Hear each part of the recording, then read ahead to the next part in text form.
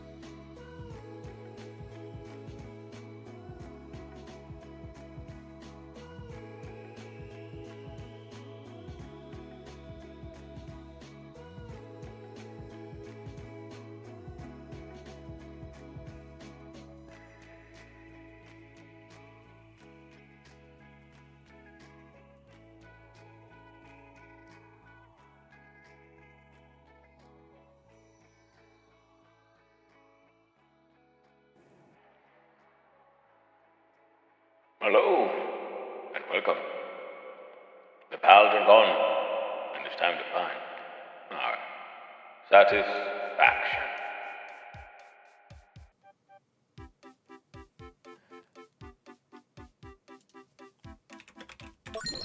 Strip lurk. Oh, thank you for that resub. Advarazon, oh, for 5 months already. Thank you for the ongoing support. And welcome in, Real Zamir. Hope you're doing well. And hello there, Perkus. Oh, hope you're having a pleasant morning or late night for you, depending on your current sleep schedule. Now, let's see here. We clickety-clackety there. Okay, hold on. That's good, that's good, that's good. Excellent. Then forgot to open Steam. Oh, that'll take away well. But I hope everyone is doing well. Nice seeing you around. You've had 7 hours of sleep. Congratulations, Perk. That's more than me. Well done. I know you've had some insomnia issues, so actually that is like non-ironic well done. It's difficult to fix it up, for me at least here in the north, because, I mean, you're not that far further south from me, but still, the nights get so short. So now it's like I wake up at 5 a.m. and I'm like, well, the sun's up, so the body is like, well, guess we're getting up now. But the worst part is, not for me, especially the dogs feel that way. So there's like, they start walking around and they're like, hey, yo, the sun's up. It's time to go pee. I'm like, oh, God, no. Yeah, feel that? Yeah, exactly. No schedule, though? Yeah, no schedule can do that. And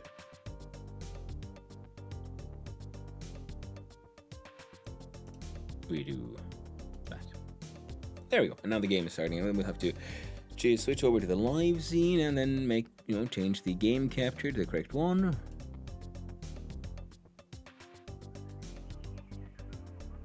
No, we can't do it just yet. We wait for the game to actually launch. Yeah. Hey, Perk, did you have a copy of Pal World? Because I mean, like, just sort of random question here. I was wondering, like, if Haz gets one, or like, because I know, like, the Twitching has one as well. Like, we know if you want to do a proper, like, multiplayer server, one could play with on Casual Elephants, but it could be fun for like a one-off. Just get a group together and just put pals in our balls, or something else. I still haven't really decided what the plan is for Saturday. Gonna do a Saturday stream.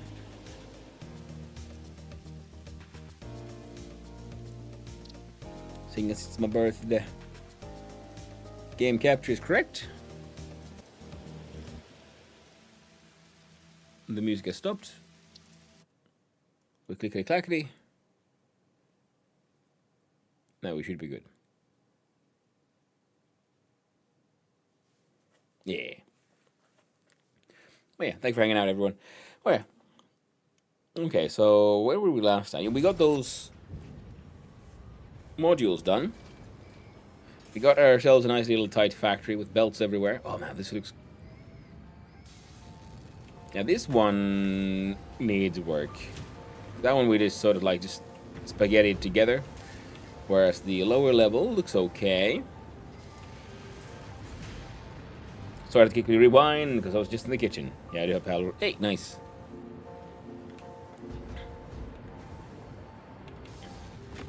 Because that seems like the kind of thing that could be fun for, like, you know, just a sort of one-off thing. The multiplayer, and it seems fun, but then there's the whole ping issue. And sometimes you have to aim. It could be fun to do, like, a multiplayer for dicking around. Excellent. We'll have to plan for that one. When our schedules meet. That is a fun one, because, yeah, you can go dicking around, there you can go adventuring, you can build stuff. There's a lot to be done in that game.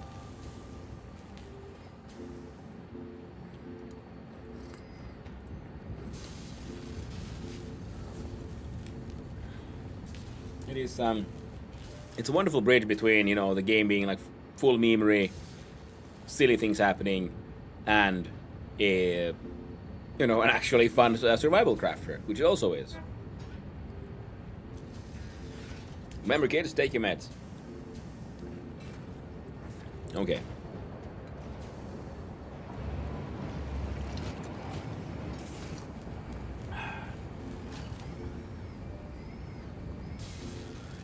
So there we have. Oh, ooh. Change drink.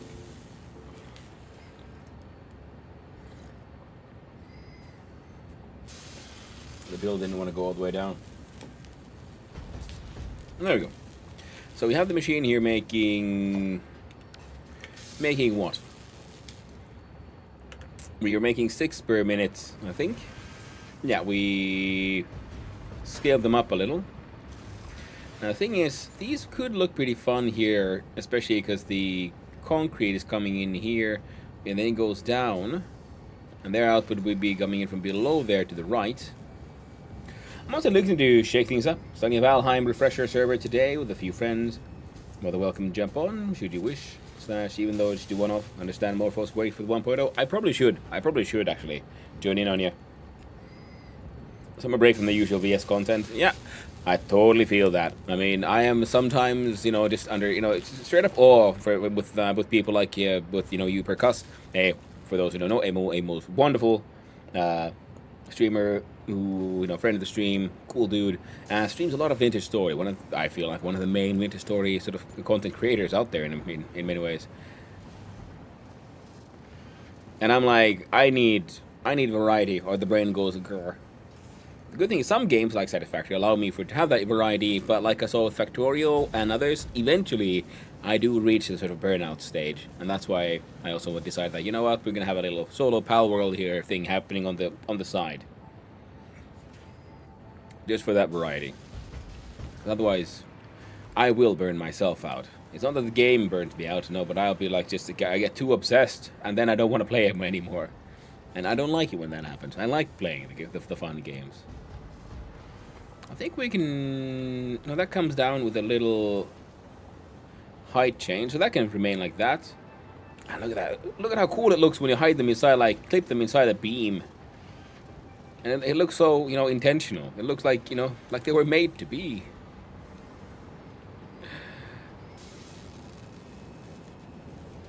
Oh wow! Even this pattern fits in there. See, that seam meets that seam, and same on this side.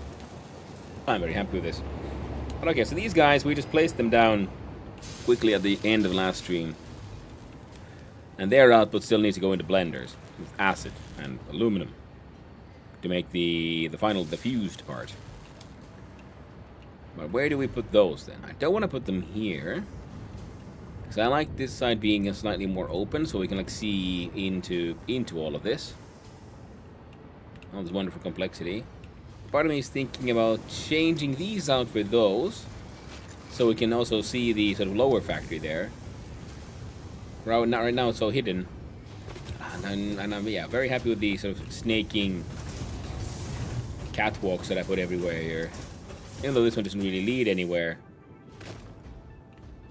still looks neat though, if I say so myself. Yeah. Alright, time for some immediate distraction in the form of experimentation.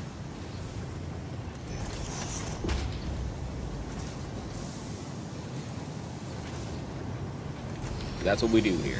Get distracted.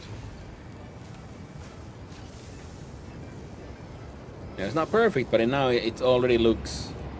So it's slightly more visible, the factory beneath there. It's like seeing all these like moving parts moving around and through each other, while still having some sort of like factory... The illusion of cohesion, if you will.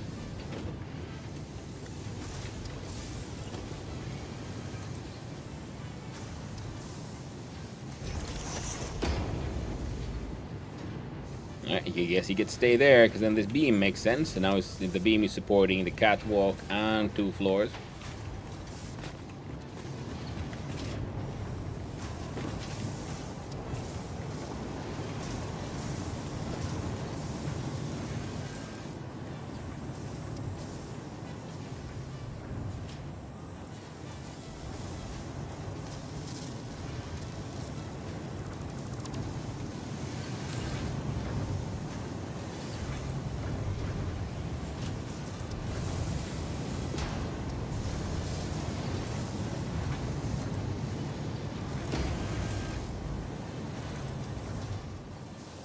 There we go.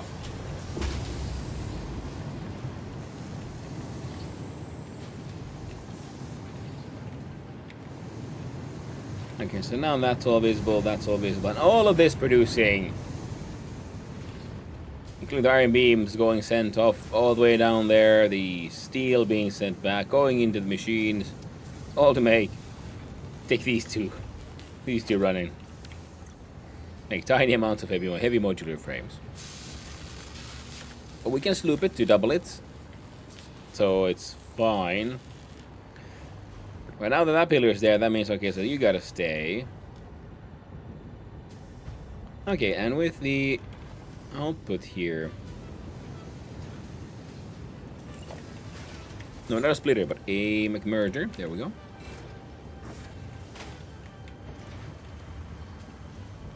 Okay, can we have them be in line with the concretes? Not really. Sadly. At least I don't think so.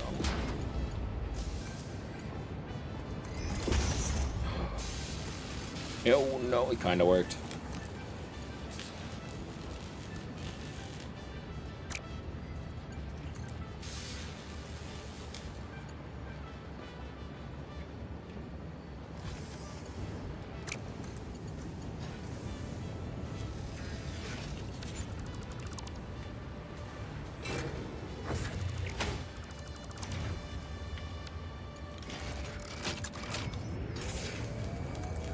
That might be for the best to do it that way around. And then the splitter turns back into the merger. The merger goes there.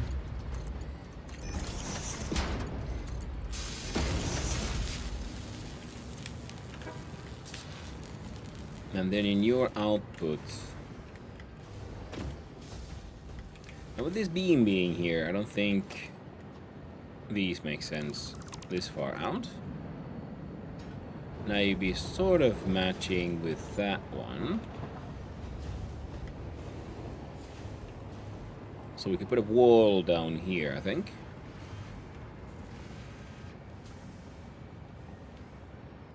But we can't have like just beams. It's not, doesn't look quite structurally sound enough.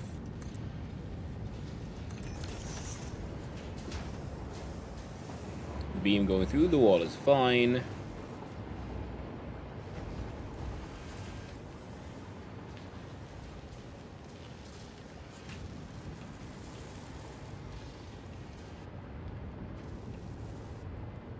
And these are supposed to be sort of outside the factory, and that should be sort of inside. So we'll need some notion of a wall, I guess, this way as well, even though it can be very open, you know, with windows, angles and so on.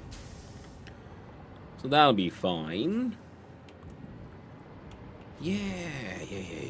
Okay, now I'm feeling. Okay, yeah. So this will be a wall. This also then like sort of technically outside part of this here structure making. Well, this is making copper right now. Might redo them to also make more iron, but we'll see. It's pine. And as such,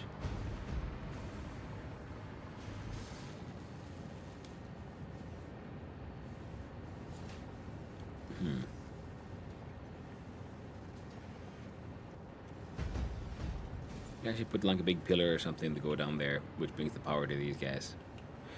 Rather than this thing.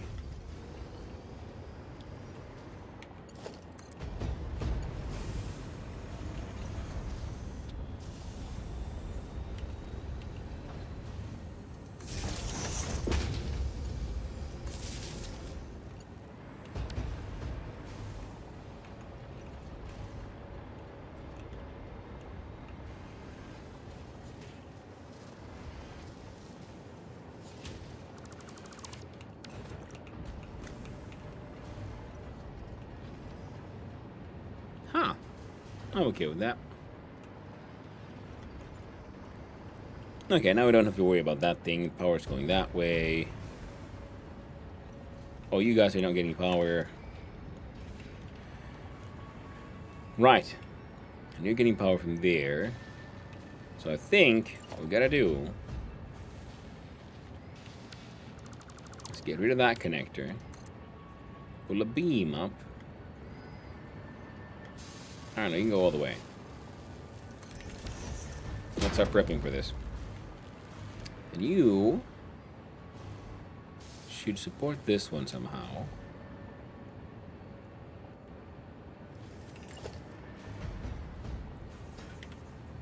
Down by a half step, we lock it in. Locked in. Click it there, and the clipping should be acceptable. Yes, okay. Because that way, we can continue with this being the sort of power carrying beam. We'll probably have to change how the power gets in here, but that's a then kind of problem. Right now we need just a more functional power delivery system. Which we can do with that one. And you go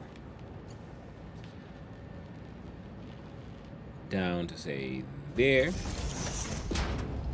And then we put one on the other side. Just so that we don't have a wire sort of clipping through the bee, but it goes into the connector, and then it clips it through here. But it looks more, you know, slightly more logical to me, at least. Pretty happy with the setup here, but yeah, these guys' inputs is a mess of a problem. So I was thinking that we could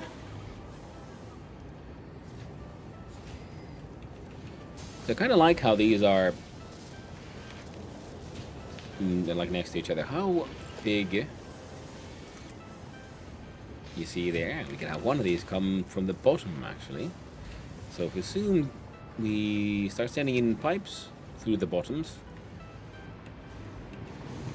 you guys are not getting all your pipes consumed, which is good. So right now the pipe is going here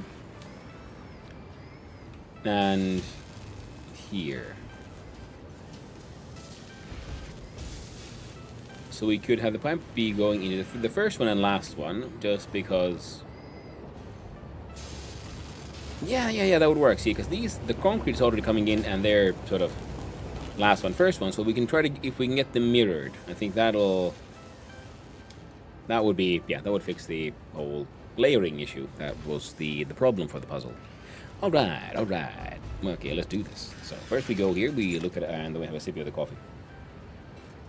Thanks for having tolerating the ads, my friend. And I guess I really should put a vote up or something at some point. There's only a few days left.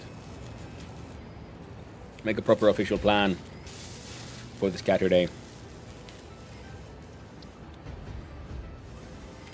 See if I can invite some streamers, maybe community members. Do we do a multiplayer thing? Do we just solo and have fun times?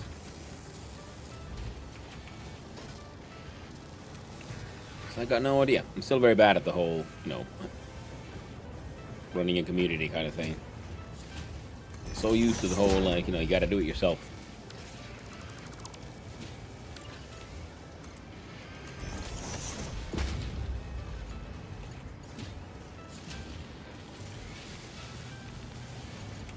Okay, these guys would then be sort of matching, which means...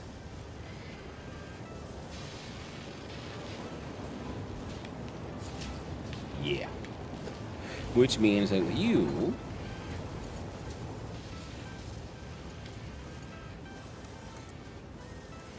Aim it that way.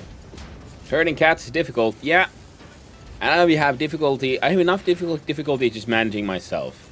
And that's why I'm sort of afraid of getting too much into the whole community thing, because I'm like, I'm afraid I'll just mess it up. Mess it up so bad.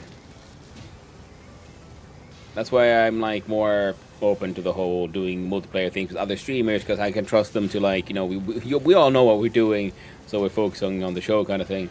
Hey there, too, Bob. Hope you're doing well.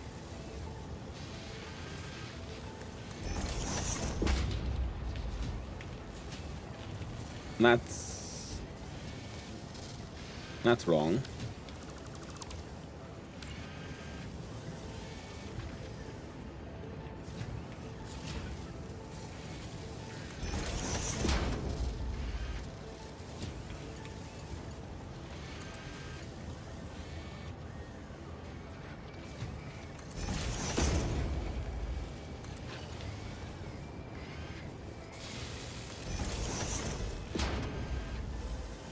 Okay.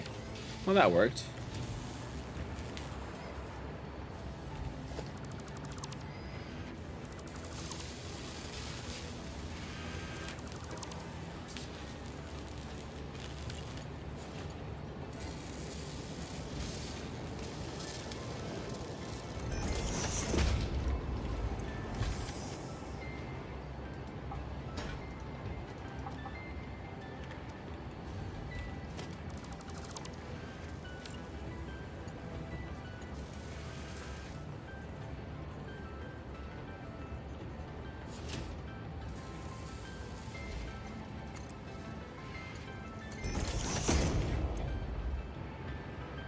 I want to connect.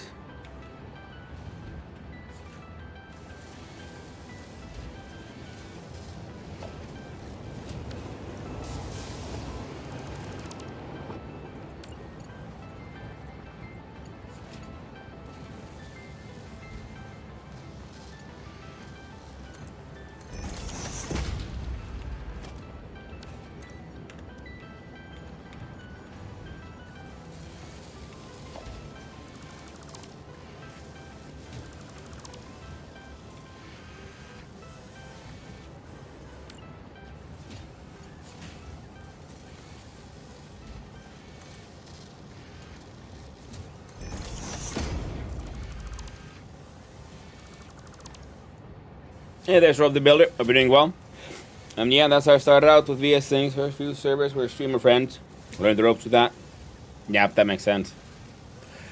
I should probably then just try to do more of those and just not worry about it too much.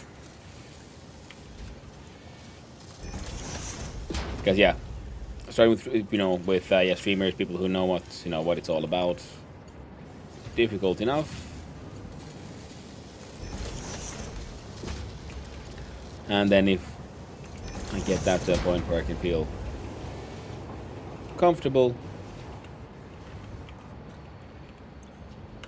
Okay, now it's working.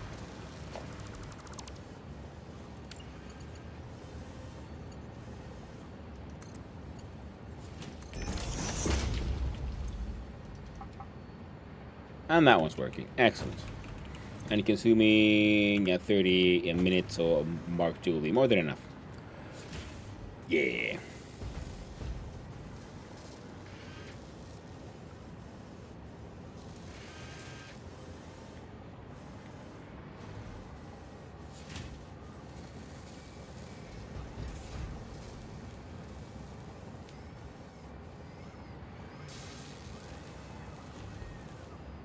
Well, they're not exactly mirrored, but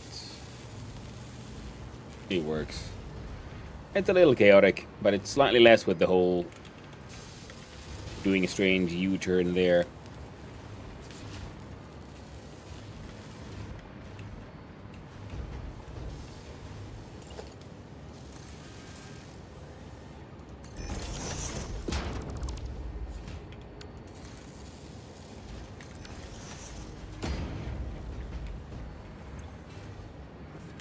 Alright, they're getting all the beams, they're getting all the cubes, they're getting all the pipes. All the belts are running it the way they should. And it's more cohesive.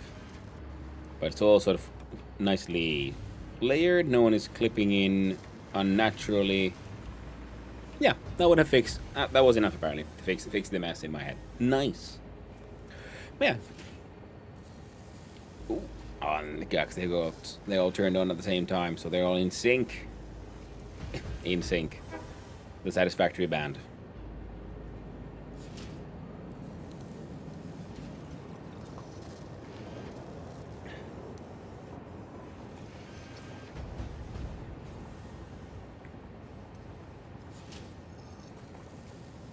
There we go.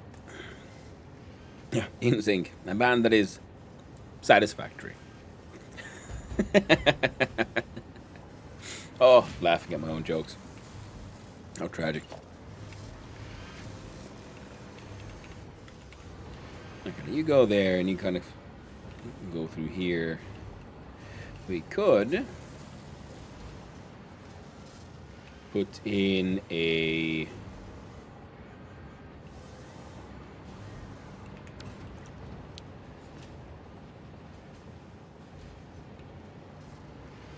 I was thinking one of these here beams, but I'm thinking that, you know what, we could put two of these here frame pillars, can't we?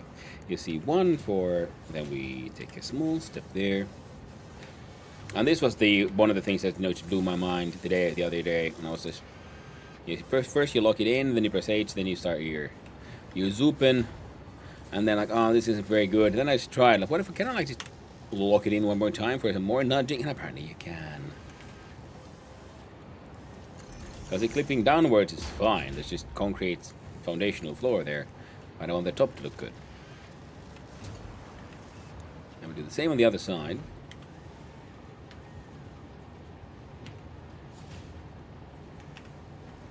Like upon so.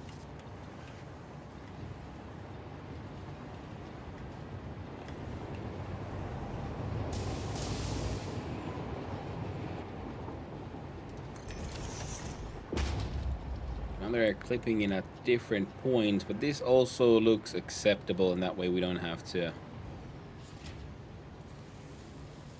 Boop, but now they're not in sync.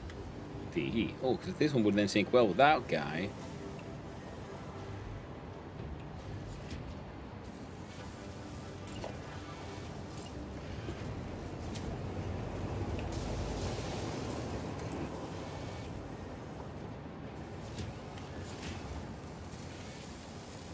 Ooh. Then you'd be this way. And then you would be. Okay, we'll place it and have a look-see here. Because the strong beam here going through here is absolutely fine. Actually, it's more than fine. I mean, just a little auto clipping there with the corners, but otherwise, it fits well. Now, these are in line with each other, but this one.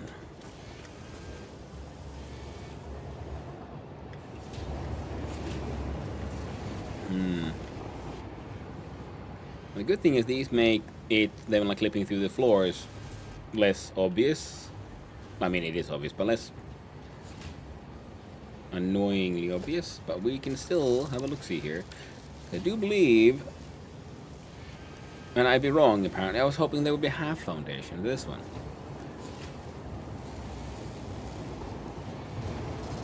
These frame ramps, I still haven't used them, but look at them. Look at them. It's like flying buttresses kind of thing. It's a proper like sideways support structure. No, hyvää päivää. Taco nuts to drive me butts. I hope those butts are well driven and those nuts are ever flowing. You're doing well, my friend. Not seeing you around.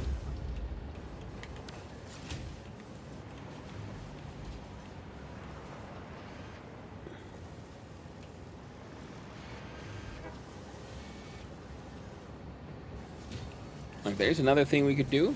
We put in a catwalk. But it wouldn't really make too much sense. I am. Well, hope you're keeping cool this summer. I'm doing all I can to keep as cool as I can. But sadly, you know, the whole global warming thing, you know, that's a lot of wishful thinking. But we do have an AC unit that was like rolls on the floor, but we haven't had to turn it on just yet. We've had these days we've suffered through, but nothing quite as bad as it was last summer. Hope you keep it cool as well, Taco Nuts. You see, if we put this one here, I'm just wondering, can I make it make sense? I feel the answer is no. Whereas if we did that one would make sense to me. So we're gonna do a little bit of a combination attack.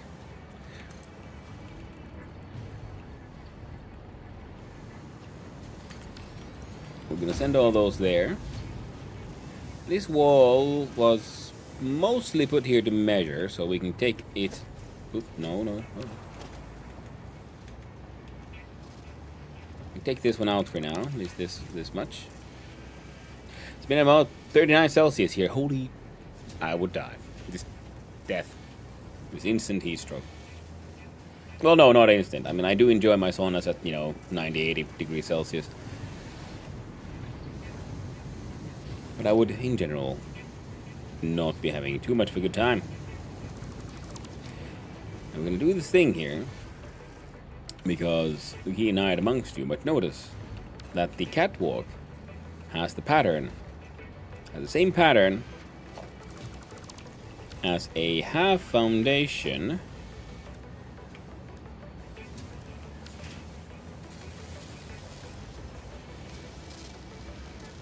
There we go. That should make the patterns flow into each other, hopefully.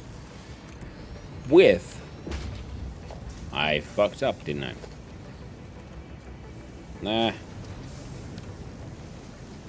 That's okay, we'll fix it in post. With a grip metal foundation. So, and it has the little extensions, like the pop up like that, and they kind of like work with this. Yeah, you can see, same pattern. So they don't look quite as out of place with each other, which is what we're hoping for here. Again, the good old, none of this matters, but I like it, so that's why I'm doing this way. So this way, we don't have the, lifts and things clipping through the floor that much. We can have these things are like just kissing. And then it's fine, and with the extra details, we don't necessarily notice that these aren't aligned, but you know what, that's fine. We can't fix everything. I might be on the spectrum, but I'm not that deep in it.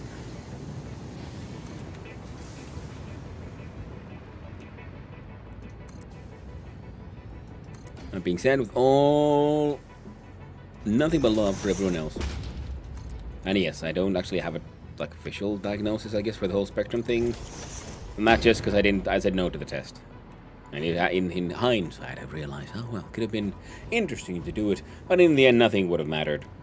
Because I still got my ADHD diagnosis and med, so that one actually has medication that'll help. The AU part would have just been interesting. But it most certainly has explained things in my life. That is not the kind of beam we would want here, because I want some kind of beam here there, because otherwise you're a little orphaned beam. But we might put something above here. So we'll leave this one here still. That would be neat if we could replace beams. But it might be for the best that we can't. So we got metal beam, painted. Okay, let's have a look at how would the shelf beam look if we just try to put, oh gosh, there. Still don't fully understand.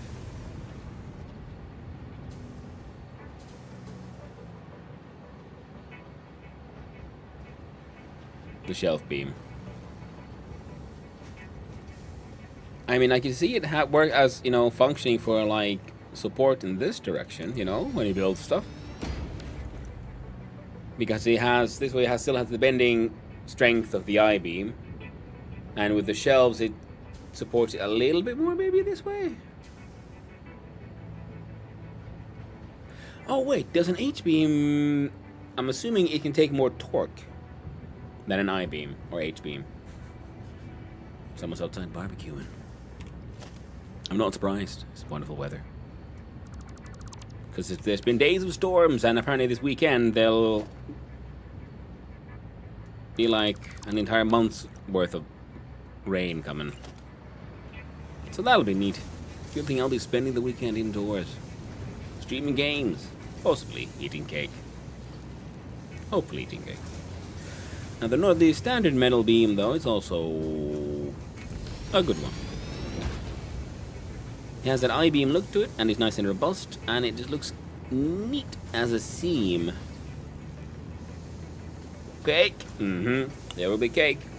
There's debate still going on what kind of cake will be acquired. Mostly internally in my head. So, you know, I'm not for like, hey, yeah, we can go to the store, buy like pre-made cake. You know, frozen cakes. They're nice, they're easy. But at the same time, a small part of me is all like, what if I baked a cake? I haven't baked a cake in quite a while. I like cooking. I like baking. And I like bacon. And I like, you know, tasty things. Hence why I'm so fat. And the birthday is good excuse for some cake enjoying.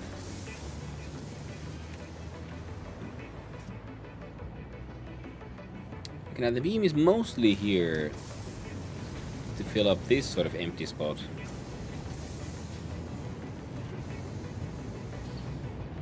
Yeah, I gets to stay. Now what are you here for? You are here to pull the power to here, to there. Right, we need a beam here for these here power things. Soon. It's very true. Where's the thing? There it is. We'll do another practice run.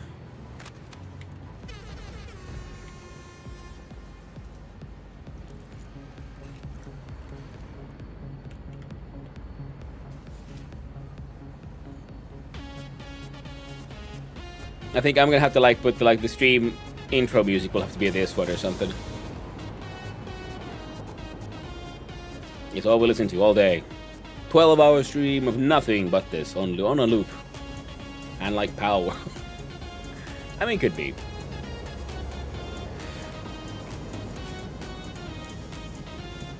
Right, we gotta like time it again. Chin chin.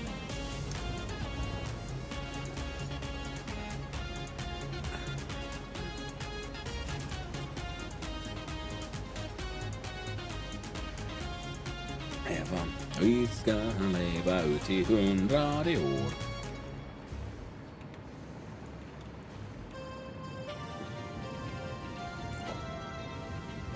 And thanks to American popular media and movies, I always associate this song with Marilyn Monroe and Kennedy.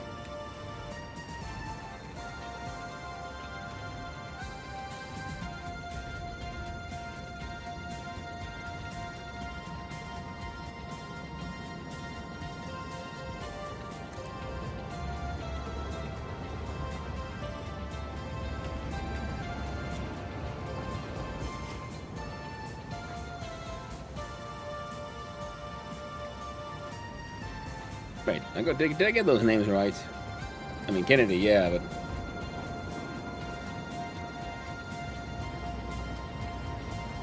Yeah.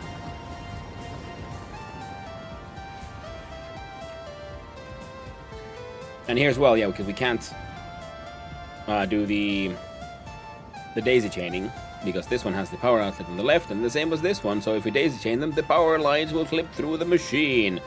And you can't have loose cables inside this kind of assembly chamber. No, sorry, that's terribly, terribly dangerous. Oh my god, that music is loud.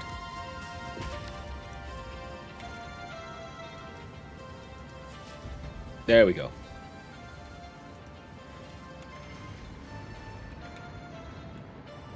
Not too long left, and then I will too shall be afflicted with the old. I mean, part of me already has been. For God knows how long. I was born old.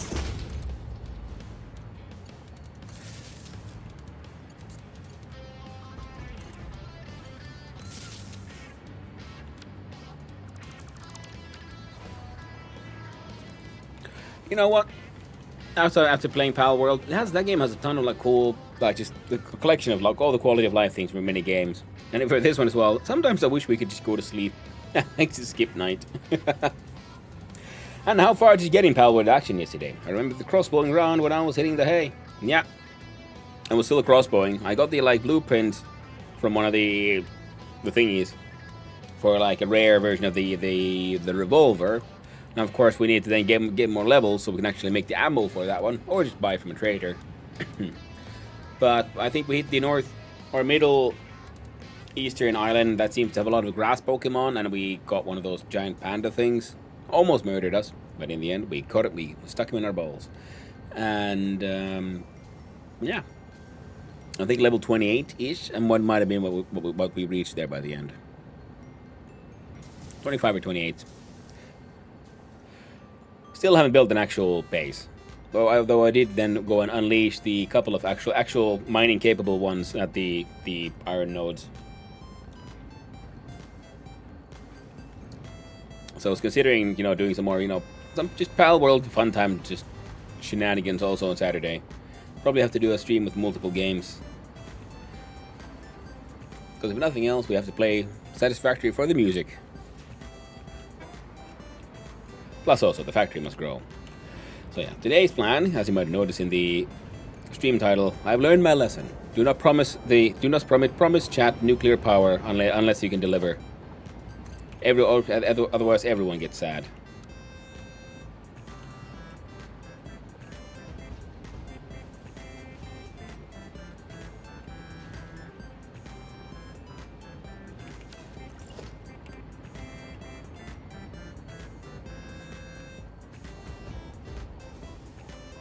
I think.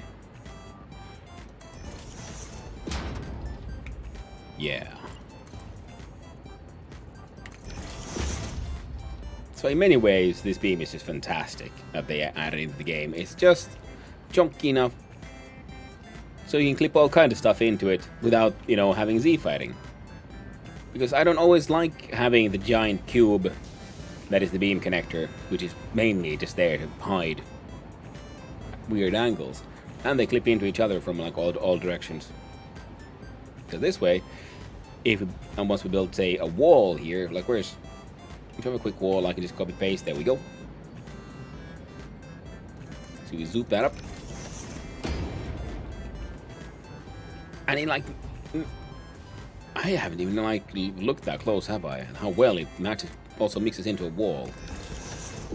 Just blends in there. Freaking beautiful. Okay, I'm very okay with this. Yeah, so this floor, also placeholder. The idea was just to have this a logistical floor to handle the outputs from the trains. Then we can deliver them around and then bring them, well, yes, down from here, like with the sweet, beautiful concrete.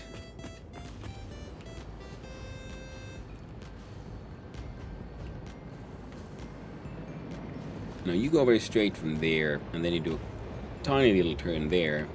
I think we're gonna have to redo it so that this one comes straight, and then that turn just is slightly further to the right. Because that way we can have the pillars there as well. Now, of course, you're now kinda levitating, which is kinda wrong. And we can't put... Wait, how would... Okay, wait. How would this look? Not you. Large frame ones. And also, thanks to American popular media and television, all kinds of Hawaiian things just make me think of SpongeBob. I'm sorry, Hawaiian culture.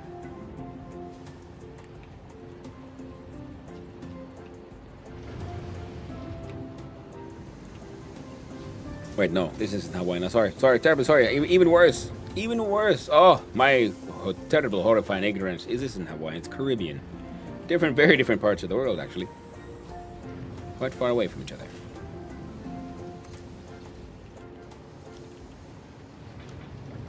No, you bastard. Good morning, Mr. Hanu, son of Hanu. Hey there, Oshak. Hope you're doing well. Good morning to you, my friend. Ooh, when the TTS came, also declared with blasting the musics. Alright, got. Did I not have like a vertical? Wait, no. Yeah, you only have Zoops and not Zoops. I just wanted to see how would this thing match with everything else.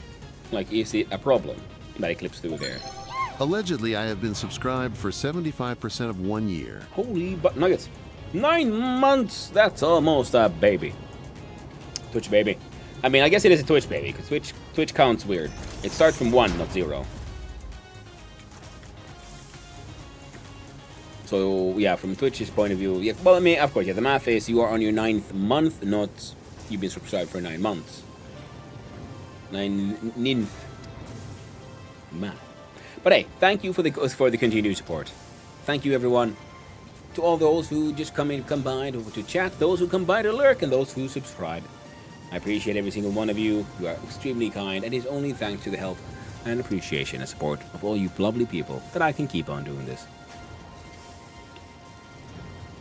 Yeah, the fun thing, I do have the Ko-Fi thing, and I think it should be like attached to an audio thing. It has never pinged, which is, you know, fine. You don't need to. I just sort of realized that I should probably put an info somewhere that it exists. It's one of those things like, yeah, man, I have this, like, you know, we have these support structures, but no one really uses them. Oh, right, they probably don't even know they exist now, do they? Okay, now why are you here, by the way? You are here to solve a problem that no longer exists? Yeah, you're solving a problem that was this guy clipping into this floor poorly. I think I'm aware you have Ko-Fi. 8, nice.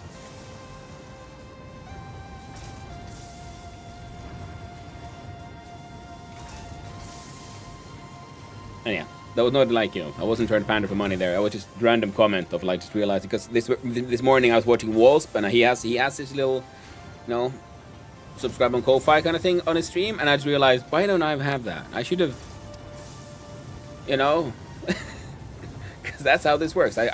Essentially, I am busking for money here, and people just chuck money. I'm like, please, monkey dash, monkey hungry, give me money. You don't mention it much, if ever. Yeah, I'd prefer it that way. I am very sort of self-aware. You know, asking for money feels weird. Yeah, exactly. See, the thing, the machine, none of it works. I really need to have a closer look at it. It used to be there. Wait, no. It wasn't even there. No, I think, yeah, the bot tried to tell me of how to do the things. But that's what I get for not using a pre-made bot. I need to, like, code all the commands myself. That's why a lot of it don't work.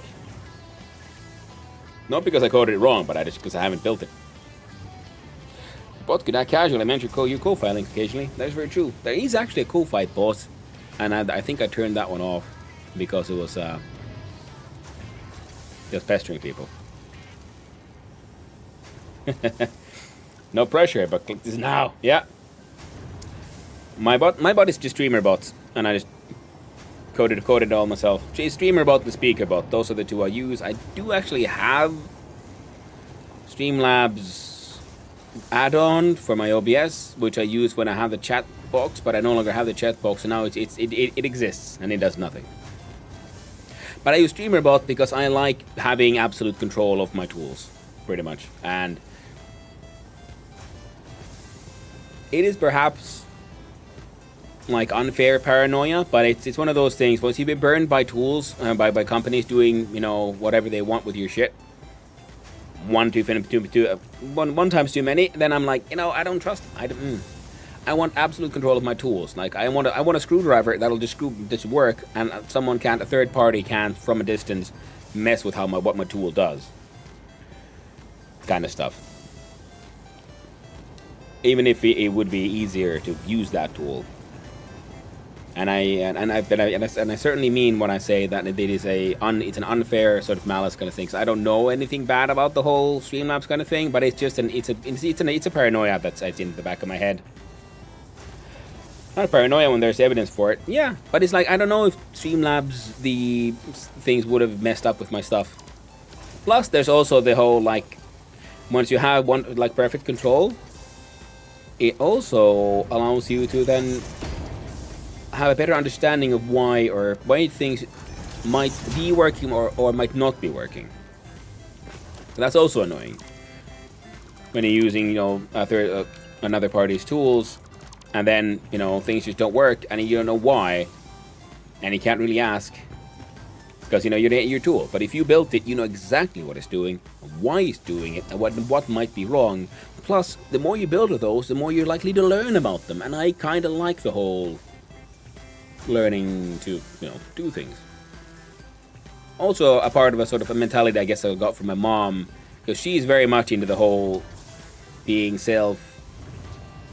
I don't know, making your own food. If she could make her own power, she would. Has a well and everything. Renew your screwdriver subscription now. Yeah, that's very true. Streaming bot didn't work a few days ago. It was on Saturday. The API had an outage and the bot just refused to run if it couldn't call home. Oh.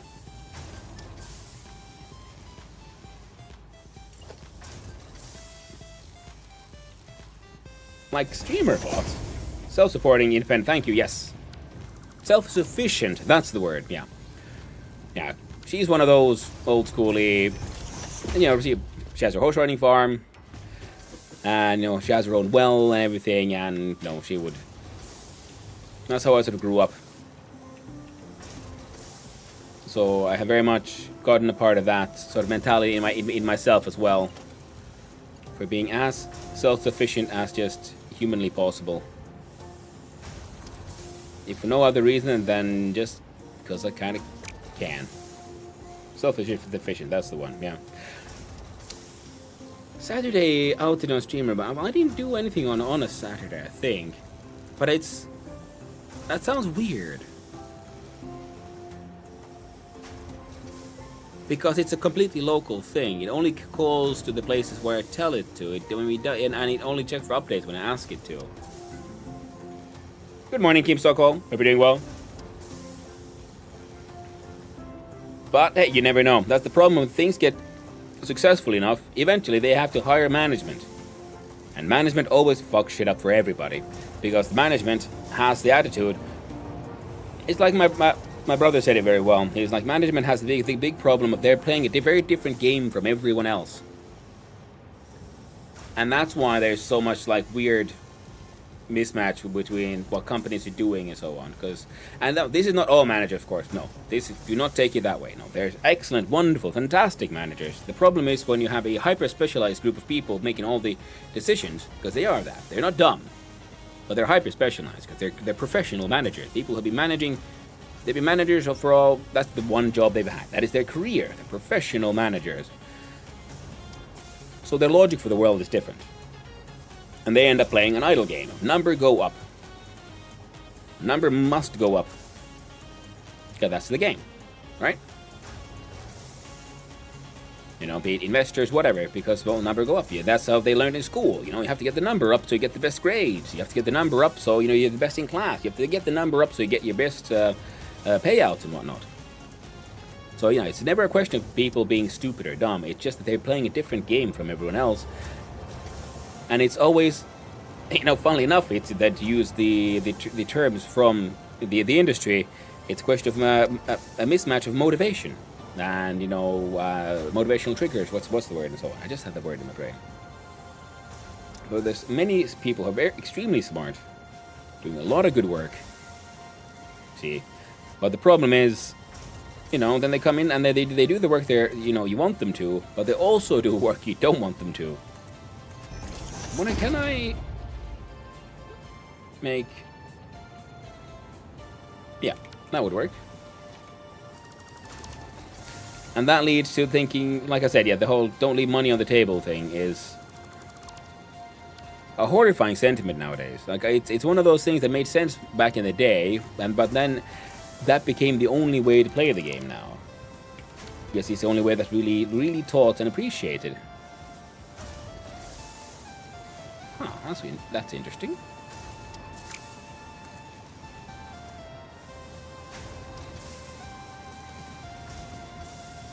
But then again, That's the kind of stuff that's always a problem with hyper specialization.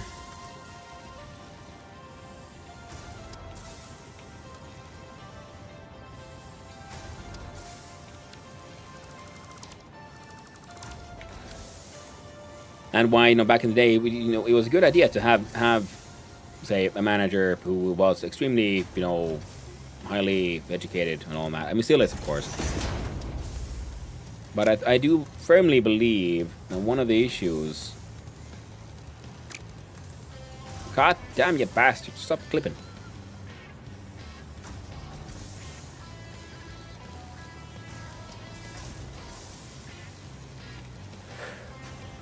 Is the whole, leaving the money on the table thing, because it's no longer about, the pride of the quality of your work. That's motivating. But how much can you get out of it? And even then, because it's a game of managing the numbers. And those who've been here before, yes, I'm very, let's be honest, prejudiced about these things. And I'm very open to admit it. And every time someone proves me wrong, I'm very, very happy.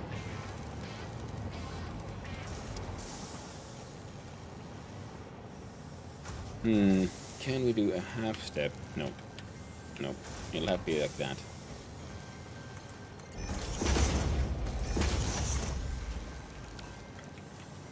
So now it's not going through the pillar there. Nice. When you say the game, are you talking about work now? Yes. That is about work, yeah. But everyone is playing a game in the end, aren't they? Be they work, whatever it is. I mean, just as in like, hide and seek, not like the game here. And, okay, well, thank you, Oshog. I have just lost the game. Because it's the rules, you have to declare it. So, and yeah, these are, of course, my own, observations as an idiot outsider. But it's, and also what I've learned by talking to people. Because, yeah, the problem is, because people nowadays are also so confrontational, and they want to call, oh, they're an idiot, how can they be so stupid, they don't understand this or understand that. But it is a mismatch of driving forces. It's not a question of people being stupid. People are very educated, very smart people. It's not an easy job to do, not an easy job to get into. Not an easy job to do well. But I mean, it's an old problem in many ways, because the term for it is building siloism, or silos of information, concepts, and point of view. So when everyone agrees, you have your little echo chamber, and everyone's specializing and doing their one task as well as possible, rather than the whole holistic approach of what are we actually doing, what is the greatest gain here. And it's not a question of them either being greedy or so on, thinking like, oh, I must maximize my own profits for my own pure greed. But it's like I said, that is the way they've been taught to think in school, and whatever trade magazines they have. The whole culture and silo they're in emphasizes that way of thinking and prioritizing those values, and that is how you measure value. And then if they get rewarded for it, oh, here's your bonus because you made the number go up. Number big is excellent, and it's all about. Because you need those numbers to then convince the investors to invest more money, and all the giant companies have all these massive investors, and then they have to keep the investors happy, in theory, and then they also, then they have to make the theoretical profits. Because they're actually all in massive debt. Because massive debt is good. Massive debt is tax deductible. Because, you don't want to leave money on the table. Made you lose the game? Yes, you did. Very tragic. It happens. I like the game. I like losing the game. Because it helps me remember and laugh at people who get upset about kids thinking, oh, what is this stupid 6-7 kind of shit? And I'm like, do you not remember growing up? Yes, kids come up with their own memes. My God, culture evolves, and they have their own jokes that make no sense. Like 6-7. Which is, in my opinion, pretty funny in the sense of it makes no sense. It's not supposed to make any sense. It's no different at its core than The Ministry of Funny Walks by Monty Python, which is the absurdist humor. So it's it's comparable to that, else just like it's comparable to the game, which is also just a game that you play when you know. Oh yeah, when you okay. For those who don't know, I'm sorry. I will now teach you the game. There exists a game called simply the game. If you become aware of the game, if you even think about the game, you lose the game. The aim of the game is to not be aware of the game. To know of the game is to lose the game. And the one rule is if you lose the game, you have to declare it out loud, like, I have just lost the game. That will make other people think of the game and then consecutively make them lose the game. How does one win the game? Well, that's the neat part. You don't. It's just like a mimetic curse in that way. Actually, yeah, it's a good example of like mimetic contagion kind of thing. You know, you can't lose the game if you never heard about the game. Once you've heard about the game, it is now like lodged in the brain, and you can only lose the game from now on. I love like concepts of mimetic contagion and all that. Yes, we all laugh at the memes. Memes are funny, but if you use the more like actual meaning of the word, that was derived by Dr. Dawson, I believe. Richard Dawson. Then they are fascinating things to look at and think about. And yes, if you haven't been here much before, this is what I do. Build stuff, get confused, and go on insane tangents. Sounds like the Fight Club. Yeah. The only way to win the game is to not play. Yes, exactly. But the rules also state, if you know of the game, you're in it now. That was it was just like a social game, sort of joke kind of thing. Just like, 6-7. It was a meme of the day that still survives, and many people still play just because. Why not?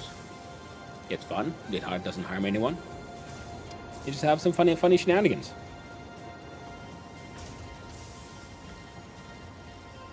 Okay, now we added some more complexity to this corner. This entrance makes slightly more sense, and this thing no longer clips in there. And now that looks like it's at least theoretically supported. Now this one.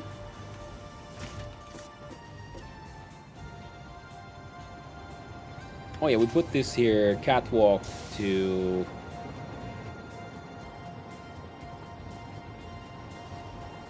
No real reason. Fair enough. So this catwalk could go, actually. Even though it looks fun here with the belts.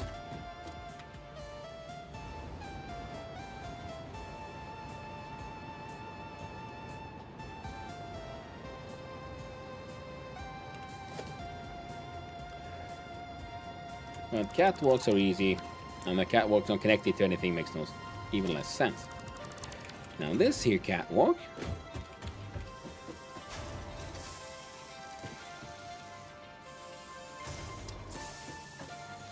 could be connected to that one, or in the name of proper industrial pointless complexity for complexity's sake, we do this.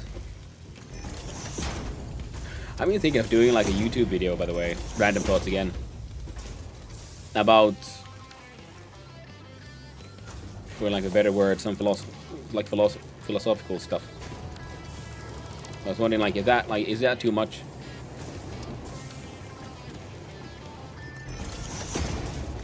Or would someone watch it? Who knows? We'll see once I if I make one.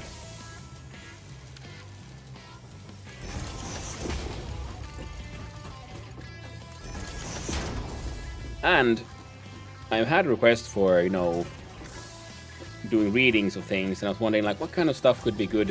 What would be, DRM free, if you will? What is, in the public domain? And I realized one book that I actually own, but I haven't actually fully read, and I might as well then do a reading of it, which is a book they can then read small snippets of to make many little videos, would be, of course, Meditations by Marcus Aurelius. I'm pretty sure the copyright has expired after a bit over 2,000 years. But it's still good stuff. Makes sense today.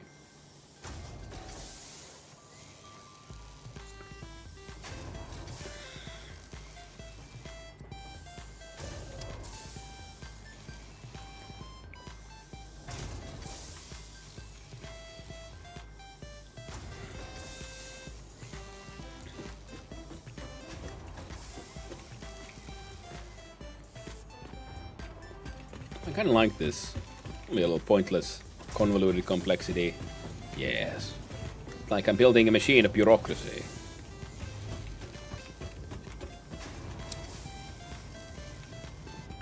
Or maybe this one's gotta go then.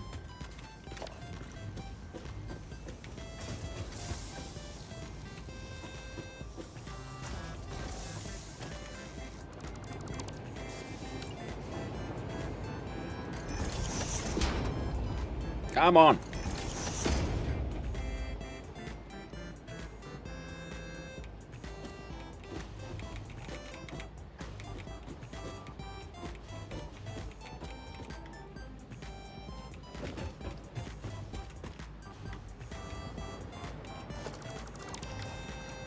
Alright, it's gotta go.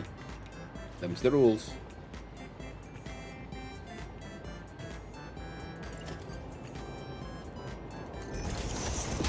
I'm doing it this way because I kind of find it funny for there to be just a little hole there in the middle for no effing reason.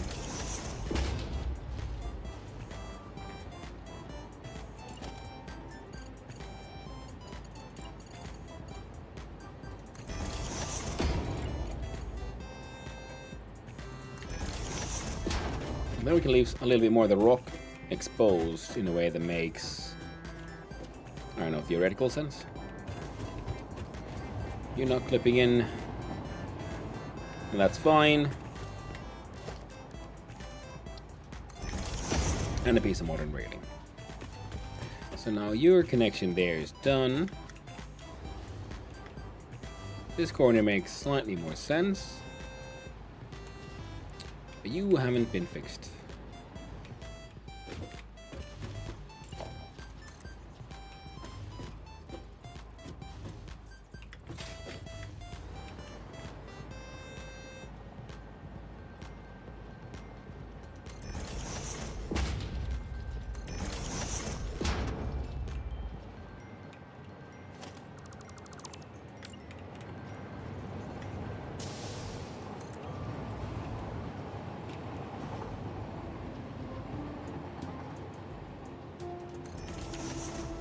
There we go. And this way, we can get rid of this one.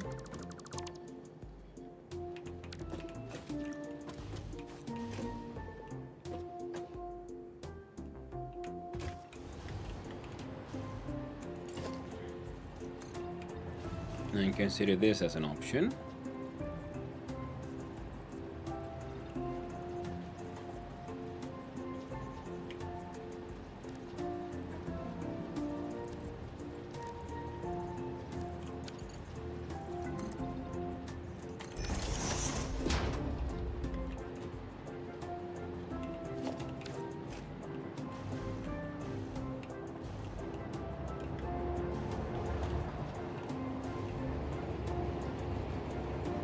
I'm okay with that.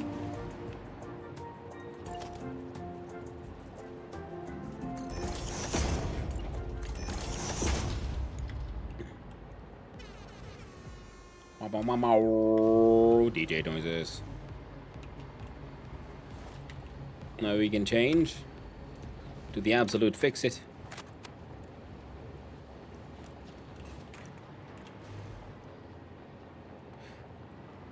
Yeah, clipping into there is acceptable. Yeah, because it does look like the pipe sort of fit through there. These corners look okay. And wait.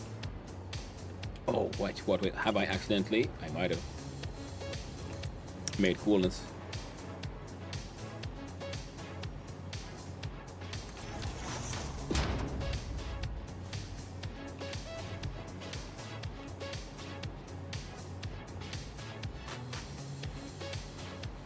Frick, you're off by like so much that, you know, the answer is don't look at it. If you don't look at it, it's fine. If you can't see it, it can't hurt you. Them's the rules. But all of this because I wanted to move one belt here, and I did that ages ago, and we're just getting distracted by other decorations. But hey, that's how it works around here.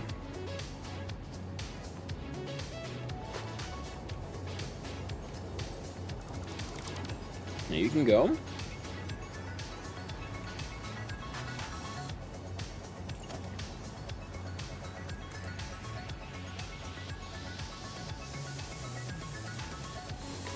That's acceptable. The mild clip.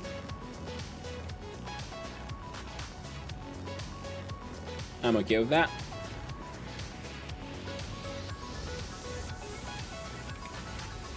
You're being supported by the... Oh!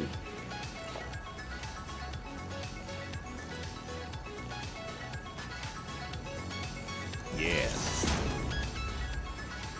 So it doesn't clip through, but it looks like it's supporting the whole structure.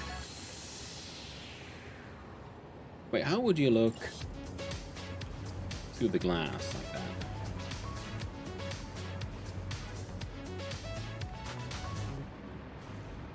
To work in an engineering workshop, and our unofficial motto was, looks fine from my house.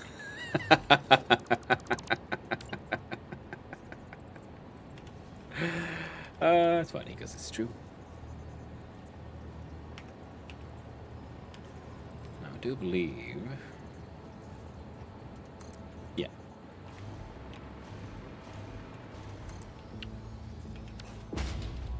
So what do you look like going through the glass? Honestly, the sideways, it looks okay. From below, less than ideal. That's weird, yeah. So the assets aren't quite identical to the edges on this one, because this one it clips through in a most acceptable way. And there, less so. Well, we tried.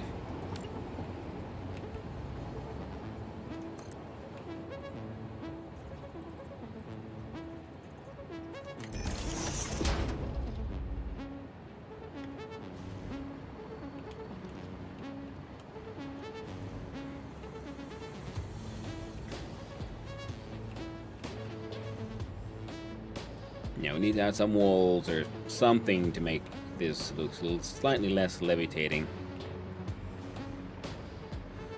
So let's do that one now, yeah. Okay, I stopped trying to promise nuclear power because I knew I couldn't get it, so instead I promised like plastics and rubber. And... who knows, we might get it done. We might get there today. Might. I should stop making promises to people. I can't keep any. Because this side looks okay. See, they have a wall, we have the pillars.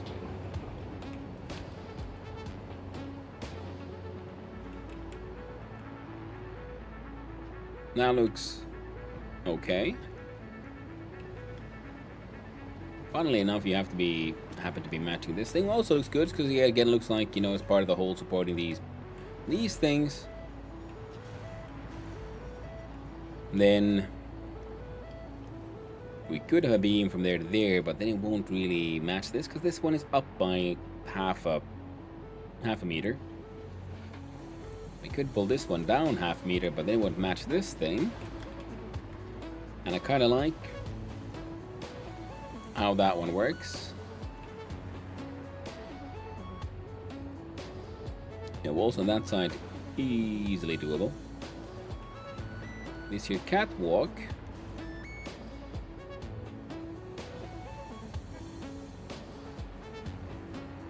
Alright then. It's gotta go. Easy as that. Because otherwise...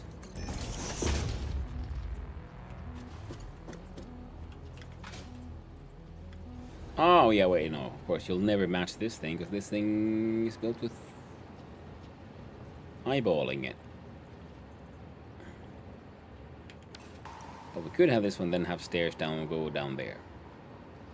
Not much is doable.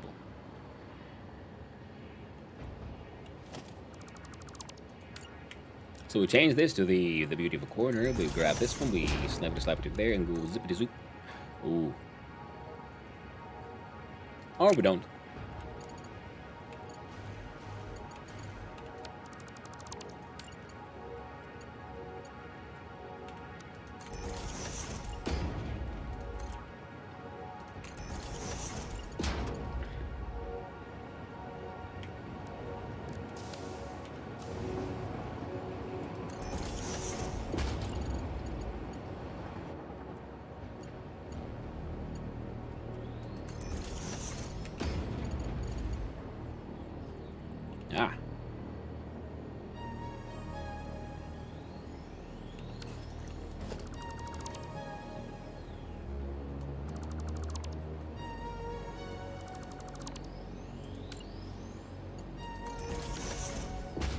So this adds to the convoluted stairway nonsense in a pleasing way. Then we'll just add walls to hide this one. So, did Palworld not live up to the expectation, or did the call of the Ada Force? The call of Ada Force matters. Call of Ada Force matters, yes. More Ada Force matters. Because I wanted to continue this thing before I lose too much of my vibes. I wanted to give Palworld a try, so you know, did a little bit of both. Had a good time. I will be returning to Palworld, most likely actually, on Saturday. On Saturday we'll probably be playing a little bit of this and a little bit of that. And hello there, Pyro Flames. How you doing? Welcome in, Raiders. Playing Satisfactory as well. What a lovely game. Good choice. How you doing there? Hey, welcome in. It's a nice mister for that Pyro raid. Tell me, Pyro, how is your factory growing? I keep on getting distracted from, you know, efficiency by adding more beams. I build the things and then I'm like, it needs more beams. This beam's all messed up.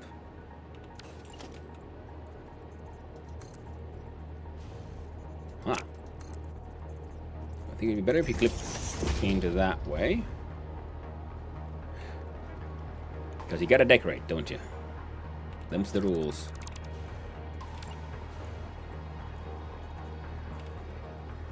Silly Firefox Raid, hello there, Industrial Nova.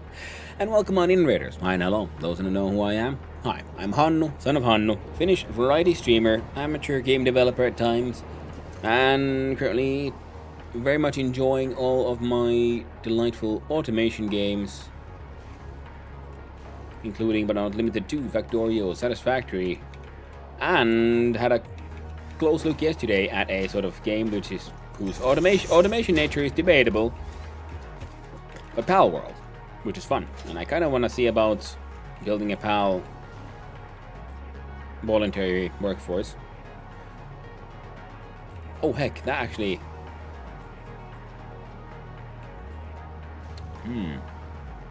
looks pretty good. I don't like the sharp corner there, but thankfully nowadays we have a beautiful, brand spanking new, wonderful thing known as the round concrete beam. Voluntary, yes. Going good. To be honest, didn't expand the factory today. Spent the whole day designing blueprints for the upcoming expansion. Yeah, I know the feeling. I've been like trying to get just build a nuclear power plant for the past week at least. Still haven't gotten there. Because, you know, to make it, you need some I mean, yes, of course, you need some preparatory production, plus we need, you know, for the fused frames and such. So I've been running around building train networks, and see, all of these are just making screws and things. So this is what we built last time. Because then I get carried away with thinking like, how am I gonna make my windows work? And then, of course, because for the 1.2 run, I decided that, hey, trucks didn't really work that well in the past. So I made a road network, because trucks are now secretly trained. Now, some of it is still levitating, but a lot of the old one is there. And then I happened to notice that my train blueprint also happened to fit pretty neatly beneath it. So now we have trains, we have trucks. The idea was to try to go for a cityscape vibe, but slowly getting there. And now that we have trains, we started a one larger northern manufacturing facility. All of those are just making heavy modular frames. That guy's making batteries. But we're slowly getting there. Was it great? Well, thank you, Paro. I appreciate that. It's my third run in the game, in the way that my first run was when I got it in early access. These are my little truck stations. No one comes here, but they exist. They're not in anyone's list just yet. Yeah, I got a whole bunch of roads to nowhere just because I'm planning on this. I might need to expand here, and because they are now my becoming the main power exchange between places. Now, of course, being replaced by the train slowly but surely. You see, I have a power line and a lamp because the lamps only have 2 connections, so you can have a chain of lamps. But if you have a structure next to a lamp and you want power out of it, well, then you have to add a power line. And it'll look weird, because it'll break the symmetry. So I always build them in pairs. so that we don't have to break the symmetry when we would need a power line to go somewhere else. This one being my steel factory. Digging out some coal.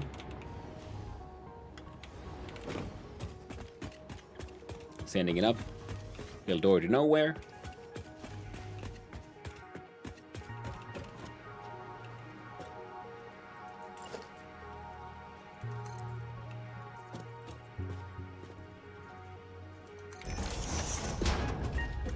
There we go. I didn't like that little empty nub in there. See, we bring in iron bars from all the way over there. See, our iron bars go in, steel bars, steel ingots come out.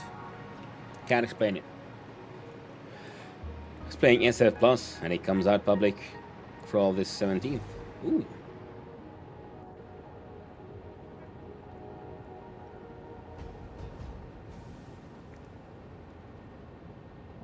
Is SF Plus like Satisfactory Plus, like a modded one? I'm just playing vanilla also with like just your standard map because yeah, I played it when it was early access. Then when 1.0 came out, I played through it once, had a fun time, and now with 1.2, there's more stuff in the game, so I'm enjoying it. And when I played it last, I played it, just solo single player, and I realized that I really enjoy the creativity and building cool stuff even more as a streamer, which I do now because it's nice to build cool things knowing that someone's gonna see it. It's modded? Hey, nice. But that's also why I'm building vanilla with everything. So I was considering having all the extra, like slower progression with all the extra cost for the parts. But I came to the conclusion that, you know what, I like building and I know myself enough by this point that I'm going to lose myself wasting time building all kind of stuff. I don't need any extra help slowing me down. I'm slow enough as it is. It raid and run, but I hope you have a great rest of your stream. Hey, thank you, Pyro, again for the raid. I really do appreciate it. Raiding is, as the twitching says, the highest compliment a streamer can give another. It's always cool to meet new people. And don't worry, I'll do my best to take care of your wonderful community.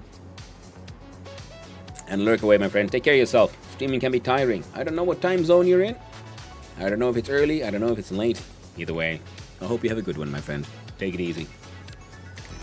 No one needs a connector. There you go.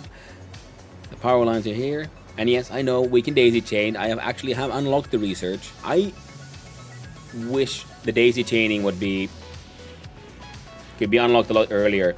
It feels a little stupid to get at that point because for me, I still build like I used to. As soon as I can unlock my sort of wall-mounted power plugs, I just build beams and put them there because it looks cool. It fills up the space nicely. And I can't daisy chain these because if I daisy chain this one to that one, the power cable goes through the assembly line, and that's a health hazard. You can't do it. 1 a.m. Well, I'm at like 10 a.m. So it's early morning for me here in Finland. Hey, take care of yourself. Take it easy. There we go. Let's change. So the coffee is done, which means we switch over to the tea. Big old giant tea mug.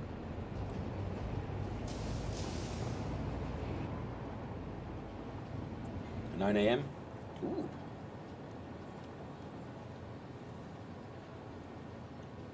Well, with a name like Tube Games, yeah, makes sense here. You'd be at time zone 0. Yeah, I'm at Greenwich Mean Time +2, or UTC nowadays. Same thing. Time zone +2 is mine.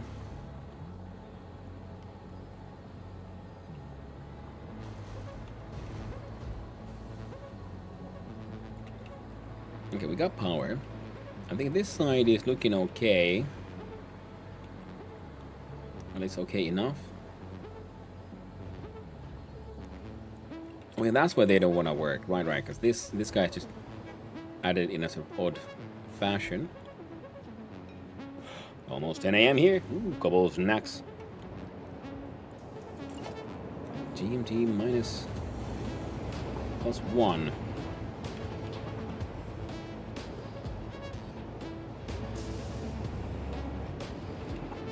Hey, how you doing there, Dr. Hesper Senior? Hope you're doing well, and thank you for the 5 Steam streak, my friend. UTC is just an attempt to discredit the Brits from inventing time. It is true. UTC is for Americans who cannot comprehend the existence of Greenwich.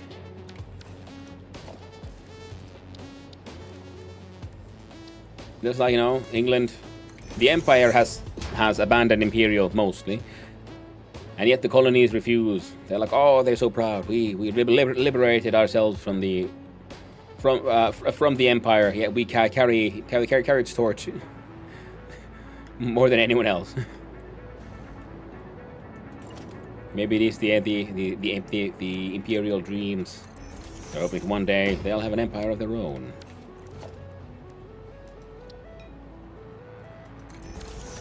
I mean, they kind of do, I guess. But I live just over the pond, but also must give credit to Finnish licorice. Yeah, salmiakki. It's tasty stuff. If I remember correctly, ammonium chloride is the chemical compound which the Finns eat as a snack. Some call it salty licorice, but it's not really salty licorice. It has a very distinct flavor. Loved by some, hated by many. Very much enjoyed by most Finns. I myself very much enjoy good old salmiakki. Okay, so this way now. See, now it's looking more cohesive. Now that is looking okay.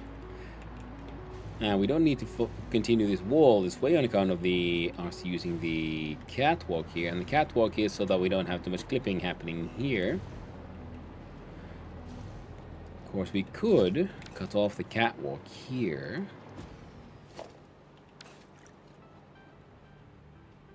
Well, then we have to figure out how do we fill this tiny little corner with. We don't have a wall like that, so we'll just leave it as is.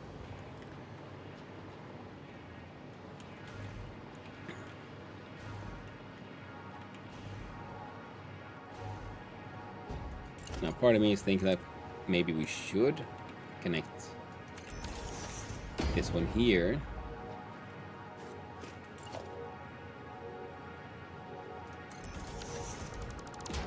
Instead.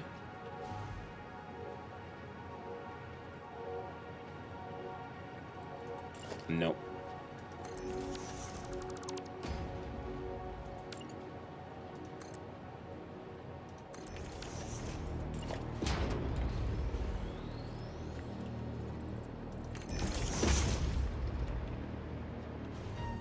Support beam goes up. You give space for a sort of slightly lighter construction, and you look like you're supporting this thing, so it shouldn't be getting all too wibbly wobbly. I've been getting a lot of surely Americans can't be this dumb bits on my YouTube feed lately, and they've been baited into watching a couple. A regular theme that comes up is the disbelief that ancient monuments are as old as they are. Americans only existed for 200 years, and they invented civilization. Well, I mean,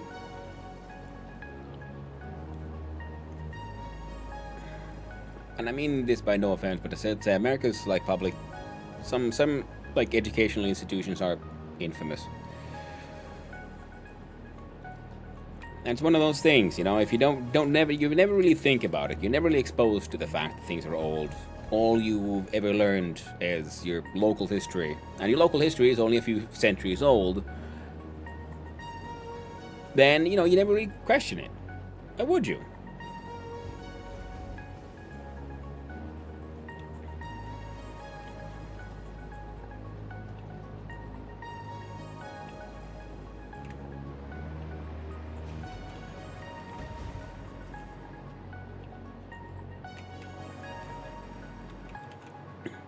I mean, just there's a whole bunch of Americans who would probably think weird that how little I know of their local history. But I'm like, yeah, well, I mean, you don't know anything about ours either, so. But it's always the size of your world, which is not always even up to you how large your world is. What are you exposed to? What are you not exposed to? That kind of stuff. It's always, if anything, educational issues are tragic, if nothing else. And hey there, Zolt. Hope you're all having a good time. Let's see here. I'm gonna go from here to there. Yeah, these match really well with the walls. I'm very happy with that one. That little detail. The walls here can absolutely continue a little to the left, so we probably don't need... Well, let's put one anyway, just in case. I should assume I've done it before, and it's never a good time.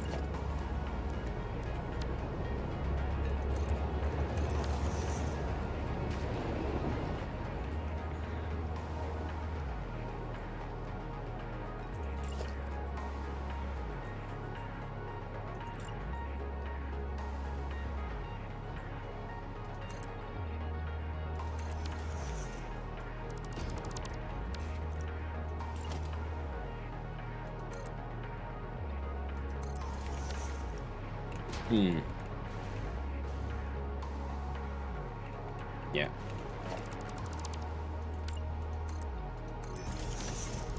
You won't be staying there.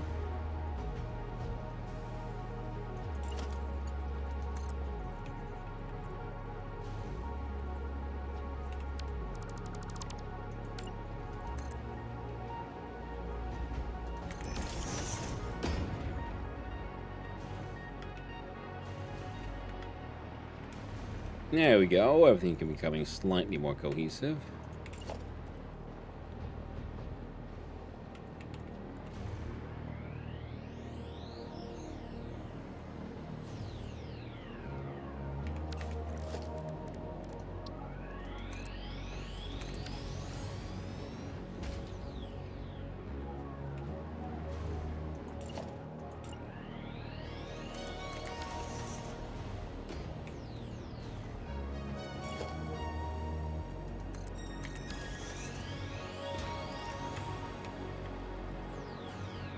There we go. So now we have the arches giving a sort of a feeling of support. We have it being relatively open.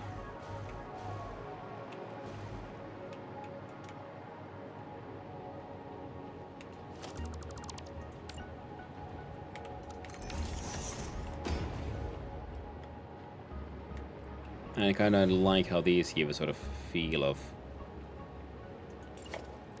well, they're reinforced. And the other option would be the angled frame. Let's have a look, see a couple of those.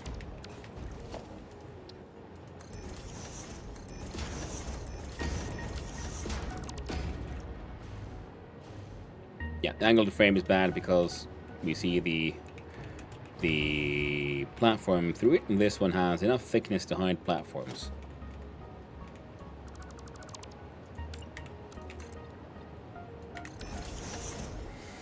And those videos feature only the most ignorant people they can find. Very rarely do they include those who just learn things. Oh yes, of course, and also Tube Up Games, you must remember another very important thing about videos on the internet. They're made to get you to engage, to watch it, to go like, oh my god, to have shock value. So, frankly, the majority of them are fake. Sure, there might be some people who have, lacking education, and they are, well, in my opinion, not people one should be laughing at for lacking education, but they're, victims of their society more than anything else. And for the most part, it's all fake.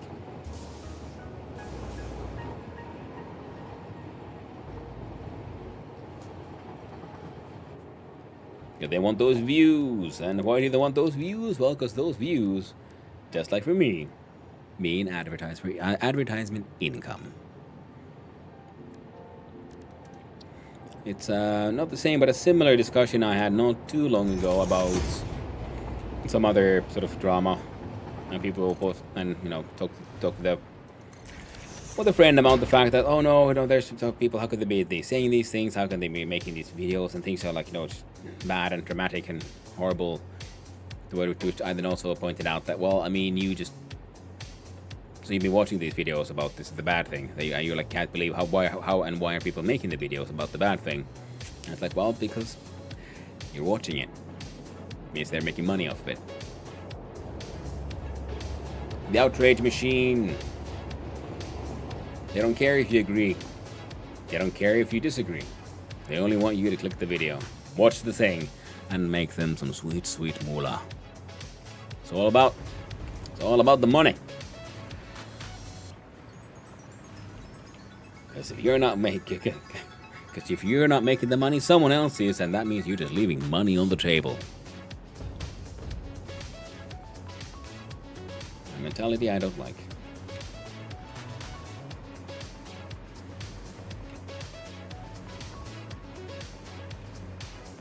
So how do we fix this? Because I like this being sort of visible.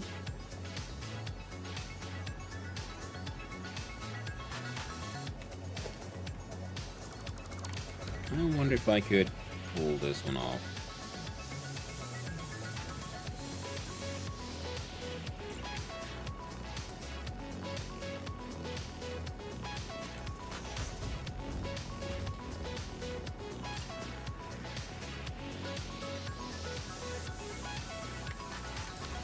Let's see.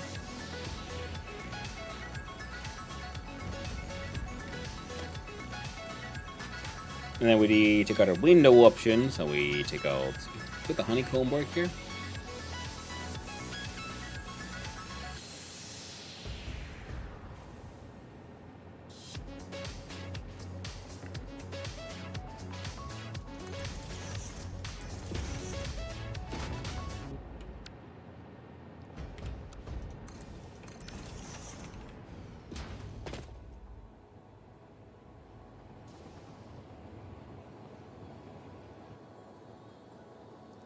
Wait a minute.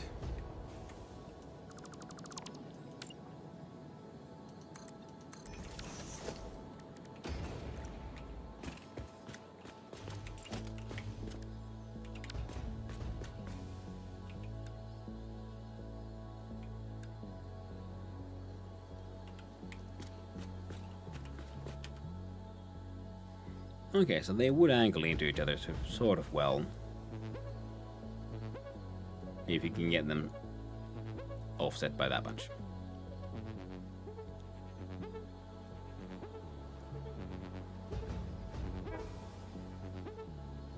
What we have, we can't pull this one off.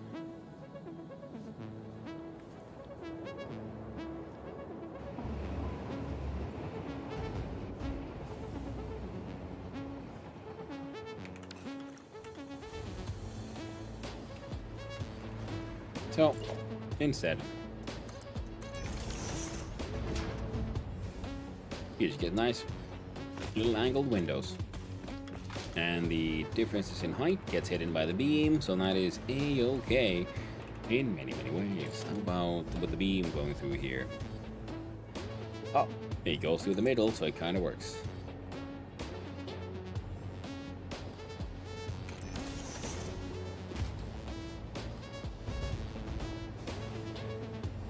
I'm okay with this. And piece by piece, factory is coming together.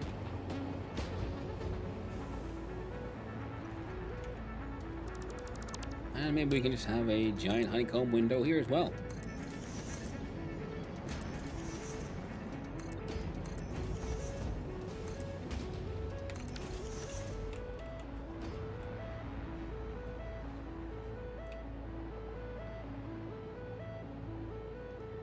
Not exactly what I was imagining, but you know what?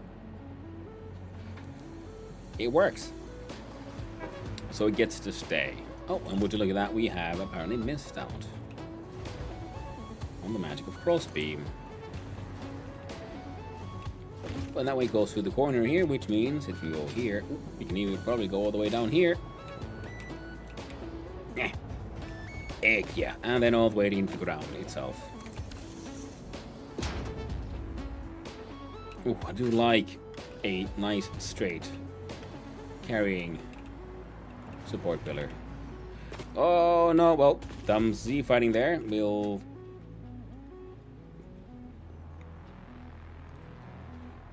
we'll fix that somehow. How about a gate hole wall?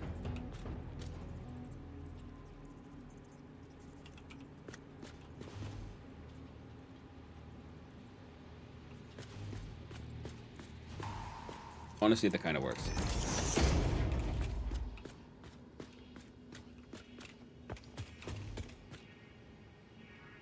Still a whole bunch of fighting there, though.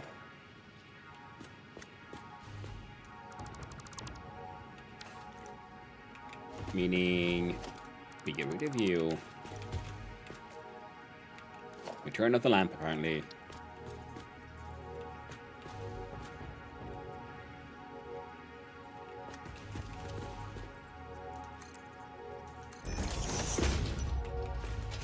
I wish you'd turn the angled frames upside down. Yeah.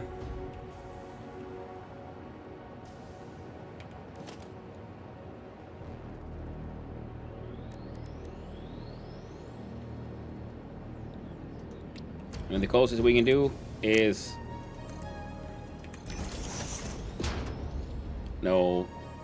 angle them so that we can get that chip there.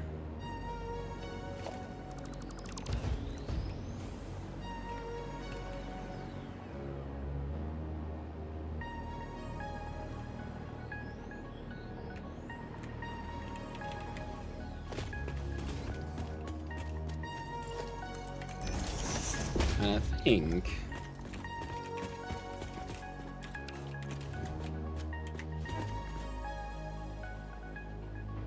yes.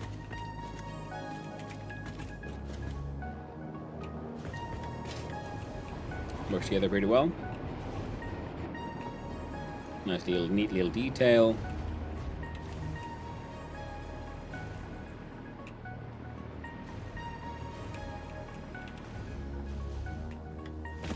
Whoops.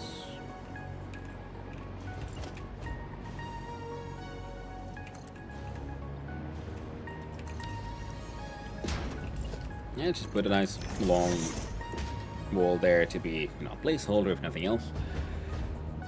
So still, one of the issues remains, which is getting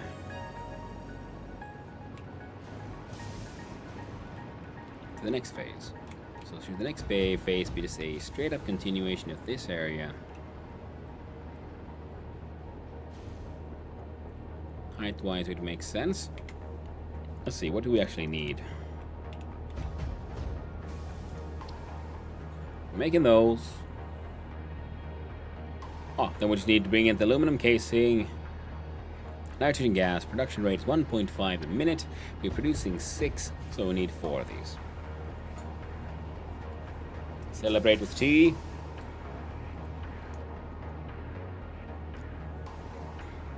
And hello there, and Jamin on the YouTube side.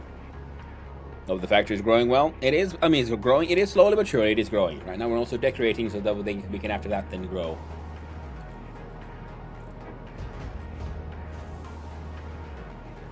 And for these needs 200. No. 2 is 150. 300 in aluminum casing.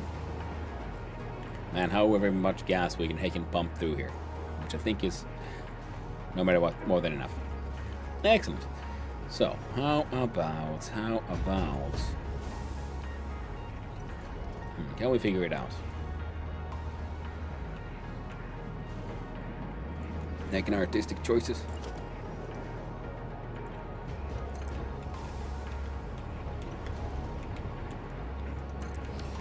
Oh, that went too far.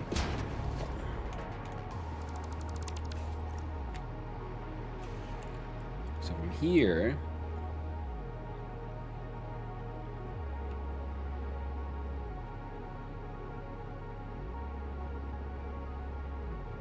we would then probably have to continue the beam.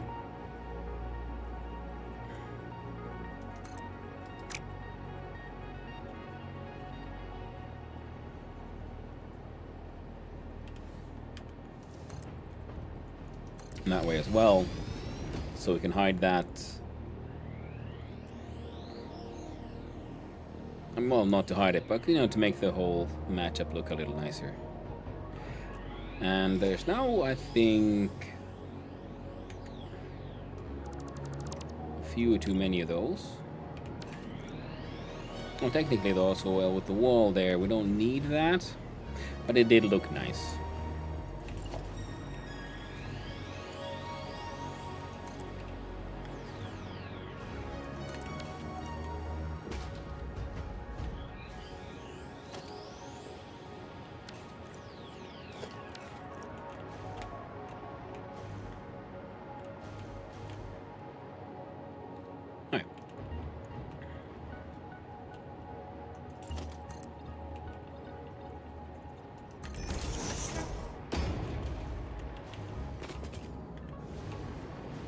So 4 of these. No, sorry. 4 of these.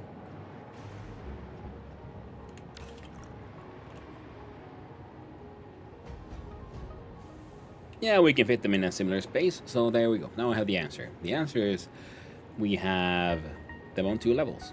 2 above, 2 below. Being fed by this thing's output goes here, gets split. One goes down, one goes here. And then gets split between 2 and 2. Then the gas, well, that'll come through the logistics level there. Goes up, goes down to all 4. Similarly, aluminum ingots are being sent down here to feed this guy, to feed that guy. So similarly, part of those will then be split away, and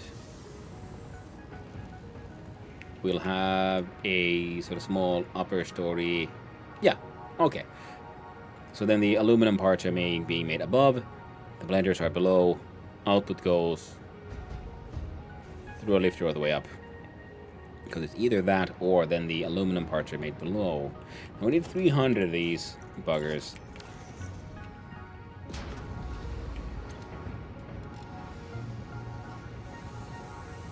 So we need 5 of these.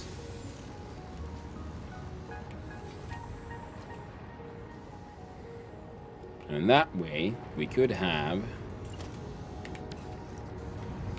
these will be turned into like Mark 5s and whatnots.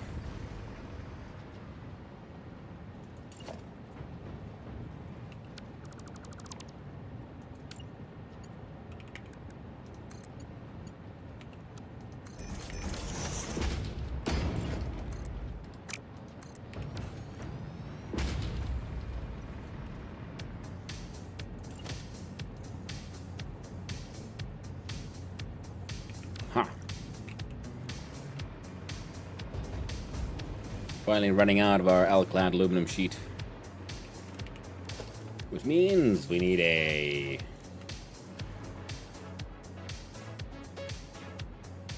I'm out of rotors?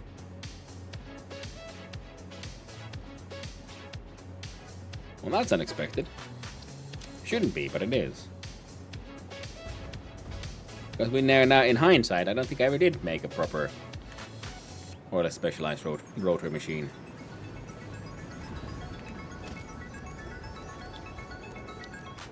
Well, whoops.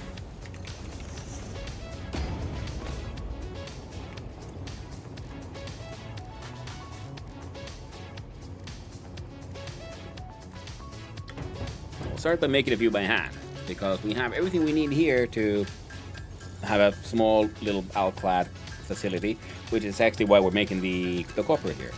We're importing everything else. So a small amount of the aluminum will be sent over to a little corner facility, similar with the part of the output of the copper machines, just to have never-ending alclad production.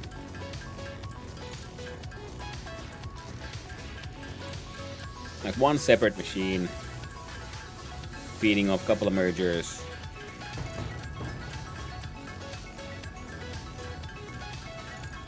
Feeding into a container and... Wait. No. We can do it for now, so we have to build it in an ugly way so it gets in the way, so I'll remember to remove it eventually, because the idea is to eventually build a sort of wall factory that makes all the things we would need. But I kept on saying, and keep on meaning it, that will have to be post...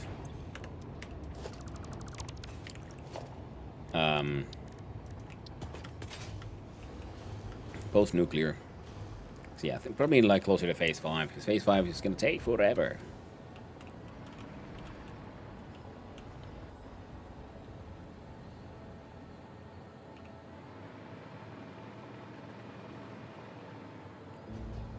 So you can even make it in a silly way like this.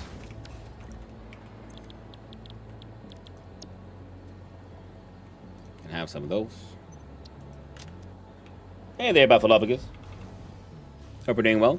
Always nice seeing you around, friendo. Hope you're doing well, and I hope you've been getting some sleep lately. Probably haven't, but I can always hope. Now you would need in your standard making 30 a minute. We can double. No, I'm gonna give you 50% extra. Oh, takes 10 copper ingots. You're making a fuck ton. Perfect. I love a fuck ton. It's my favorite form of ton.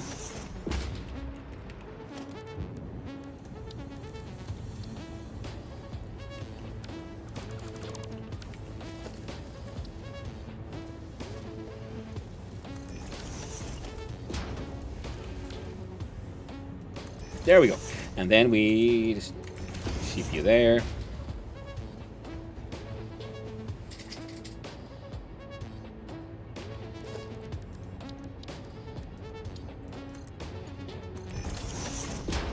Nope, the pipes are piping hot. Well, they're piping.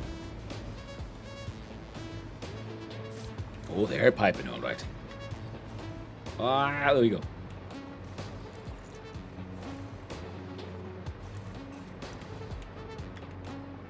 You are the... Yeah.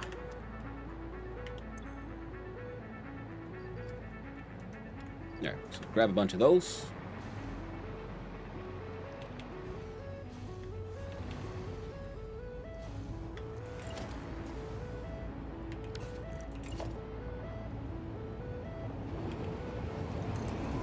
Use that. Use the nudging, unlocking to break the rules. There you go.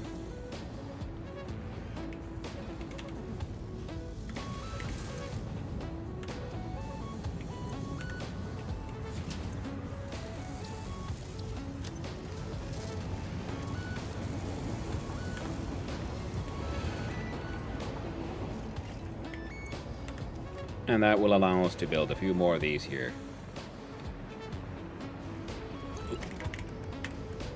Mark 5s. And does that one need to be a Mark 5? Well, it's feeding into one of these that is in down clock to make consume 30 a minute, so no. But if we have then the casing factory for the fuse thingamabobbies happen, say, down here, then it would make sense. You see, this comes here, then we have a splitter splitting an output here to the side, and that from that side goes here. Oh, yep.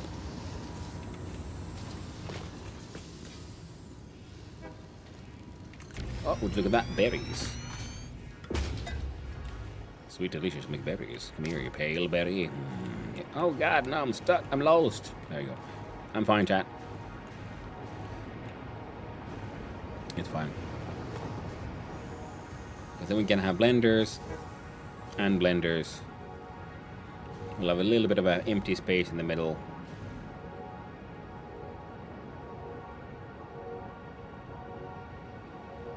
Heck.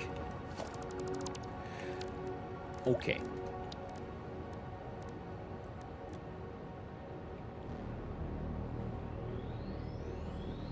Oh, running low on the aluminum casing as well.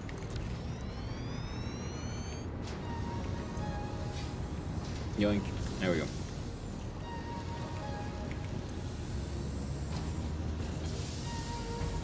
I'll steal those two. So you're consuming 20 a minute, you should be consuming 20 a minute, so that should be A-okay. This guy's full of batteries. Neat. Now, Blender here would be making the fused modular frames, so 4 of these.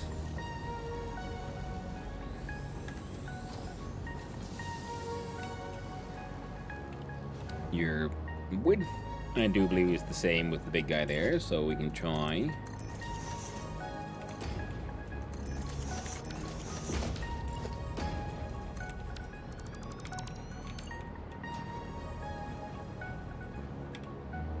Let's have a look-see.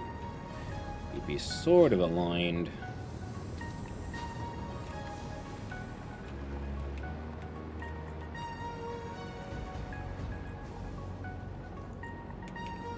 There. So that'll be one way of putting it. Then we'd have the inputs. Looks like more than enough space.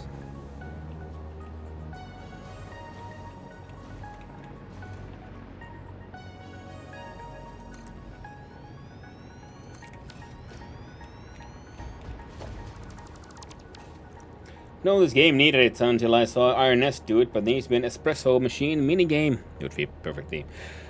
That's true. There is kind of one, but it's not a fancy special machine minigame, it's just a button and the coffee comes out. So it's neat and all, and it kinda works. Ain't perfect.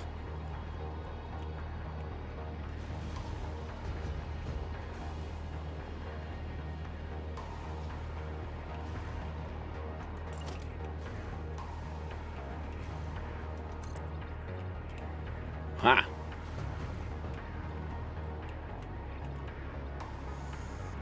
I think like, do we get to make some layering things? But we, well, sir, it turns out we do. All right, so.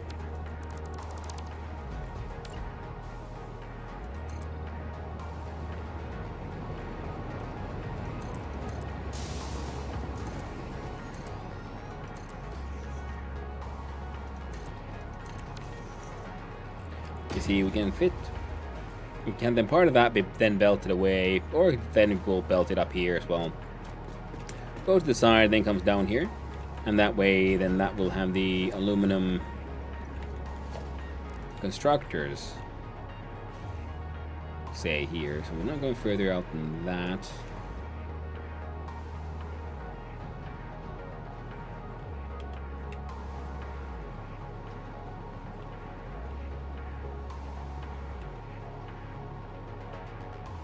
Your inputs would fit below here for that wonderfully compact look, but we could also have it be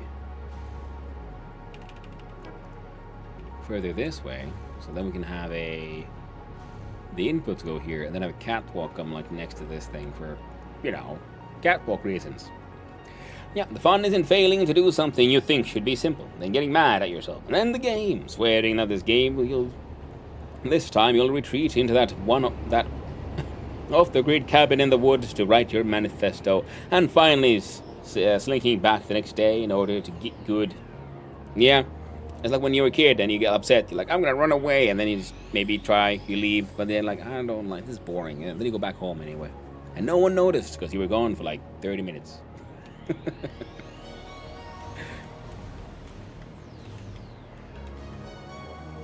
Now we need 5.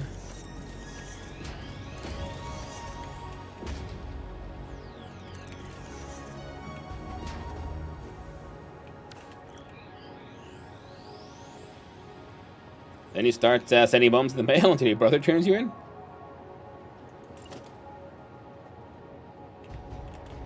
No. My bro would never sell me out.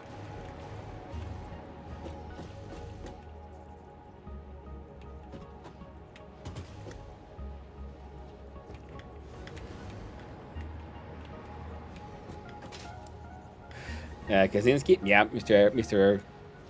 I did get the reference. I tried to like quickly come up with a joke, but yeah, sorry, that was the best I could do. It wasn't very good.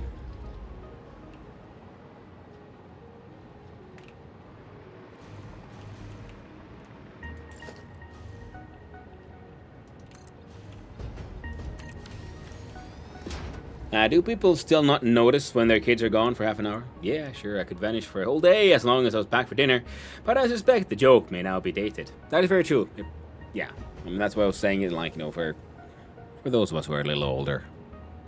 Yeah, nowadays, if you don't know where your child is for 30 minutes, you'll get sued by the state, and they'll, you know, someone will either kidnap you, you know, your child will be kidnapped by someone nefarious, or the state, possibly also nefarious.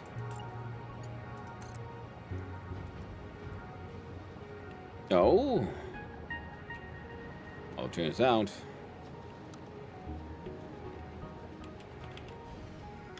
All right.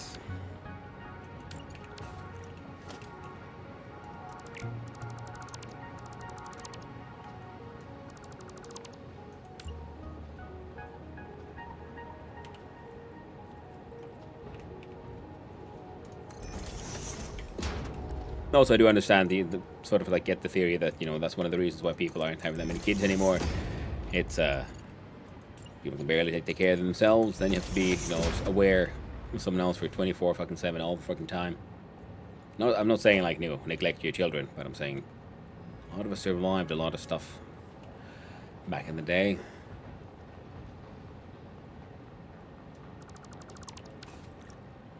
We did just fine. Frankly, most of humanity survived pretty well. At least all the survivors did.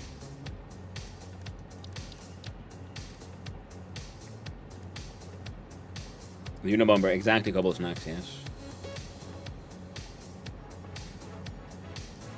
That was the joke they were making.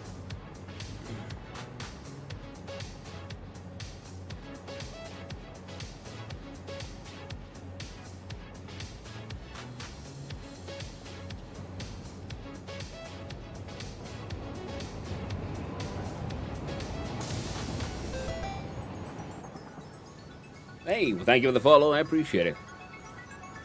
Thank you for the follow. I appreciate it. And I hope you have a most wonderful day, friend. Sorry, got a little distracted there. As is mine of wont. There we go. Now you are there.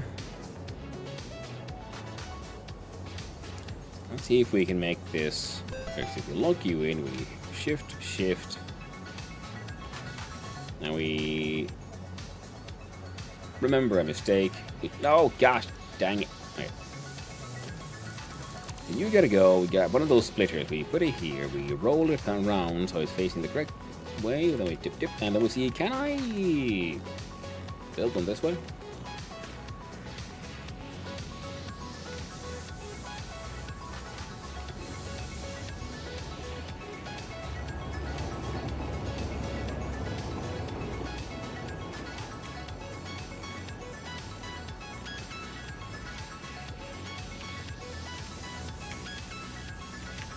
There.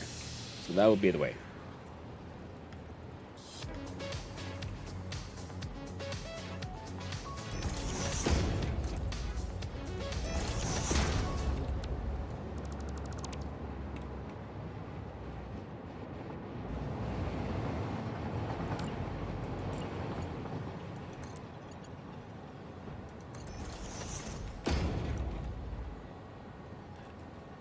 School also gave me a gas welder at 10 and told me to go practice at the corner until I get a good bead. Nobody ever checking on me until I came out to say the tank was empty. Ah, those were different times.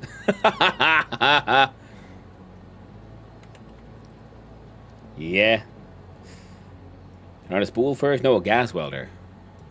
Just a torch. Really bad at it, and the tank was not full to start with. Oh, it wasn't me then. Okay, cool.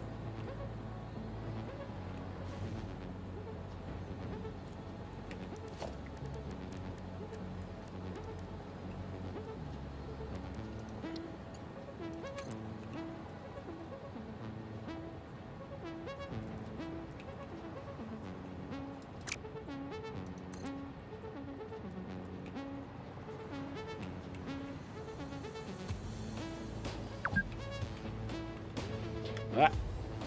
God dang it, why won't it?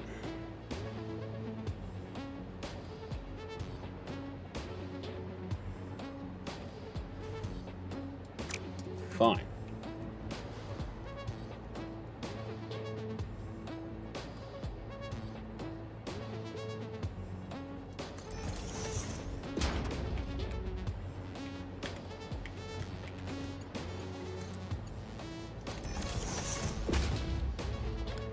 Gets the job done. And most importantly, opens this up a little bit so it's not clipping through here anymore, which means we now add constructor number 5. Just like the Mambo of Legend. We copy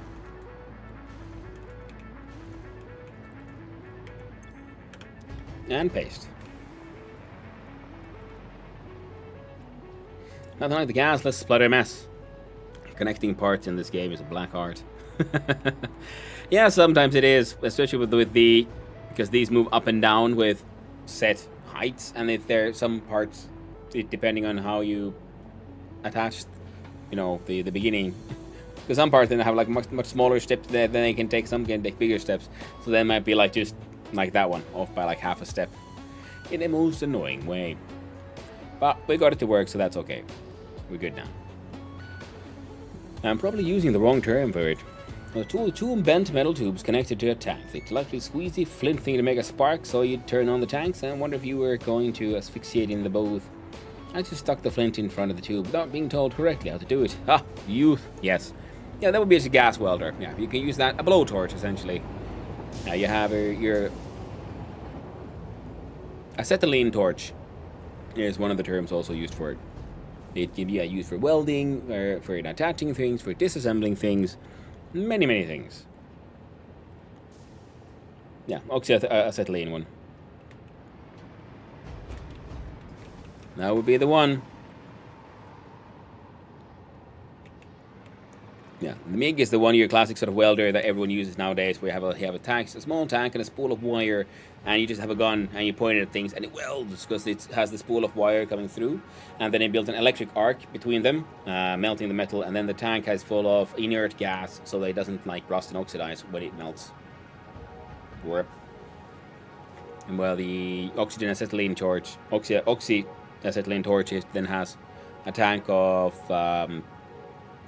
oxidizer, so oxygen, one with acetylene, and then it blows them both. And then you have two knobs so you can set your mixture of how much extra like oxygen, how much acetylene, and then you light it. And then depending on how you twist it, you get your different kinds of burns.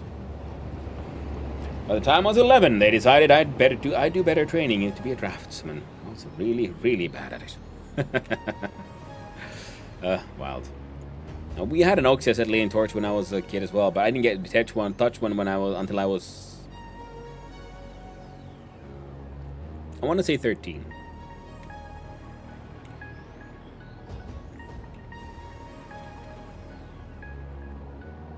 And a MIG, and those kinds of tools. Now, you opening up that way is fine.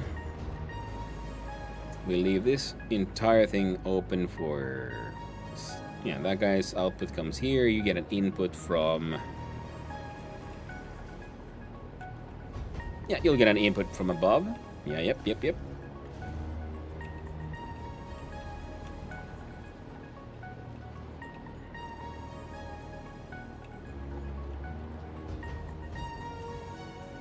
Now, one of the ideas was to have a catwalk here.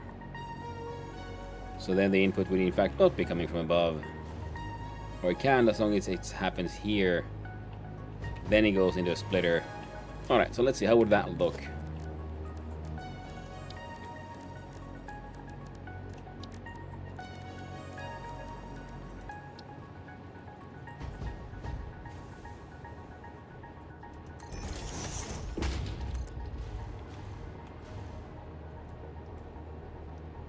There you go. Theoretical connection.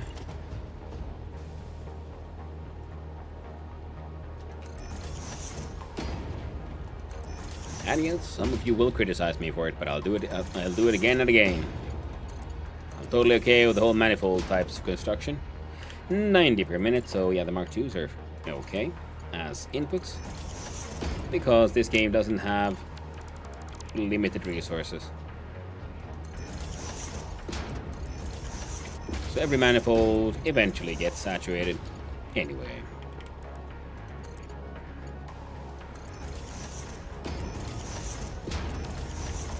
Now that is 5 times 90. 5 times 90 would be 450, and a Mark IV has a belt speed of your mama, 480. So more than enough. Gas axing is always fun. Yeah. I remember having tons of metal spaghetti noodles permanently fixed to a project too, sticking out all kinds of crazy directions. So there may have been another sort, as lost in the haze of time. Yeah, either stick or MIG, yeah, exactly. Yeah, then they use stick welders, which would be with the also built an arc, which has then the protective agents and fusing agents all like melded into just the stick. You have like melts. But if you have all the like spaghetti noodles like hairs attached, that sounds like a MIG welder.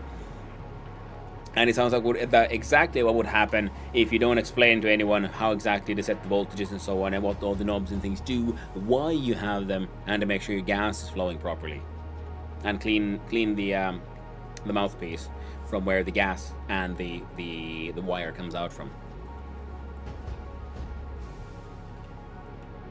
Like, I am no professional by any means, in my opinion. And yeah, those were still mistakes even I made. Just going like, oh god dang it.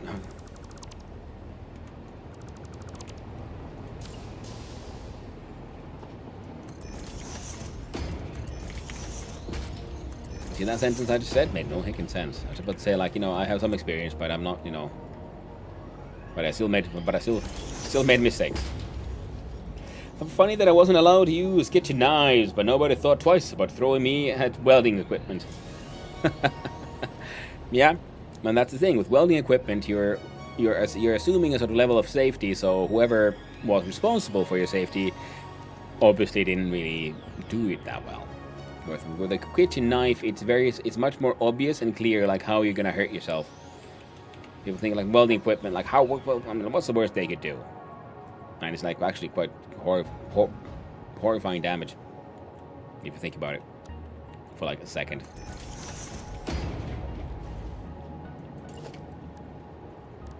But you know, that never stopped people.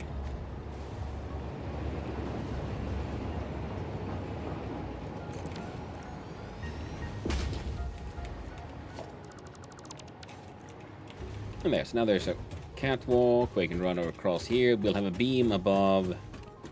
No, we'll probably just continue that one, and then these guys go up to below that one, and then they'll connect the power network through there. That'll be fine. Great explosive atmosphere with Oxy. Burns are easy. Shocks, not as much. Yeah, that's very true. That's the thing. People don't think. Because most of the people thinking about safety are not the people using the things. So yeah, what's the worst that could happen? Pretty freaking catastrophic. Hecking catastrophic damage. Easy. You know, explosions, asphyxiations, all the good stuff. So this one would be here as a sort of theoretical catwalk. Or it would be here.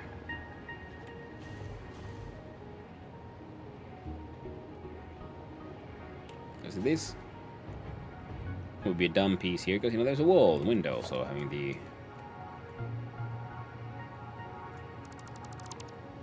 So the correct piece would be the T crossing.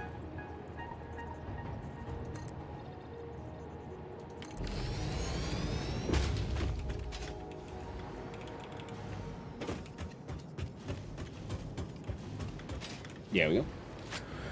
Remember filling a water balloon up with oxygen and acetylene. Glad I didn't blow out a window. Wow. Water balloon. Jesus, that's... Yep. Now I can make a big boom. Well, you learned about the magical power of explosions. So that's neat. I'm glad you made it. You hopefully didn't get any permanent damage.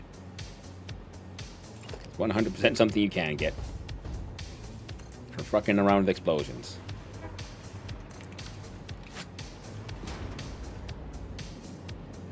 Some parts you never heal back right. Like internally. And I'm not even talking about, you know, losing an eyeball or something. Nothing quite like permanent balance damage to your balance and inner ears and whatnots. Always a fun time. Got a fingertip that's a bit lopsided. Yeah, my dad was very careful about making sure all the kids knew about, you know, the dangers, you know, take care of your fingers, seeing as he's missing part of one. He worked as I do believe the term would be, I don't know how well it translates. Because the Finnish carpenter would be puuseppä, but that has a different sort of meaning. But he worked, you know, in construction, but in Finnish would be kirvesmies, so axeman. And he worked in, you know, construction, doing that kind of stuff. Working with wood materials, so I think it would still be counted as carpenter in English. Like beam setup, hey, I'm glad you like it. Yeah, cause I know I could. So these actually are sort of. Let me see, because if we daisy chain these, the cable would go through the light, and that's the kind of thing I don't really like. So that's why the daisy chaining. It's a shame that you unlock it so late in the tech tree, because it would be handy when you're still building up your base.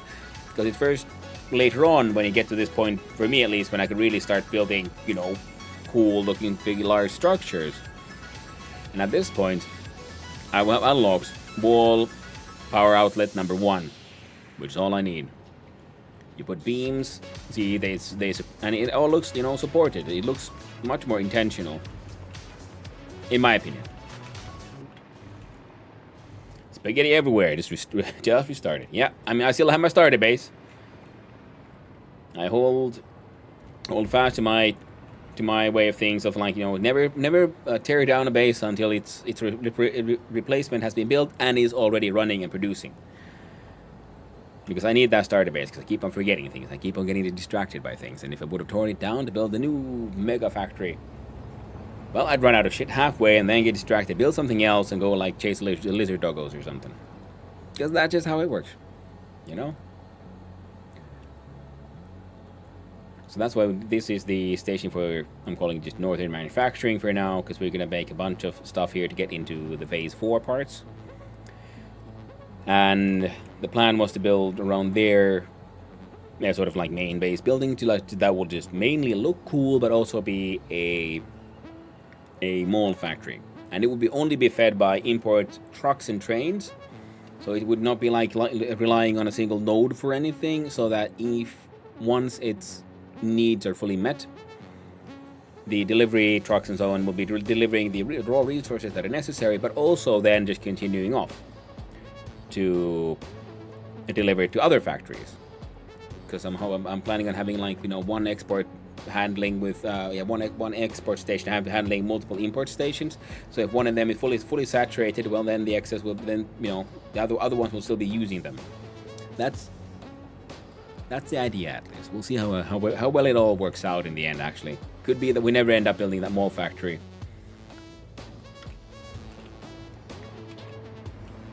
It would just be fun to try to do.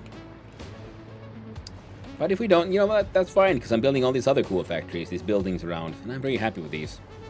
Now, that would then be producing the aluminum stuff, so I guess we should get you some aluminum. And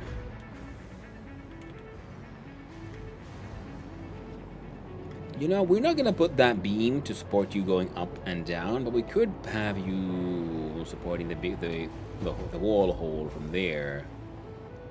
I like that idea. So we do production. Oh, first we have to go outside, though. Whoop.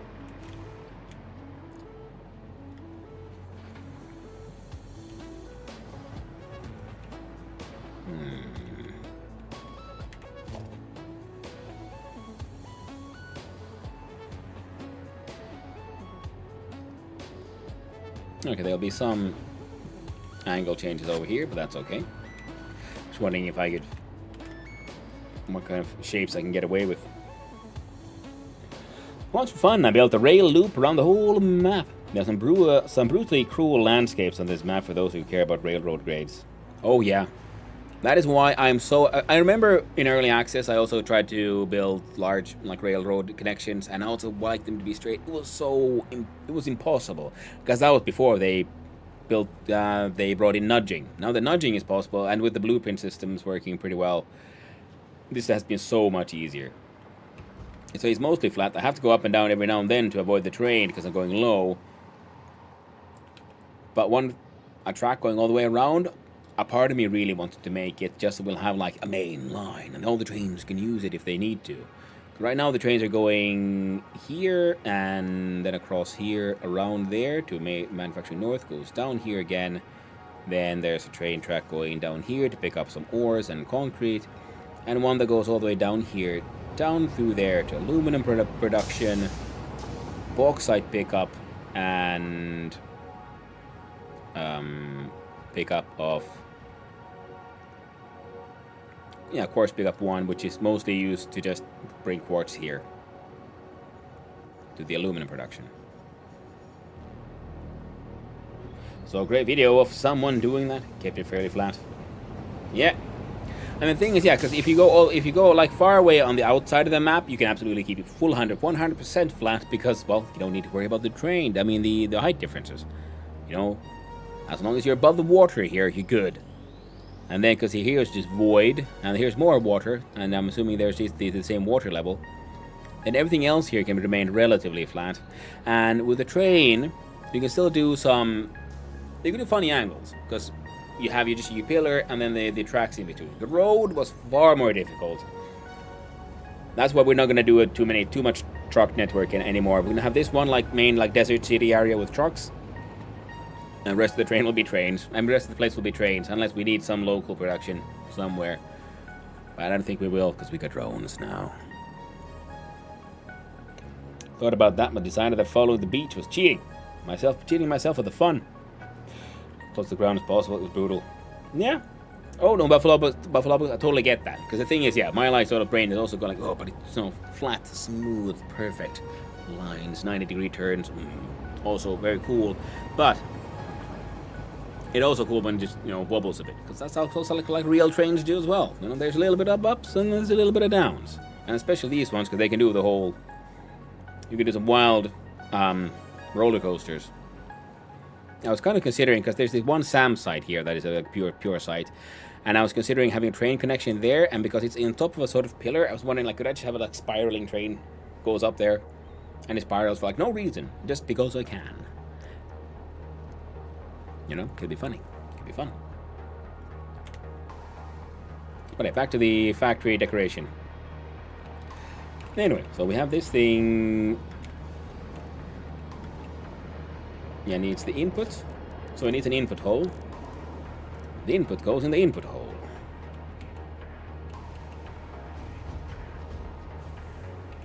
You look like you might even be.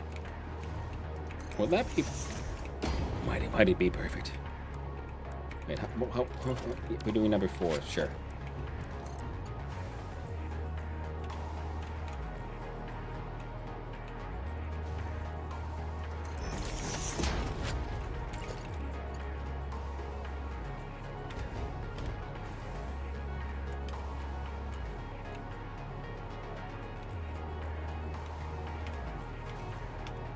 And we have step down.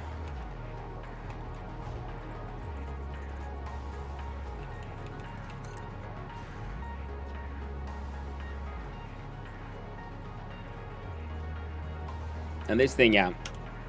Day before yesterday, when I was playing, I noticed for the first time, you can relock the hologram post zoop. Amazing. If I do that, will you stick out? You will. Half step in. You see, then that side still looks sort of okay. And you sticking out a wee bit.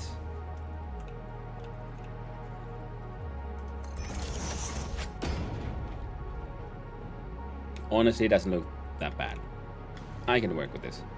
You see, the straight sideway one looks sort of supported. This one goes straight down, so it looks actually okay, because I don't want to have the supports all the way. On account of using the glass floors, because I like the glass floors, so we can see as much of the factory as possible. Concrete at the bottom. We had some grip steel there. We have some grip steel here because it matches the catwalks. There we go. So, and right. Then the power. We should probably finish the power setup. So I was thinking you go there. From there you can go.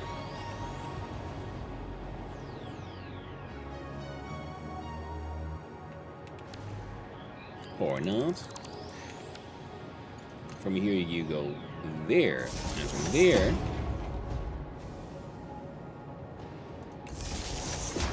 you go there.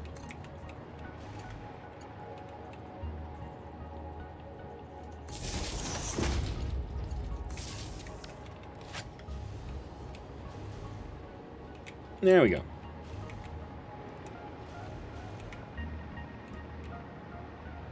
Okay, they're powered. They need the ingots of Gringotts. Never break someone's heart. They only have one. Break their bones instead. They have 206 of them. That's very true. Good point. An album games unlocked it just because I can neuron in my brain, and it's a surprisingly rare treat. It is, and I will admit to not always having been the best at that one. So it's one of those things I very much enjoyed, because I enjoyed about the fact of I started streaming and having a hecking blast. because it has helped me. Too steep. Oh, that's why. So to try to express myself more, and try to figure out because I can. Because, like I said, it's a bit like, you know, being sort of. I was trying to undo the pillar, but I apparently undid the hole instead.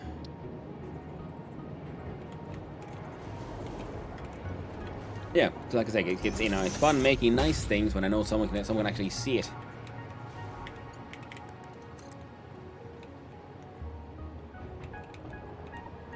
That's the childish need to perform. Get the applause. Oh, the things I do for you, chat.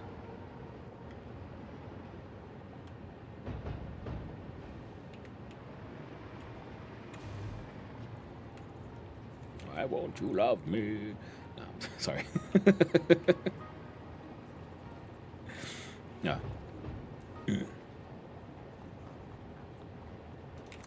I'm okay with that angle, looks fun. Then we do a...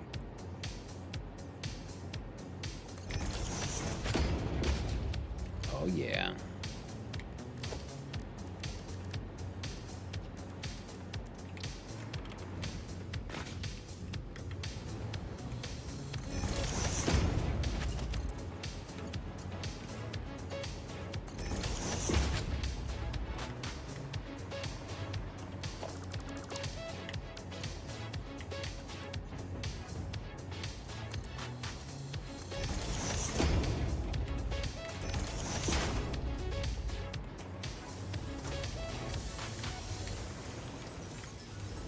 Alright, so now these are turning on.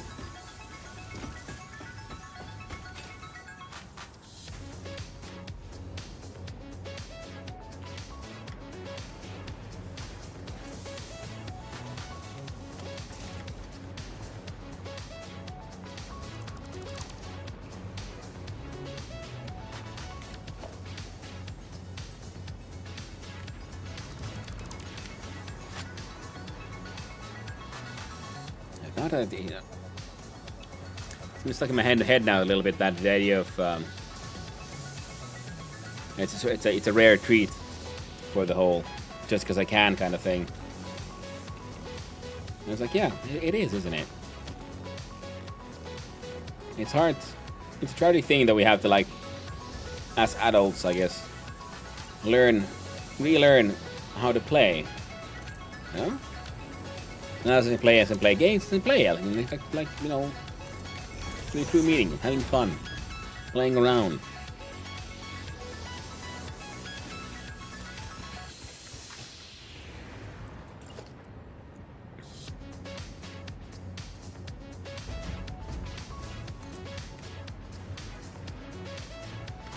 It ain't easy being all grown.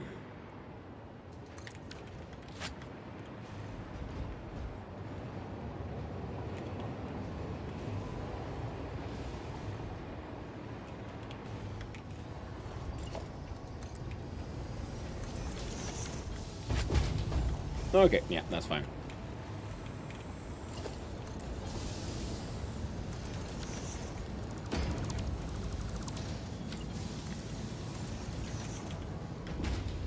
Yeah, because the blender needs to come down a little bit so we can fit the next level of blenders.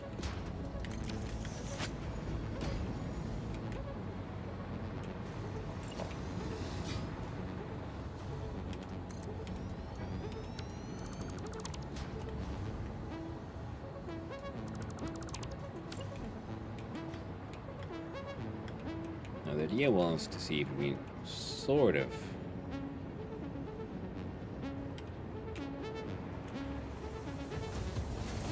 these to match now. The minimum we would need is half.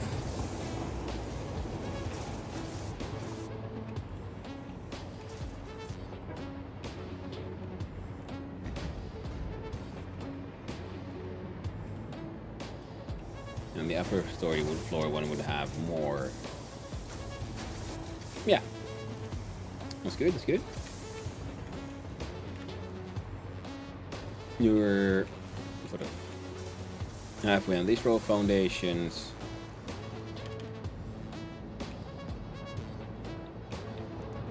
And I think that should work.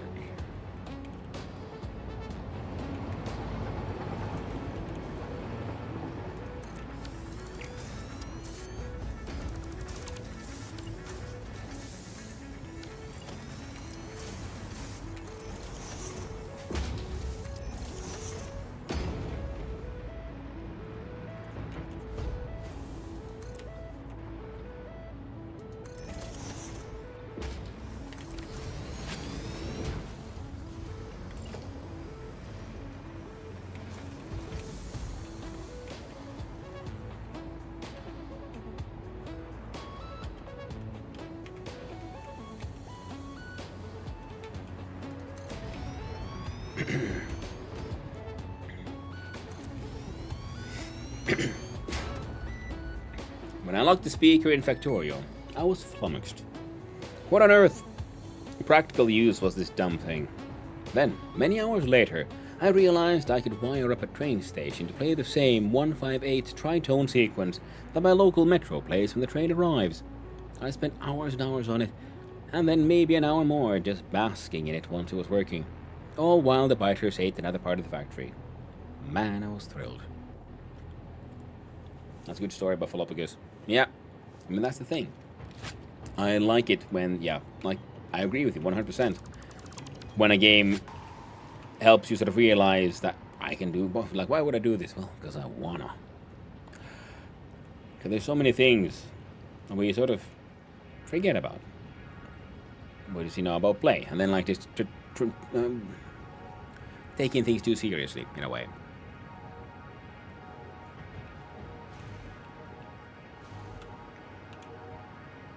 At least that's my humble experience. So it's always nice when you sort of realize, oh, I can do the thing. Why would I do the thing? Well, because it's neat, and I like it. That's why I'm sort of happy that I've, succeeded in cultivating more of that in myself lately.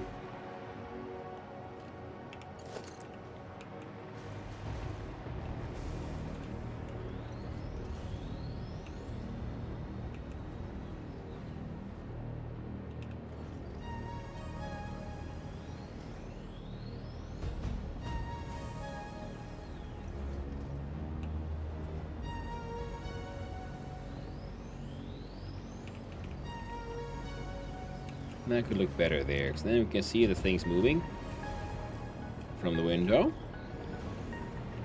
I can add stairs here for like theater, like floor access. And there. Hello, to start at the Dune Desert Factory. Do you recommend a good starting point to put the hub and space elevator, or spawn and go? I pretty much went with spawn and go, and then I moved the space elevator at like phase 2, I think, or something. Just a little bit to the side, because in the beginning it doesn't matter, especially because the hub and space elevator is relatively easy to move in the end. Just disassemble and reassemble. And in the beginning you're much more constrained by your local area. So I put the hub, let's see, where's my, there, space elevator hub was around here, because I think I spawned around here. Then I just thought, hey, there's water here, there's green plants, but I know I need those resources. There was iron and copper nodes around, so I just started working from here, and then I just expanded. Factory grew, started building more things, adventuring here and there, found, oh, there's limestone here, little concrete factory, built that thing, stuff, and so on. Then the factory keeps on growing. Like, I have been considering moving the space elevator up somewhere else. The hub will be moved, but around it, I still have my starter spaghetti, full-on spaghetti factory that I have to manually go and put things in boxes every now and then to make sure I have the components I need to build stuff. So, I started here because there's plants for that biofuel, and there's water because you need those for a lot of the recipes. So, started out from here, then I started expanding to other places. Like these there's better nodes for all kind of stuff here, so in that way I guess there's also plants, so maybe this would be a good one. Because if you look at the resource map, because I have some radars set up, see there's like a pure limestone node and then less pure ones, and there's a second pure limestone node. There's a bunch of also impure, but this one, see, there's pure iron nodes relatively close by, and at least one pure copper ore, one normal, and a couple of impures. So that area would be handy as well, but then you do have to belt everything from here to there, depending on how you build your structure. Then I brought in coal from here by a tractor. The tractors are still doing their best, but they're also being fed in by trucks. And now I have one of these pure coal nodes feeding into steel production here, and these three are just fueling a power plant here. But if it's if you don't have too much experience in the game, I'd recommend to spawn and go. Just explore, have fun, figure it out on your own. It's part of the fun of the game. Yeah. The only reason to really care about very specific starting locations is usually for more experienced builders going for like a very specific build, I'd say. So yeah, I started and spawned here. And then, just let that starter spaghetti go wild if you want. It's okay. You don't have to make things all pretty like in the beginning. You see, this is afterwards. Yeah, the starter spaghetti is still there. Slightly hidden away, but it is still there. And I will not be disassembling it until I make a brand new, like full-on, like mold factory kind of thing. Factory for making all the things. Yep, right now we need to figure out this one. So your output needs to go in one hole, your output in another. Sorry.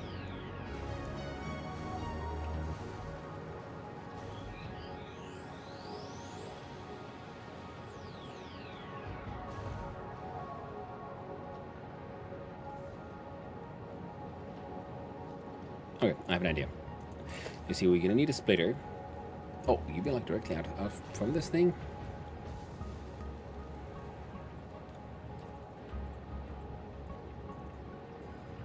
I don't think... would this work? No.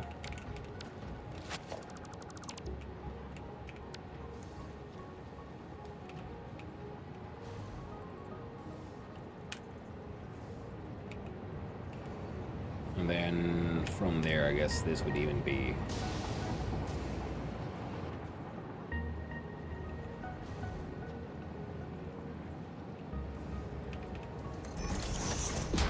Okay, we'll see how that would work.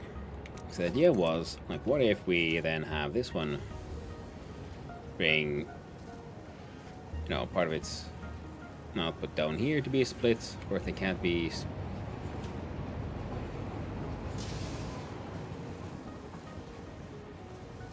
They can't split it on the ground.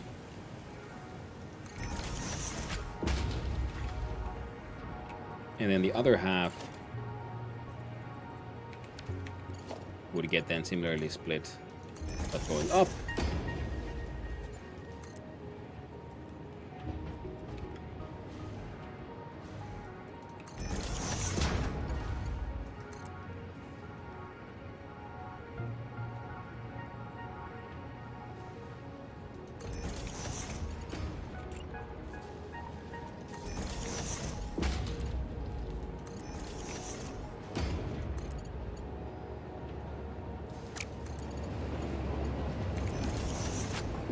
There.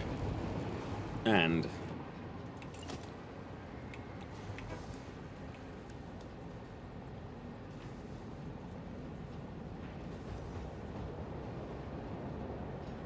yeah, that won't work. Because we need to get this thing's output into this thing somehow. And they'd be a little too close.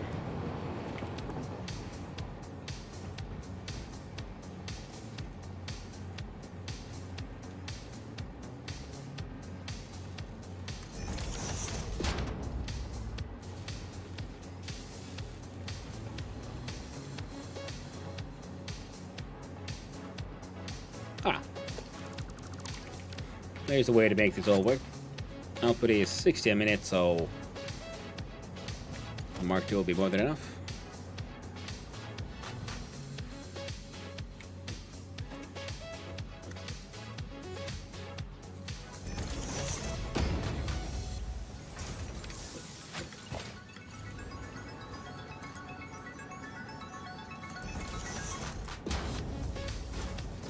Yep, up by 1. Oh, yeah. And then...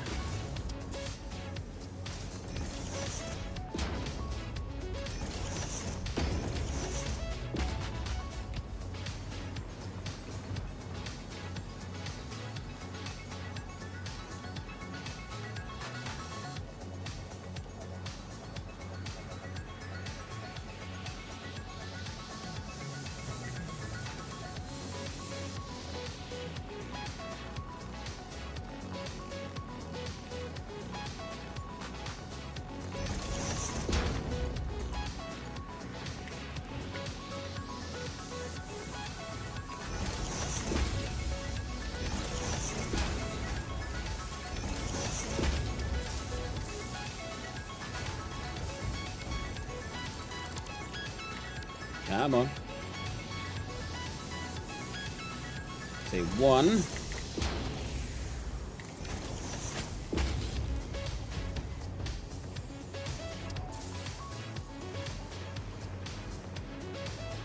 So this input needs to go here, which means we in fact change you around.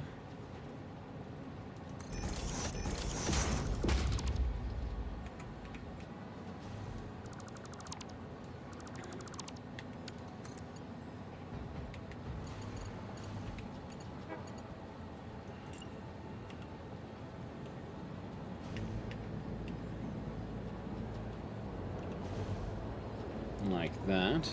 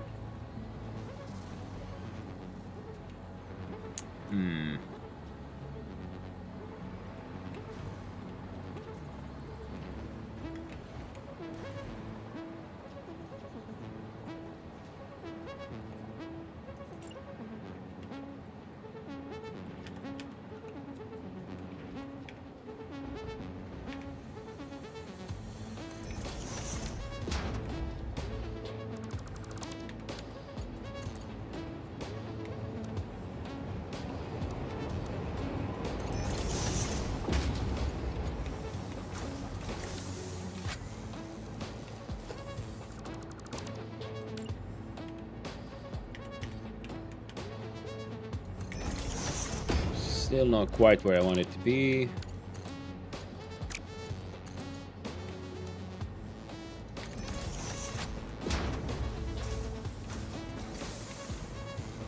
There we go.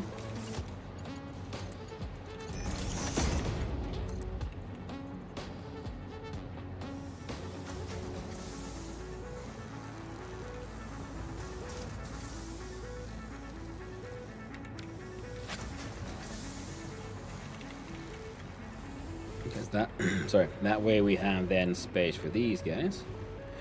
We'll then have a splitter.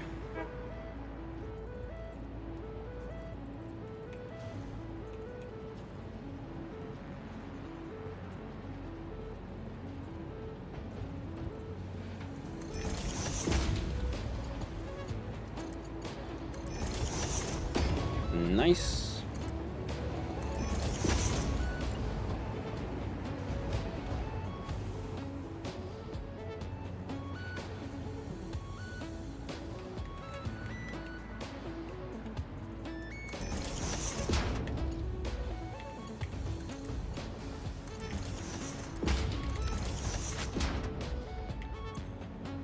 Then they get the aluminum casings, and they get the heavy modular frames. Still need the nitrogen gas.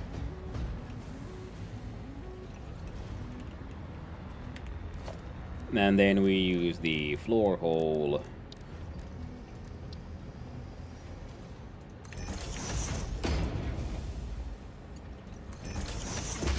There.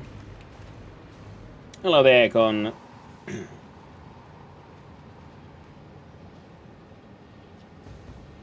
Consommateur de carbon. Charbon. Consommateur de carbon. Hello there. Hope you're doing well.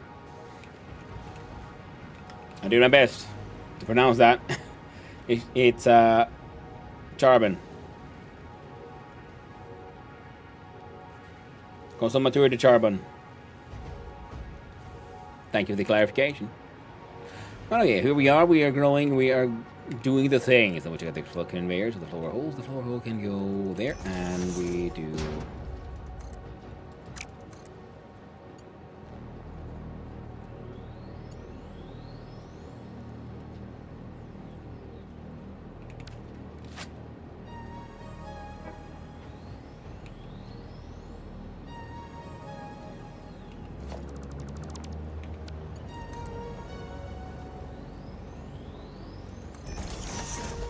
Yeah, oh, glad to hear it. There we go. And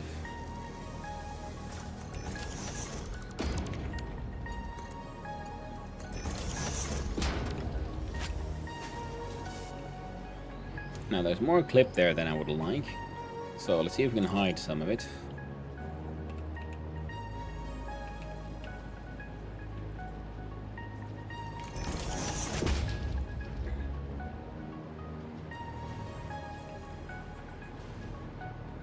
Yeah, that looks good. Now, for the moment, I'm still completely phase 2, but the other phases after it seem so fun.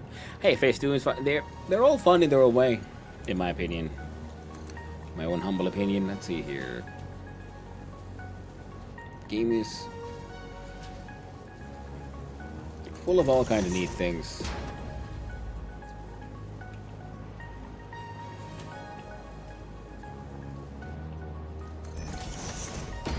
Now, that is one maybe way of doing it. You won't fit though.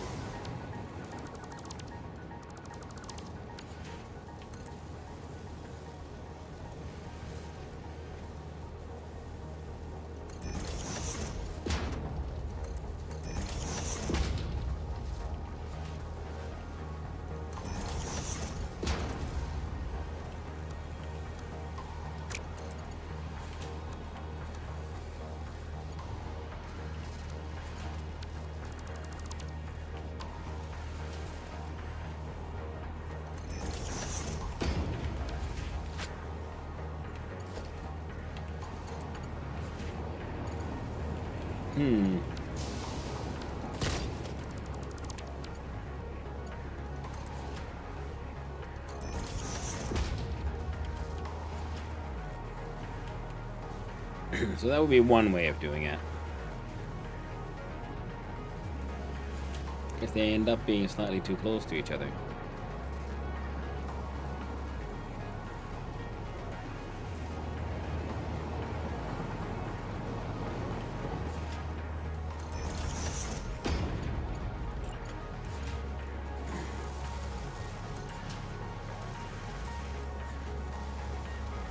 So phase 4, I'm doing my best to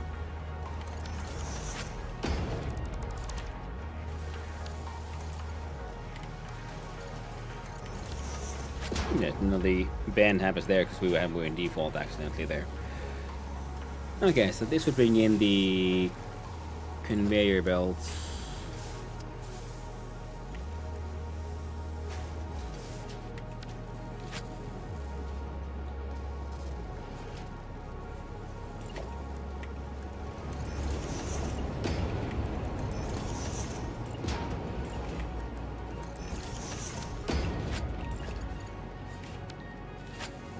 Yeah, the number 2 would be more than enough. Usually number 4 is there because, well,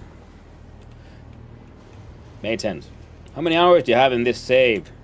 This save is at, let's see. Hanu, hi, W-I-H-S, you were a magic 8-ball because you would. Love to shake all your head. Okay, first answer to the question, we're at 140 hours on this save. And the reap, I will show you a magic 8-ball because I'd love to shake your head. I was even speaking Finnish for you. Oh no, Reeps. Hey, no worries. Thank you very much, my friend. How was Barony? I was watching you play with Claiborne a little bit. Yeah, it's going good. Yeah, so 140 hours in on this save.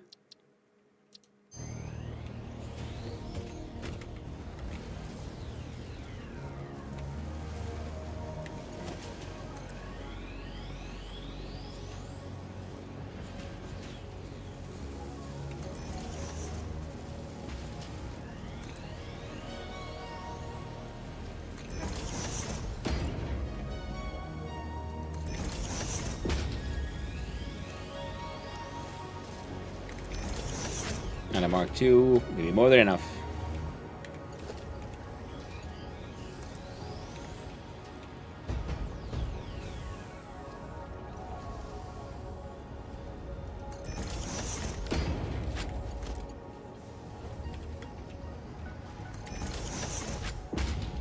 Yeah. So these are coming in and they're consumed 1.5 per minute. Super fun. Hey, nice. 140 hours, so it's only just gotten into the swing of things. I have a headache, so Malur called me how much in love. Hey, thank you for the look. I appreciate it. And I'm shame about the headache. Hope you feel better soon, my friend. Take care of yourself. Try to get some sleep. Try to get some hydration. And don't forget about them electrolytes. So now these guys still need the gas.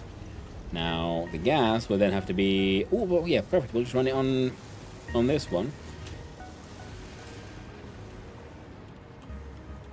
And it can then come in through a floor hole here.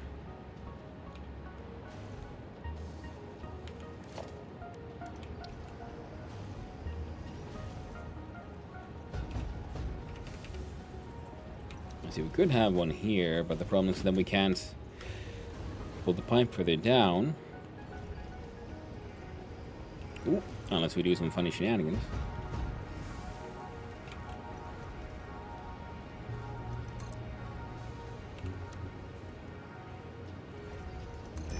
What if we do? We try to go for funny shenanigans.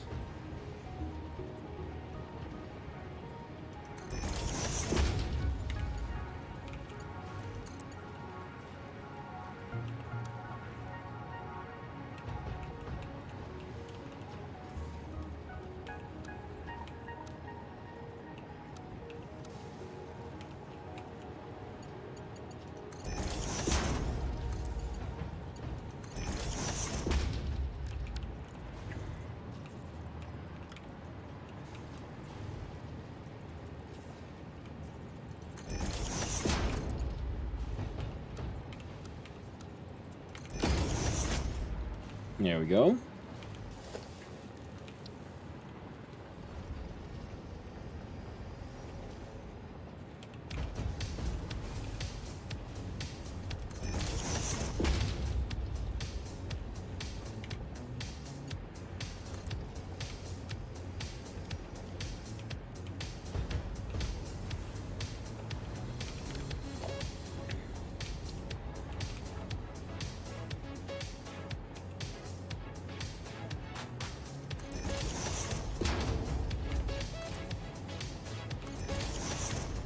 See, that would make those all nice and straight like that.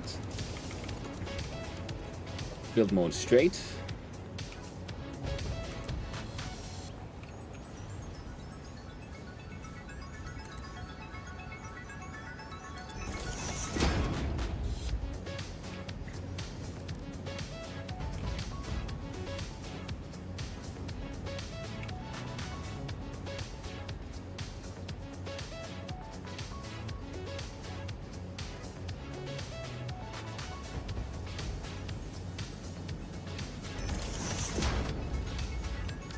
No. Come on.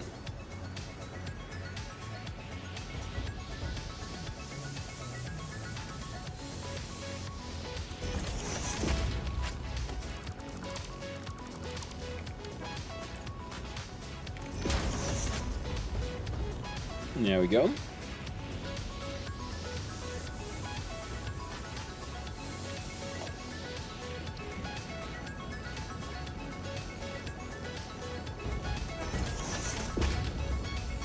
And how do we get these guys here?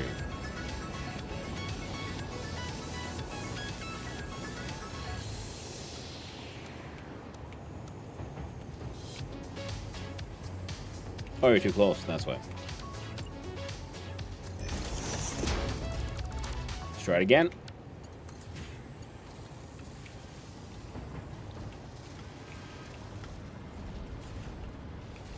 Why do you make that kind of weird curve?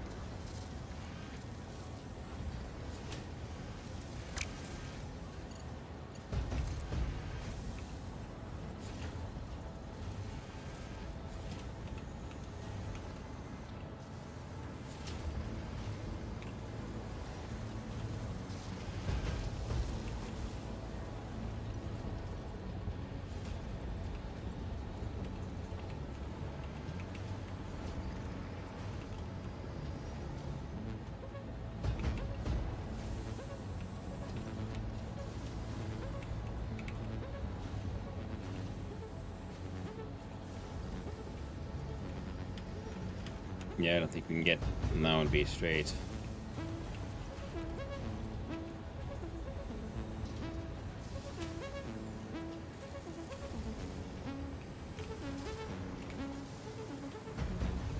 I need to be straight? Nah, probably not.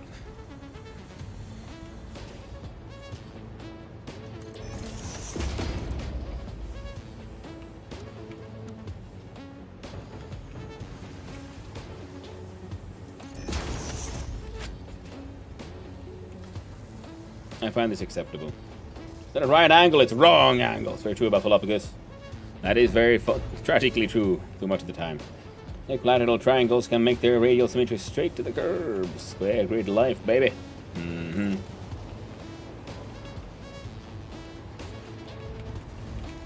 That's easily how it goes.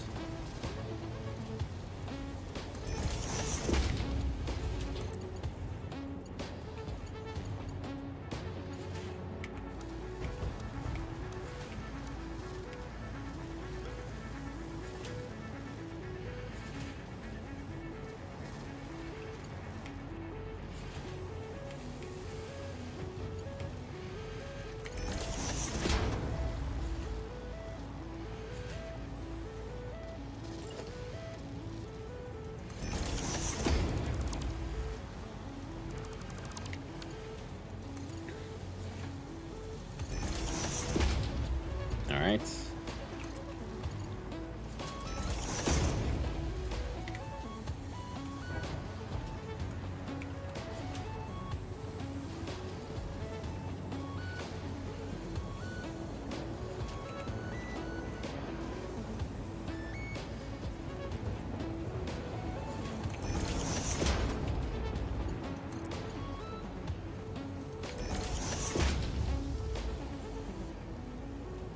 I'll take it.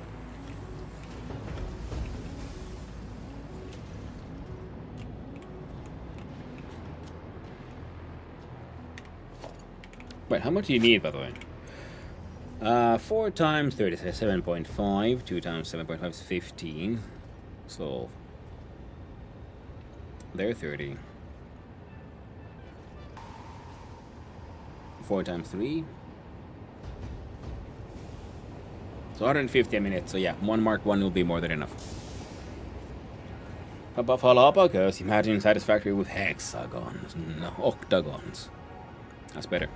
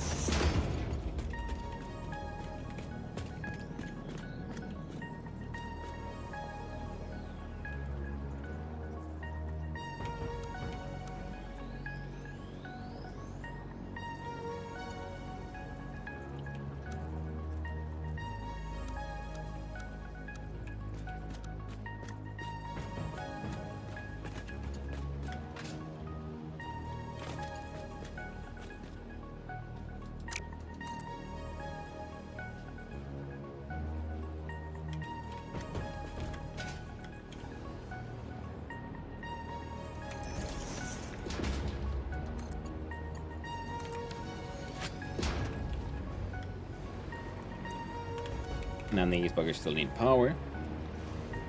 Now these, what did I just build?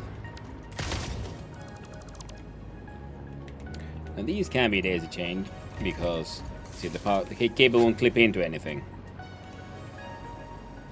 So that'll save us a tiny amount of quote-unquote headache.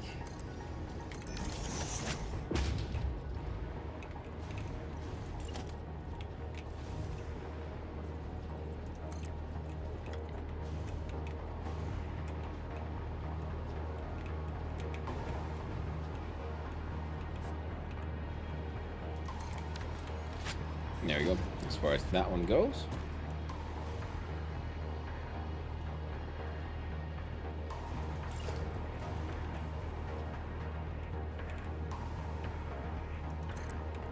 So I said all that, and then I immediately built the beam anyway.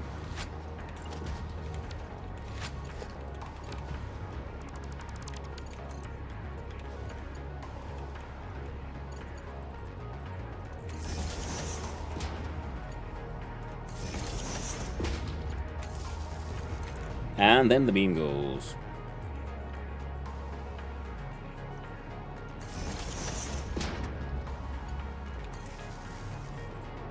Hey, it goes beneath the pipe. Fan-heckin-tastic. Beautiful. Almost like I know what I'm doing. And you all know the truth. I don't.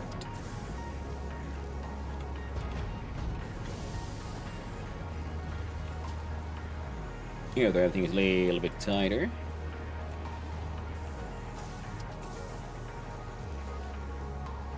But if we can pull a beam that follows this thing's like lower left corner, it would make at least a little bit of like some kind of structural sense. Well, to me at least. Do we need you to go further out? Maybe. Let's see. So we do then architecture, and we try again with good old cross beam.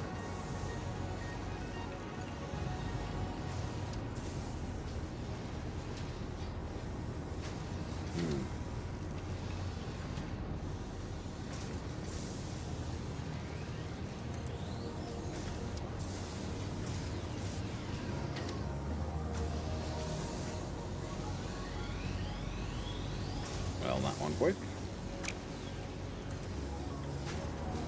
That one could look okay.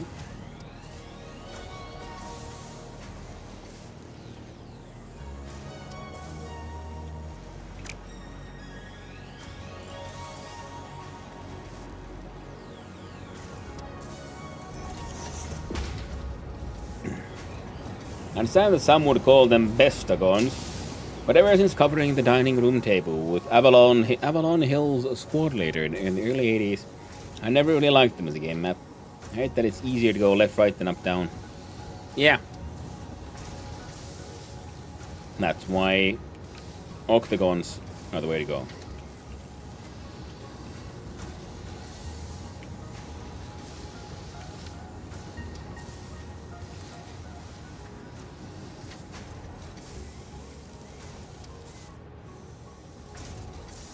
Well, guts. That means we can't go there.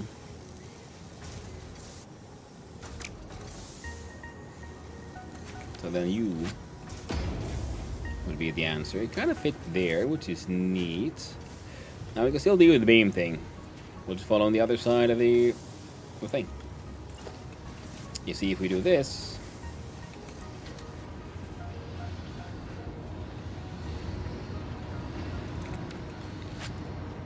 it clips into things, but only in the way that it looks like it touches them. So everything looks, in my opinion, at least, like slightly supported by the structure, including this thing coming down from above.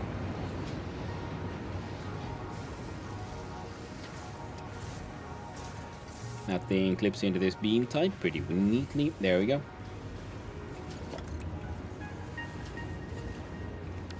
Where are we bringing in the power?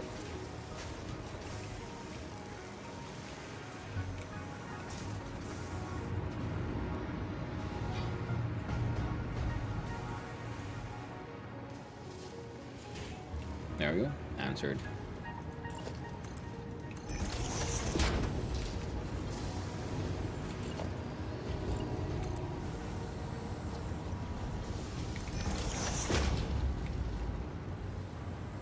Works very well all the way there. Heck yes. I prefer aperiodic tiling now. Moving should be confusing in every direction. It's like, you know, the only true chess is the 5D chess with, you know, parallel universes and time travel.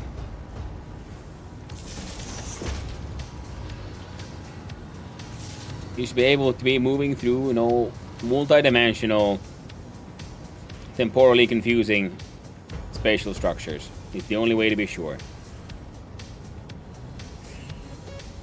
think actually might be going through the same spot. Let's see if we put one. No, no, no. There, and go. It'll still go straight.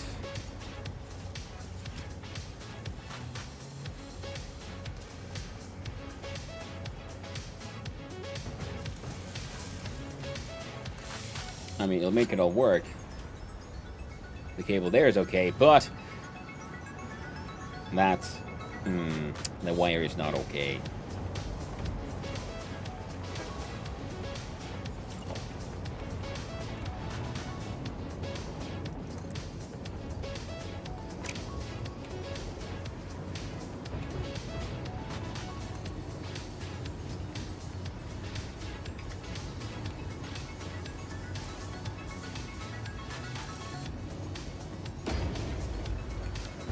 There we go. Of course, we could be just bring this thing in from the outside. But let's see if we can make this interesting from the inside. So if you then go...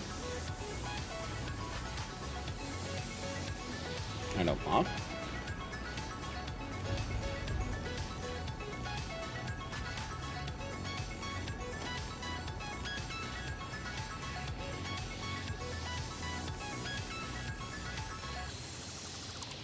I feel like we can also...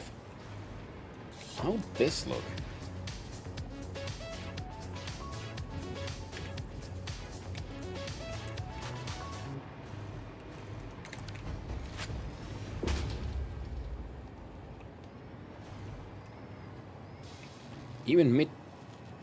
Even meets the windows well. Well, hot diggity dog, and... Well, that's better than the 1 meter wall. Holy shit, I'm gonna stop using 1 meter walls for anywhere. Anything. Just replace it with one of these cool beams. I like beams. I like it when they behave.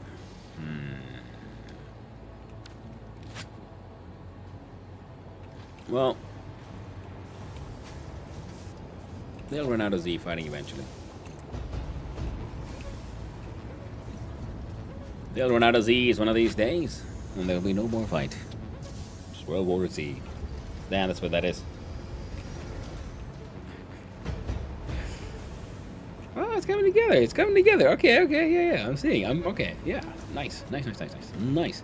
And why did I want that? I can't even remember anymore. It seemed like a fun, like important thing to do. Okay, it's just...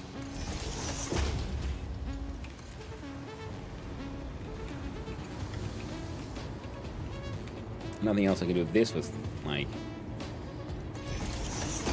sense of urgency and consistency. There you go. Hey, fused modular frames are being made.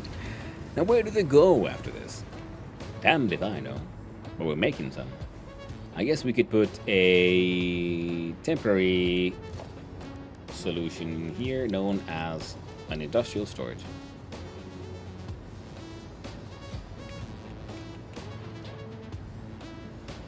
Think you're pretty.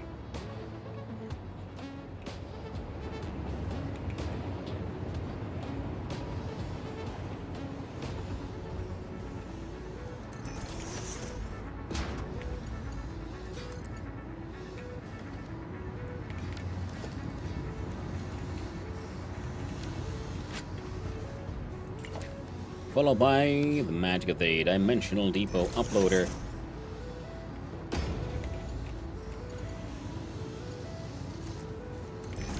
God, I love this thing. And speaking of beams, did you see that the C-beams guy got Hooded Horse to help with the business junk? So hopeful. The C-beams guy? I don't know if I know what you're referring to. Please tell me more about Philophagus. But yeah, Hooded Horse seems to be definitely one of the better run publishing houses right now. At least in my humble opinion. In the sense that they seem to care about the whole industry working instead of like the whole you gotta min-max your profits, yo. Don't leave money on the table.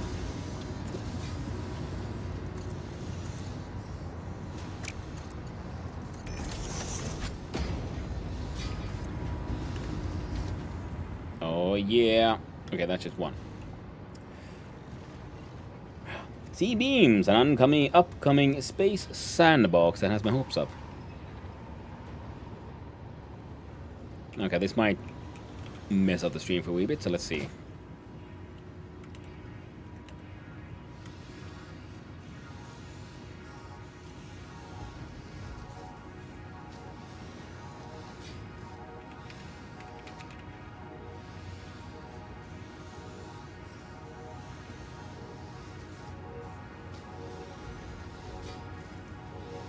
Okay, I think nothing exploded so far. We'll go back here. Oh, I can just do that. Go to here, and let's see. Have I remembered to fix these things? This one still has the chat box for some reason. I'm okay with this. And then, let's watch this. Sea Beams.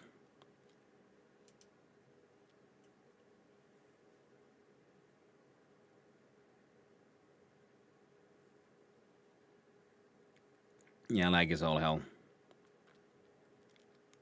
Publisher Hooded Horse, nice. Oh no.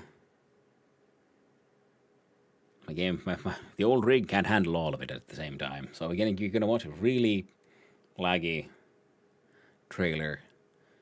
Not because there's anything wrong with the trailer. But my old rig is doing too many things at the same time. Pilot your ship through the perilous black hole system in the space action RPG. Engage in advanced ship combat, haul a rare element, and upgrade your vessel to survive. Stunning visuals, a deep narrative, and a rewarding progression system await you as you uncover the abyss's dark secrets. Similar to games Satisfactory and RimWorld.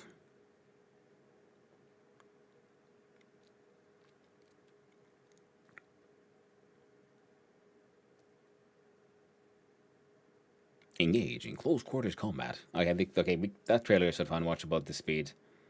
If y'all like it, go check it out. I gotta say, so far, very fascinating. Click, clack on the wish list. Nice. Toggle back to the game itself. Thank you, Buffalopagus, for letting me know about that one. That looks very cool. Very cool indeed. There we go. So, back in the game. Let's get loud again. So this one then needs the other outputs, but the point is that they combine all these outputs anyway, so where would the outputs go? Wait, who needed these?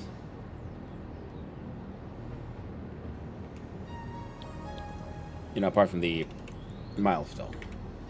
Fuse the modular frame, and that gets sent over to both pressure conversion cubes and thermal propulsion rockets. Okay, so both of these need some of these. Fires Mars Star Sector Neuron, but with the polish turn up to 11. Definitely looks very cool. I'm like, I like this.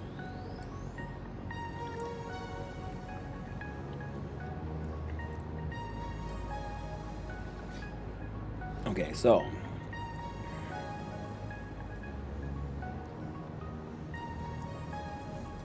the pressure conversion cube only takes these and then the other guy.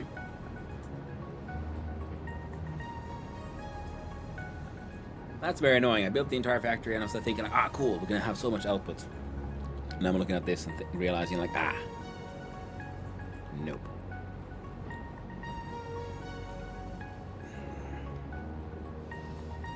Like, this would consume 1 per minute. We make 6 of these per minute, in theory. And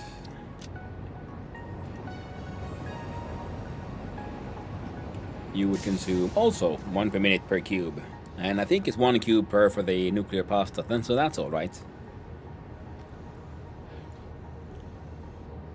Polish, not polish.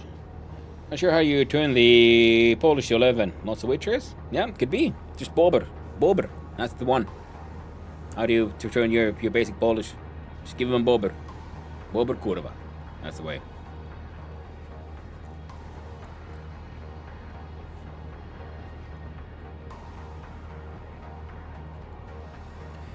But okay, we can Okay, here's an idea. We could, because this one then takes in more gas. It takes in, I think we made the math there, 150. So if we double this thing's output through shards, we can turn the 6 into 12. Then we can sloop that into 24. Then only because then we can use similarly double the shard the outputs of the aluminum. Because we're importing all the ingots. We're making a large amount of ingots. We can always make more ingots. We're even importing the bauxite itself, so we can make, and we have stuff being here, so we can make locally even more aluminum if we need to. And we can, then for the heavy modular frames, we can sloop their output to double that one. So with their output doubled, we can then do because otherwise with the entire production chain just can't keep up. So that one needs to be a slooping for the heavy modular frames, and then they'll be able to feed into these.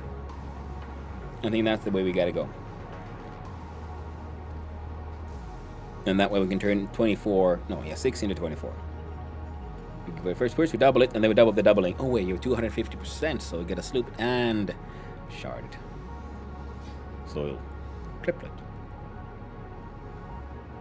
Right. Doubling our 3, doubling the 6 would be 12, but 250 would be 15. Oh well. We're gonna shove in all kinds of stuff. It'll be grand. Because the most important thing is, because we just need those. Because I was just thinking of how many of these we'll be needing for these guys, and that also means I gotta figure out where your normal output is.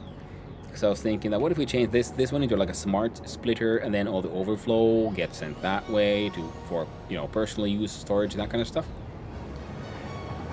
And that way,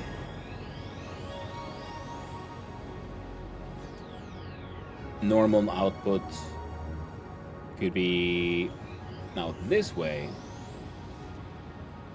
and that can, because it's right next to a wall, we can clip that shit through a wall easy as pie. It'll be fine. So your output, so it'll be kind of funny. Wait. Okay, we're gonna move the entire thing, I guess, to the other side. That'll be easier, because then you get merged.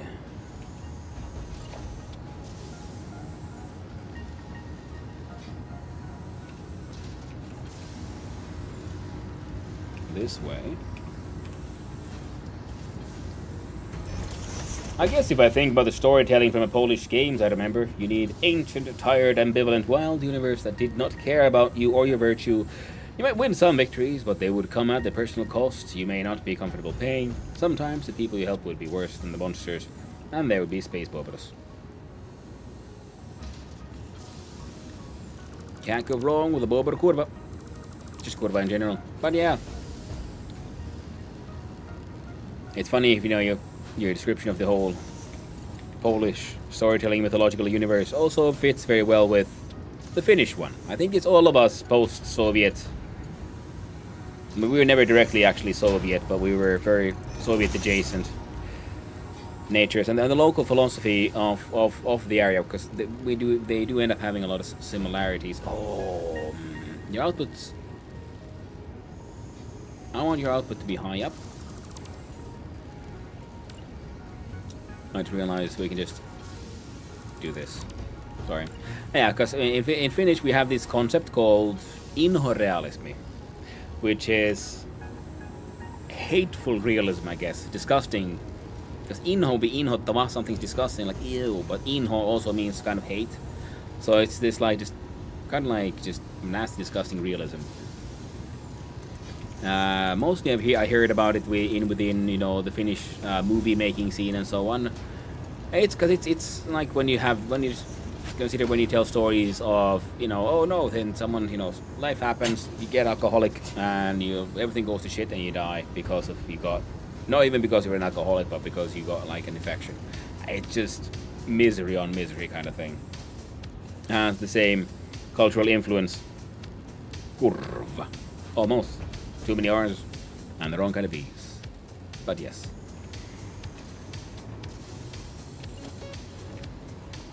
And now we can do this Should have more than enough. You can sort of squeeze it in there.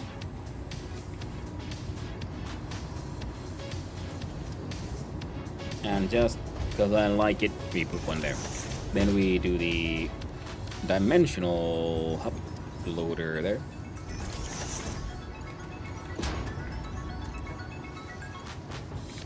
Yeah, you know, realism and so on. Yeah, the like hateful, disgusting realism is also, it's about stories usually. When someone, like for example, someone decides to go through a divorce because they think they can do better, and then they most definitely don't. But then the ex found someone even better, and so on. And then like, oh no, and it's just a story of the series of your own bad choices, and everyone's an alcoholic, and everyone's an addict, and life is shit, and everything is shit, and your death is shit. The only finisher now is from my summer car. Well, it teaches you the important once now done it.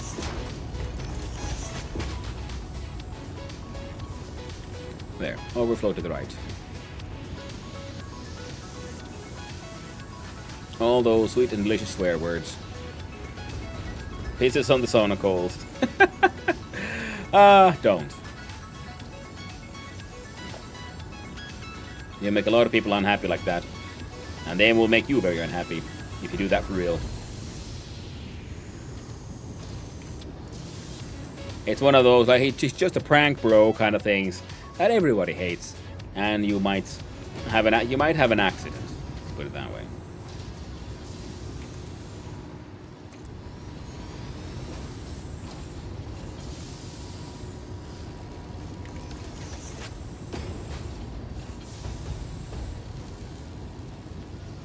The way these things clip, I'm okay with it.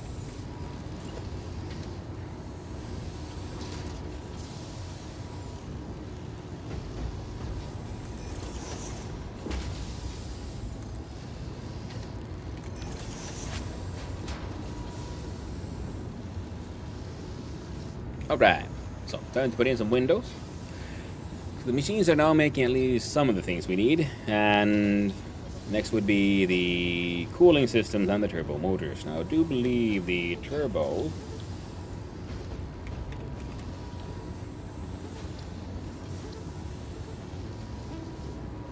No, already it requires rubber, which you need to import, and the cooling systems itself, and someone needs to make some of these. And the cooling systems require also rubber, so we're going to make the rubber production so we can start making these, so at least we can start having someone making some heat sinks or something.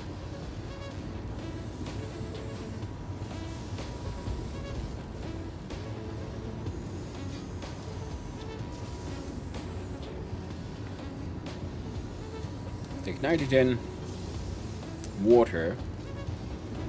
We are aware of an alternate called the cooling device, which just takes nitrogen, heat sinks. Its production is slower.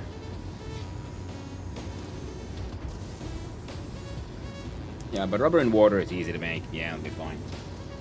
I have a hunch that there's a gradient to that kind of storytelling, which I suspect is regional. On the one end, you have a more mystical, ancient, tired animals for trolls and Rosalka, and then there's a slide towards a more brutally concrete, human, ambivalent, tired system instead. But I'm seeing interest in the Farways observer, so I'm probably full of it. No, Buffalo, I think, yeah, you got a good point there, because it is the combination of the mystical universe of, old shamanism, spiritism, or animism, not shamanism, animism and spiritism, that kind of like local religions and belief systems that used to be here, which affected the culture, and so on. And a lot of the brutal, uncaring world is actually, quite literally, post-Soviet kind of things, because, things didn't go that well. And then there was the whole... The system was very tyrannical, mildly effective, but also I would still say it started probably before already the invention of modern bureaucracy, because it's things weren't that well before the revolution either in Russia, in the Tsardom, and similarly in the regions before, so that'd be like World War One,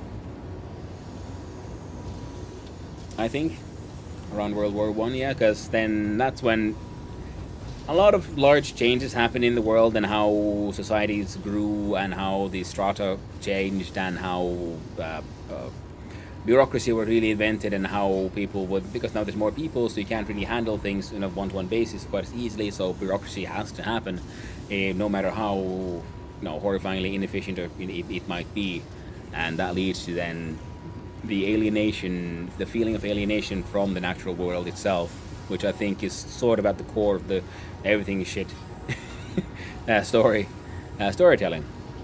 But again, that's also just my meager observations as a wee bit of a moron. I guess we could make a little heatsink factory. Just a tiny little corner that just makes a bunch of heatsinks. But before we do that though, let's go back here, and I wish this would remember where we were. Does anyone else use heatsinks? Are they useful for anything?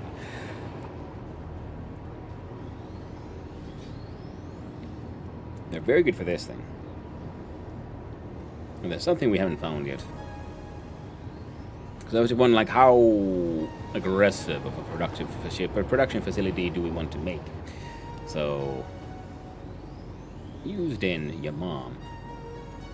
So we make 7.5 a minute, go through 37.5 of these. Oh, in these cases, yeah, the alclad and the copper sheet. So the copper sheet, we can do the steamed copper sheets because we have copper and we have the water. We have the pure ingots being made, so one ore becomes many ingots. And the steamed sheets, I do believe, then get transferred 1-to-1, and the alclad production is actually relatively efficient enough. But apparently, yeah, the production will be 5-to-1 on that one.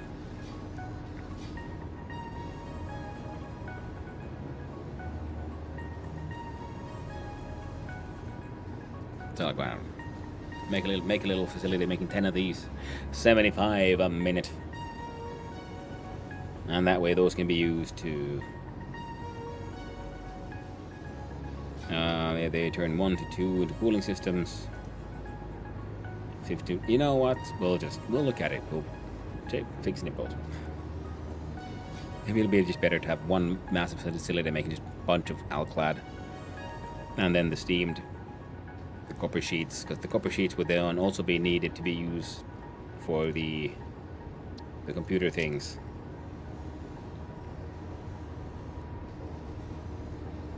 These guys. Yeah, because then we can make silicon circuit boards, which means it needs no plastic, so we can use the local silica already being made. And then we could make the computers here as well. We also need to start making those crystal oscillators.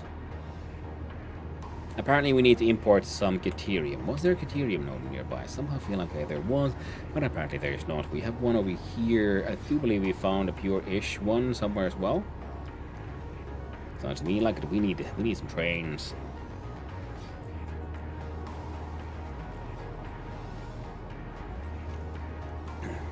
I think that's a gradient, kind of with Darkwood and The Witcher at one end and stuff like Papers, Please at the other. 100%, yes. I realize Papers, Please is a lousy example because the artist wasn't from Eastern Europe, but it's just a good shorthand for the feel. Oh, yeah, I mean, you don't have to be from the thing to understand the thing. I think everyone understands what they're sort of going for. The only, like, difference might be, like, nuance. Like, it's not authentic. Eastern European generational trauma.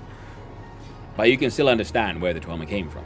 Everyone knows the horrors of, an uncaring machine combined with, an uncaring bureaucracy and, unfettered corruption. I mean, just look around in most countries right now.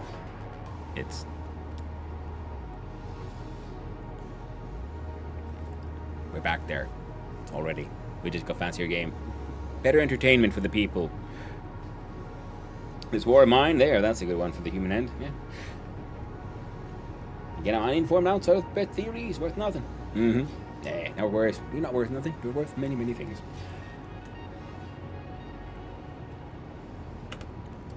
What the friggin' frack was I even doing? Start with that. Yeah, mildly confused. Right, let's do what we were supposed to do, which is put in some windows. We're gonna do something similar that we've done to other places here. I like to see them like fully function. That would be 3. Is that? Yeah, let's make a window with that kind of funny shape. We do walls. We find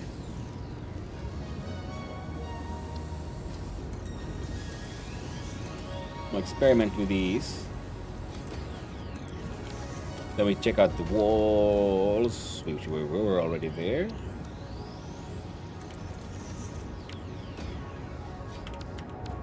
Come on, there.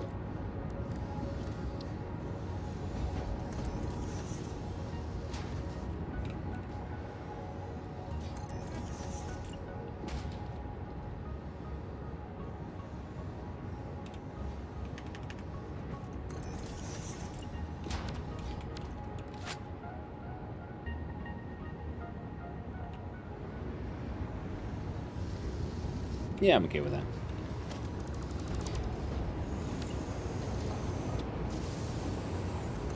Similar to the tired, dystopic feel like I used to.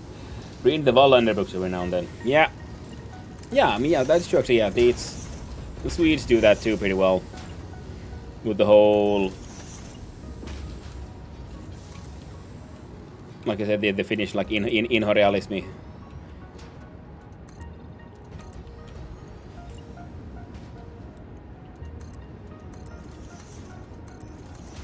We all had similar sort of cultural influences.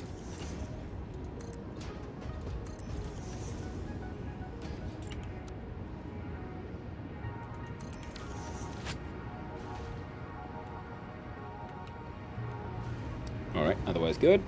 But there you go, we need you, beam.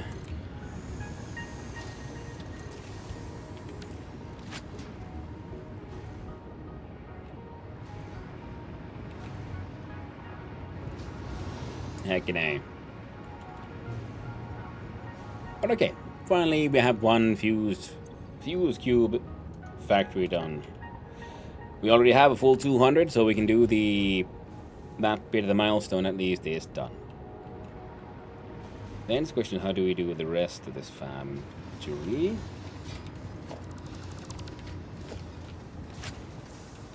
We can't.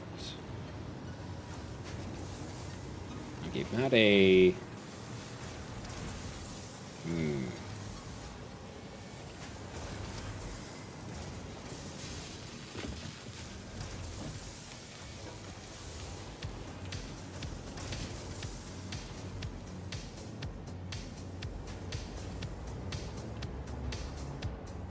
I kind of like the way it's open here.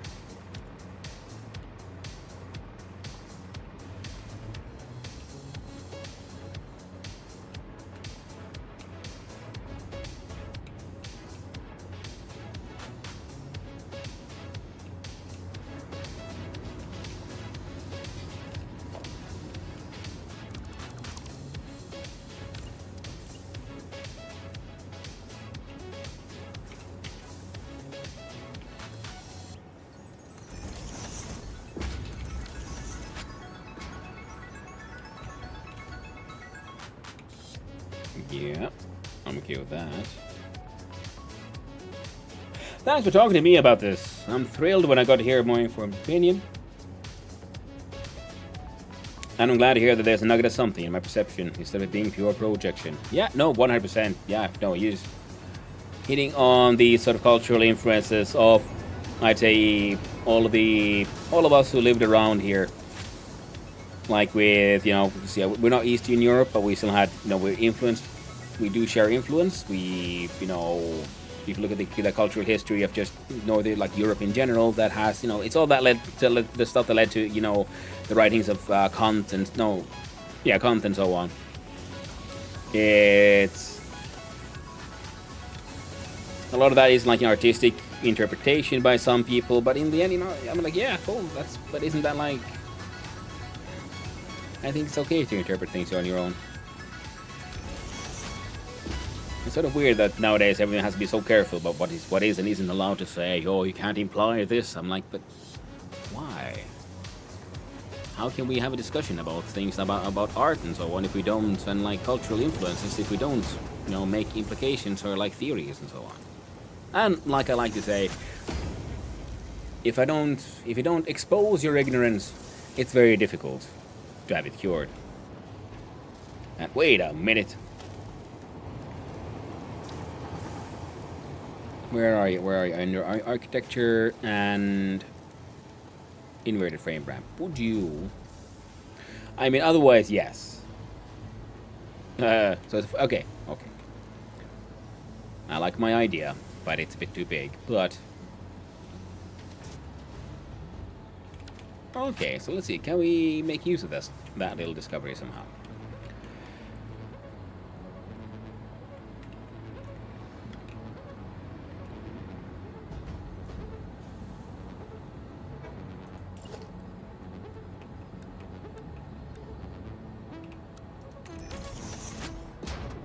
And sorry, I keep on getting distracted.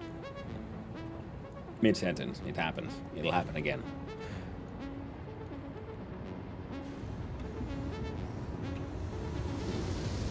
Yeah, but there is still like, in I think all European countries pretty much have a sort of history with the whole animism and so on.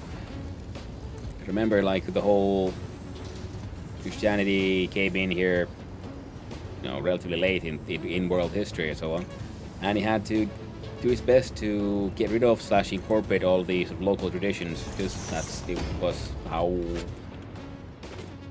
their spread sort of worked. You hijack local traditions and you claim them to be your own. The frick? No, you're correct. Oh, you're the one who's weird.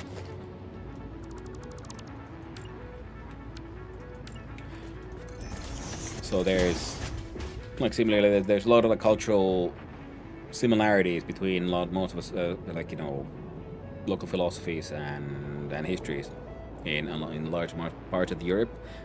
Finland, I say a lot of Northern Europe shares cultural influence with a bunch of Eastern Europe, and a lot of that would be, of course, yes, because Sweden and so on Sweden used to be the Swedish crown, a global world power, controlled all of Northern Europe, a bit of Russia and so on. They used to be massive, then now they're a small country. Russia used to be then grew to be a large empire, then became the Soviet Union and so on. So there's a lot of cultural mixing and similar sort of, it's not even like generational trouble, but cultural effects, which is the whole, and then living under the uncaring rule, and also good effects. Some start living under caring rule, but as I'd say, a lot of the sort of modern brutalist architecture, storytelling, philosophy, and the horrors of bureaucracy was also born within that area.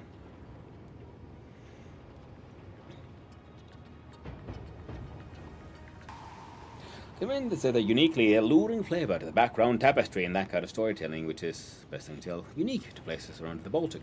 Let's go south towards Moravia. The character of the stories changes a little bit, so that I can't put my finger on it, but it feels different. Oh yeah, of course, because every like I'm like trying to espouse on the similarities between the areas, but every area is unique, 100%, and has their own flavor to it all.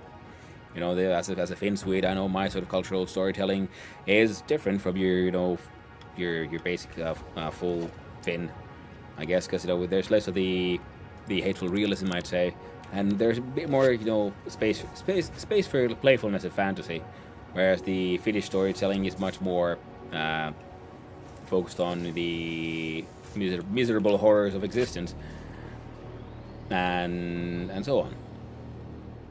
And a lot of the local storytelling is, of course, then influenced by whoever, like, the works of people that came before.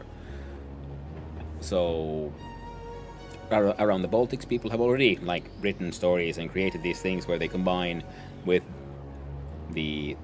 where they try to embrace their own cultural sort of history. So I guess that would make sense, yeah. It might be an effect from the post-Soviet era, because Soviets tried to sort of wipe out history because they wanted to make everyone one unified people, and a part of that is to then hey, you have to help people let go of their own sort of cultural identity and embrace the new one, and that's usually done via force to this day. And as such, then post-Soviet, and there's rebellious writers and writings, and then post-Soviet, when they want to embrace their cultural heritage, then they have the local storytellers, your own Grimm's fairy tales kind of things, and spiritualism, and their own like unique way of looking at life, because they want to celebrate their uniqueness, but at the same time they often then bring back within it the sort of uncaring, ruthless horror of living under such a regime as they did. And of course, every place has its own history and stories, but there's some kind of like through note around the Baltic Sea, which strikes me as really unique. Yeah, it could be. I mean, that's the thing, because I mean, yeah, they're all sort of unique, but it's always the ones that you notice that you then start paying attention to. So it sounds like, yeah, you noticed a certain flavor in storytelling, you're enjoying it, and now you can't help but notice it more. Now that you know it's there.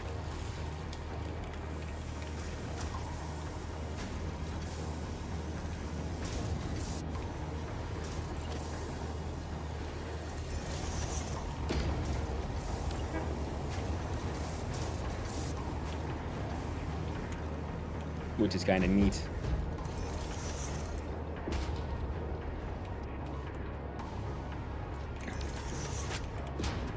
Like, it happens to me every now and then. Now I become aware of a certain thing, like, yeah, like you, for example, in storytelling and so on, and then I start, noticing it in places. Then I'm like, ah, cool. This is also an example of, the thing. And a similar thing happens to students, doesn't it? Which can sometimes be annoying to other people. Like, oh gosh, he goes on again about post-industrialism and storytelling. And it's like, yeah, but it's cool because I know it's there now. I know what it means.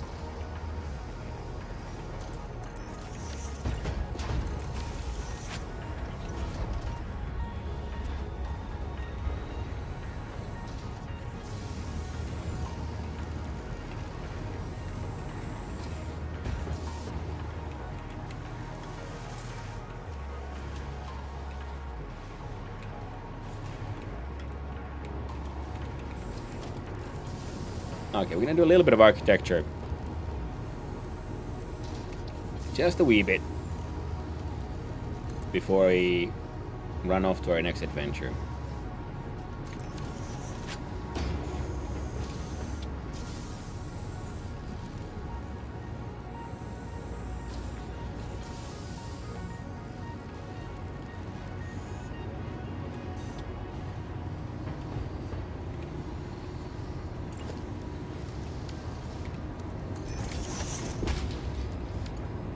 Which is getting the factories prepared for the next adventure.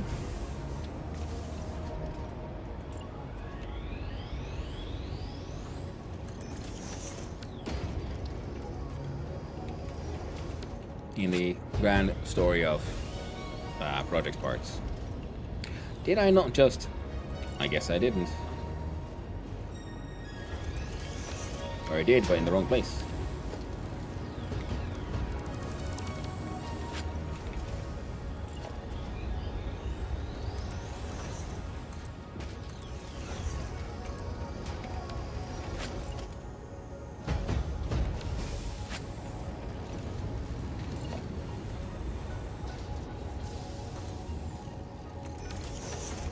It's interesting how some of these can be clipped into other things much easier than others.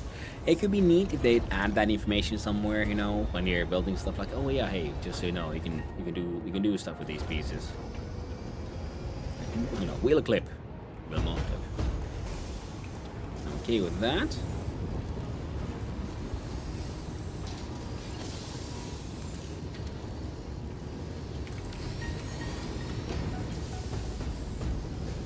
And you could be like a giant glass window for now.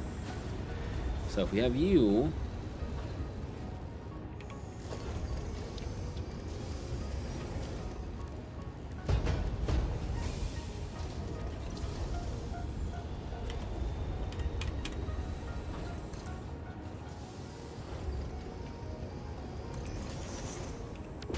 Sometimes I really do wish I miss old friends, because I have had like similar discussions on literature and so on with people who have actually then been actually have degrees and the stuff, actually have studied these things. They have much better insights and would probably call me a moron for some of the comments I make.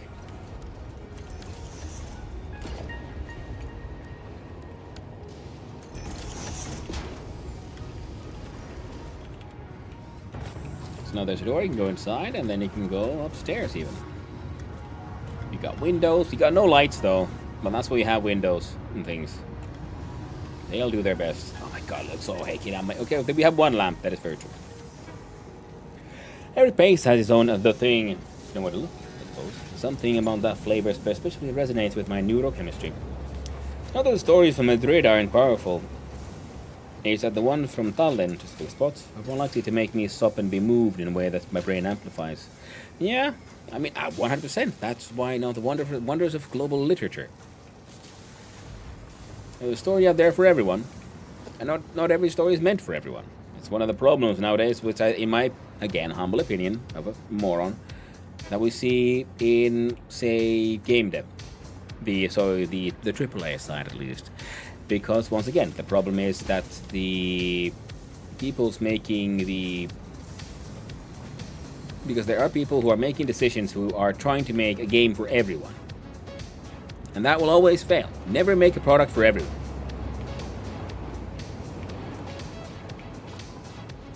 You know, to sort of quote on, advice from actual author, or which I would say, no, actually no, it wasn't. Wait, no, this is a quote from an actual author, but it was meant for like just product design in general, and it is that you need a guaranteed audience of one. You make something you really want, because most likely you are not that unique. Other people won't like and want the same thing. Don't try to make things for an imaginary potential audience. But if I need to have these things and those things, everyone will like this, will like that, and so on. And then you end up with this bland nonsense that doesn't really appeal to everyone, because to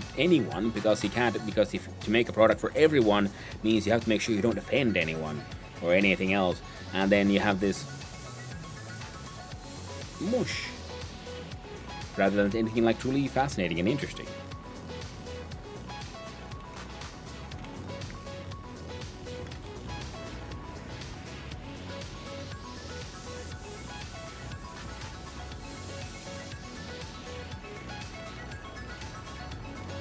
I'm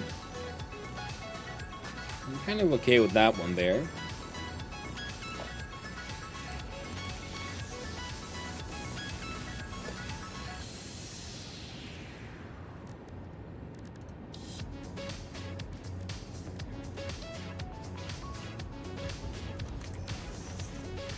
He's an open world RPG survival based building souls like FPS with creature collection. 100% exactly. Yes. All of that.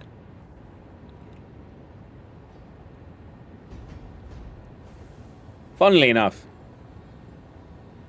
only one team has actually made that work. Your literal description. Pal World. And you know why Pal World works? Why a large AAA production will always fail. Because Pal World doesn't give a shit. It is making fun of itself, it is making fun of the genres, it's a joke. But it's a funny joke. And because it's always better to laugh with people than at people. And Pal World most definitely laughs with the audience. That is my take, at least, on the thing. And why I'm having fun with it. And I don't care that it's glitchy. I don't care that it's finally 1.0 and they haven't fixed obvious text errors in the tutorial. I don't mind, because it's fun. It's funny. It'd be a very different thing if it was tried to be like a super serious AAA mega game. Like, yo, to say this, we're having serious discussions on ethics or something, turn the story here, and then it had mixed misspellings, and then I'd be like, well, this is bullshit. And Pocket Pair be like, hey, yo, we made a fun game. We had all the cool stuff in one mush, and it's like, well, that's you did the impossible. You made a soulless collection of everything, and it's actually funny. And it's actually fun. Machine gun head monkeys aren't serious business. No. Nor is the greatest of all the pals, the fuck. I need to collect one. There was one the research thing, wasn't there, where you could have a display case kind of thing, where you have a pal, and it's assigned there, and it does nothing, but it hangs out, and you can look at it. So you can have an exhibition case, but I'm assuming that's the idea, if you can have an exhibit of the pals in a base, which will do nothing, but they won't get hungry either, if I remember correctly, so they'll just be there. And I gotta have one room or something with the one last fuck. You know, if you ran out of fucks to give, I got one in the back. Just in case. The backup fuck. It is such a childish, stupid, crass, tasteless joke, and I love it to bits.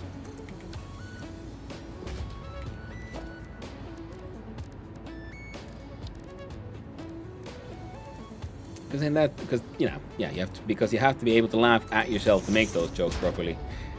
And I feel like a lot of the industry trying to or the creative things, creative entities, put it that way, who try to create a sort of product for everyone, take themselves far too seriously. No fucks to give joke, yeah?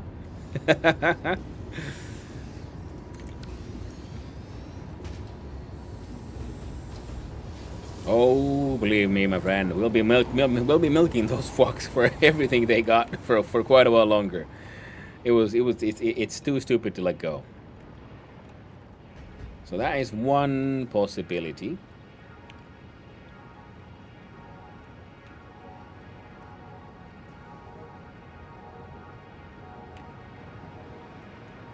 Yeah, well, I mean, the floor being floating is fine. We can almost just put pillars all the way down. That is not a thing. But this side being open is still an issue. That other side being open, well, it's not even open anymore, so that is not an issue. And oh, I accidentally made the sides match. There's too much pillar here.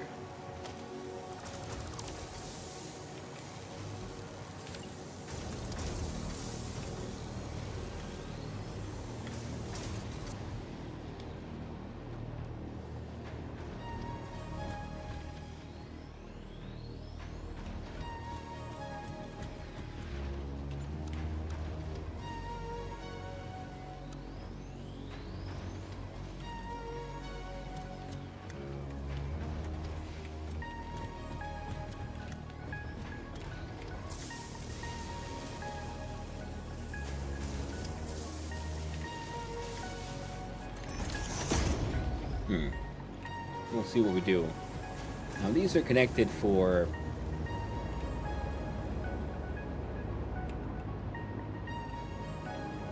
no real reason, to be honest. Oh, wait, no. You're connected and you're connected, so those guys make sense.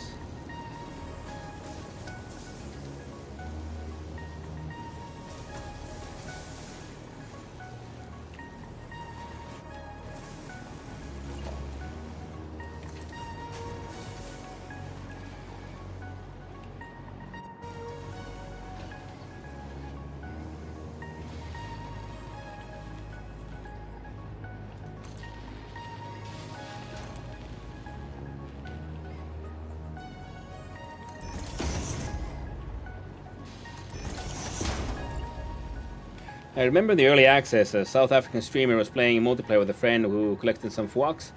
A friend asked him if he wanted a fwak, and to hear his brain leave his body to a lap and explode back in. Hilarious. Hey, you want a fwak? You're like, hey, wait, what?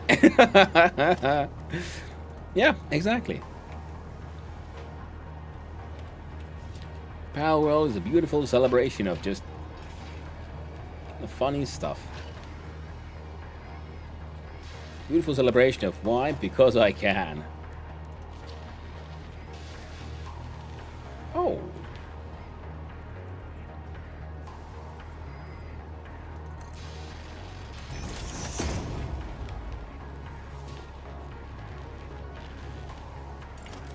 Wonderful. Yeah, serves no purpose.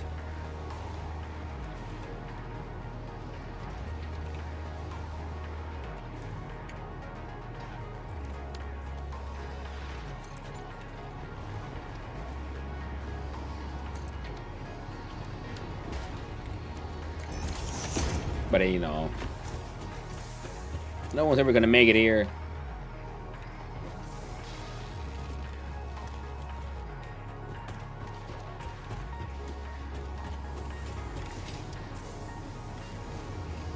Excellent.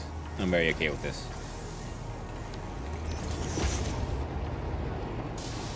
Nice, funny little inaccessible balcony. Wait a minute.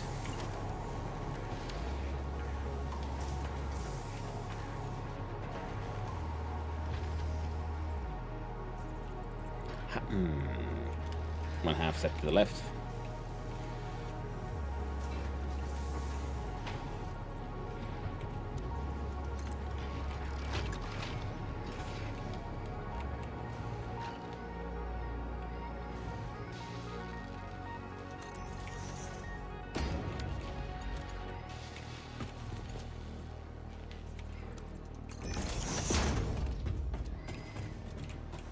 Because it clips in here, so hide the fact that they're no longer fully aligned. Oh, beautiful. Hey, nice. Why do we have access here? We don't know. We don't ask these questions. No, because we can. Okay, I guess we could take out these two and then add like a...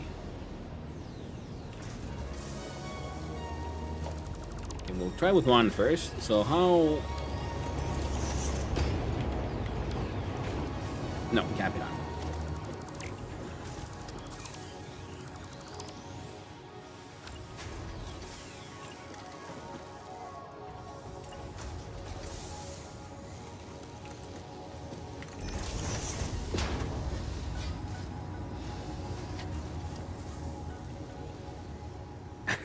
You need to ask questions like that?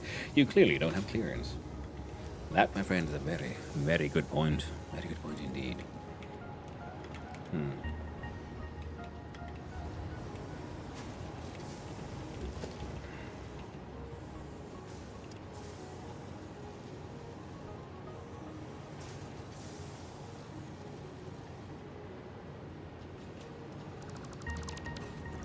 I don't think this will work, but I'm gonna try anyway.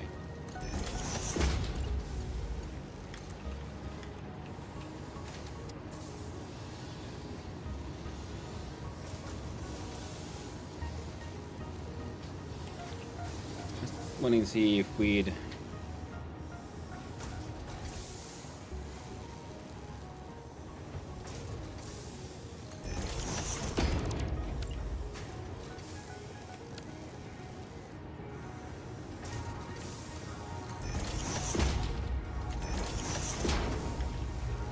Yeah.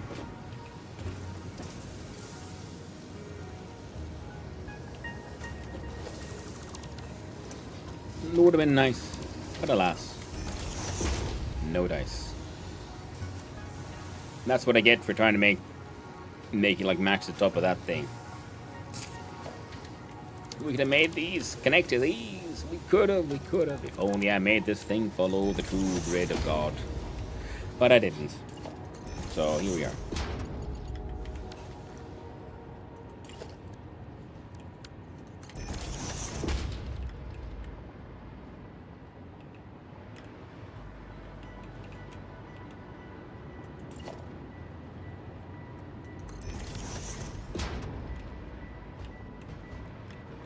So now there's walkway access all the way from there down there.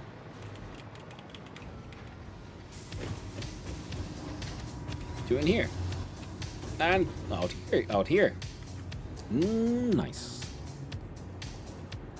Who doesn't like sour cream and a nice chive? Very true. Do you like steel potatoes and sour cream with chive? Yes. Well, yes, that's very. You have described a very delicious meal. Give me the capers and salmon, and I'll be a happy old day. Yeah.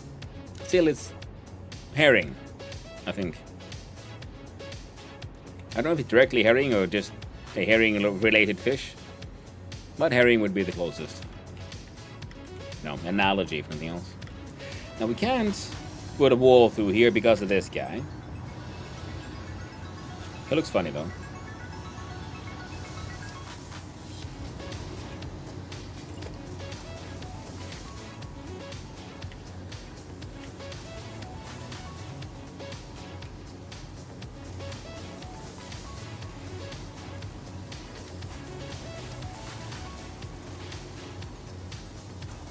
Wait, you wouldn't happen to fit a hole, would you?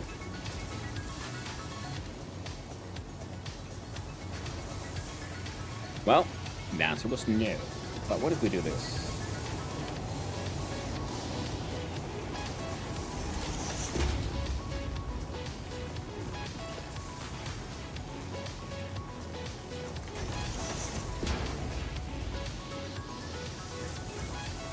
Well, the Z fighting gets a little bad. And now there's a gap here. So I guess that's a no.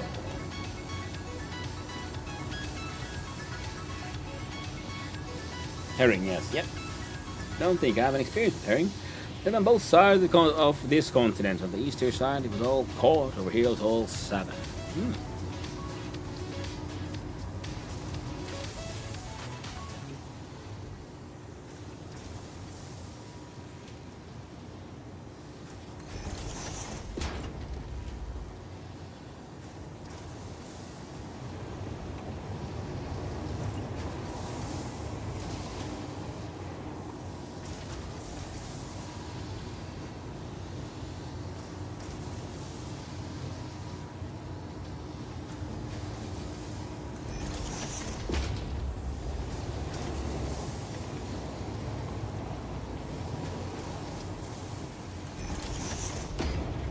Yeah, make my own wall hole.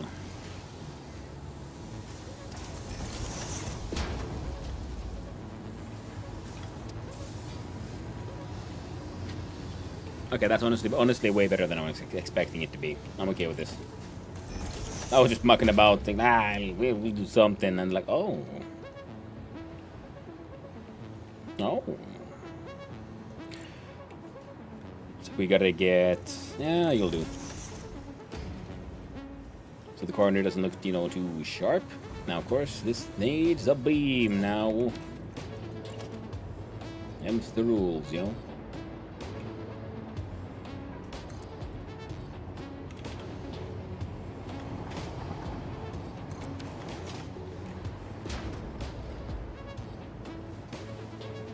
I'm very okay with that.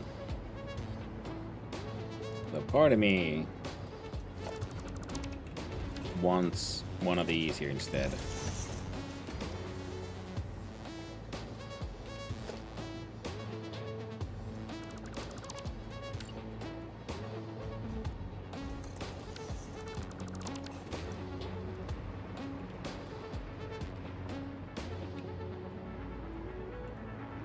Yeah, we don't actually need you at all, do we? Whereas this side being slightly more open like this is very okay. Part of me is thinking of adding a little bit of a ceiling piece here. I think it might be too large.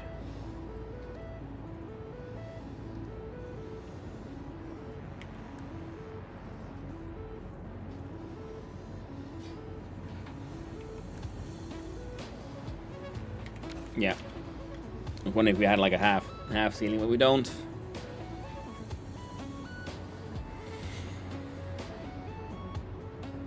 We do like the bears, just wade out at the top of the waterfall and stand there with your mouth open. Is that salted or oiled? Kind of like anchovy, I'm just guessing. Yeah, both. Yeah, Goat says yes, both. Sometimes it's just, just grilled the whole, cut out the guts, but you leave the head on, and you grill it in like breading. It's just a small general purpose food fish around here, I'd say. So it ends up with it being pretty strong flavor, I guess. They're all like the cod I grew up with. Yeah, the pickled ones especially are pretty very sharp in flavor. Yeah. I don't say mostly pickled, but pickled herring is very, very popular and very common. So for this one, I guess we would first want to have a look-see-poo, say, one.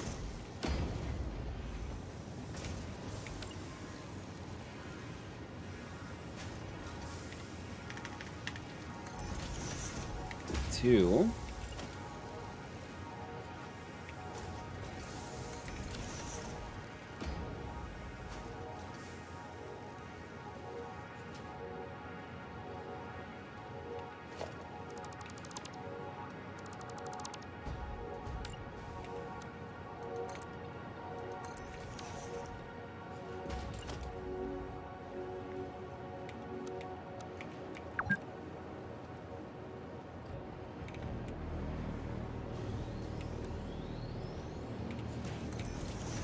Oh, game's making fun of me. How?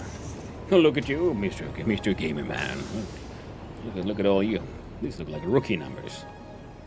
Better be gaming harder, or Ada'll come for you. Ada has needs. And you'd better save the day. I had pickled fish. Cabbage, yes. German immigrant grandmother, but fish? I don't think so. Maybe something in Japanese, Korean, maybe. Only experience with the eel, too. Japanese treatments. I think I've had one piece of eel or something once in my life. I can't exactly remember, but I have this memory that I'm pretty sure I've had eel at some point. But yeah. Yeah, pickled fish is relatively common in its various forms in Northern Europe. I guess the most notorious would be, of course, the surströmming, sour herring, which is, you know, sour pickled, because often it's pickled more like brine pickled kind of thing with like spices and things like then the surströmming, which is like pickled as in aged, similar to the pickled like shark fin from Iceland, which I've never had. I've just heard stories.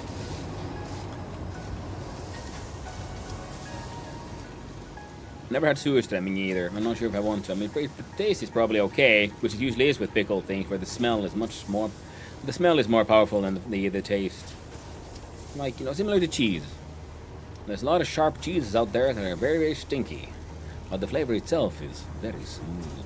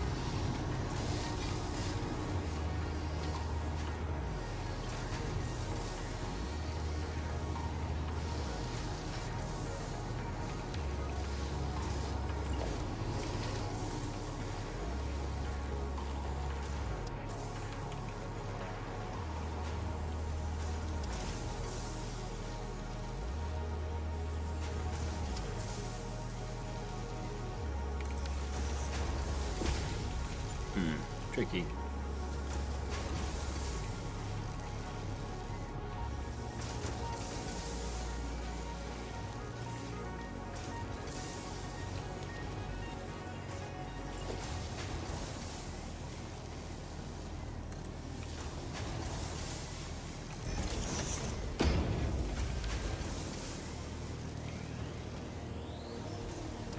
There we go.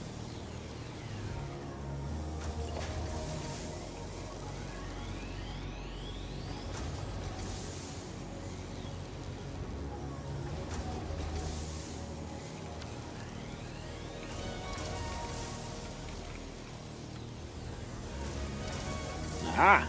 You can't do that, can you?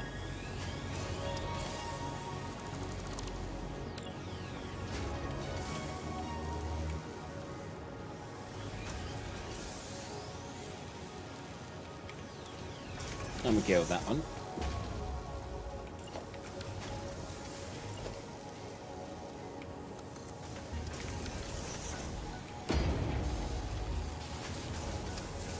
Oh, perfect. And that's a hard stop anyway.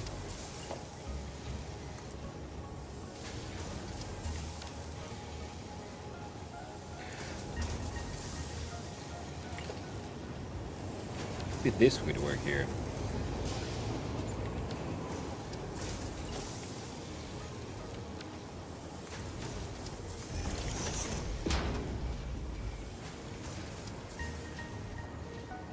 I'd say yes.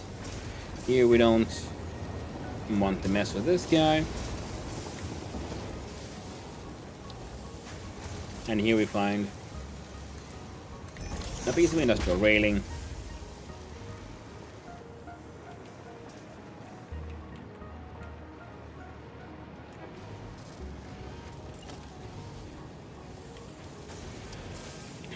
I've heard that people love to meme on it. Oh, absolutely, they want to meme on it, yeah, because it's like durian fruit. It's also memed on because it is a, there's like forbidden in certain buildings and so on. You're not allowed to eat, like, or bring enough fresh durian fruit into certain buildings where durian lives, the fruit grows, because it has such an aggressive smell. And you might think, oh, well, it's funny, some people can't handle the stink. Well, that is true, and also because it can then, if you have breathing issues already, health issues, and then suddenly start gagging, they can raise your blood pressure, cause all kind of trouble. So yeah. Some things aren't forbidden just, because, for the hell of it. Please respect the restrictions. They're usually there for a goddamn reason. Now we could do this. Oh, we should do that, because then it sort of matches that guy, and I'm okay with this, because then we have the metal pillars going like all the way up. We found one piece of nice little concrete here. A part of me does want to like spread the concrete further, but for now you'll do. Ooh, yes, because I'm wondering what I'm going to do with tiny little space here, but these guys don't meet. Let's see, can I? I can't. You try.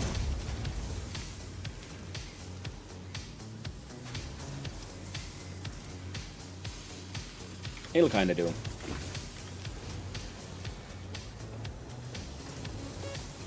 Feels increasingly weird. Just like building sort of wildly adding shit. Now, why didn't I go further down here? Oh, right, because we can't go all the way down because of this machine. Well, that's fine. We'll just embrace this as far as we can.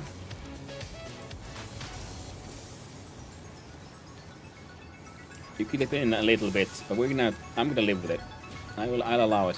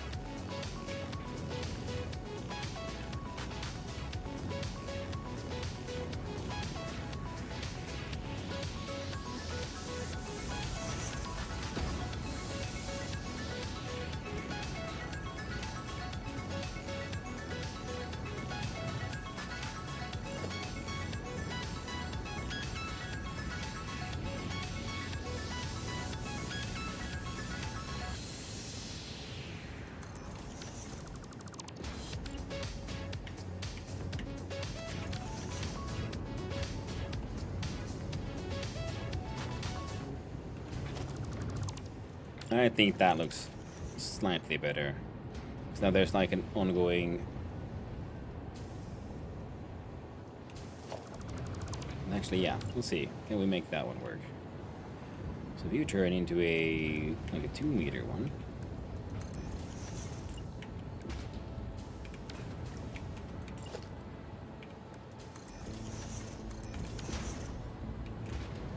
See, now there's steep, goes a little further down. Hey, we got a curve. Nice. I'll take it. Heck yeah. In the middle of a love affair with the Mexican cojita cheese. I can't believe it took me so many years to discover. Ooh, I've never had some. For me, one of my latest sort of introductions from the wonderful land of Mexico would be the salt with the chili and lime.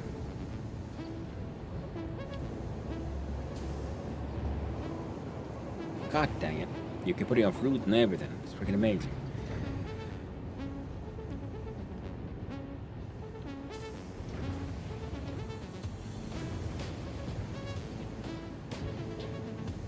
God dang it, now I forgot the name. Oh, some tasty stuff.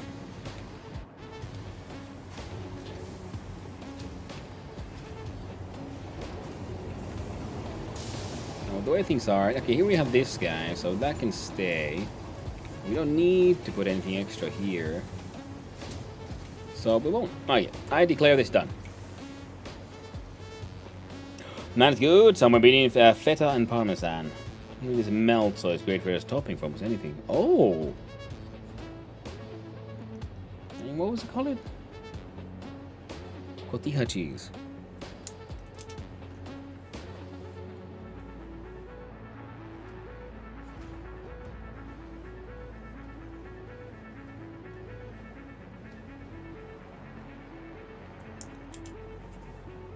There we go.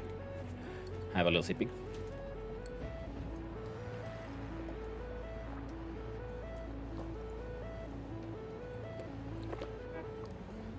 Yeah, it got 4 hours. Most of it, I think, spent on worrying about decorating and little details. I'm pretty happy with that tiny little wall hole.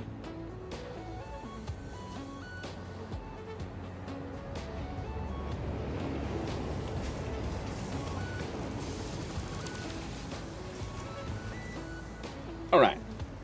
Now that we needed steamed, we need alkali plating and copper plates. Ah, great topping on tacos. Ah, just like yesterday. People start talking about food and I'm instantly just feeling, I want some. Getting all hungry. But I'm trying to lose weight and not eat too much. But at the same time, the part of me is going like, but it's almost my birthday. I should just throw caution out the window and order a kebab. Just because I want one. Maybe a pizza as well. Just overeat.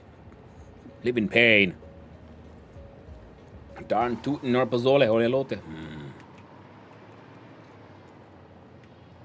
I know you don't know what most of that is, but it sounds amazing. Okay, so I think most of the aluminum we're gonna need now will be going to making alkali plating for things and other factory stuff. So you can remain there. So we can do another output hole then. Facing that way. So I'm thinking we're gonna bring the aluminum in green guts. Gringot McIngots, ingot McGringots, ingots of gringots, gringots for free.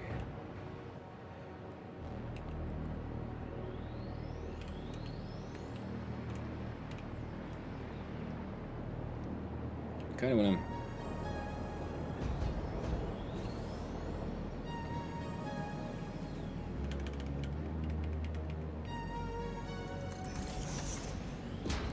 Let's see here.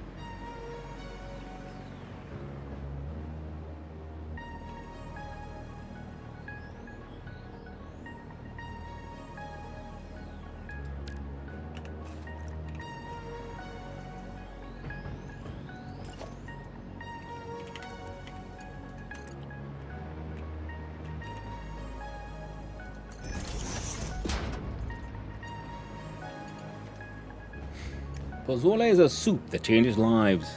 Hormone corn and pork are the big notes, but there's a lot of variation. Fresh grated cabbage and cotija on top, and you've just found a religion. Founded a religion. Believe it or not, I quite like cooking, but I haven't really cooked anything in God knows how long. I really should. It's been too long. Far too long.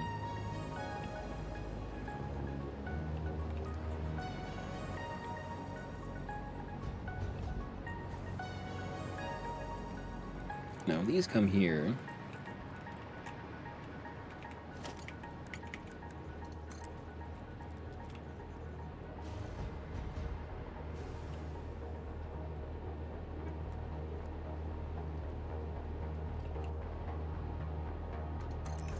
I can leave that there as a sort of placeholder.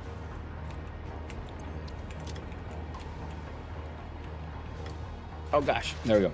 And a quick look-see again here. So we can steal some of these aluminum ingots.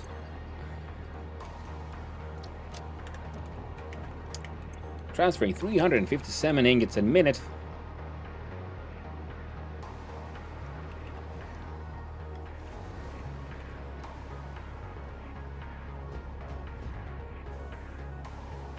Like, surely I'm not using that many. Yes, we'll have to ramp up aluminum production. Oh yeah, and this here little nook is still...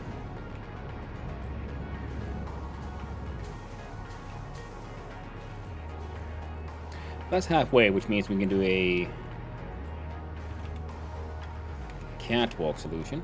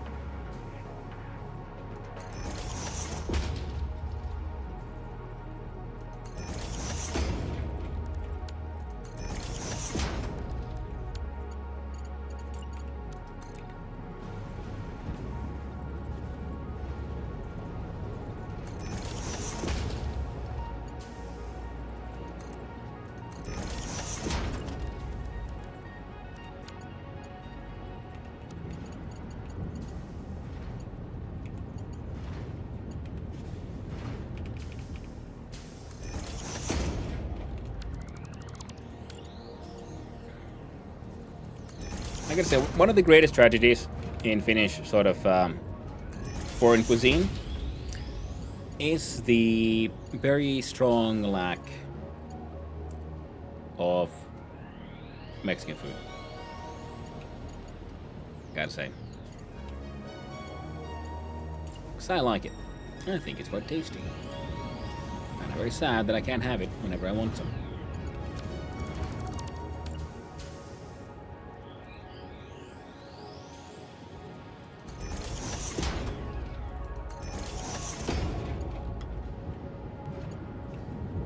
Oh wait, no, this makes better sense this way. Oh wait, no, there's that thing. So then this makes sense.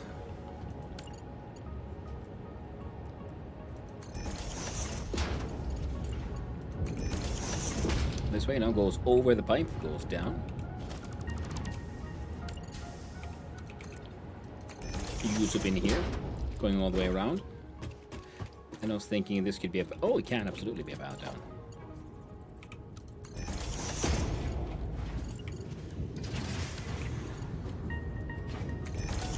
Like that. Voila. Nice. You know, X-Pax from the American Southwest who lives in Portugal. He's funny. He's been trying to get passable Mexican food for years and never managed it. Poor guy. Yeah. Yeah, because for us, more of the cultural influences that moved in were from, like, Middle East and Asia. So we have, you know, Middle East as in the Turkey area. Because we have a lot of kebabs. And then we have... you know, Chinese, Asian food, you know, Japanese food, that kind of stuff. The expansion of the Japanese front is a newer thing, I would say, but I'm not entirely certain. If for no other reason than that, just because there's always been a sort of funny sort of cultural, like romance cultural similarities with Finnish and Finland and Japan.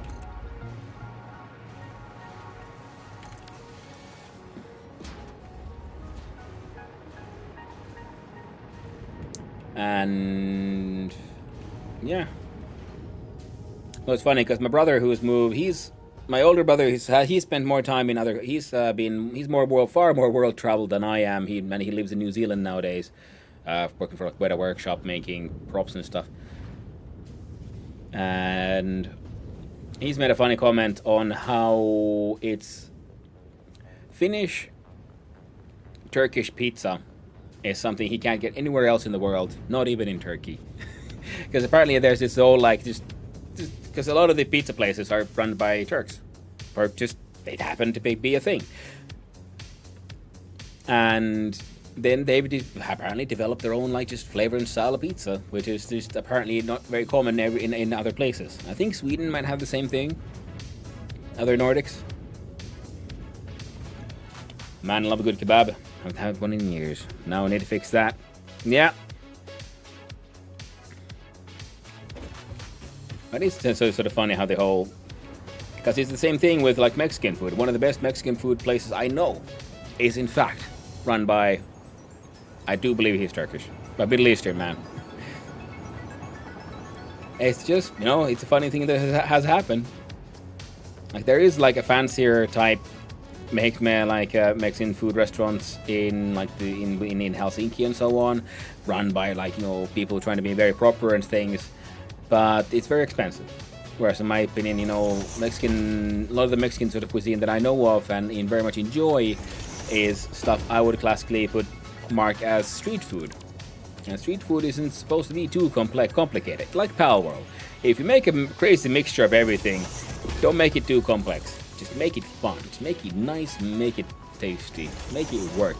That's all you need to do. And that guy just made it work. And if any Finns are listening, it's in... The one I'm talking about is in Espoo, close to... which is a town. The second largest city, I think. And it is in close to... shopping center Lippulaiva in Kivenlahti, and it's called Mexman. And they make really good food. I heartily recommend them. Not only because they make tasty food, the owner is often present and he can be very social and friendly, and that is always a bonus for me when it shows that whoever runs this place cares about it and likes what they're doing and is social and asks people, hey, you like the food here? What do you have any recommendations? Someone who actually cares about what they do rather than just doing it for the money. Like I've been saying here previously about the other things, it's about pride in one's work versus maximizing theoretical profit.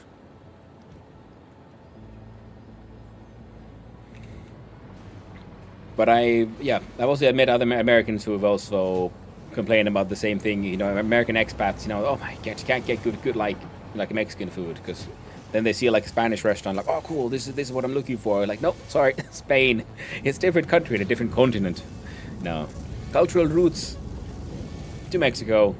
I'm like, well, for Mexico, but it's its whole own thing.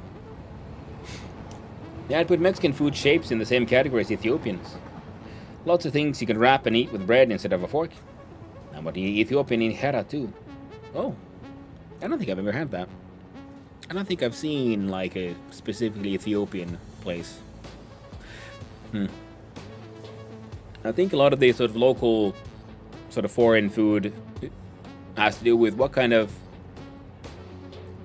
cultural and financial history a country has, and then the sort of like connections it had to other countries. So I get why Ethiopians would go to America, the promised land. He was like just marketed out, hey yo, immigrants, come here. It's a good place. Right now, lots of unrest, but let's be honest, that's true everywhere in the world right now. And yeah, Finland has not been that hot of a target for a lot of immigrants. Like we did get a lot of from the African countries. What do we have? We have there's a lot of Somalis. I met Nigerians. I'm trying to just remember who I met and who like just explained where they were from.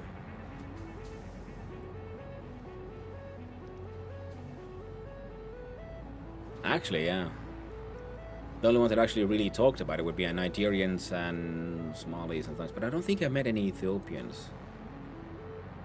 No, I tell a lie. I met at least one. And traditionally, you'd sop up some delightful lentil thing with it and yum. Ooh, fermented flatbread. Find it if you can. Oh, I love flatbread foods. I love it when the food is the utensil. I mean, isn't that the basic of all most flatbread foods around the world, including the lovely tortilla? Why just eat? Why just have a fork? We can eat the fork.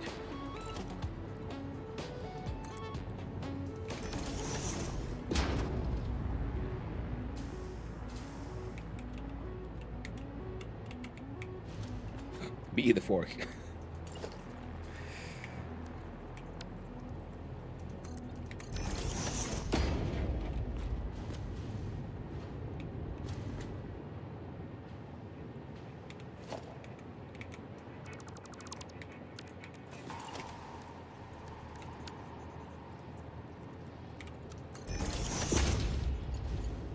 Now, the key item amongst you might notice this is actually not factory building. This is me putting down secure safety railings around a pillar. But there's technically a tiny gap there.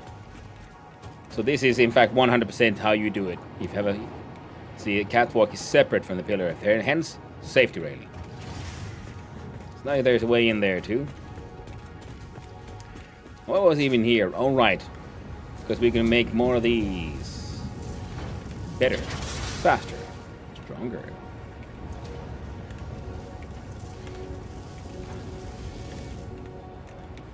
And I think we'll need one of these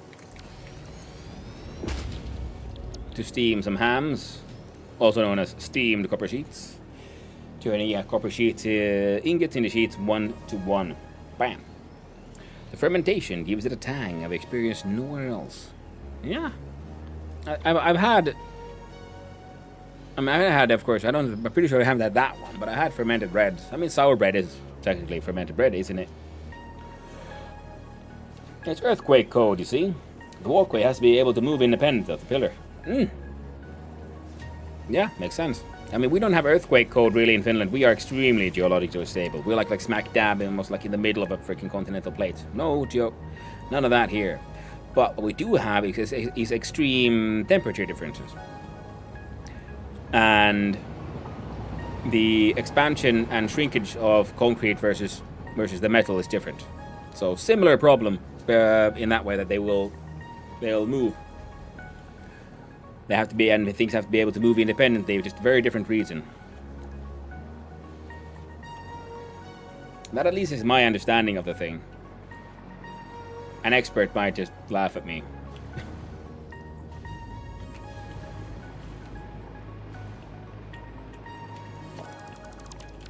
Maybe the same family as sourdough, but more of a vinegary tongue feel. Yeah, I mean, that's the thing, yeah, with the... Like, I'm assuming you have a sourdough, and pretty much, I think, all, like, fermented foods, it really depends on how you ferment it and so on, because, you know, not every bacteria is the same. Has the berry respawned yet? No. Okay, so we haven't gone too crazy with this. I mean, we have, of course. It's been over 4 hours. And I haven't really gotten to well, anywhere really yet. Okay, so instead of this here nonsense, the outputs will be combined. We have making grand total of 37.5 times 4, so 37.5 times 150. We're probably gonna shard these to double the output. So a nice 300. Spelt grain? I think it's spelt. Delicious. Oh. That will also affect it. I know I've had spelt. That's what just placed the flavor in the mind right now. Tef. Ooh. Energy grain, not spelt. Yeah. Yeah, Tef, then they definitely sound like something I have never had. As far as I know. I've been to some like ethno fairs, and they have always, of course, they want to have the fanciest, most ethical foods. So I might have had some there. But not certain.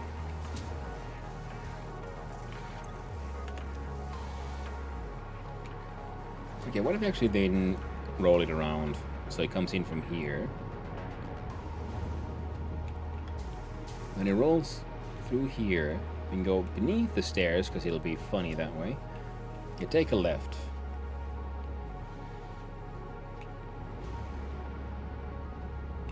Yeah, we have a splitter here. One part goes here because so then we have the matching for the alclad making.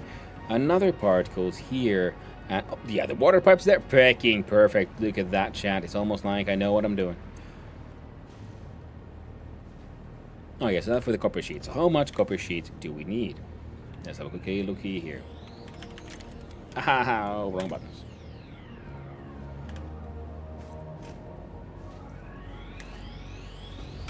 Alright, let's try Thankton 2.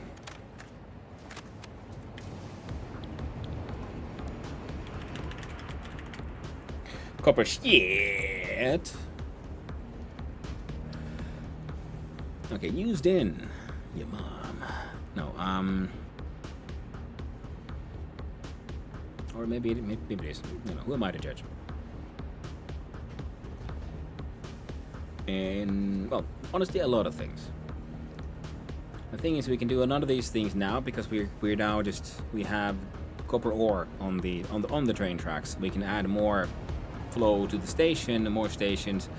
So we just import copper ore, and as long as we have access to water, we can then turn that stuff through the pure ingot recipe into a fuck ton of ingots.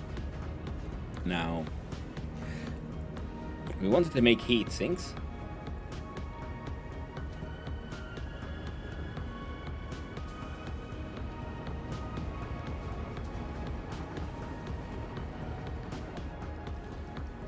I was jokingly thinking we make 10 of these, but that would need 225 copper ingots a minute, leaving 75 ingots a minute.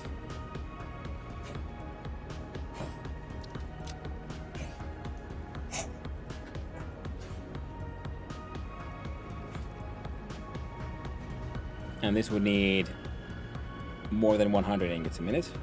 So we can't do exactly, but we can get pretty close. If we double all that output to 300.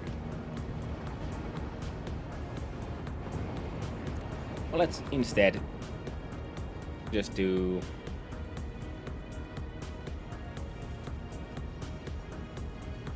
I don't know, 10 of these, making, we'll aim for this one, so we can make 10 of these, making 300 of these a minute, because we've used other things as well. Quinoa, kind of like amaranth, but from South America. I think it's gained popularity in Spain. Crazy curly seeds. I think I've had quinoa, again, at one as like an ethnic fair kind of thing, but I'm not entirely certain. Finland is having a thing, apparently. Our producers, they're all just like, hey, yo, oats everything, oat milk, oat this, oat that. We got like financial EU support money to grow all the oats. Now have all the oats, so we're just gonna make oats everything now. Because we made the oats, we might have used the oats. Otherwise, we won't get the money again. The good old, you have to use the entire budget, or you won't get it again, kind of problem. I mean, I do believe there's a similar issue with American corn kind of thing. Since you don't know how to pronounce it, I bet you've seen it exposed to it before. I've been exposed to the thing, if nothing else. Again, if nothing else, thanks to American popular media. I do like a nice oat, yeah. Oat is nice. I like oatmeal. I like oat bread. I like a lot of oat things. But there's a limit to everything. Doggo's getting a little restless. I'm gonna have to have a small break soon and let him out to the backyard. And at the same time, get me another coffee, I think. But first,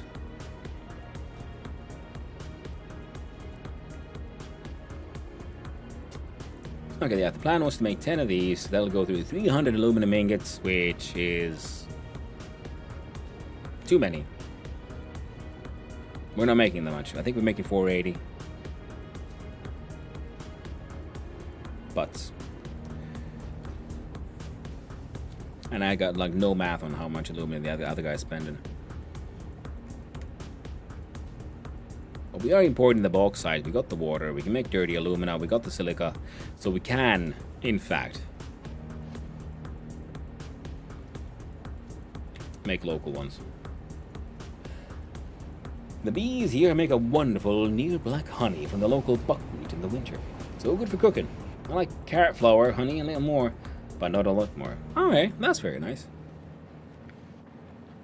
My favorite honey will always be, of course, tinged like with nostalgia, and that's because when I grew up, there's mom has a farm, there's fields everywhere, there's wildflowers, and our closest neighbor bred bees as a hobby.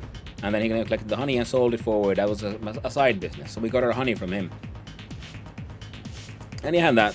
And there is, in my opinion, yes, a different flavor from, nice wildflowers from an area you know well, versus some of the more domesticated things. Okay, this music is a little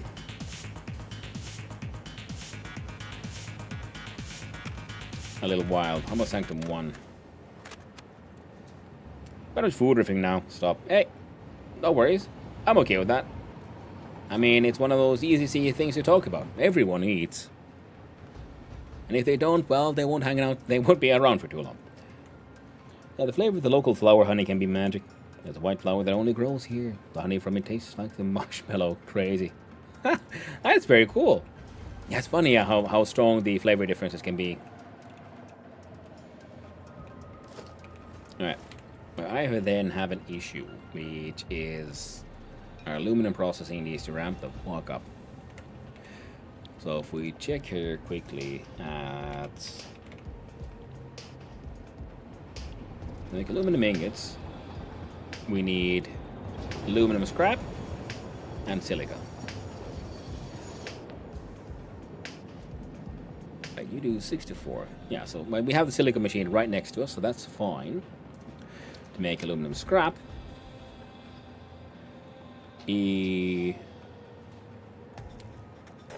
well, okay, that is true. We have that coal node right there, so we grab some of that, add a new belt. That's okay, because we imported the bauxite already. And we have the sloppy alumina recipe. So we need coal and silica, and that's it.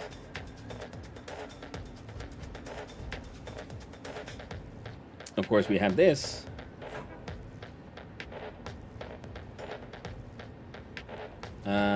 Yeah, petroleum coke would not be very handy in this situation.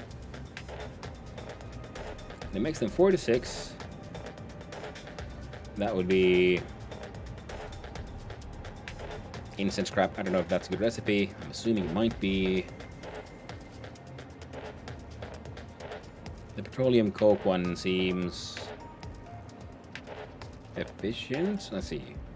4 goes into tell 3 times. 3 times 6 would be 18. So yeah, okay, you get slightly more. And then some water comes out. We can roll the water back in the machines, and that'll be A, O, and a K.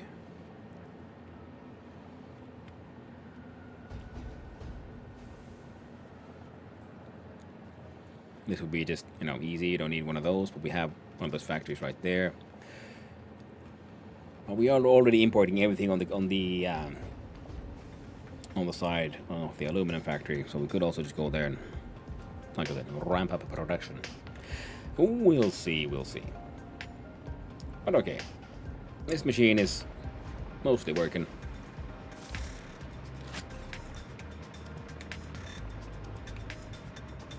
Definitely needs more lighting though.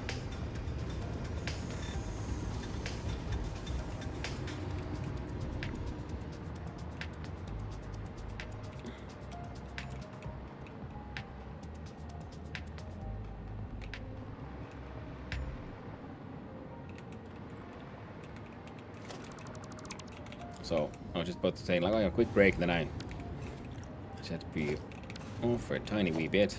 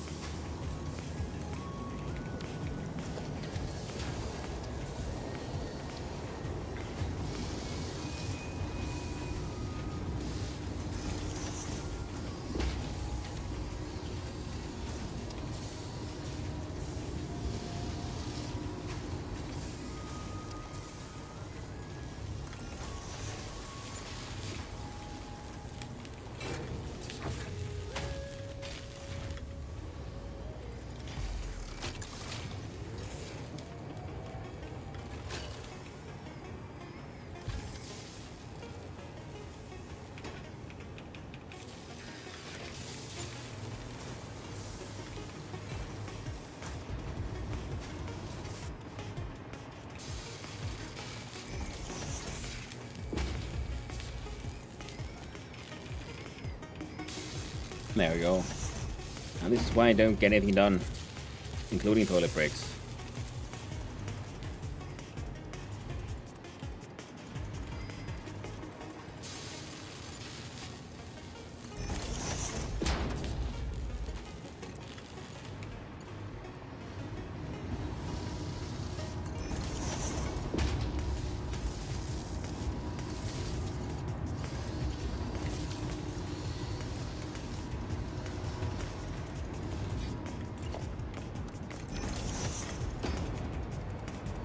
There, now it's all illuminated.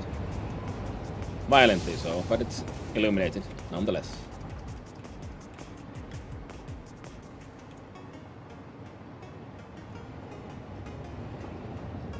That's a little harsh, but it'll be fine. Anyway, I gotta have to, like I said, let the dog out the backyard. He needs to go to the toilet, and it's not very surprisingly, so do I. Because it's been for almost 5 hours. So a quick little break. I'll be right back. Toilet for dog, toilet for me. Grab another coffee as well. I'll see you soon, and then we'll be setting up the machine for the cooling things. See you soon.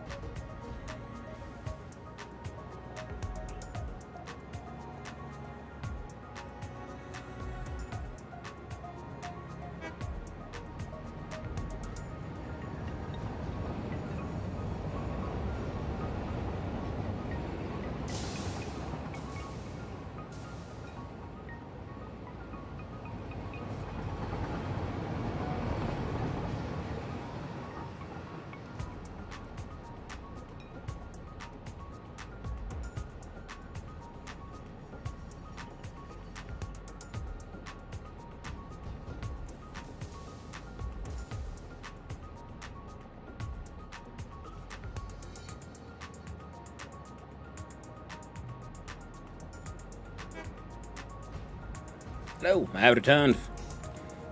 Locals are drained. And I'm back in track. Okay then. So let's see. The trains are running. The factory is factoring. And we were supposed to make some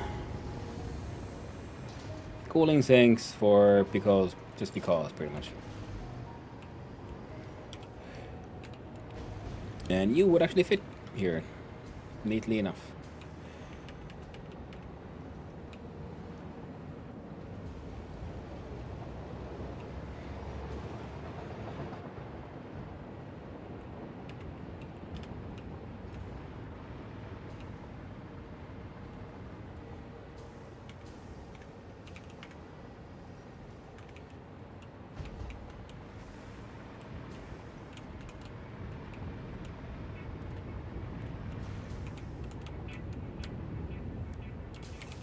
Let's see here. Oh, damn it.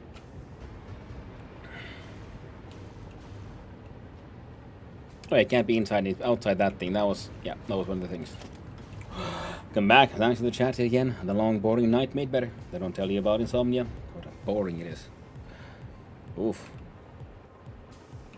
Well, I gotta say, I'm glad that is one of the things I'm not suffering from.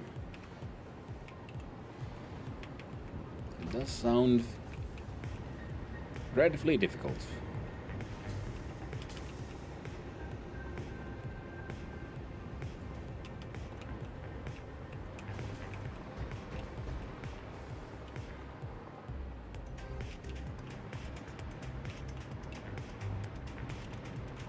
There's one.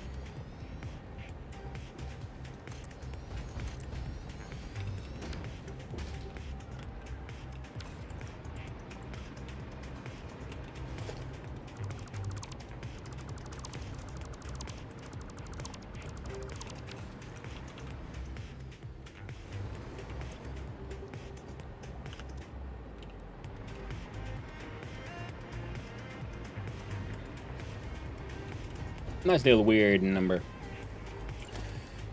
But I'm glad to be a health help, Buffalopagus. And I hope you have there something that will help you with the insomnia.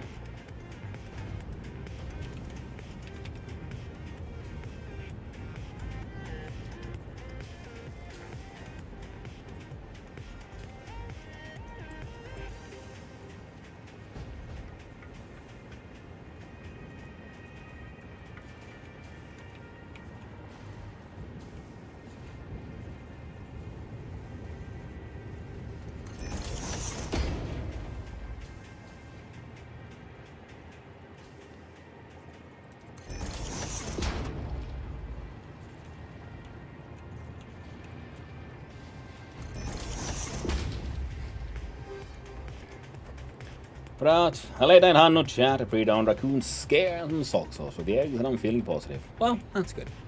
I'm glad you're feeling better, my friend. Glad you're feeling better indeed. Get rid of these ones.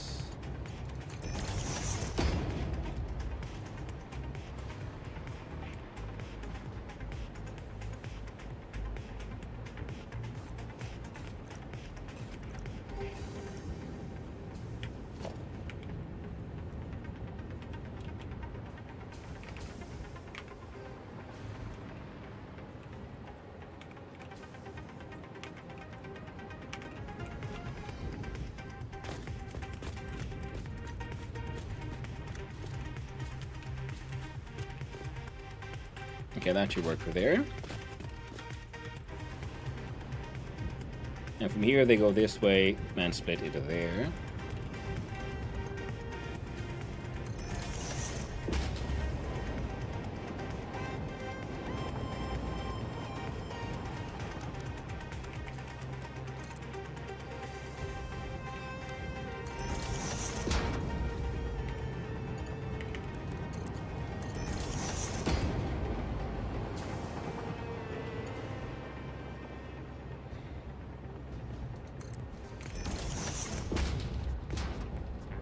There we go, and then number 3.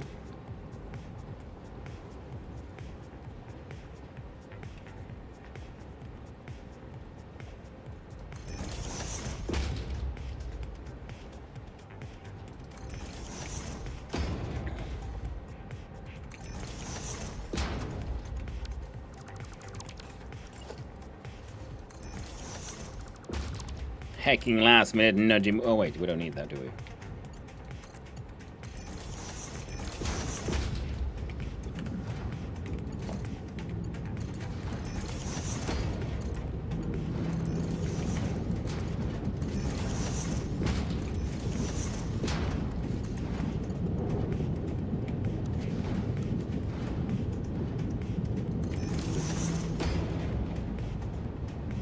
I'll take it.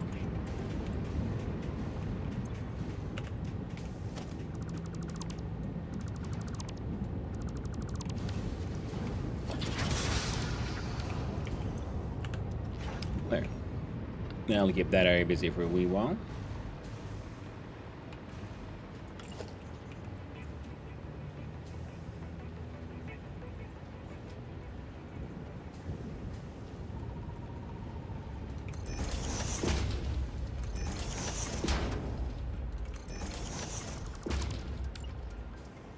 There we go.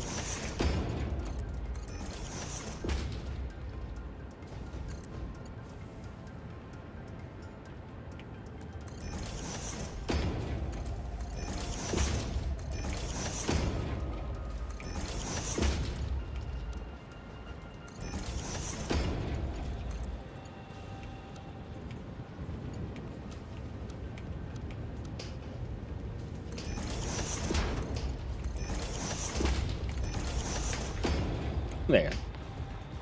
I'm okay with that curve. Usually like my right angles, but in this case, well, we had to make it work with the...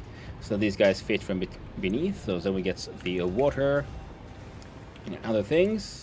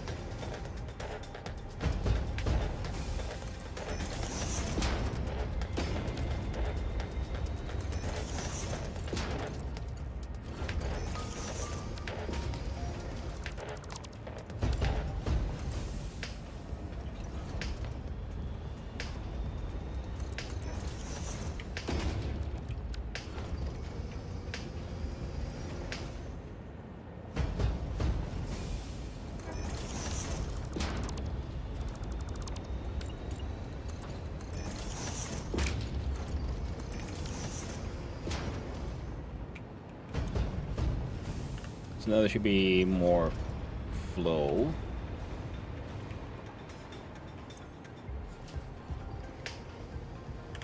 At least potentially. Once is a mistake, twice is coincidence, but you did it 3 times with 3 pipes. That makes it a movement. It's very true.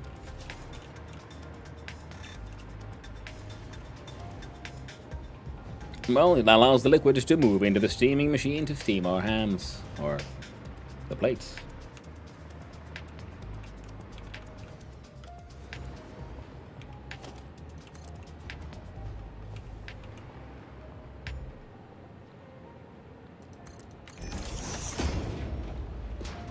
Hey, that one fit just neat. Okay with this. They could be a Mark 4 too. Now these guys, well, of course, they need power, and these are the kinds that I'm okay with. The whole, what the frick did I just do? That's a no. Now daisy chaining these shouldn't be too crazy.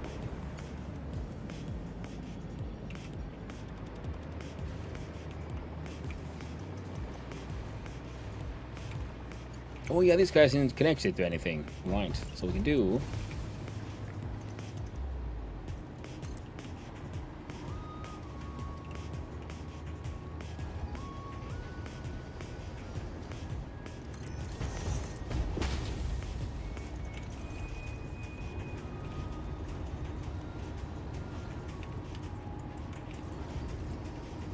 a connection like that.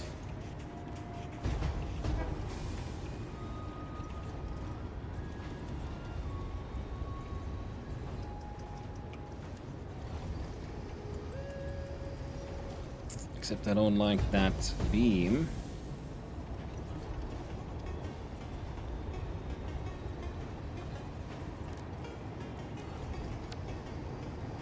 No, we're using cross beams there, so it'll be a bit much, I guess.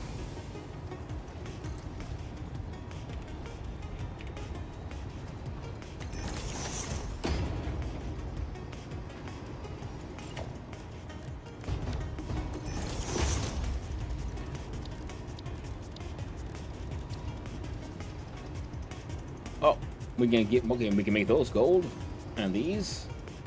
Ooh, we are raw.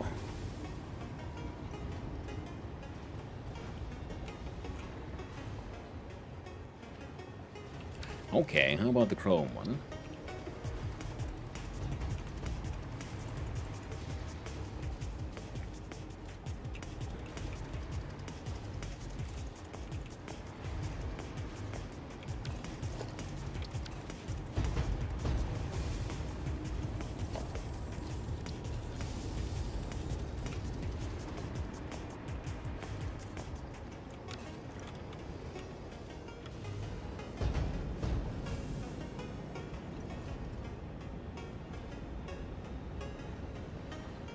That actually looks pretty good, apart from all the Z fighting. And a carbon steel finish would make it look like that.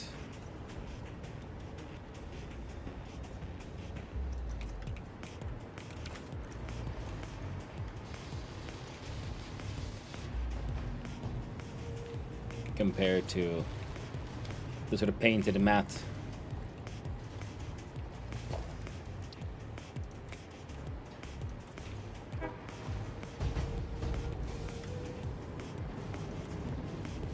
Let's consider that that's, you know, some fact. Wait, how about if we can't make golden windows, sadly.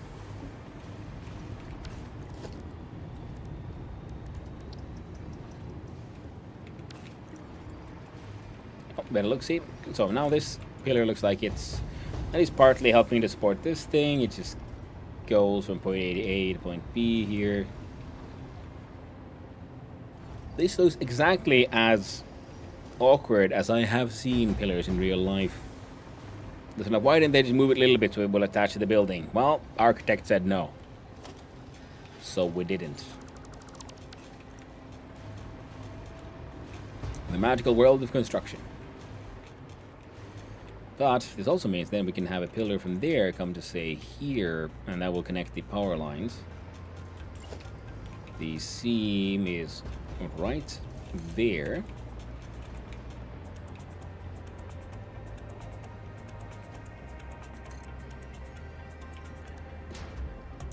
Part of me wants to try with a concrete beam. But this thing actually needs something that'll look more like a proper support. So I think, in fact, we're just going to put an actual straight-up concrete hacking pillar. We zoom all the way into the ground.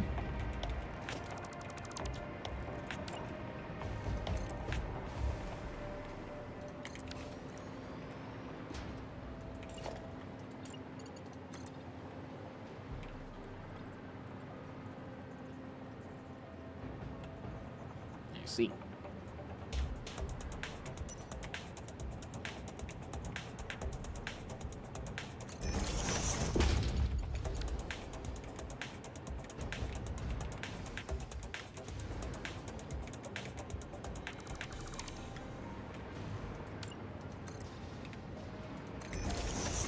There we go. So now it's matched all the way up here. Excellent. Stupid architects always knowing stuff and making rules. Rawr. I know, right?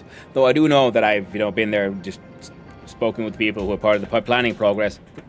Sometimes it's, the original plan was not like this. The original plan was a bit better than, but then because of this we had to do that, and because of this we had to make these small changes, and then we would have moved the entire thing, but we can't because or something, a pre-existing issue, or because it supports a third system. So that's why they have to then like just jury rig a kind of system. So I have this one beam that's just sort of just do it all, offering support for some things, but it's not quite as neat as it could have been.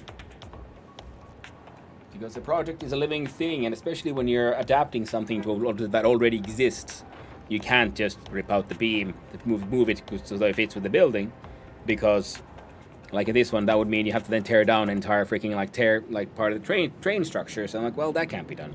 So the beam is there. The beam is gonna stay there. The house will move a little because the wall needs to move because of reasons. Because which absolutely makes sense. And that is why you can have a seemingly stupid outcomes happen, simply, but for like very logical reasons.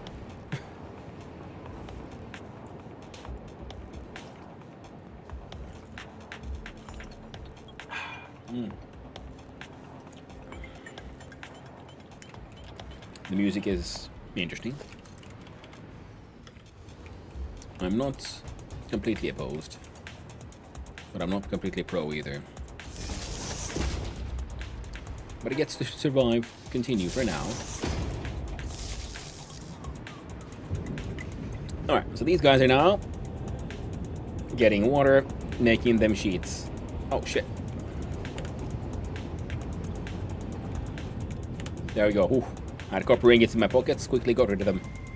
Software has a similar process, but with more curly braces and less girders. That's very true. Now, the software has the benefit that it's ultimately more malleable, seeing as it is immaterial, but it has similar issues, yes. Especially with large projects and large like corporate process, because they'll be depending on things. But yeah, I think it's more funny sometimes with construction like this. Because yeah, like I said, it could be the house turns out it can't be built here because of like the ground 1 meter to the right wasn't we can't put like the drive piles there, and that's why we can't get the support we need, and that's why the building actually needs one step to the left so that it can actually bear its own weight. But this beam is already there because of this thing, so it'll be a little funny. Hilarious. More funny than you could possibly imagine. Okay, so now we're technically making. I can't be bothered to do math right now. It's too hot for math. 67.5 of the copper sheets. Now we're making cool stuff, cooling systems. And we're making the heat sinks. That's the one.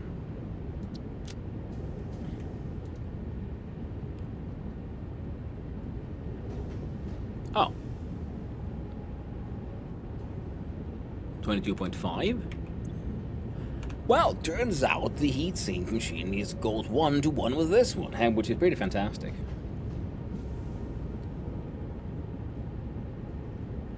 Now I have to go back here. Okay, so now we know heatsink machines.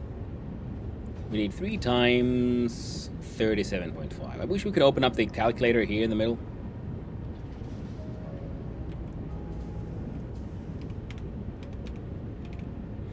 112.5 alclad.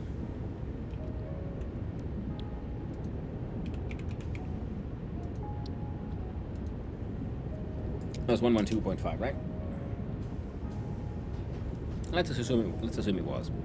That can't be right. It's got 7.5 plus 7.5 is 15. And 15 plus 7.5 is 22.5.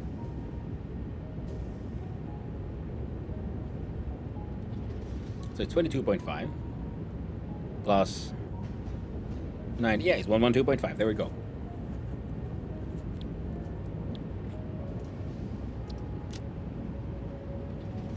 And oh, there's not even an alternative. This is just it. Okay, well that's good. Then you don't have to worry about this thing. I might then have to make a separate factory at some point that just does this. Just because. So we bring in the bauxite. Or maybe alumina solution. Would that be better? Who knows?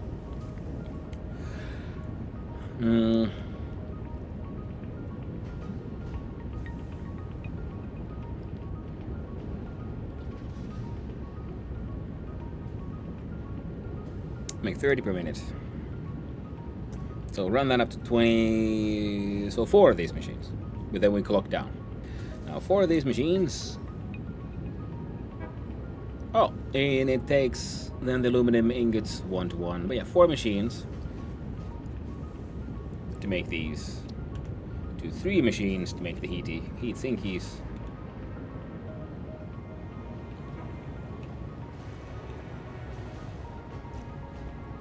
So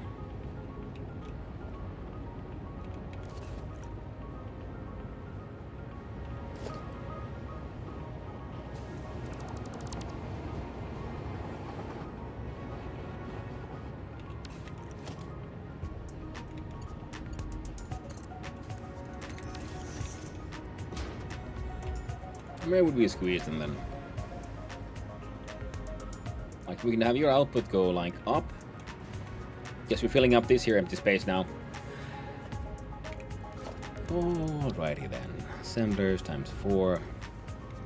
Assemble her. Barely know her. Width is a little more than 1. 1, 2, 3, 4, 5. So we should be able to fit it. It needs to be behind the pillar, which is easy enough. We'll remove those stairs from there, and this thing can just go over the front here. Then your 2 outputs will join. We'll have the floor above this thing. There's a skyscraper in San Francisco which is famously sinking due to the movement of the supporting piles. The solution has been to build a whole new ring of piles all the way around the building and attach those to the original superstructure. The beam reminds me of that. Yeah. It's one of those like, oh no, the thing is sinking. Should we just tear it down, rebuild it? No, I know. Because ultimately what they've done is, just duct tape it. Just duct tape it and stop asking questions. We can't lose the building. It's too, important. But we can't fix it properly because we don't have that kind of money. These yachts don't pay for themselves. Taxpayers do. Classic politician problems. Also, should it be saved? I mean, the answer is either save the building or demolish it. Yeah, because it's a skyscraper. You can't just let it become derelict because it'll might have a bit of a tumble, and that is traditionally a bad thing.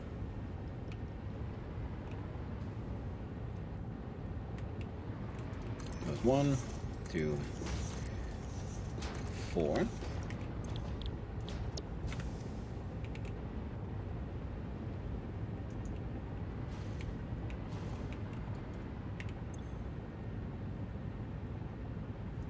We already sold all the penthouses. Yeah, but the building is bending so fast the windows are popping out 40 floors up. Okay, so let's bury a new stick next to it and glue it to that. You got it, boss. Pretty much.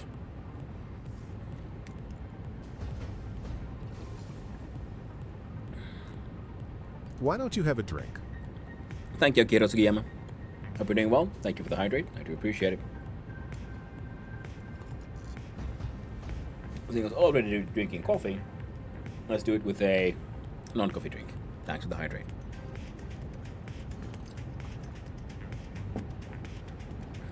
Okay. Usually, yeah, we've designed things to be built following some kind of logic to know what the final product is. For these, not so much.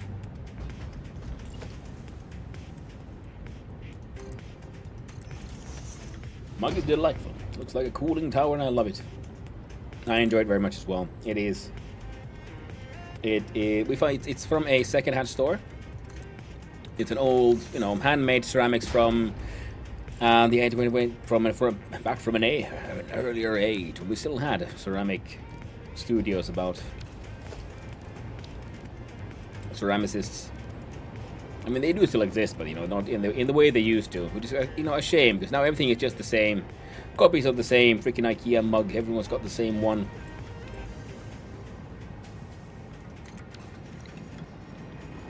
nice. So that's why it's fun to go to secondhand stores and sometimes just find nice and lovely and delightful things.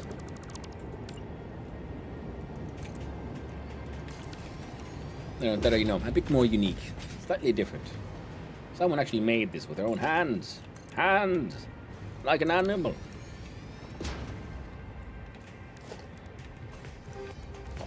And assuming we're gonna want then another one of these. Make this one.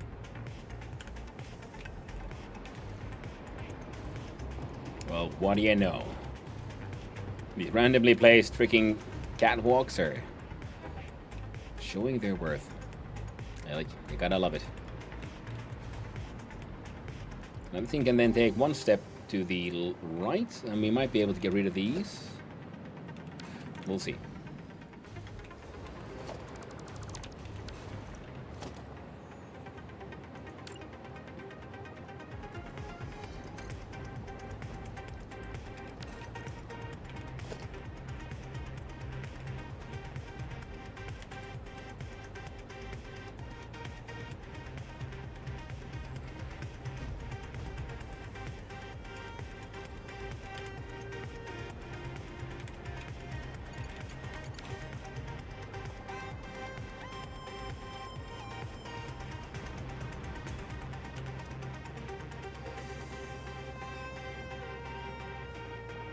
Okay, excellent.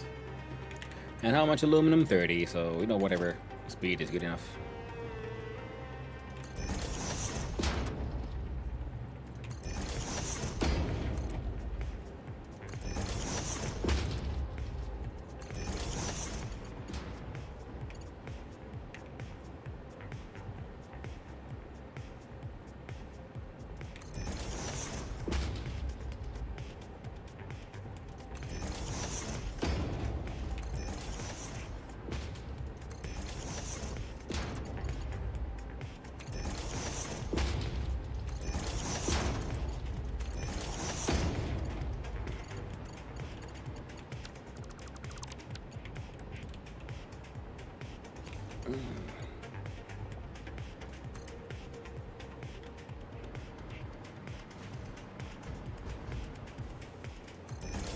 God dang it. I hate it when they do that.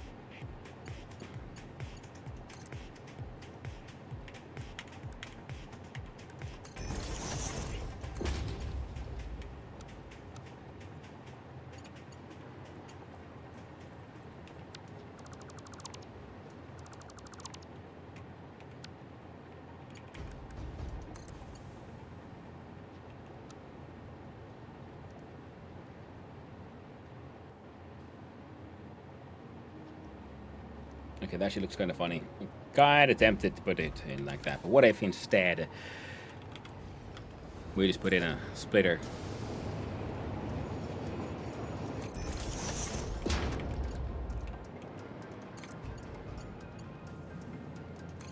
And we do that. See, he comes in, does a small bend, goes down super fast.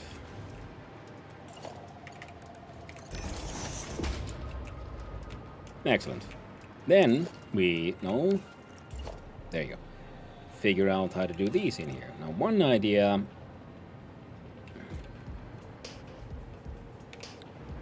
Like right now, we're bringing them over there to the right, and then down. Some of them go here. Some of them go all the way here to go into there. Now, one idea could be remove those, make him out of something thinner, and then have these have the input from below. And a part of me is very tempted to do that just because it'll be sort of funny to have these, go up and then go back down again. That is just so, again, sort of almost annoyingly real. Yeah, I'm not a fan of this mechanical fart music. The Core Guardians. Ah, of course, goat. It's goat o'clock, my friends. We are in the desert, after all. And that is the theme of the goat songs.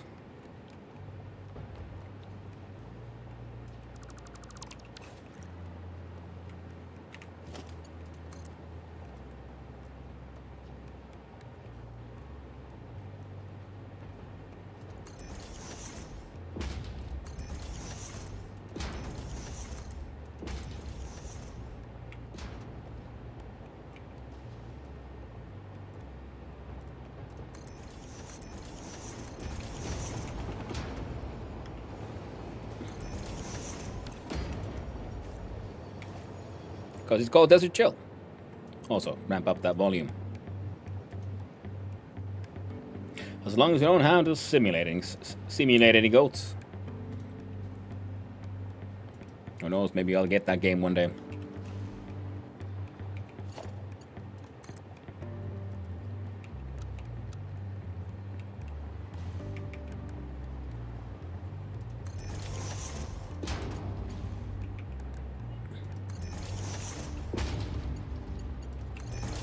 I'll be fine as long as we don't have to stimulate any goats, because then that's a very different situation.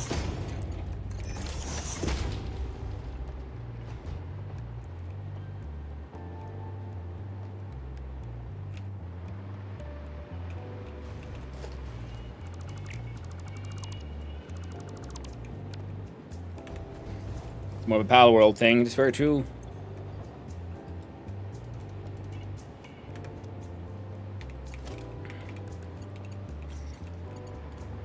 Yeah, it's funny, I accelerated Killa, and then he commented on it, his chat commented on it, and I saw that, yes, in fact, he has pushed the quest as far as I have, and he's been playing for, like, more than, since 1.0 came out, so quite a bit longer. He's also just been focused on building cool stuff, adventuring, and, just exploring. Which I think is a wonderful... says good things about the game as well. That you can just, explore wildly. Live freely, explore wildly. I love that. Wait, okay. Now we have to look. How would these look here? There's gonna be some clipping, but as long as it looks sort of sane. Because now it all looks, a bit more like supported.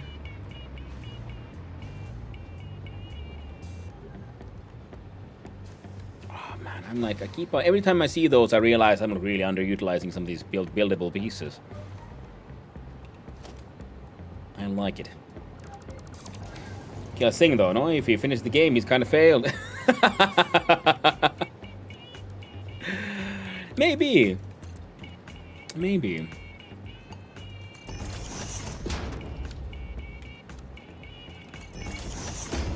I love Killa stuff. He's a cool dude, cool streamer, and also as a sort of fresh new streamer.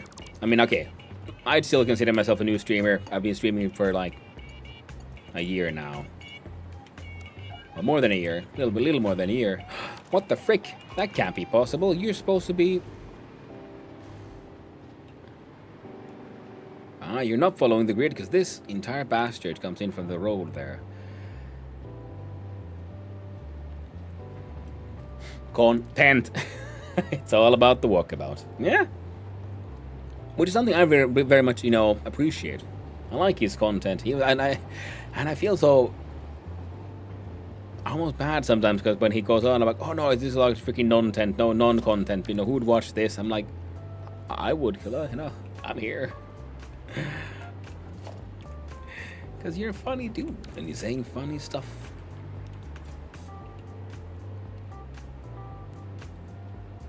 Alright. How do I make these guys meet? I guess that's the neat part. You don't. So this entire thing's gotta go. We use it as an inspirational piece. And let's see here. Whoop. And swamp. But then again, I'm quite certain he knows exactly what's doing. But yeah, what I was saying that as a new streamer, he's like extremely beginner friendly, gives excellent advice. In case there's any new budding earlier streamers out there, go check out his Killadrix. Like I said, fun dude, excellent examples of how to do content about anything really. And how you don't have to have all the bells and whistles and shenanigans happening in your stream to make a good stream. You don't even need a heckin' camera. Exactly, Buffalo, because.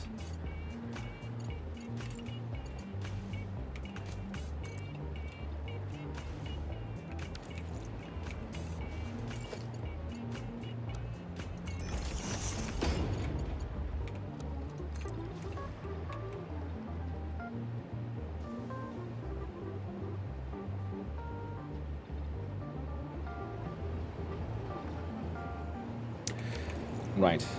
When I use the T-junction,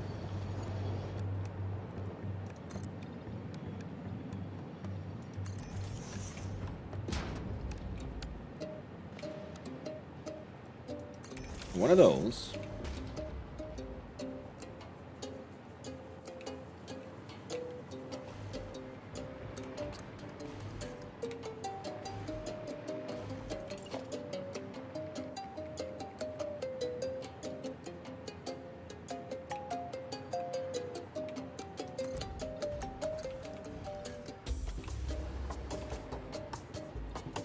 Then one of these.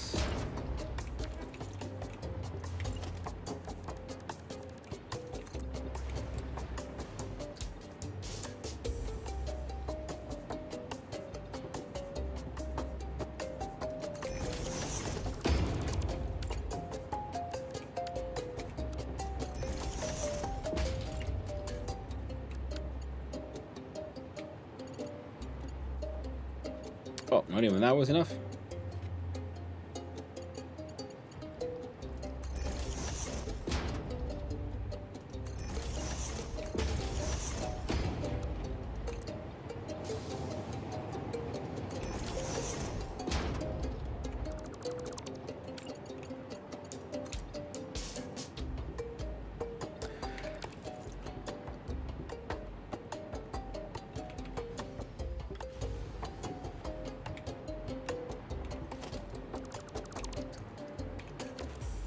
So how would I fix that? So we gotta go up by like 1 meter, so I'm thinking like foundation stairs, but if we put one here, it's kind of weird. And here, well, that's clipping into that thing, and we wanted to go over that thing specifically, so I guess we could do that, but then it's weird with that one.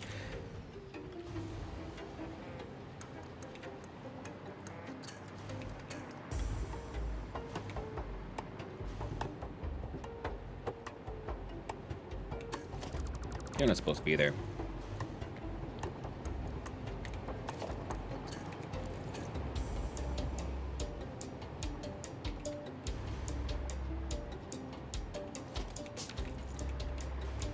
Now it's off by like just 1 meter. We can't do those kind of changes with the catwalks themselves. So we could try with, yeah, the platform going...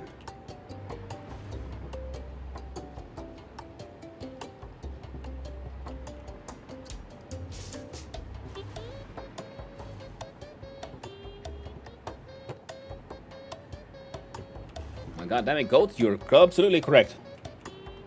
It's my theory that he's an expert showman who plays his audience with a good delicate touch. He also lets the audience feel like they're a step ahead, and it becomes a kind of collaborative performance art. Letting the audience know what he's not really the character, but they play along too, and the whole thing spirals like Jupiter's red spot. Yeah, 100%, yeah, that's what I'm like, yeah. What exactly what he does. He's very, very, very good at what he does.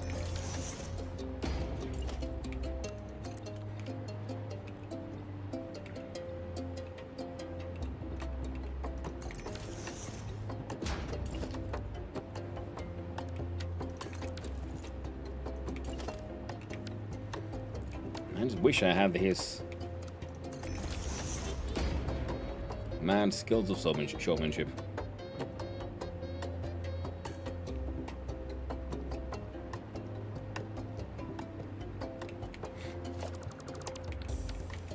Don't we all? But I also, you know, I do my best to be aware of my own shortcomings, and part of that will be, you know, just knowing where I can win, where I cannot. And so far, I seem to be doing okay with the whole technical gameplay kind of thing. People seem to be turning up for it, and hopefully seem to be enjoying it. I do my best. But I am very, very aware that I am I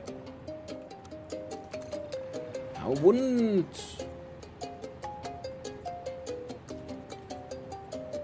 want to use the word mediocre, but you know, it is though. Ooh. Like, I'm aware that I'm okay at what I do. In many ways, many metrics, I'm good at what I do. But I'm mediocre in the way that I could be so much better. And part of that is also from, you know, watching, you know, the wonderful Killadrix do his shows and realizing like, oh, dude, there's so much I could be doing more. But then the whole, you know, the big sad gets in the way a lot. Makes life a little tricky.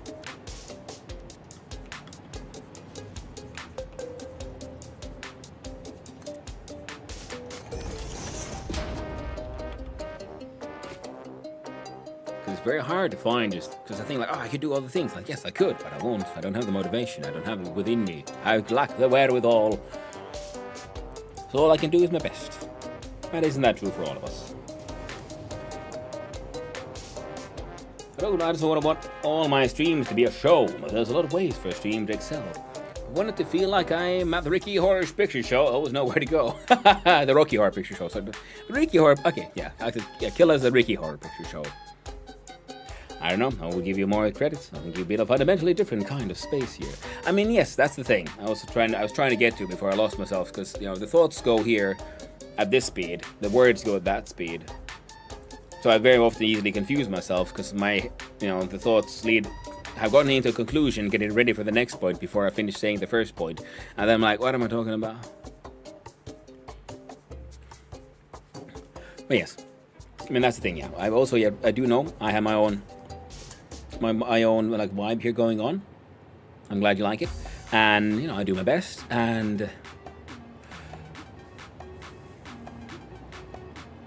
but yeah, but I still feel like but I you know when I'm watching Killa and his amazing shows, there's so much more I could do. I don't have to be as chaotic as him. I don't have to be as chaotic as his music, even though I do enjoy it. It's a little loud though. It's called Goat Storm.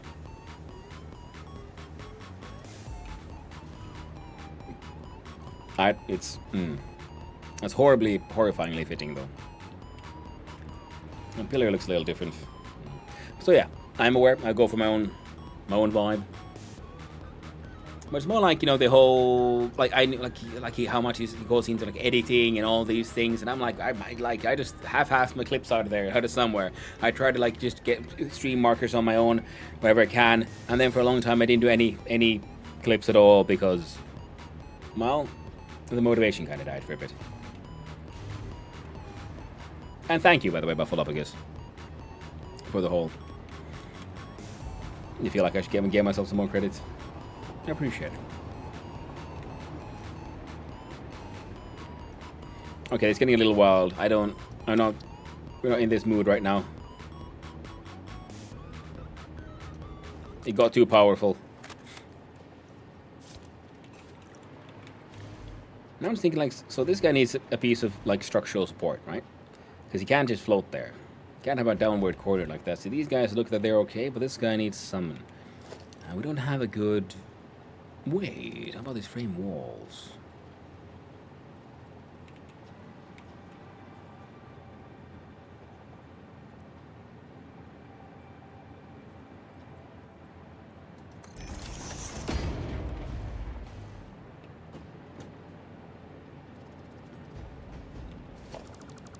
I'd say yes, I was getting ideas.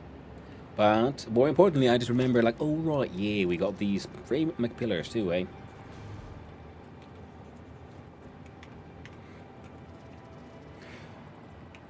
And yeah, and the whole being aware of your own sort of like what you're doing right, what you're doing wrong kind of thing. It's, you know, I do know that I'm performing as a streamer, you know, should we say above average, I mean just statistically.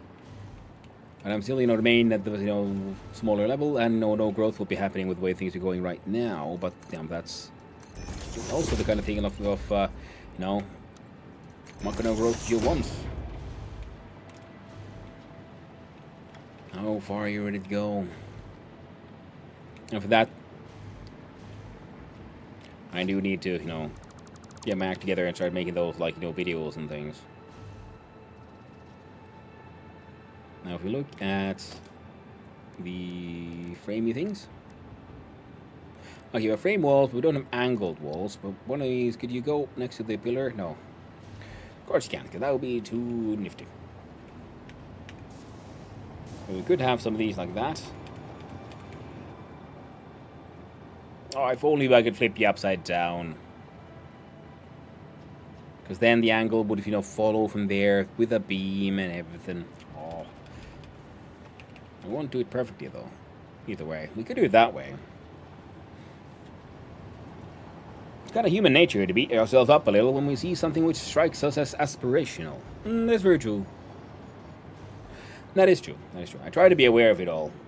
You know, don't always succeed, but you know, I do try to be aware of my own sort of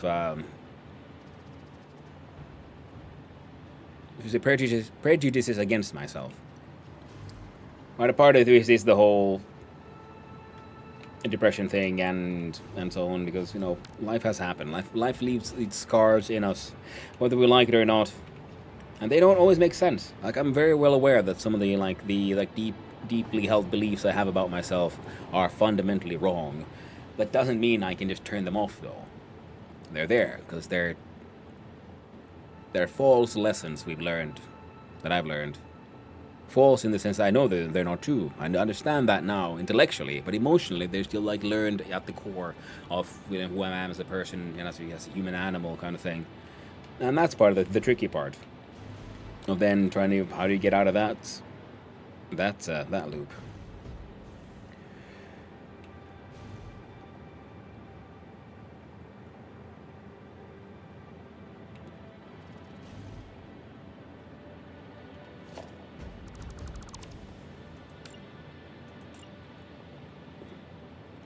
At least I'm aware now. More aware than I was when I was a younger lad.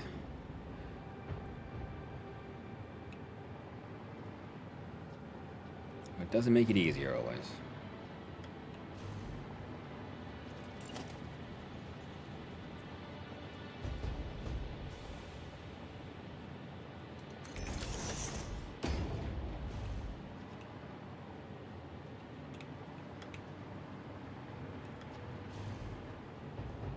Some weird clipping, but you know what, that's not the kind of stuff you'll ever see. But I just felt that it feels more stable, because the tiny sharp corner is kind of slightly more gone now.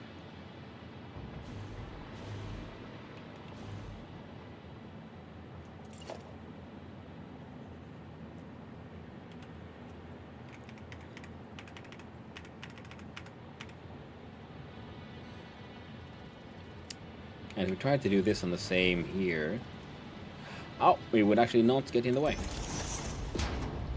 Now, somebody who struggled his whole life, I hear you. When the gremlins start whispering, it changes reality. Yeah. And the worst part is, yeah, it's because, you know, then people saying, oh, people who mean the best and they want to help, and then like, oh, you know, that's not true. You believe in yourself, and so on. Like, I'm like, I know it's not true. But it's an animal intellectual, it's an emotional response from the core. It's not driven by intellect. You don't have the kind of mental fortitude and power you think you have, friend.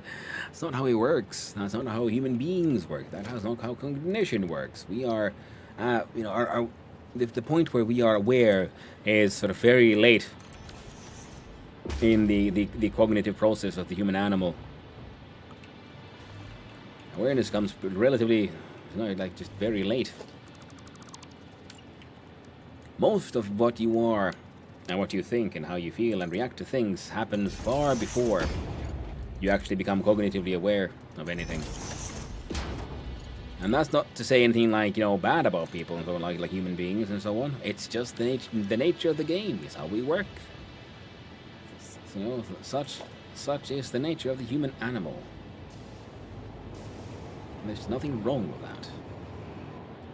I always like to emphasize that there's nothing wrong with that, because there's so many people who, like, you see this sort of like mentality, like, oh no, but you're not, so like you're like weak-minded because of this, or none of this happens where you're actually properly cognitively aware. I'm like, yes, and none of that changes who we are.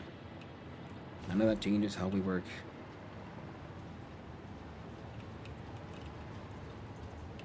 Wait a minute. It's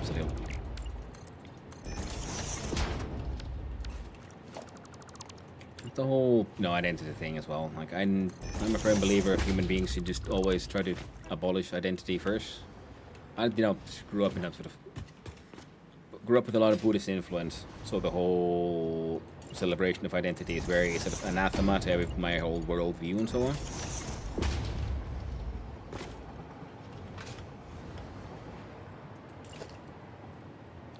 But yeah.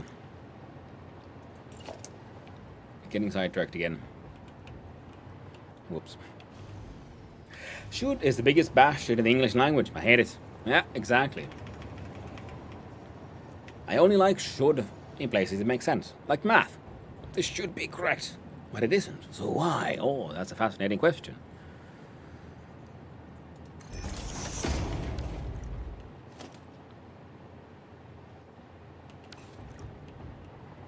I'm not a fan of that one, but we're like gonna have to let it live.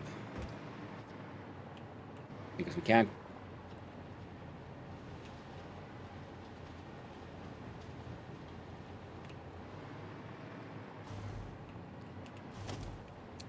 Nope.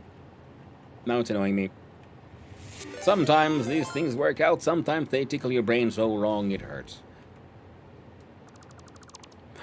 Well, welcome on in, Raiders. How y'all doing? How you there? PBG the Derp 1. How you doing? Nice seeing you around. Welcome on in, Raiders. How is the dwarfing of the forts? How is the fort? You see a lot of cool dinos lately. It's been ages since I played Dwarf Fortress. The immunity back into it. Especially now with, dinosaurs. Because dinos are cool. Just like space is cool. So many things are cool. Well, welcome on in, Raiders. How y'all doing? Hope you're doing well. What the freaking Frank is happening in that email? Let me give me a quick sec.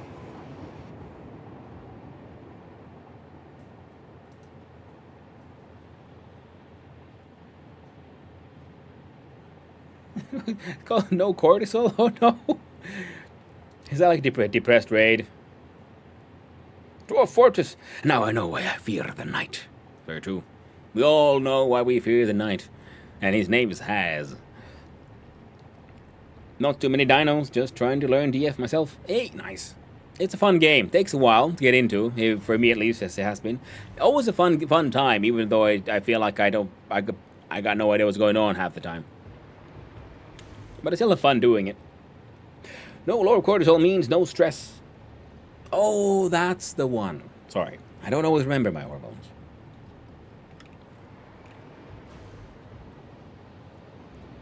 Endorphin, that's the one I was thinking of. Oh yeah, so this silly belt can continue being silly. A lot of this nonsense could have been avoided by moving the belt just a little bit to the side, but I kind of like the nonsense, so we're going with it. This entire thing was supposed to be just a quick sort of temporary thing, while we then go work on the plastics. But, well, here we are. Again. Now, the aluminum ingots would be flowing in from there. The copper is already hooked up to there. We have the... Oh, and of course, welcome on... Hi and hello, welcome on in, Raiders. Hi, I'm Hanno, son of Hanno, a Finnish variety streamer, amateur game developer at times. Very easily distracted. The ADHD is very real. And thoroughly enjoying a lot of the, survival crafter, colony sims, and automation games. So I've been played a lot of Factorio lately, finished the main quest, and then I was thinking, well, let's give Satisfactory just a quick look at. Now it's at 1.2, and I'm just getting the further I progress in the game, the slower it gets, because now we gotta build more factories, and they all need decorations and so on. So we gotta make it all look cool. We gotta build a freaking train network and a road network and all the things. We're getting there. Also known as the Mustache Man. Hello. Well, thank you. No hypocrisy. It's true. Over there on the YouTube side. Hope you're doing well, my friend.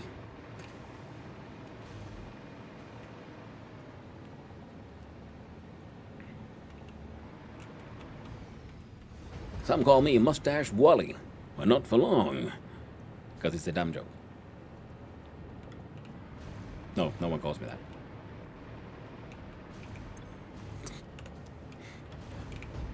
Yes, making silly jokes and laughing at them myself. Like a proper goober. So I was thinking we could probably use this one for a beam, which we can then pull all the way across. And Wall-E, the sad garbage compaction robot.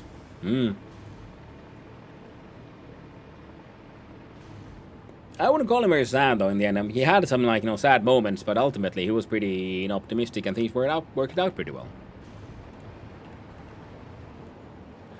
Okay, so we can do this one.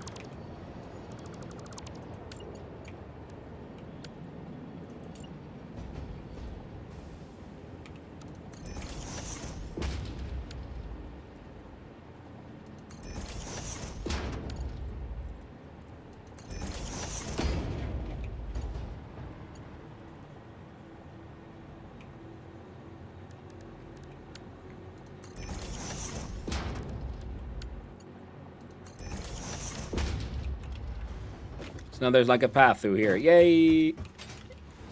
The factory grows in complexity and belts through belts. And everything is technically not spaghetti. How many non-centralized factories do you have? Not too many actually. So this one is now making some fused thingies. We have some more back closer to the base. The idea was to have more non-centralized factories, but I keep on then just building giant factories that do all kinds of stuff instead. So non-centralized was a fun idea, but a big old complex factory is just, it looks nice when it's all running, doesn't it? Looks good. So I do have a iron ingots being made from here, then be sent over yonder where there's coal node, turn into steel, then we ship them straight right on back.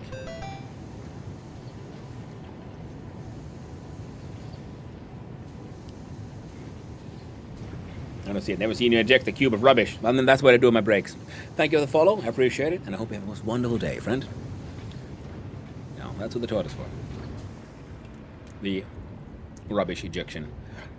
And yeah, I'm trying to make this sort of complex, wonderful little network of walkways everywhere that may or may not fully match. We don't ask too many questions why those things are off.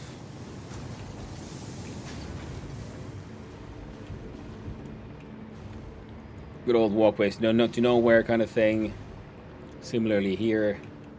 And yeah, you guys actually only need power at this point. So we could either do power, because the roof is relatively close. So for this one, like yeah, we can now do daisy chaining. I have unlocked the tech, but I don't like it when the daisy chain goes like through the model itself. So for many of these, I prefer still doing it my kind of old school, which is just, using the what's it, the freaking power lines that attach to walls. Wally wall plugs. Dun, da, da, da, da.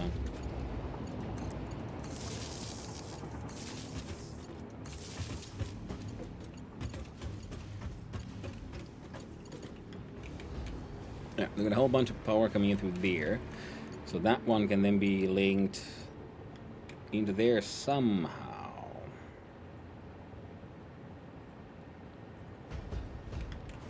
Alright, we can hide some clipping by doing that.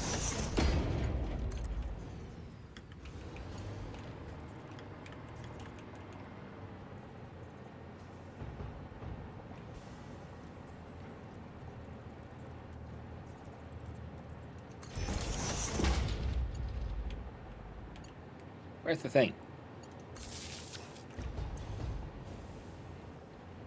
There we go. How many people go for entirely covered factories, I wonder? Hard to say. I mean, the starter spaghetti factory, it still exists there at the beginning.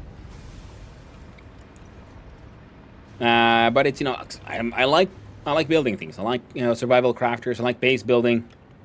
So I like spending time here just building all these things that I personally find cool and all. We have all these architectural beams we can use, so why not make use of them? Like here, for example, we're gonna do one of these cross beams.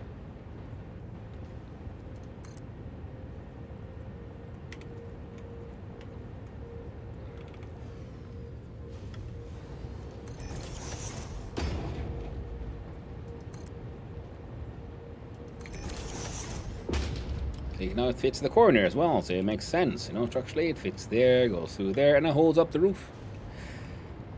This thing has mild clippage, which we can fix. Again, we do hologram down by half a step. Oh no, but we can't do this now, can we? Because then it'll clip into the stairs in a way that I don't like. So we'll have to... Oh, well, we can do this and then. No, we can't. It'll have to be like so.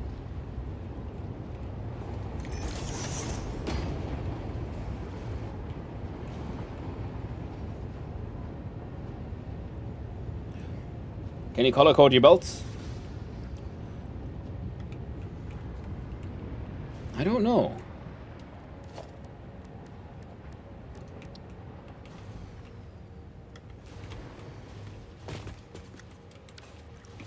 Yes.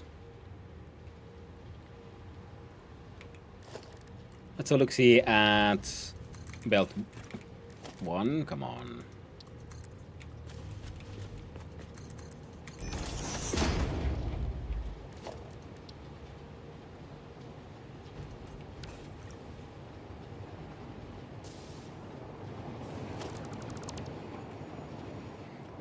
Fine, down, cup of coffee. Greetings and best of luck with their satisfaction. Hello there, all arthritis hands. Hope you're doing well. Alright, so things are working now. That is connected. These are clipping into each other in a way that is currently acceptable. That one...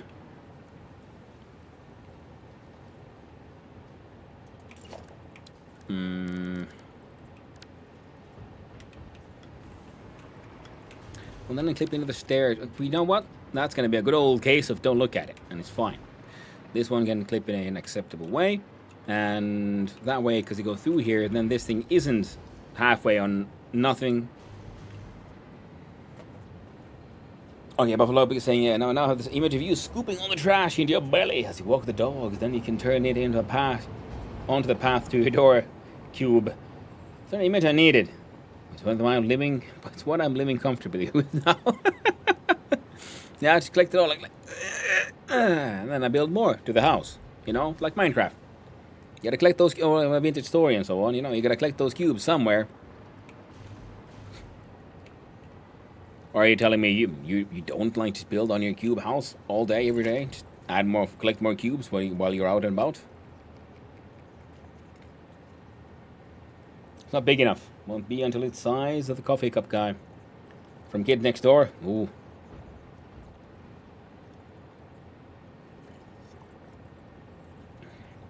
It's pure caffeine, so you get it all in a tiny cup.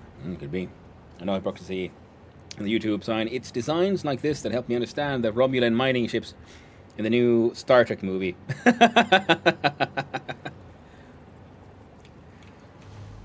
You mean pure logic and like just straightforwardness?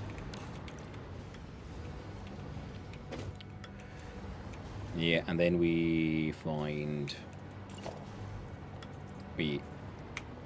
splitter to a merger. Merging goes in that general direction. We lock it in, take half a step. Let's see here. Nah, it'll be fine.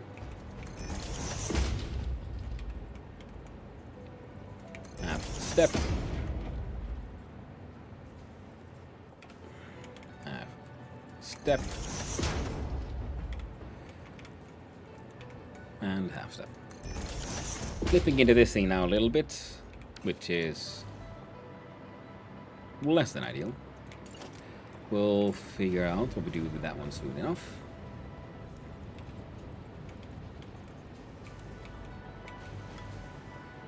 It's 1, 2, 3.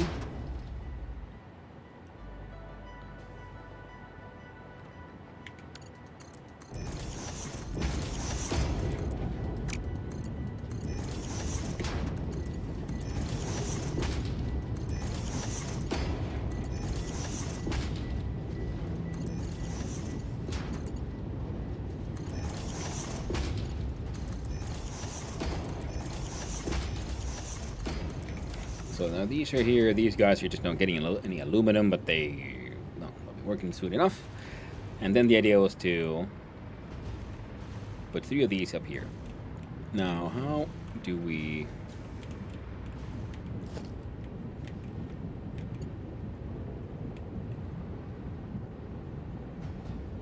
You'd kind of fit, actually. So maybe we change the direction.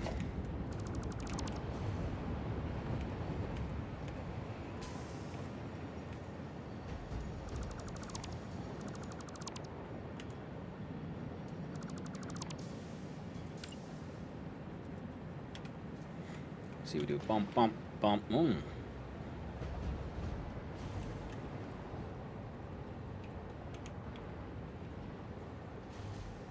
Yeah.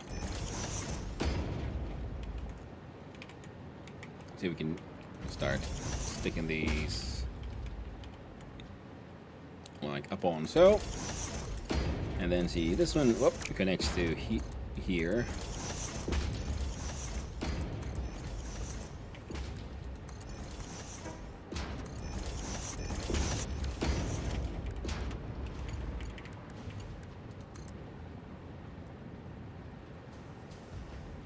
You can go there.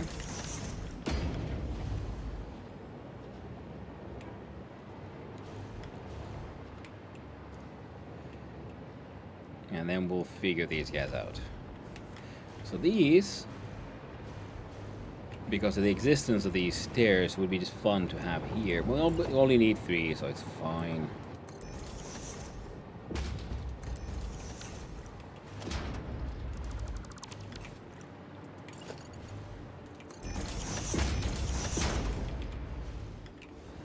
Now you have 2 inputs.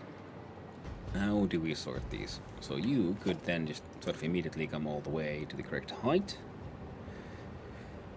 Go into a splitter. No. Okay, if you take you a few steps to the left. I kind of like the whole compactness vibe happening here. Yeah, 6 hours. Still haven't gotten to the whole plastic and rubber production thing. A quick little, I'll just finish this thing, and ended up with us, completely encompassing this thing, adding lights, decorating it all. But it works. And for this one, I'm thinking we either do floor holes. Easy peasy, right? Exactly.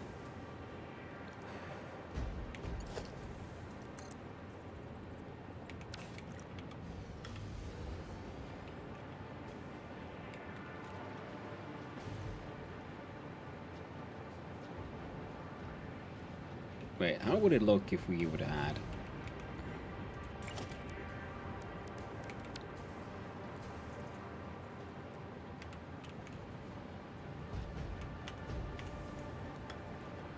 Let's 2 steps up. It still looks like they're kind of supporting these. They're nice and open, like. There's a spot here for a pillar to sort of attach. Oh no, but you go through the power. I'm trying to sort of like, play with what I put in. Don't always like demolish whatever because the next idea would be cool enough. Could be cool, because then I'm stuck in an endless loop of like just destroying things to make things that might be cool but might not. So you have to choose somewhere where to kind of stop. Otherwise, you'll be doing this forever. Lessons I've learned the hard way.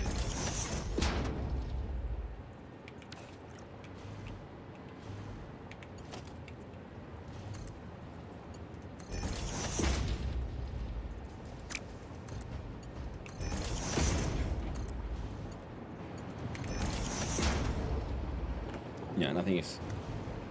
That's too much of... Maybe I should just add... Wait.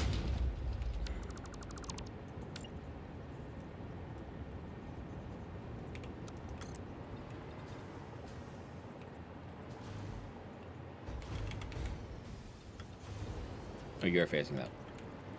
Yeah, correct, good. So if we do this...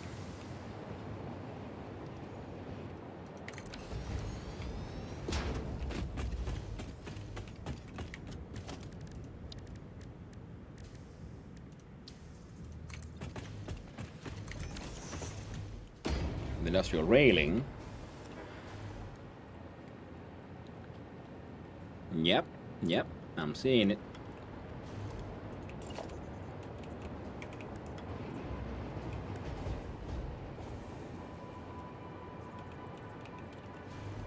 And we'll see about getting this splitter. Looks about right.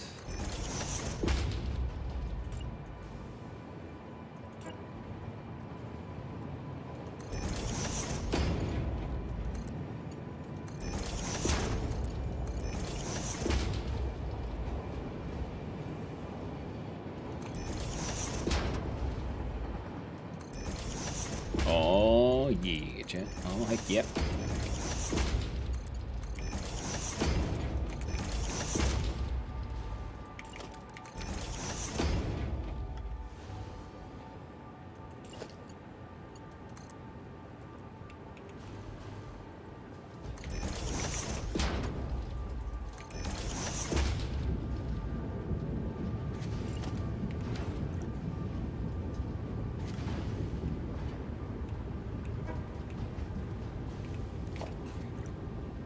So that is all the copper sheets coming in for these heat sinks.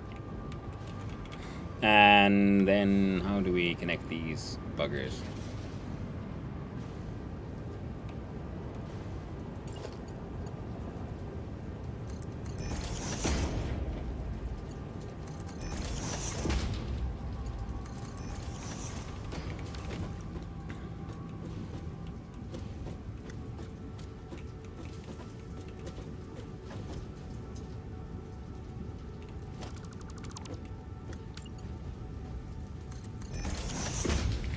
See, I think if we put a splitter there.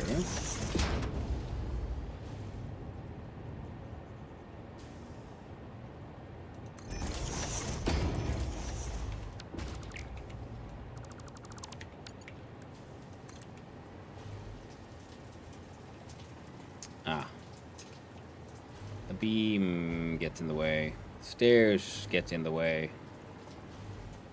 Oh well, that's okay. We just move the stairs. And the beam.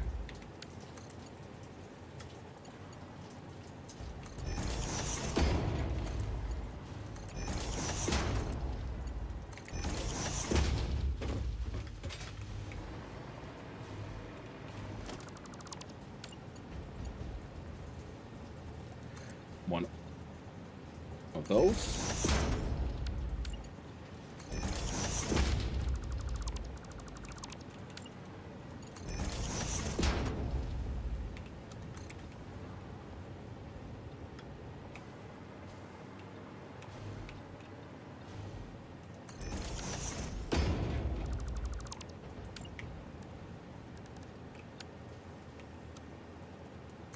There.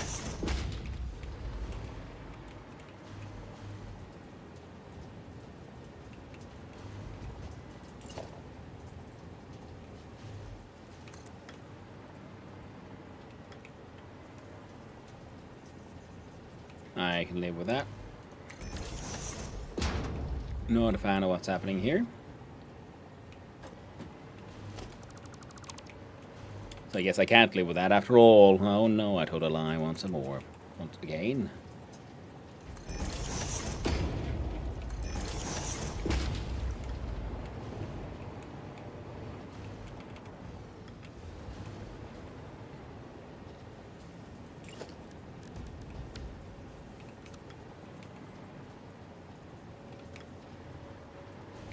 Yep, nope on that one.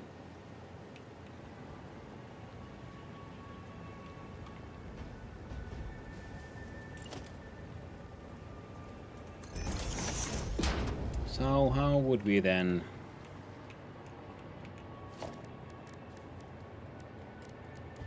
I think a round concrete one would be...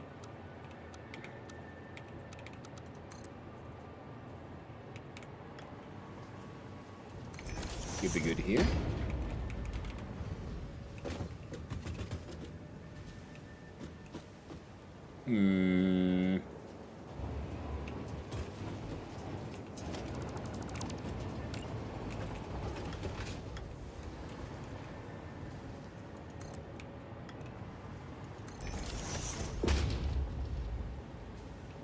That's better. Ah, the pains of trying to perfect the building in this. I know, right? It's a difficult task, but it is a beautiful pain that I quite enjoy. But admittedly, I should be spending way less time on this and more of what I'm, sort of quote unquote supposed to be doing. Oh, we should probably get rid of all of these here, to be honest. But the structure is okay. Oh, and also in between here, let's just go and make sure they actually can get the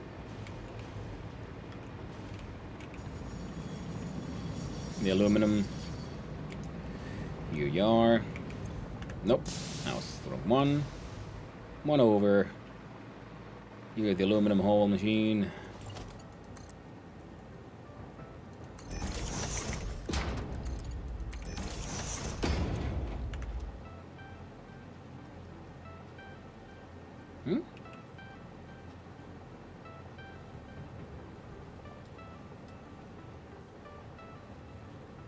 Aluminum primes is coming on in. Incoming transfer rate, 358 items per minute. Well, guess we need more, eh? Whoops. I wonder... Oh well. We'll figure it out when we get there. Oh, we could probably make the U2 meet up at some point as well.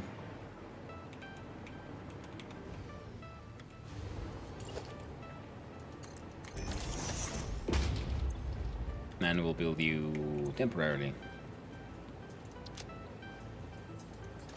Oh, wait. Ah, perfect.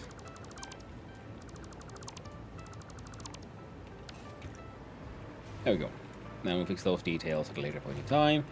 So now you are getting the Alclad sheets and the heat mix sinks.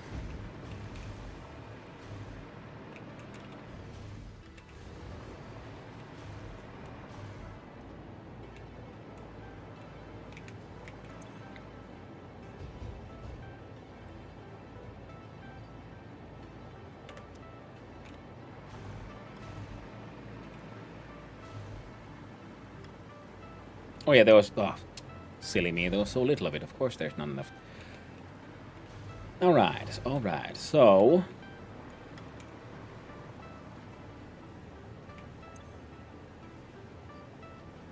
Wait, why are there no copper sheets though? Oh right, power. Keep on forgetting about that one. Power we are getting from there, so we should be able to do just a...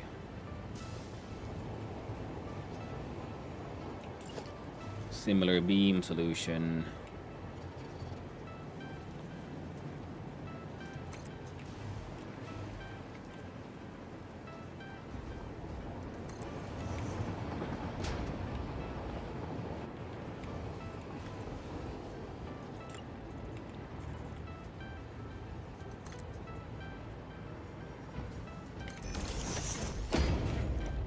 Okay, going through the corner, and the clipping is fine.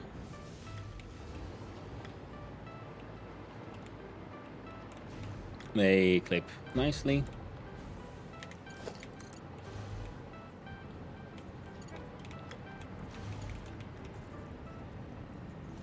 You get one there, one here.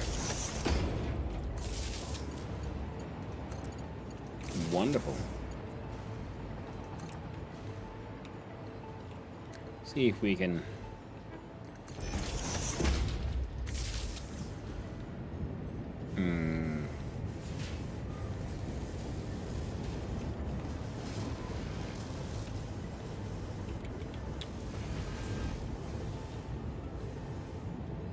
Oh well. Can't do much about that. It's fine. Most importantly, things are kind of working. Here, have some sheets. Have some sheets. And have some sheets. So have some sheets. Sheet on sheet action, and then the E.T. McSinkies are being sunk hotly. Being made. Hey there, crab thighs. Hope you're doing well. Nice seeing you around, friendo. So let us have a look-see here. So now all of that is done.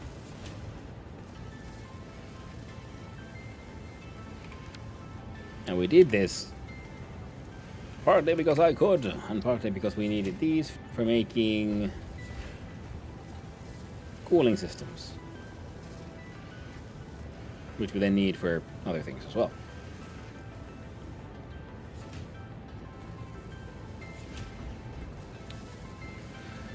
We have the nitrogen gas imports. We got water coming from fracking. We have heat sinks now being made in small amounts, making, well, 7.5 points times 3.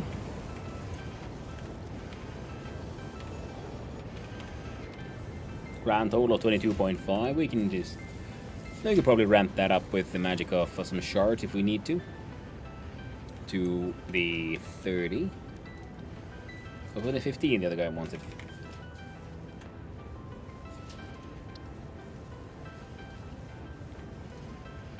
Oh, 12.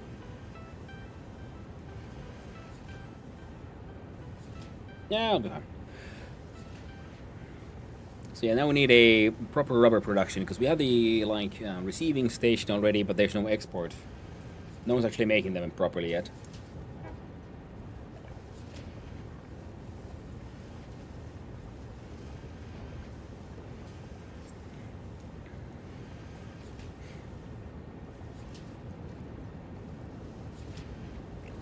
Plus, you also want to choose where we're going to build our nuclear power eventually.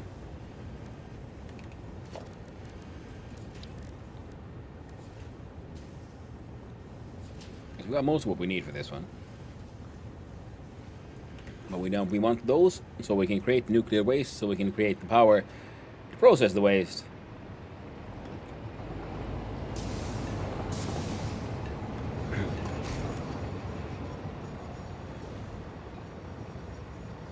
Which means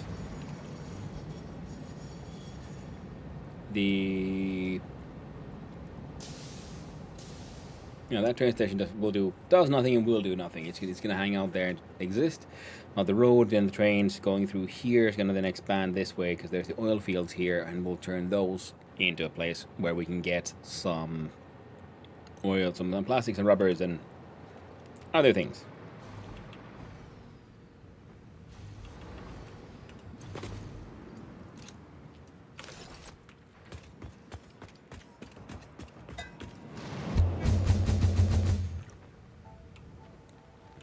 The road network is otherwise looking okay.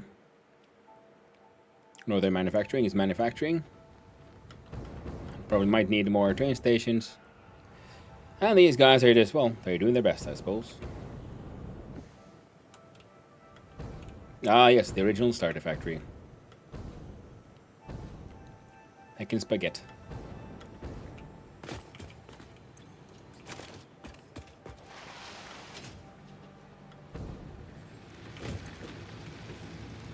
Oh.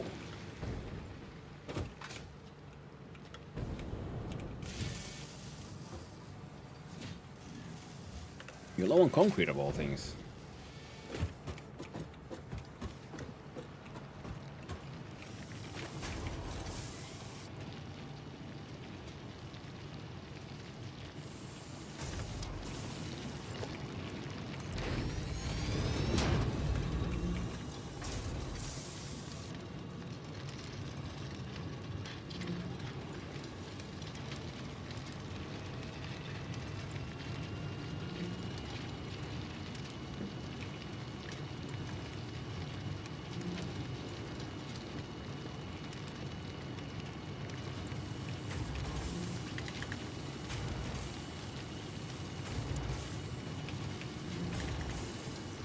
Ah, close. And the knobs are. The Satisfactory is very satisfactory for now. A lot of the machines we just sort of left here have all been, satisfactorily producing all the things. Mostly.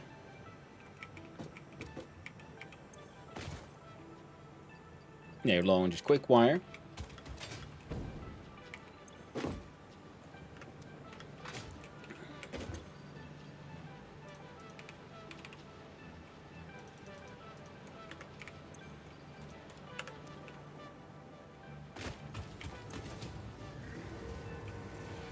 And you're making all the rifle ammo we need.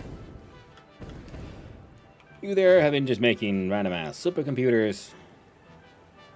Also light roll on the freaking high speed bananas.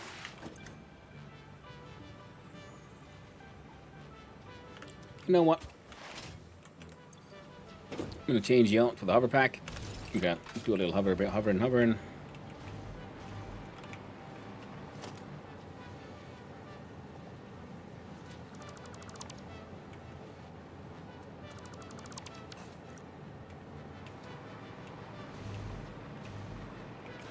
You're getting quick wire to make AI limiters.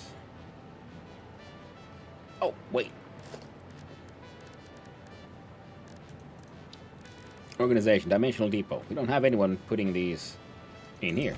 We need those for our smart splitters, and I'm pretty sure, gonna let it run out sooner than we would like.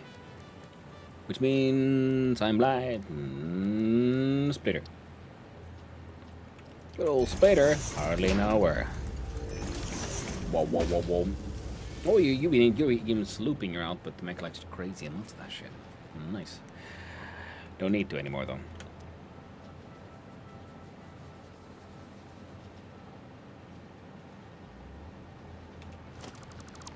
Running like what the hell?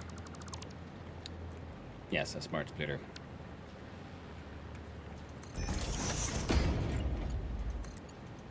There you go. Now we could pull a belt down all the way from there. But I won't. I got too much iron rebar stuff. So let's go look at our waste basket. Throw away all of that. I don't want to throw away any of the obelisks.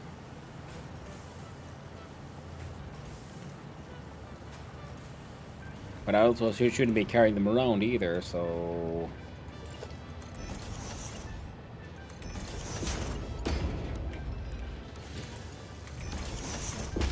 Put those there.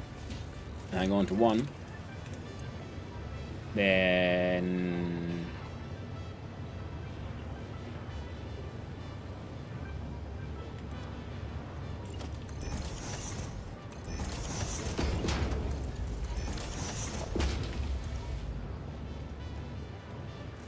we'll do that as well, because we don't need them that often. We need them every now and then, but not very often. But I hope you're doing well, Knapzor. Knaposaurus. You're having a pleasant day.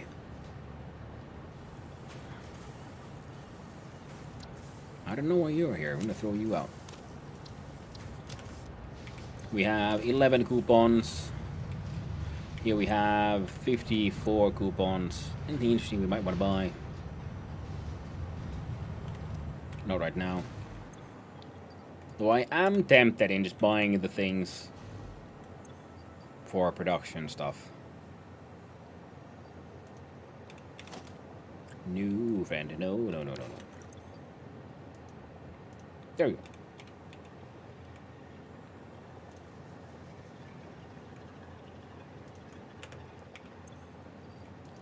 We can do that. Just buying them turbo motors and cooling units, because, you know, making those is going to take a while. And we would unlock things, right? What kind of things? The final milestone. Because then we can start planning for the nuclear power, because we need to make it anyway, so we can make the nuclear pasta. And I don't kind of want to design the system until I can actually make the, you know, particle accelerators, because I can't remember the ratios.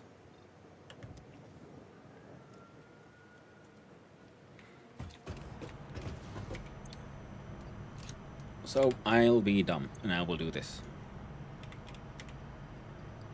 One of those. Koyo! And one of those.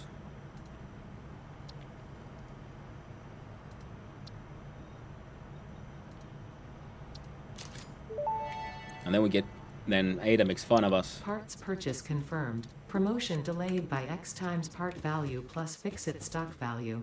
I don't think the promotion was coming anyway, Ada. So it's okay. Someone might be asking, why did you buy an excess? Well, that's simple. So I can put some in my dimensional storage. Milestone reached. Project part number 9, nuclear pasta, can be created in the particle accelerator. The accelerator has vast and fluctuating power demands, depending on the recipe, so will need careful integration with your factory. Fix-It does not waste, so nuclear waste can be refined by the particle accelerator into plutonium for reuse in the nuclear power plant. Fun fact: Fix-It psychologists suggest factory designs reflect the minds of their creators in unexpected ways.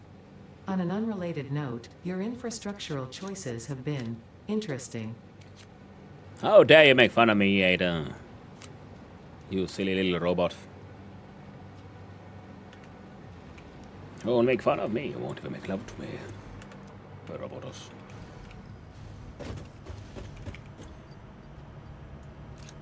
One. And with this... Yes.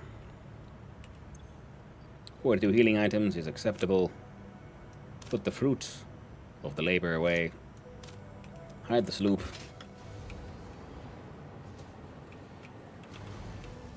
Double check. Yep, all the milestones done. So now we can build the things. The things being... we don't have enough sloops. I would love to buy this thing. We have to collect so many sloops because we need these things for, you know, free power. Because my production... What is my power situation right now, actually? Capacity of 12,000, maximum consumption of 15,000. So the capacity could be increased by 10%, which would be, what, 1,000? Which would be neat. Because then when we add the nuclear stuff, it'll grow. So maximum consumption is above our capacity, so but there's a lot of the factory that just isn't running because, well, it doesn't need to. Plus, I mean, considering building a blueprint of a structure that we can then like just stamp on top of each other, a giant building filled with nothing but biofuel reactors, because they only consume fuel when they're making stuff. So they are very, you know, a good sort of backup system to have, together with batteries. I was thinking of making another sort of one skyrise to filled with those, another one filled with just batteries. Maybe with like an outer layer of, I don't know, a fake office, so you don't see other things. Hey, what's up? Hope you're doing well. Nice seeing you around. Doing fairly fine. Thinking of what to do with this day. So far, I've been running around half the world in Vintage Story looking for licorice. I have not found any. Several translocators, though. Ruins, spicy mushrooms, and a stripy boar, and so on. But no licorice. Very tragic. Licorice root is tasty. Licorice in many forms is tasty. Wait, why am I here? Oh, right. We was trying to make space in the inventory so we can sneak in some of these here cables. We also need a machine to make those crystal oscillators, because we're not making any anywhere. What do I need for a crystal oscillator? This is my one single only deuterium space.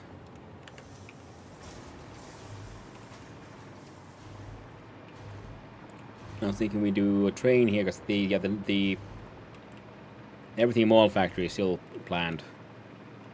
I even left the Mercer sphere up there because I was thinking we could build like a room around it so it would look like a cool sort of installation piece, art piece. And that's, again, post-nuclear.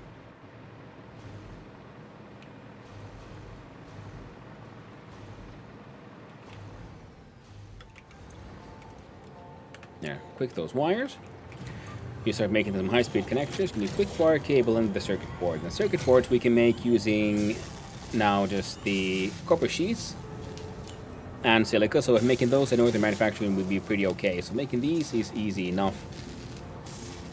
Okay, we have sloops here as well. We don't need you anymore because we only slooped you because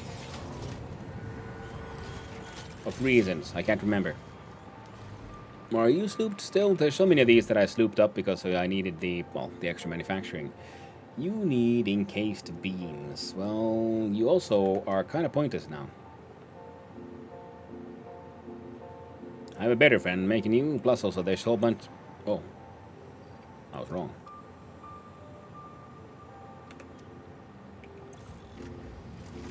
Well, there's some left there.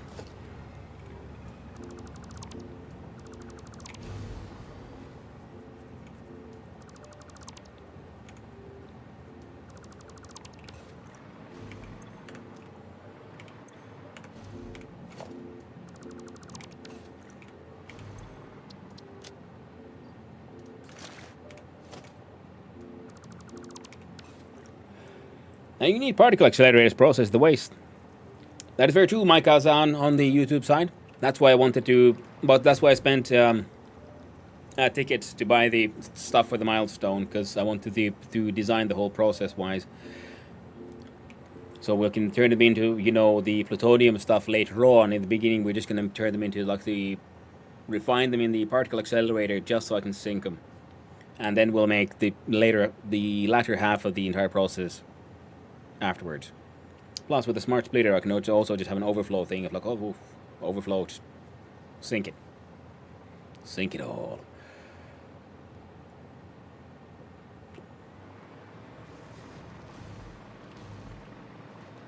I don't think you have. Oh, you had some.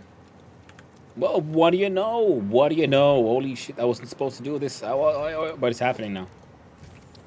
We're powering our aliens. But I had an art design idea for this. Oh, we'll have to do it later. The fanciest of the arts of the designs.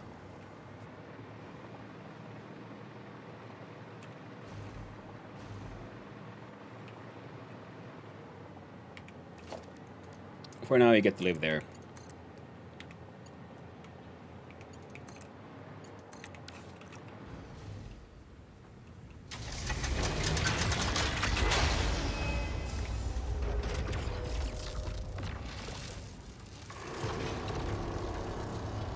I love the machines. Wonderful, the designs, the sounds.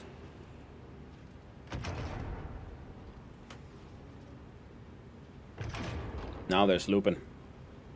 Wonderful.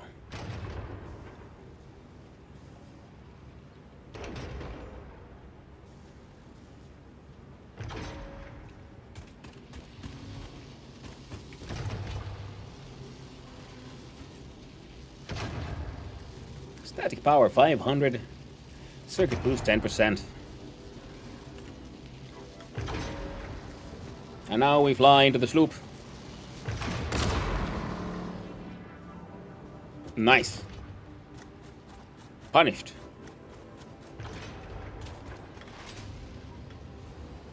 That sure wakes you up in the morning. Gonna get hit by the alien sloopy power beam.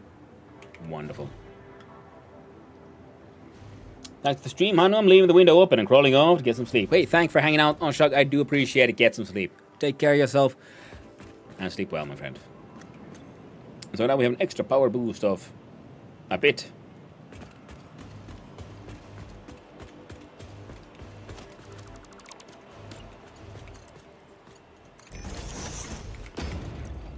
Switch into this guy.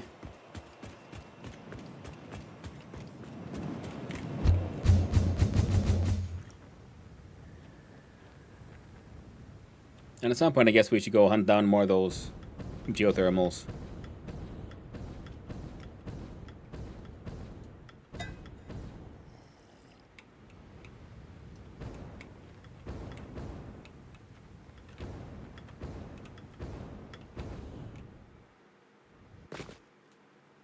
Nice. Then we switch the backpack.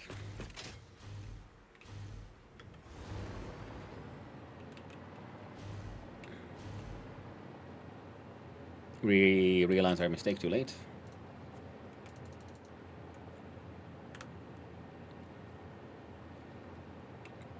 Needs more concrete.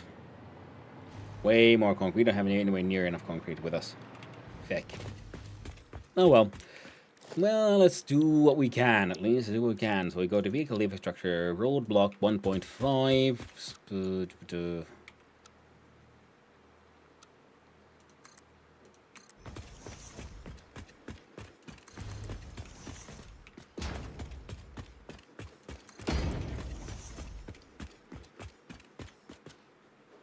And then we're out of concrete. Didn't get too far.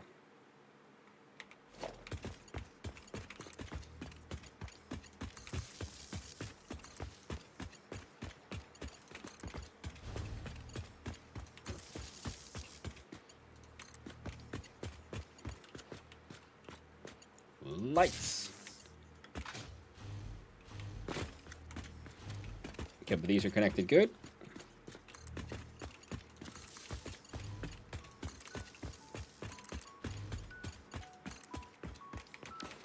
So I was thinking of doing the like nuclear power in that general direction, so that, you know, it'll be slightly further away from everything. Plus, we can have the whole because he needs water.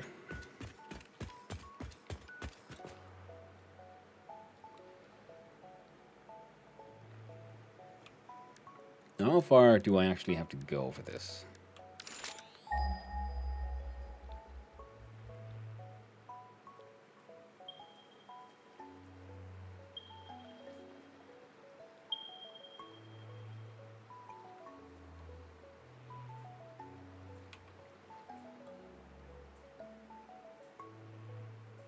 That's quite the distance, actually. Well, straight left. Then we can add a T crossing eventually here for the train to go here, there for the SAM. The SAM stuff. And of course we could be importing something of that by a drone, but we already have the train station, so.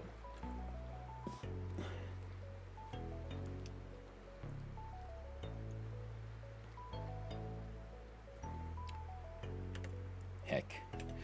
So, I don't know. Throw all the screws in the recycle machine.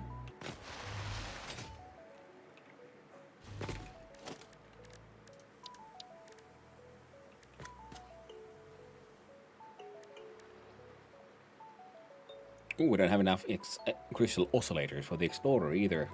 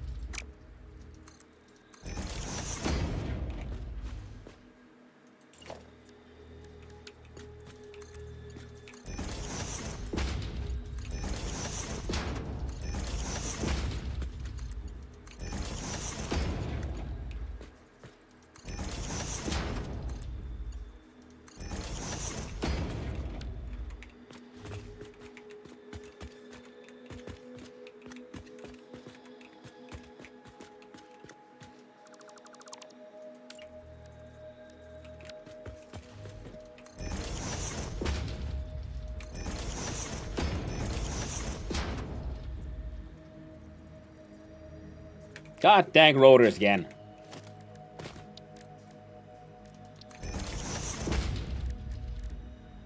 I'm pretty sure we had a machine somewhere that made freaking rotors. I'm gonna have to divert all of its production. All of it. No, didn't we have one at base? I think we do. And it's been diverted already into making end motors. So now we need to add a smart splitter to put its overflow, pretty much. It's a nice roadway. Thank you, Hi Wizard Bill Jenkins. I do appreciate it. It's very kind of you. Now, because one of the goals for the run was to have a sort of cityscape with roads and trucks driving around, seeing as because I wanted to do try to use trucks, because trucks didn't really work that well back in the day. And now that with 1.2, there was the whole, hey, yo, no. They redid the pathing for the vehicles, because now all the vehicles are actually secretly trains. And through that, and then I started the game and I saw the main menu screen, which currently is like this cityscape. And I was like, I guess we're doing that now. And you'll also notice that the roads are taking actually pretty heavy inspiration from the main menu screen. And I'm having a ton of fun just building all these fun times, all these fun things.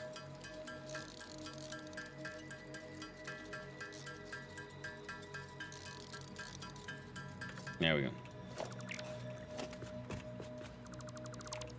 But of course, the problem with those things is that ultimately the trains are just more efficient. So at this point, I'm moving over to mostly using trains.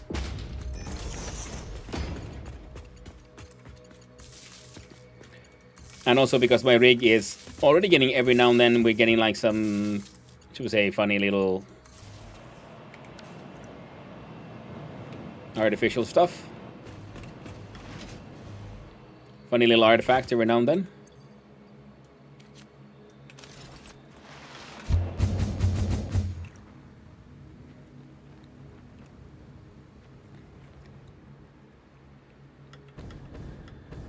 But I'm pretty happy with the road systems, and see, we have some trucks using them. This is a sort of placeholder for a building that we're going to make post after we got the nuclear stuff done. Pretty much once we have played in phase 5. Then we have the old project part factories, which are mostly all just outputting their stuff into here, where the, you know, once the storage is full, we send them into the crushing machine. This one is for reprocessing animal parts. Yeah, we need more lights in the city itself and actually build an actual city itself. We're getting there, slowly but surely. Something similar, but I kind of bricked my save, building too fancy. Oh, yes, that's the kind of thing I'm worried about.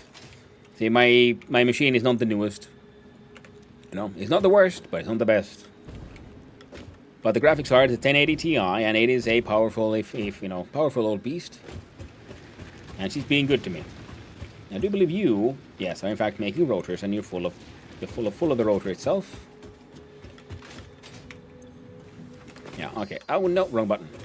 So there we go. And let's change back to the hovering pack. See, starter spaghetti factory. You gotta love them, and they'll keep on running until you build, you know, for everything you need. Never brick a starter factory until its replacement is built, because you're gonna. It sucks when you, like this, you suddenly run out of rotors, and like, how the heck did this happen? And then you realize, ah, yes, that's why. Now you're full of modular frames. You are an old modular frame thingy. You are an old rotor container. You are then manually being fed stators.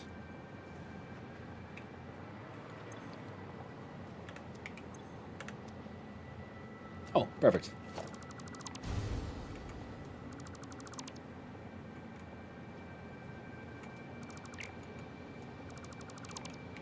Because I know for a fact that in this one, motors are they also meet a smart splitter where overflow is sent into one of these. Now the problem is we have not done that in the older factories where we do stuff with rotors, but for now things are, you know, acceptable. It goes super fast. Manually feeding a machine, you're a terrorist. Yeah. I mean, but that's the thing, because, you know, this is the starter factory. This is there to just support my building of the real factories. What are you doing? You're making circuit boards. You're making high-speed connectors. You're making more power.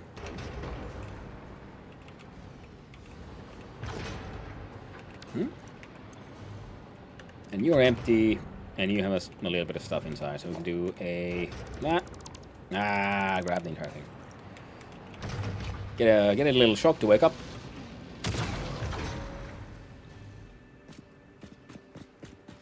Then I remembered why I came here, which was the concrete. See, this is my starter concrete factory. Still runs. We have a much more powerful one feeding the trains. And even that one is actually just not powerful enough anymore. I love the reaction. Just, yep. But it's true. Ah.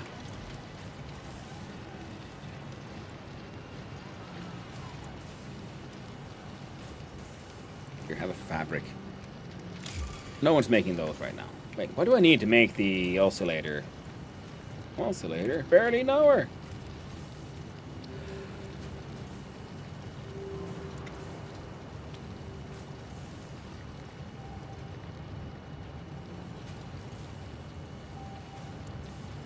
We can make those out of pretty much rocks. And if we unlock this one, we can make...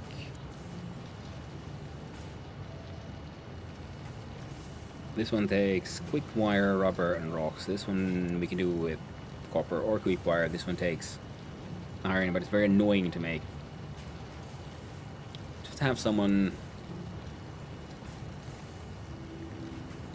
Yeah, so we need those for the radio control unit. Okay, so when we start making these, we'll make a factory making these, and then maybe try to overproduce just a smidge and have overflow go into a container.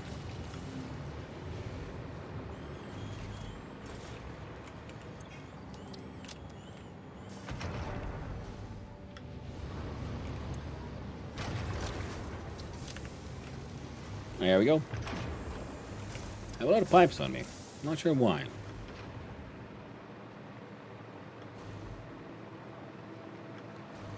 And... Right. I'm gonna have to do a quick little... Now we'll do the sort, and then I put you here. I'll put you away. I shouldn't have you in my pocket at all. There we go. Because we also need some iron plates, so we just grab a few, sort of ready to go. That was not what I was supposed to do, but that's, you know, fine.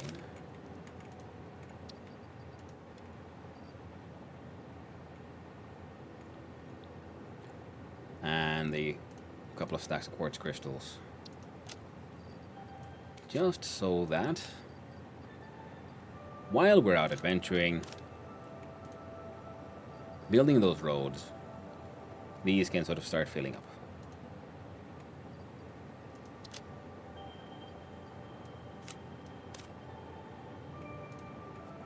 Because they do fill up, you know, slowly but surely, but then those are the ones I usually run out of when building my roads.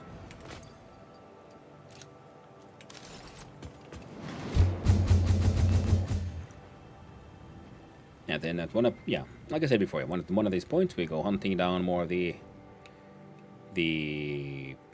geothermal thingies, just so we have just more power production happening.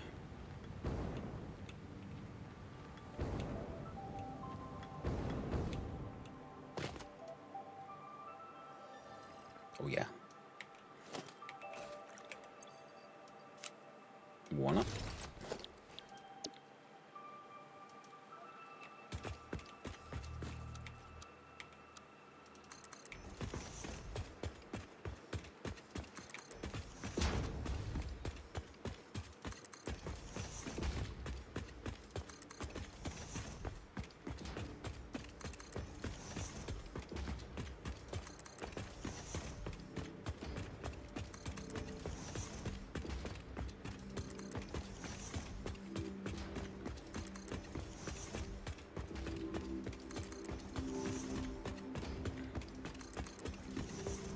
Yeah, because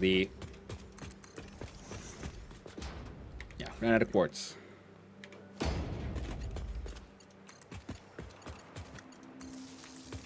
Because all these, you know, blue lights take a lot of quartz.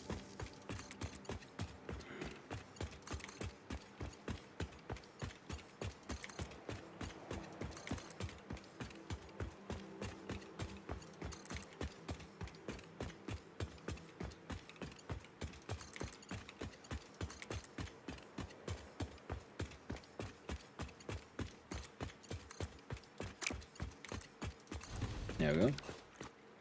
There's our current sort of power production. Also needs some more beautification at some point, but for now, gets the job done.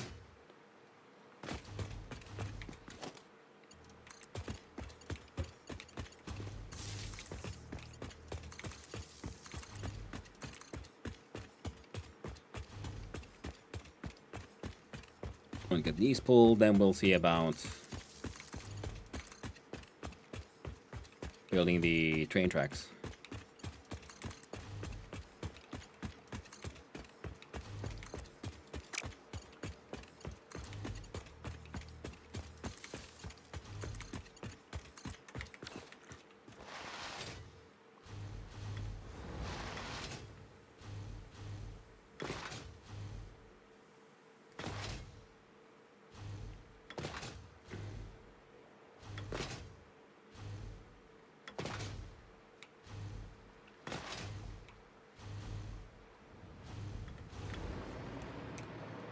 They're going to skip one.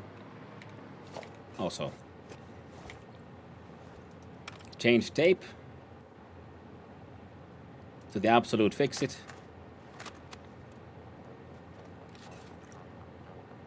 Have the sip. And get to the build. So we find from here under trains our good old train block pillar.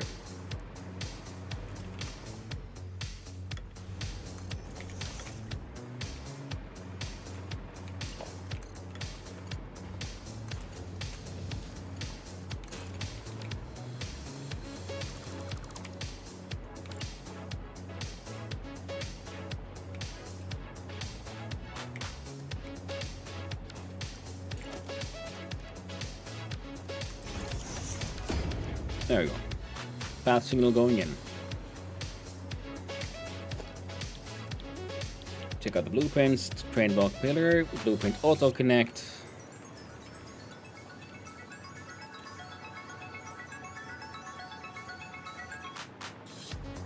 Wrong one. How about if I try to do it here? There we go. And it's 1, 2, and the third one.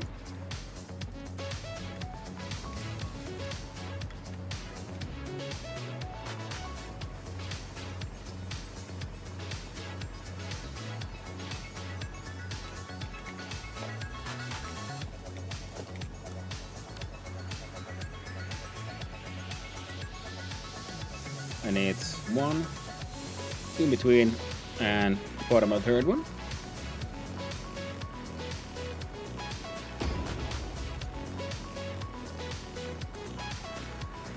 Bottom of the third one. Clean, nice blueprints. Thank you.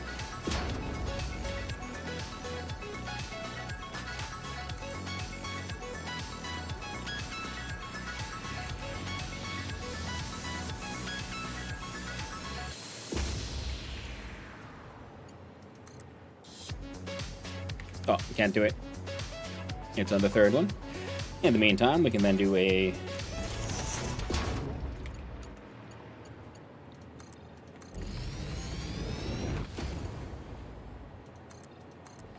do some initial zooping.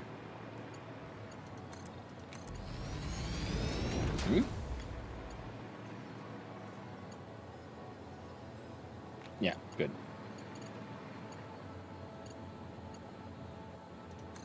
There we go.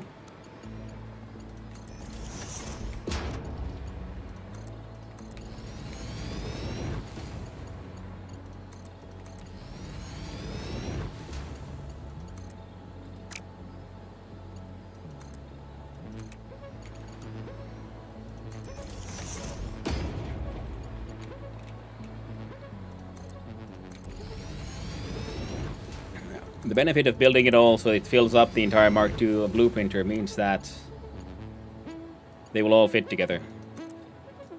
I mean, like, at least width-wise. They're all, like, centered the same. Height-wise, no, they're not identical at all.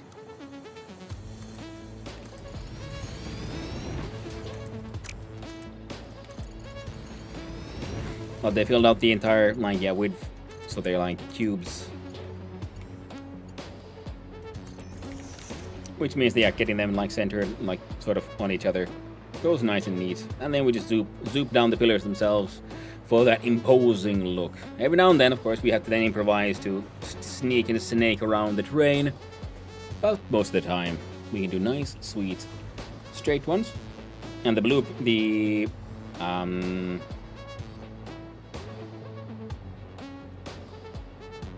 roundabout is also actually, yeah, the roundabout is actually the full width of the blueprint machine. Yeah, this one is actually isn't. It just happens to be centered sensibly, centered the same way.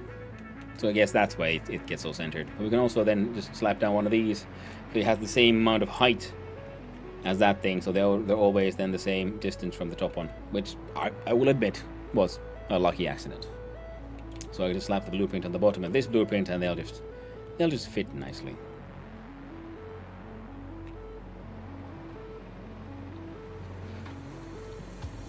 I still haven't gotten the cartographer mod. Was recommended to me so you can see what you built on the map. and that kind of stuff would be super handy. But, oh, it's very easy to forget oneself. God dang it. Come on, run, slide. There you go. Come on, Pioneer. We believe in you, lady. Jump.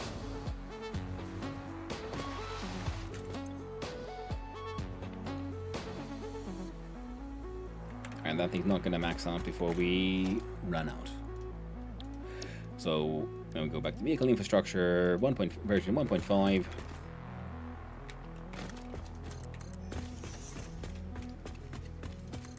We're almost there. So that's nice. And now it's iron plate that we ran out of.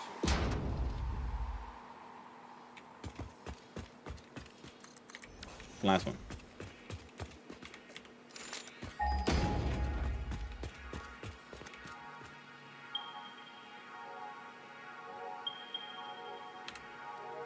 Okay, we're pretty close already. Oh, good. Fantastic. We could technically try to put in a crossing and have a road going south, and then the train would follow. We have a roundabout, then we have one track going south, and then these would then pump their stuff that way. Because this one is impure, normal. So the two pure ones are here. So in that way, I'm kind of tempted to maybe try to push the road rather actually this way. Ah, but this one is here as well. So okay, so then we can have the same sort of crossing here, go down, and then to that track we have a station for the oil production and the SAM stuff. One idea to then do a sort of funny spiral around the thing, the pillar, all the way to the top. Guess, you know, why not? But we'll see. Especially because we're kind of at the correct height already. So it won't be too much of a jump to get there.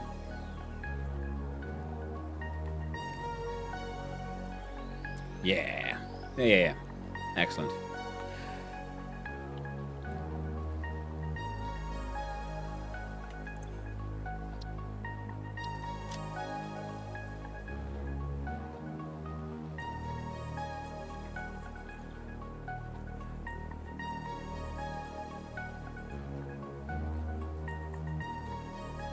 I think my upload speed is faster. The problem is in fact that there's it's a Mark 1 belt feeding it. Oh no! That's what you get for also like having your starter base and not upgrading things.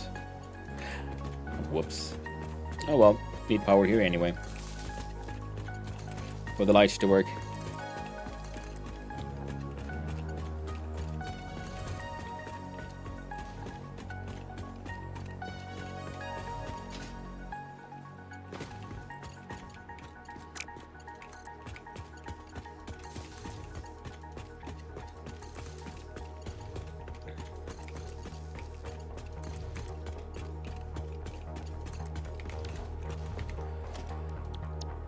Now, if we look at this one.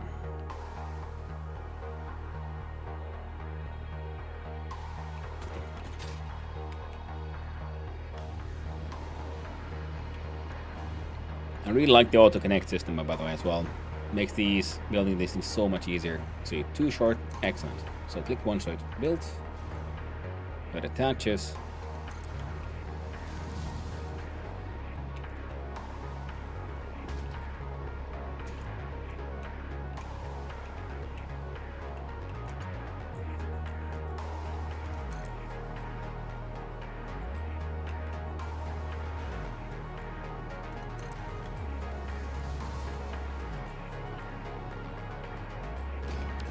Okay, yeah, perfect. Then one in between, and then the next one gets the roundabout.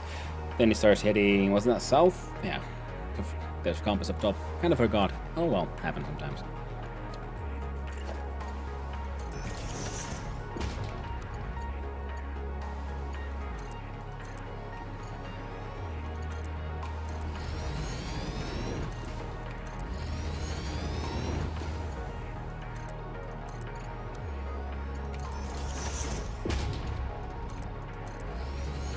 Then we pull in these pillars all nice and good like. Check out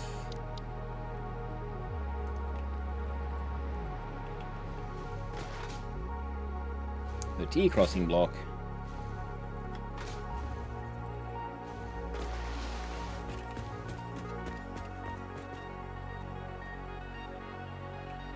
Which usually doesn't really want to connect that well.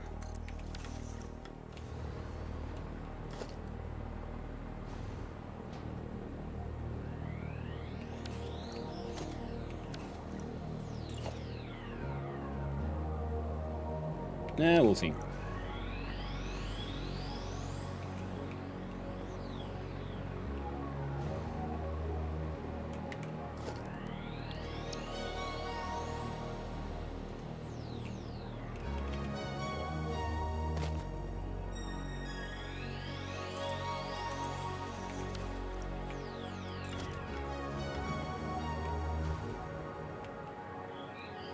Yeah, like this one's all yellow for some reason.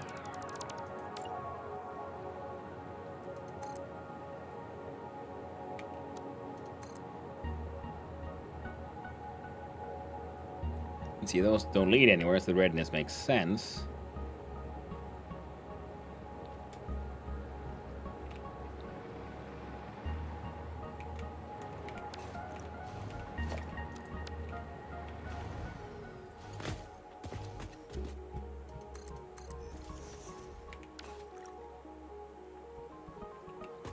And the roads are hollow, so that if I do have to run some spaghetti to get my how I'm bringing coal and sulfur over there, like I can hide it inside the road. And the trains just happened to be fit in a nice way beneath it. It was, again, a happy accident. And I can totally try to take credit for. Trains, roundabout.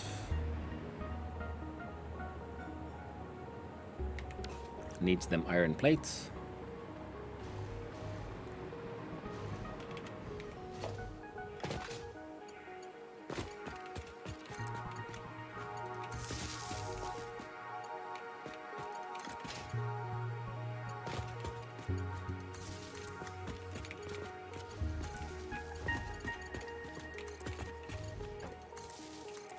And the T crossing. As you can notice, they're power now, although they're not connected across here, because the crossing has all three nodes also connected underneath the road, so that we don't have to have power lines crossing the road, and so on, at any point.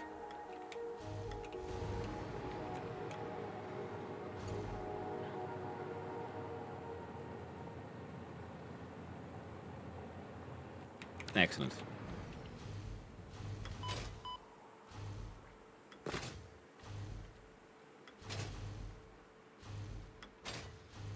So now we head this way, so we can get launched back to base.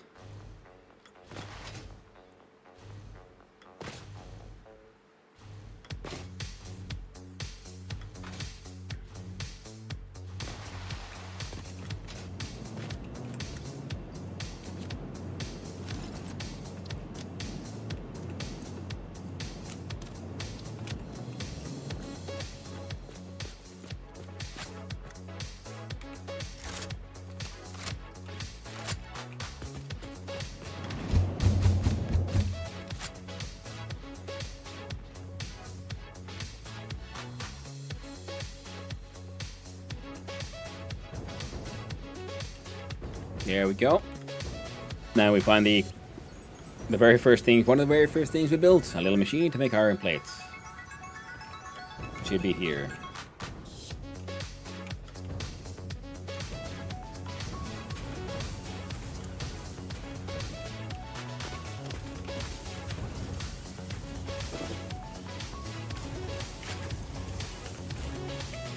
Yeah, you're making rods.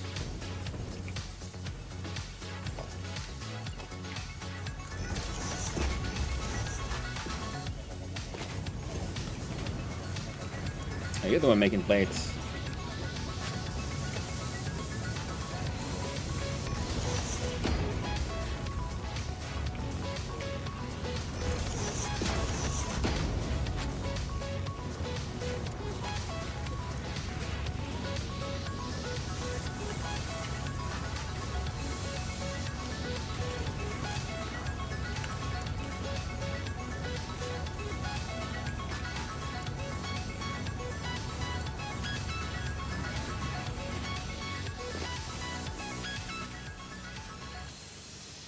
There we go. I think if there's anything else here we sort of need to bring ourselves.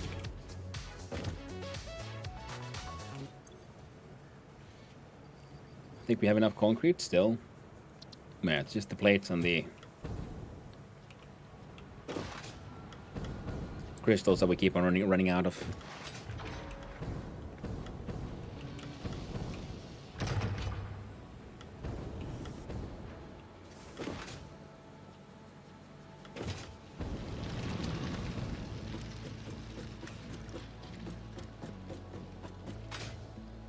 And the crystals are made all the way over there.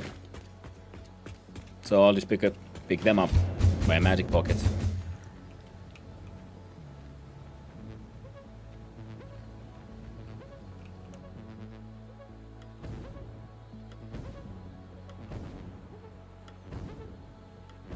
I think that's a power thing.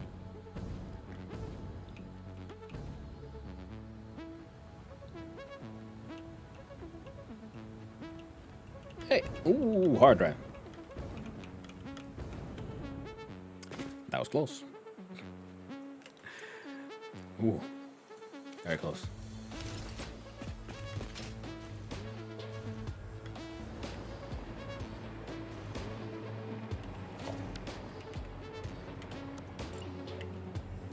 Yeah, we should be a path signal, because the next point we find the blueprints will be then the magic of the roundabout.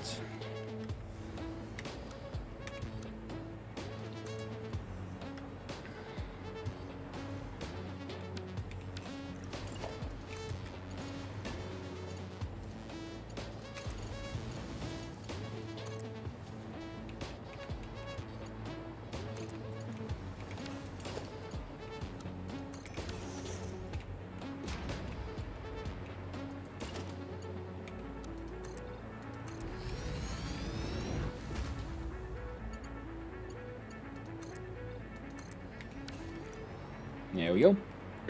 And with this, blueprint, crane pillar block. Next one isn't here, but there.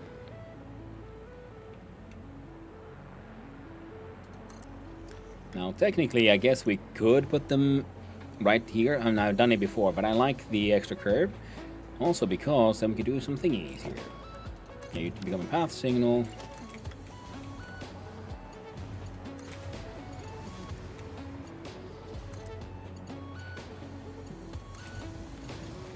Like from here.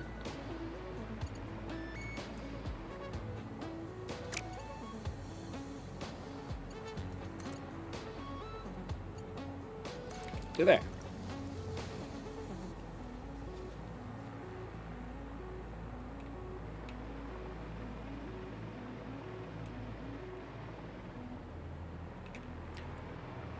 Because you don't have to do a roundabout here to take a right, because yeah, you can't really do that if you have too many freight wagons behind you.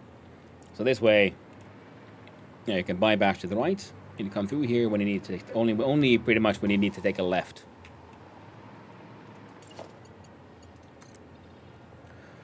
Because I built a couple of these crossings where I thought it'd be funny if they spin around, but then the first train that had more than one freight wagon got stuck. Never mind the one that has 3. So then I had to spend a little time to hunt all the ones down, and but that I built like that, then add a sort of right side sort of priority bypass thingy. And my very first road blueprints were made of 2 parts, and because they were with the Mark 1, so some of the earlier roads in the main base are a little wonky with how they fit with everything else. It's not too obvious if you don't look too close, you know, similar to how there you see some of those pillars are closer to each other than others. But the newest form of the crossing and the straight ones are all the same size, like the 5x5.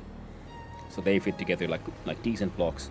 And I can't really do anything about the old ones because to delete one would be... I guess can manually move the entire pillar 1 step to the left. That would be one decent solution, I guess.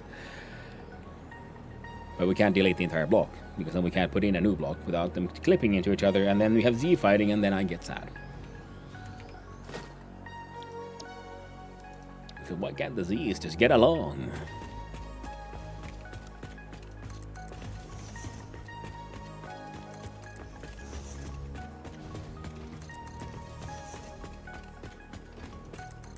Z fine, yeah, he's sad. I'm glad I know it's not just me then. Now there might be, you know, better sort of like steps to stop Z fight. Oh, we spent all the concrete we were carrying with us. So now it's time for us to then have a look-see at getting this thing first powered, and then figuring out where do we want the train station to be, and then a factory to feed the station. We'll have to make a less than perfect factory to begin with, just because I want the other factories to start working and be fed. So we just make something that makes plastic and rubber, and that can fill one freight train with plastic, one freight train with rubber. Don't have to be perfect, don't have to be too amazing. I'm not telling this to you, chat, I'm telling it to myself more than anything. The crude oil for... Oh, I'm just gonna make, like I said, rubber and plastic around here. And send it to Manufacturing North, where we can then start making the cooling unit and the turbo motor. And then we can start using those to make the project parts. And yeah, one of those blocks is gonna get deleted and turned, and then, yeah.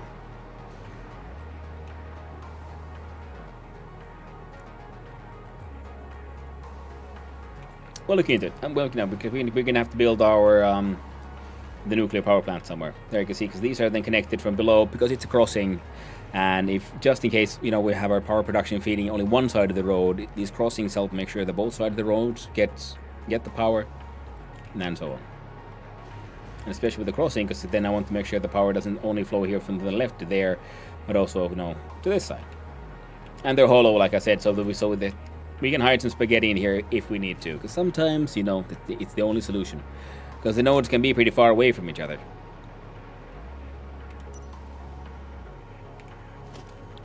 We do blueprints, we do train, pillar, blueprint auto connect, we click, that's one, and in the third one,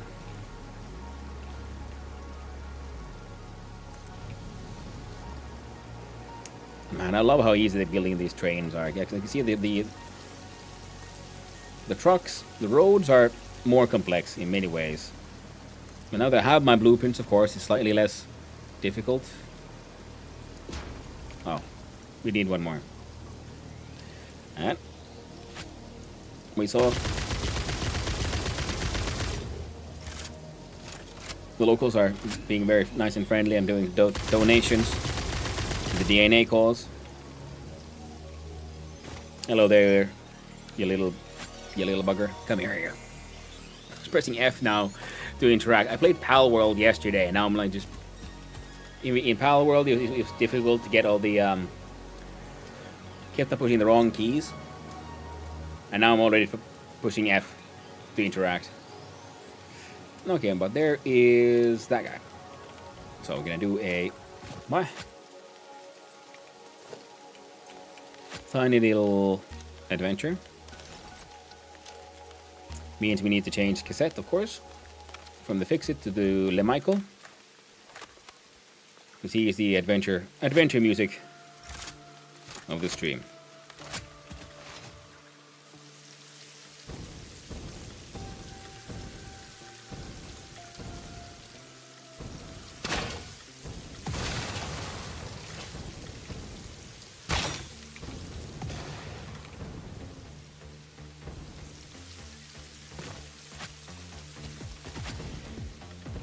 So who's guarding this place? Ooh, rubber. Oh, you're just done. Nice.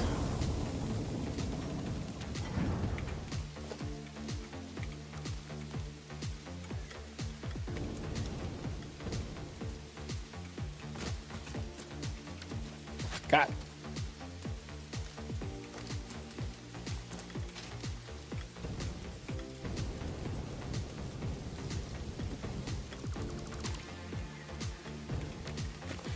No, I won't be distracted.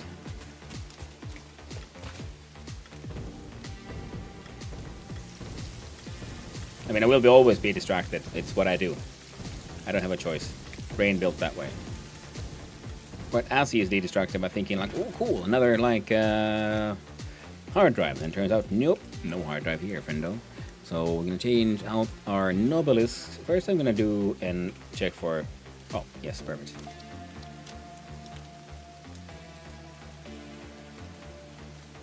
And was it a Nobilis scanner? Detonator can go there for now.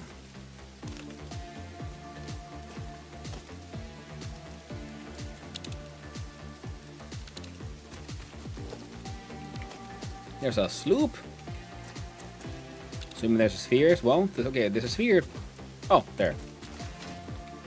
Heck it, we'll get him on the way back.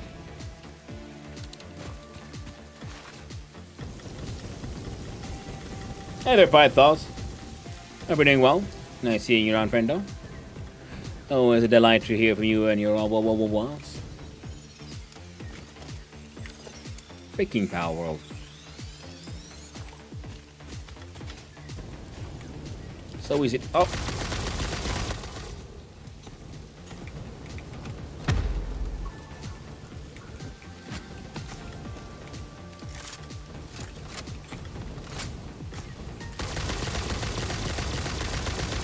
Hey, Mercer Spheres, nice. We need more of these so we can get the upgrades. Defiled description.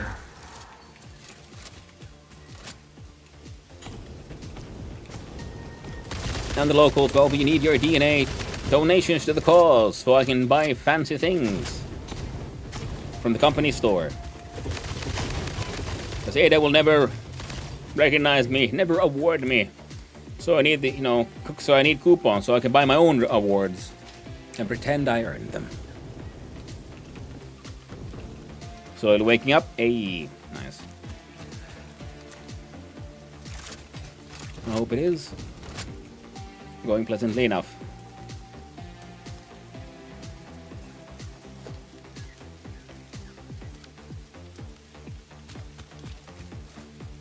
Ah, I see. So there's a sloop beneath me here somewhere.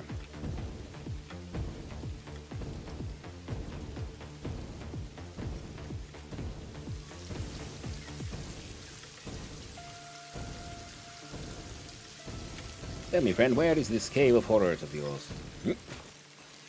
Oh God! Boombox, save me!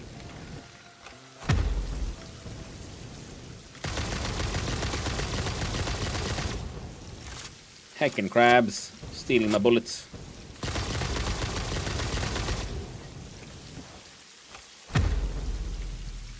Want the anti-crab device?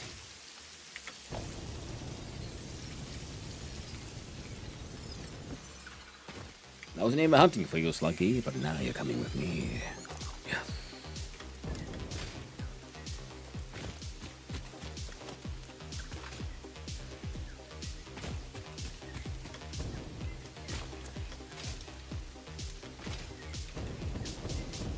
Okay.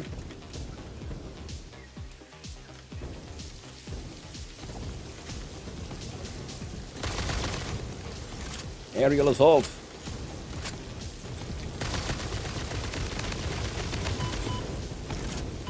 Ow. What? Can't catch me, friendo.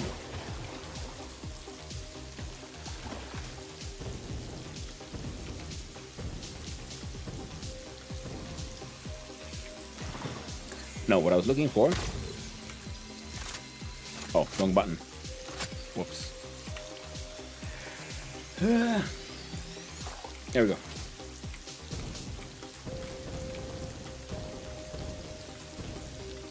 And then we'll look for the cave.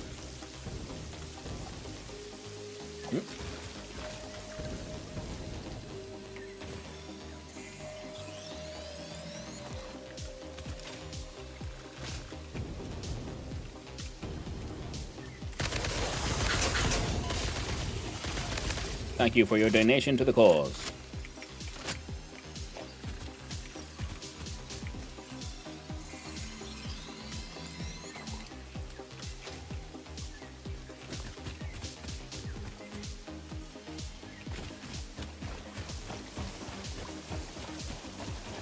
There we go.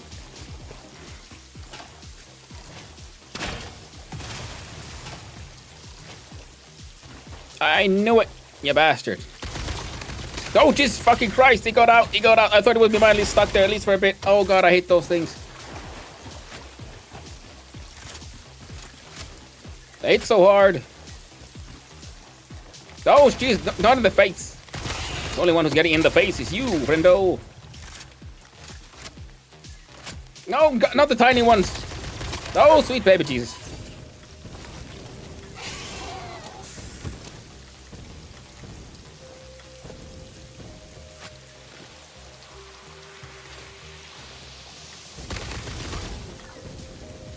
Oh, and then he had a fart.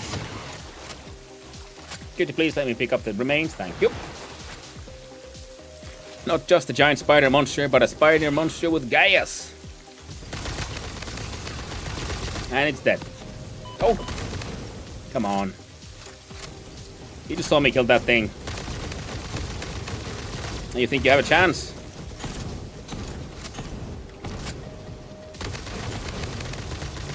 There we go.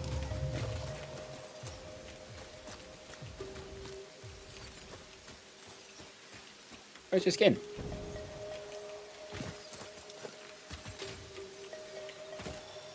Man, that scared me. But we got him in the end. Well done, chat.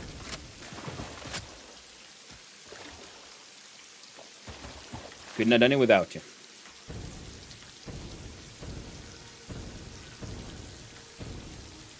But I did honestly believe that they'd be even like so like mildly stuck somehow. Like, oh cool, they can't get out and they just come at me. And nope, they did.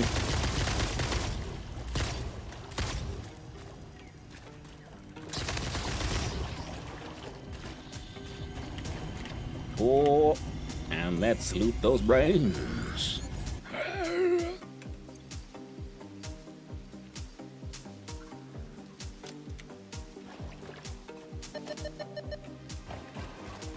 Wait,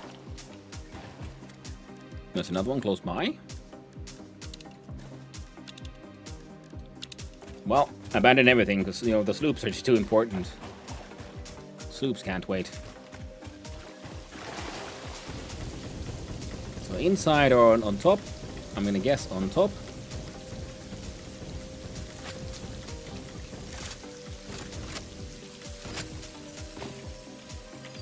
Ooh, radiation. Spicy. Where the air gets spicy and your eyes get grainy.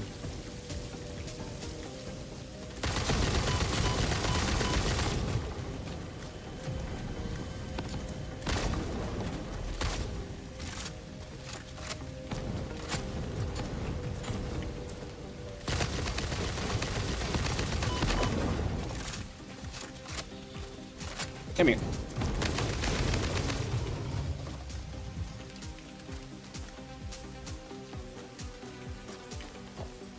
And oh, we have iron ore actually being. I was wondering, like, what am I gonna do with that funny little space we made? We could probably do it here as well. We do have a train that delivers iron ore.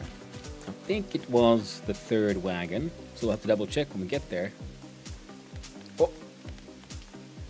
Well, would you look at that? You see, there's the camera effect you get from, you know, radiation, because the highly charged particles are, you know, triggering the same detectors as photons would in a camera, so you get the graininess effect, which would imply our eyes are in fact not extremely organic, are they?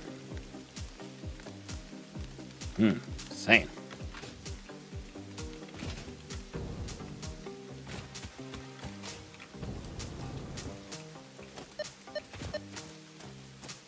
Sloop's gone, no Mercer spheres, and no hard drives.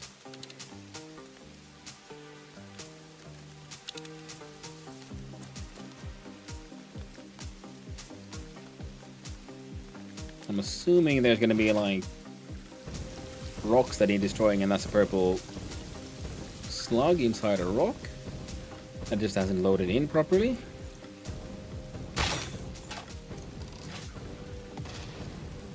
Well, it was an inside rock, but technically correct. Rock hadn't loaded in properly.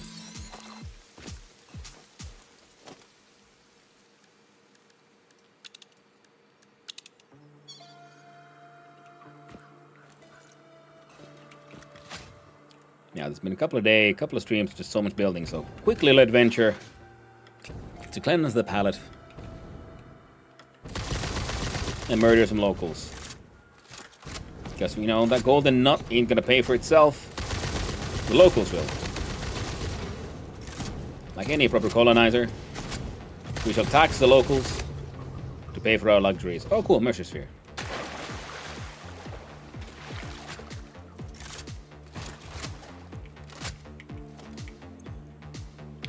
You want encased beams.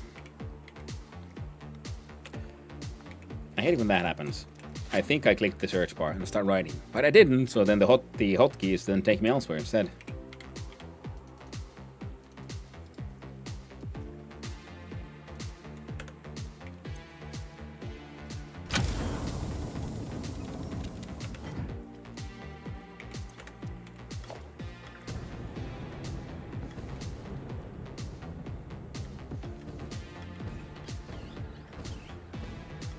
Oh, that's it. There's no more debris there.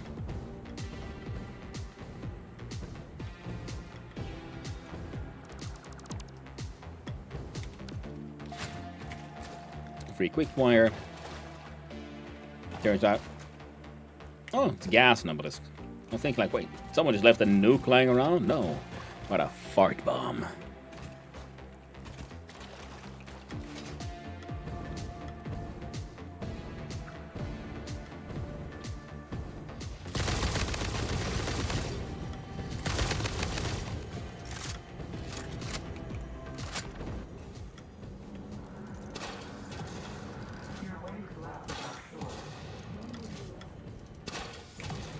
You guys are a little confused. Teehee.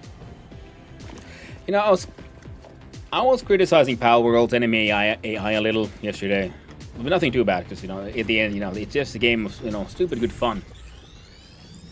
But fighting the enemies in Satisfactory does remind me that, yeah, you know, you can have combat and it still be relatively engaging without having the, you know, world's best AI.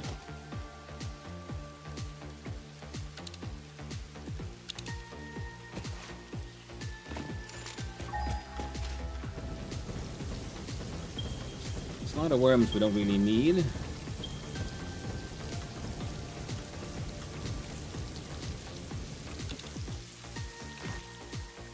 Oh yeah, so looking from here, we have in front of us here a normal, that one is pure, and that one is pure. So this island, this is gonna get like a floating factory, I think. So we pump all that shit in. Train station, you'll have a roundabout, and then a sort of downward ramp, similarly that we had in the other place, possibly. Or then roundabout. Oh yeah, we need a T-crossing anyway, because we're in a separate station for the SAM, or just because, you know, it'll look neater. And then one crossing that brings the road here above the factory. And then the train can have a station here and pick up all the stuff we make. Excellent. Well, I guess it's time to get to slooping. What the? I'll grab a purple one. The blue ones aren't quite as rare anymore. I'm assuming it's gonna be in there.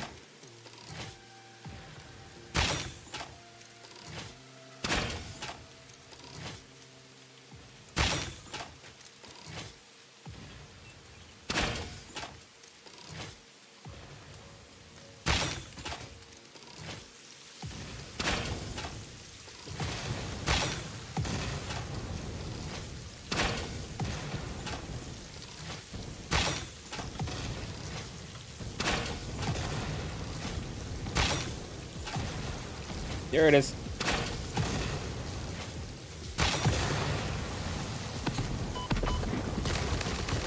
There you go.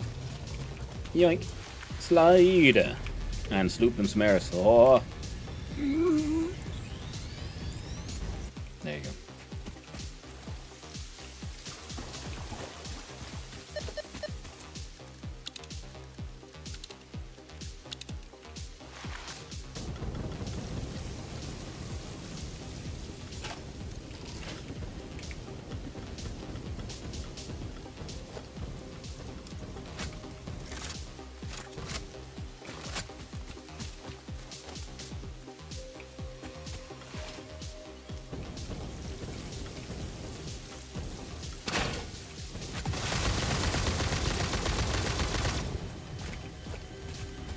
Oh yeah.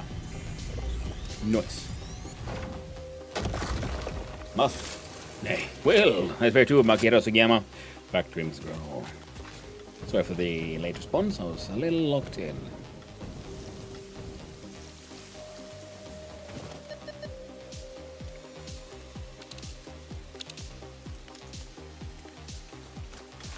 I see the orange there.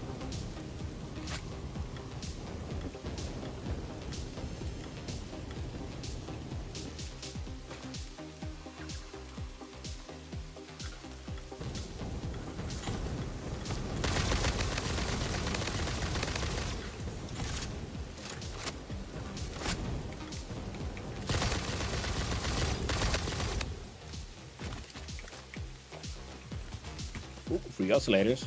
Don't mind if I do. Gulasch med bröd. Gulasch med bröd. Ooh, sounds tasty.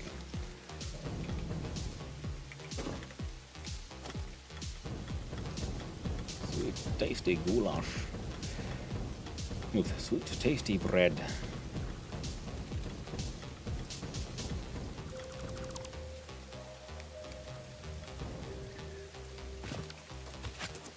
Circuit board. Quartz, we need those. The computers, we don't really need those.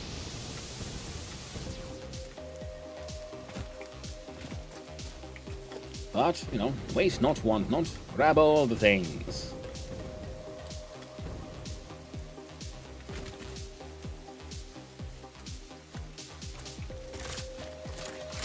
Also murder of things. That looks like there's gonna be something there.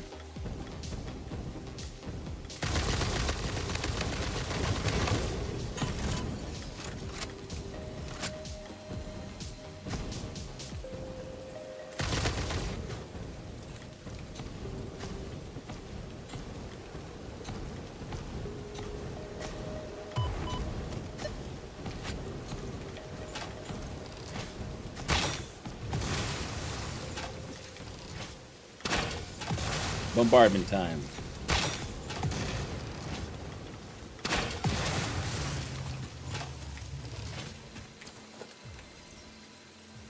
And this is when we love the dimensional pocket. Voila, more ammo.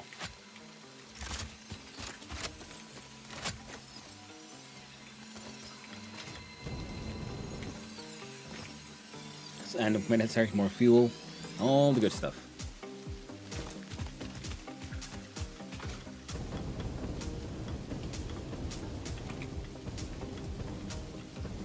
Sweet, sweet berries. Delicious.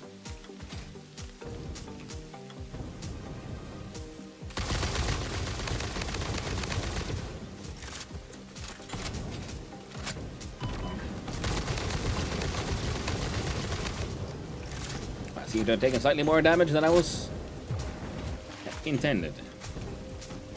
Good thing we have our asthma inhaler.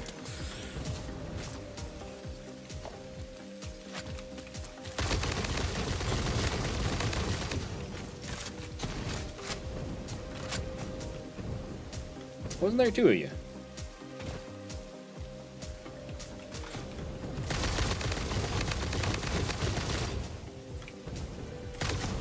Did you kill your friend or something? Oh, backflip.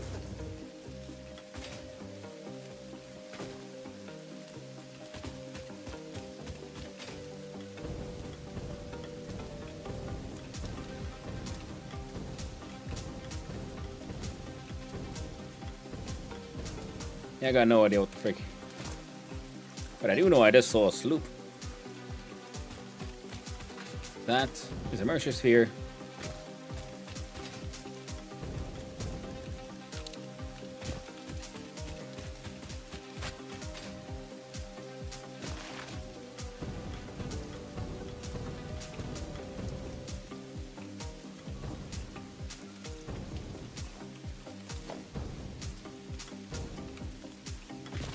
And that is a SAM node.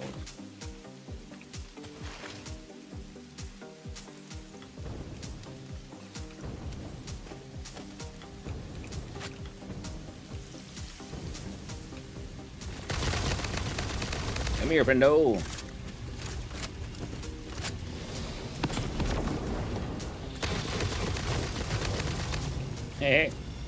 Nice. Ow! Heckin' crabs. Not nice. Death by crab. I'd rather not, friend. Now that is a sneaky little crab hole, innit?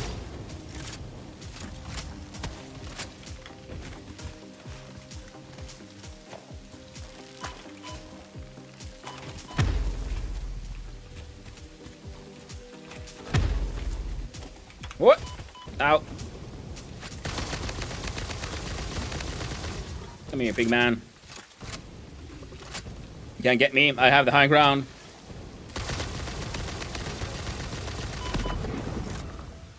What the frick just hit me? This guy, apparently. Oh.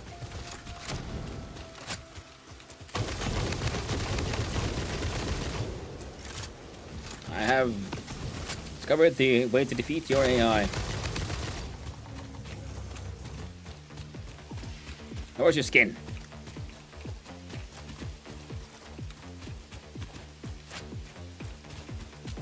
Unauthorized hostility.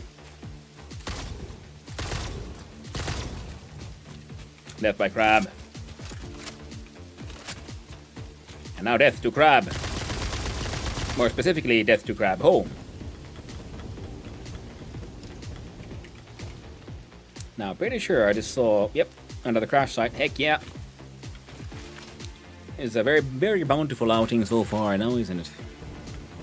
Reload. Who guards you? You do.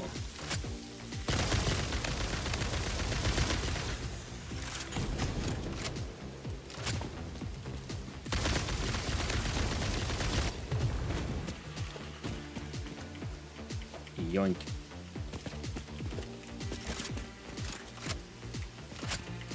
Swell.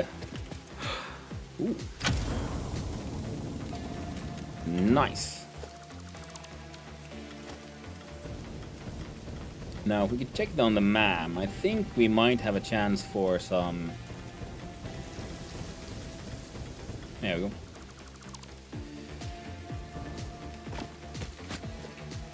Like rocket fuel and stuff, because we now have what we need to make it.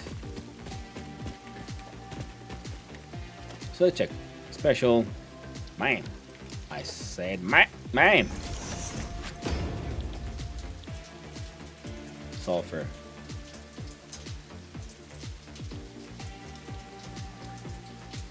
Actually, we already have the rocket fuel. We could do the ionized fuel. No. We can't, because we don't have any rocket fuel. We're not making it. So, good old hard drive McScan.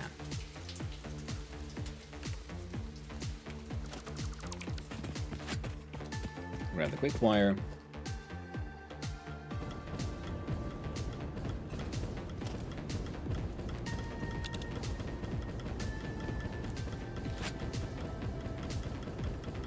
Come on, biogas.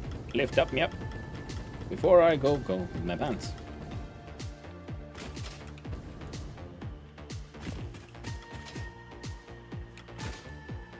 Yeah, it's an impure one.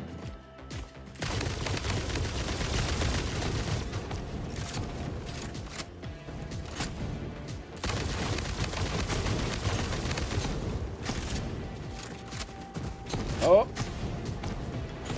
I jumped into it like a moron.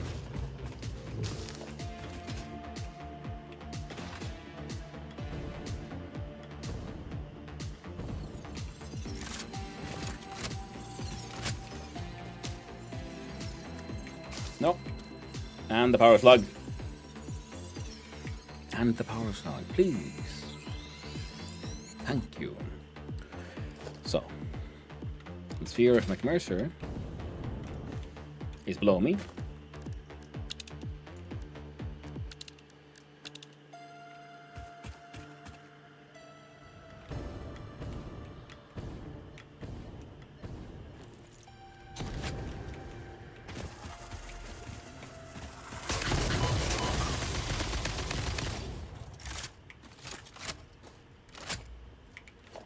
There it is. Oh yeah.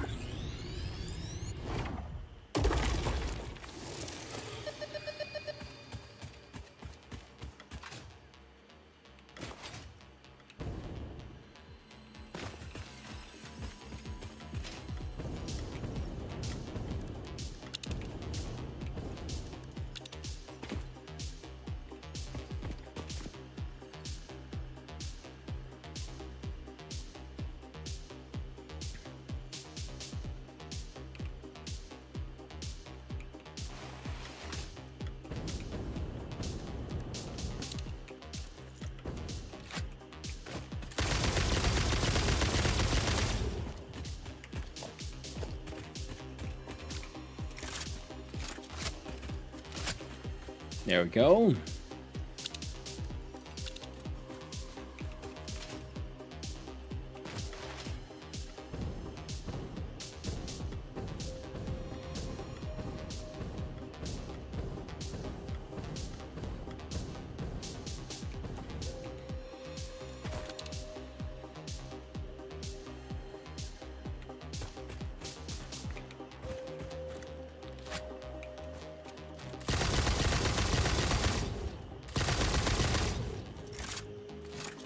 Almost got crabbed.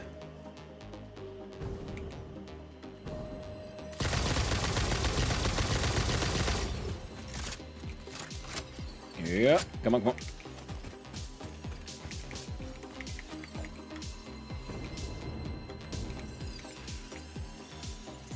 Now we grab a slug.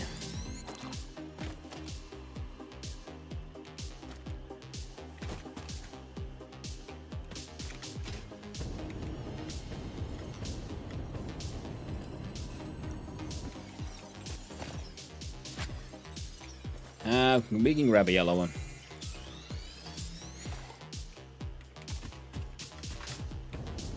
There we go, there we go.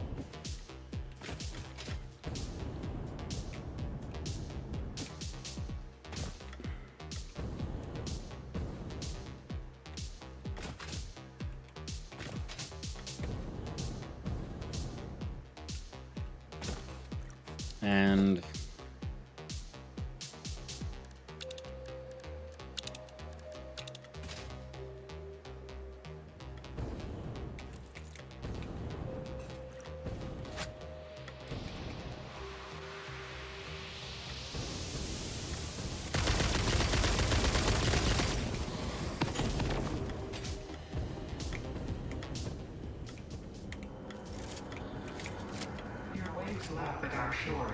When will you land? right now, friendo, come here. Get in my pocket.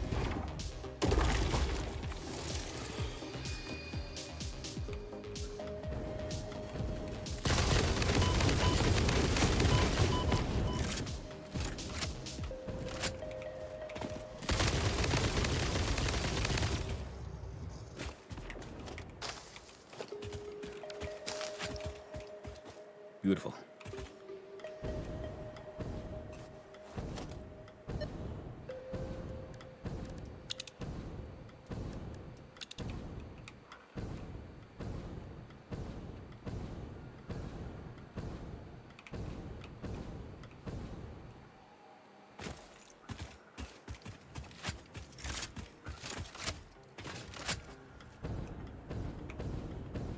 There we go. See the road. Seems to be generally the right direction. Now this seems to be like in the middle of a spiral, so it feels like there should be something fancy here. Oh, there was the sloop. Ooh, another donator. Hello, friend. Thank you for your help.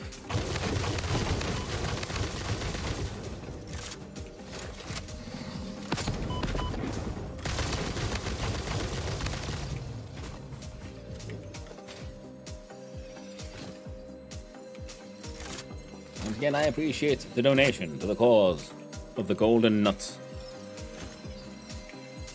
Because we need those things. We got like almost 100 and we need 2,000, so it's gonna be tricky. Gonna be feeding a large amount of end game project parts into the crunching machine. This is the only way. I can go one more look-see here.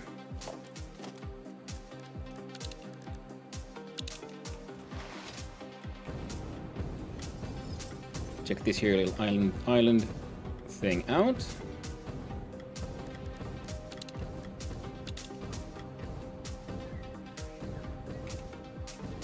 No berries. Yoink. Yoink. Hard drive.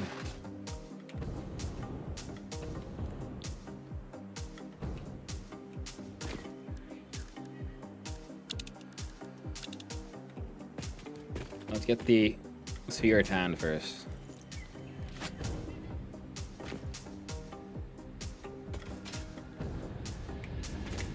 Alright, we just have to survive the farts.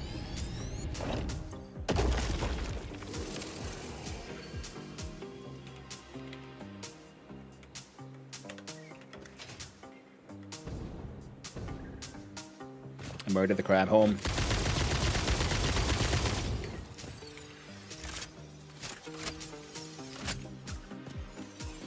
Alright.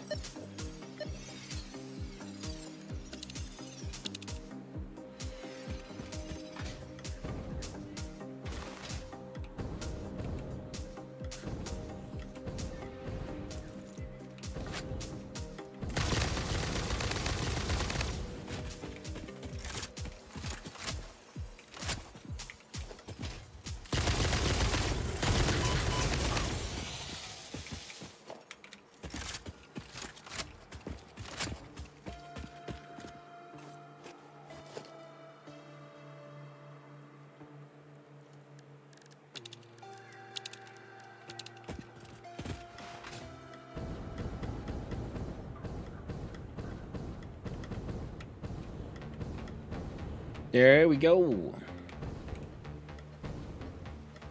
Now who's your guard?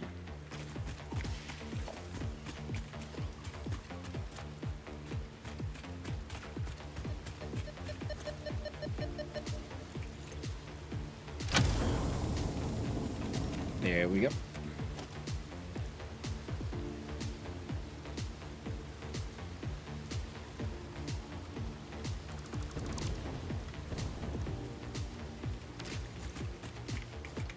Got some plastic, some starters, some modular frame, heavy modular frames, and some rubber.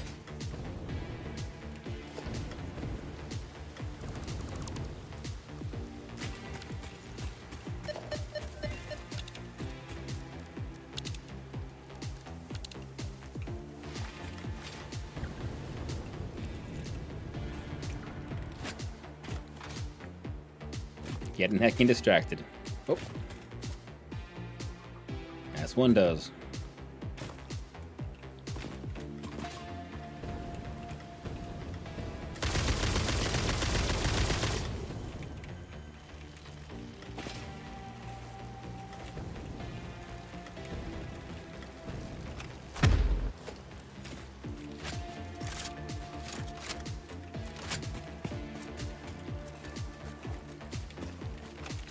Making crabs.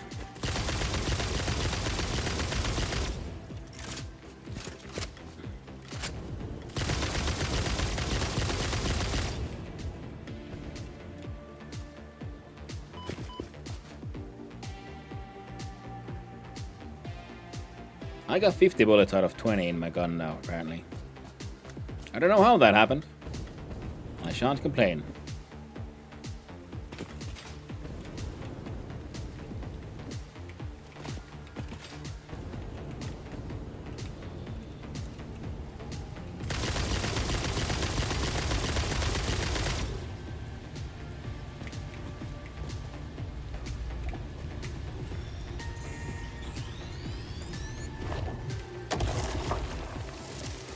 Okay, 7 more spheres. How many do we have then in total right now?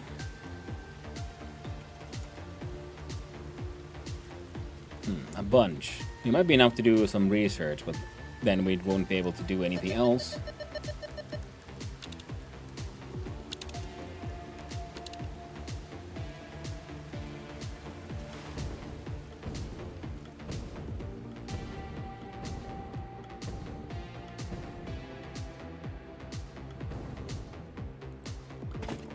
I saw the cave and I thought, well, there's gonna be something in here, eh?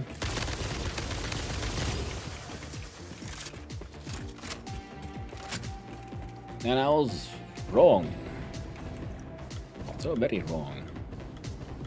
Well, not completely wrong. I found a bacon shroom. Those are always nice.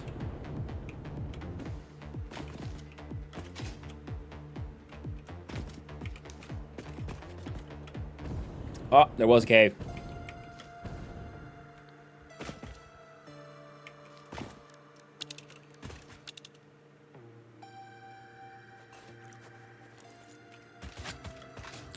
Okay, let's go get scared by bugs again.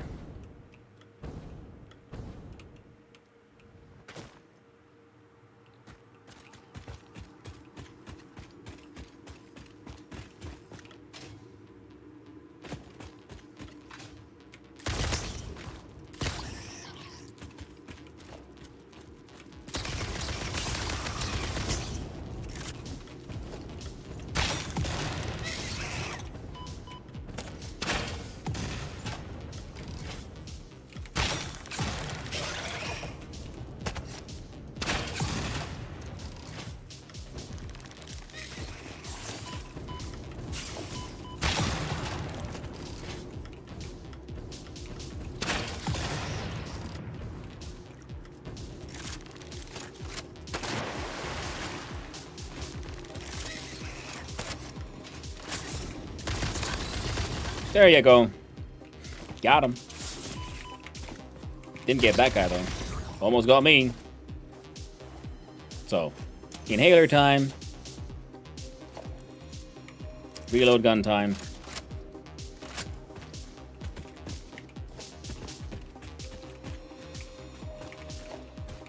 Look for all these bug remains.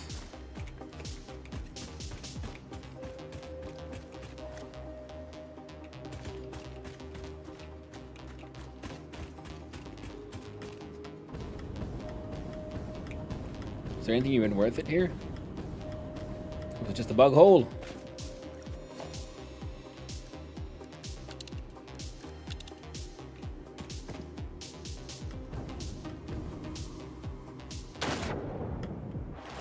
Why is...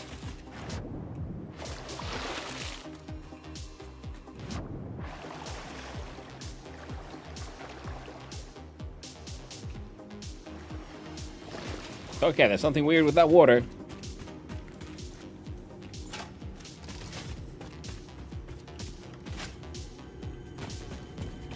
Hello, Mercer McSpheres. Yoink.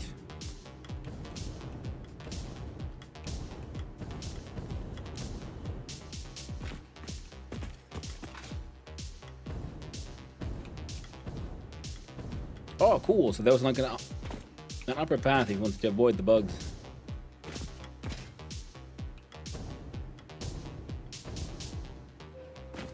You know, in theory.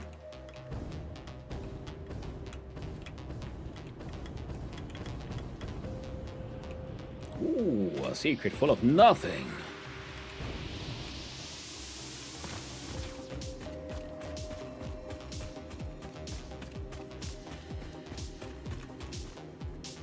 Okay, I think we might explore it a little too far, though. We most definitely have.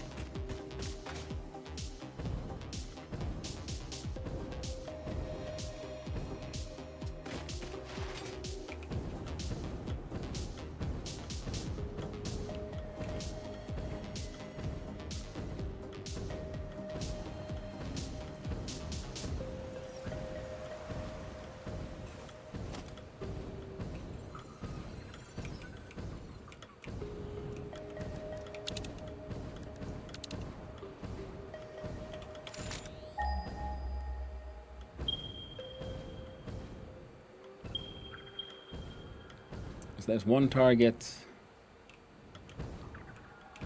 Not the target. I think that's the target.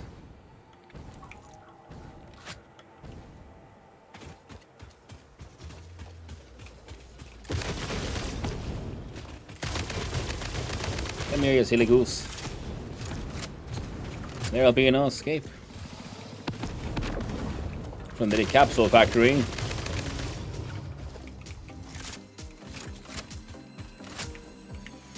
I'll steal the slug. Just not because I need it, but because I can.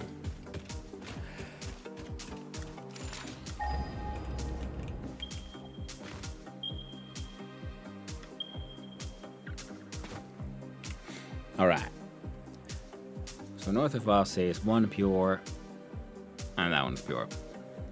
So let's go a bit closer. Yeah, that's the pure one.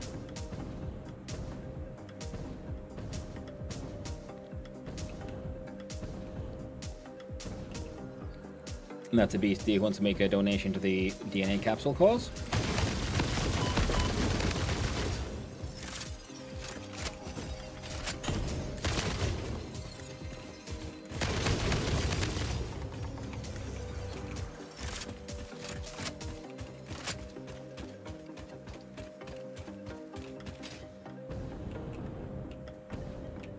So.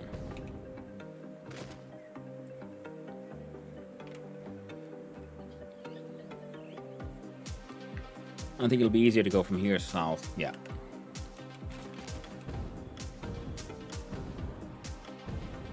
And we'll add more nodes if necessary. Might even do a straight up crude oil export location.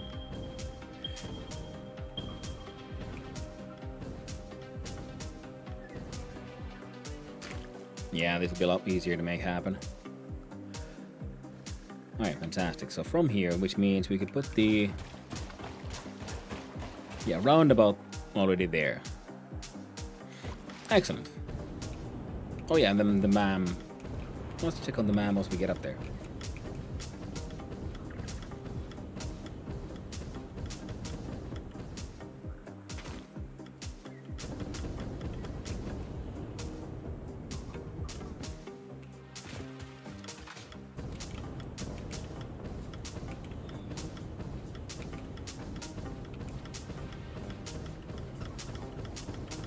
And there we go.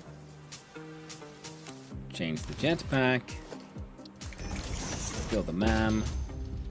What do you got for me? Molded beams or basic iron ingots? Well, these are both nonsense.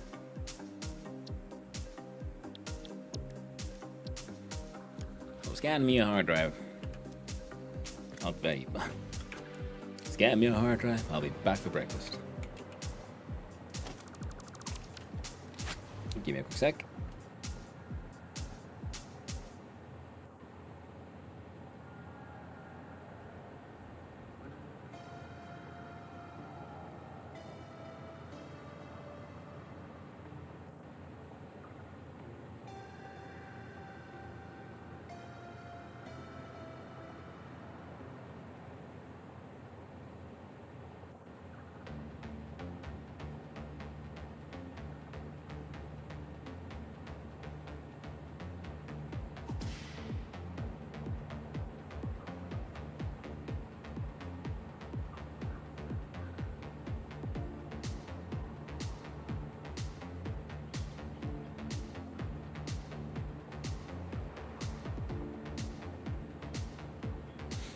There we go.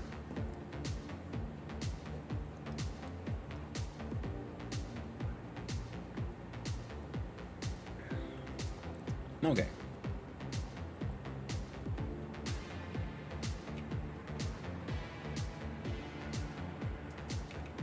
So if we do this,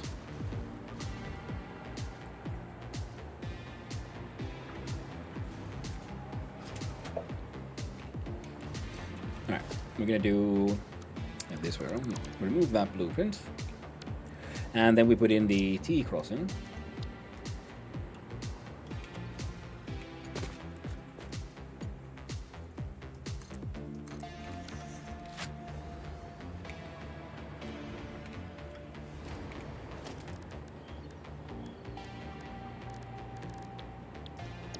Blueprints, trains, roundabouts.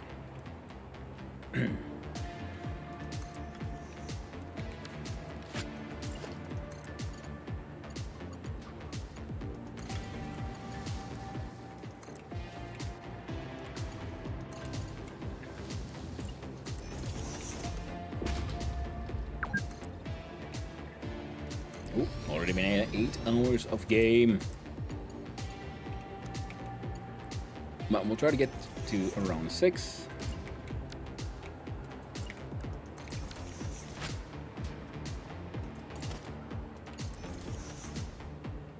Well, that's embarrassing.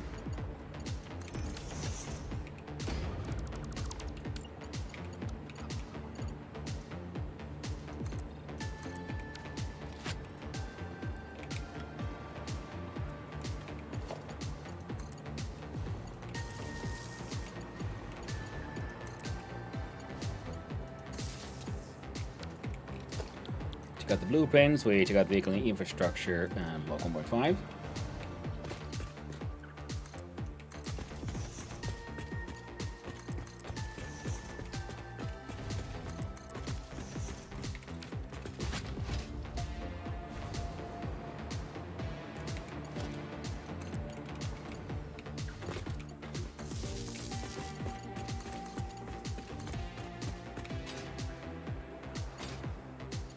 There we go.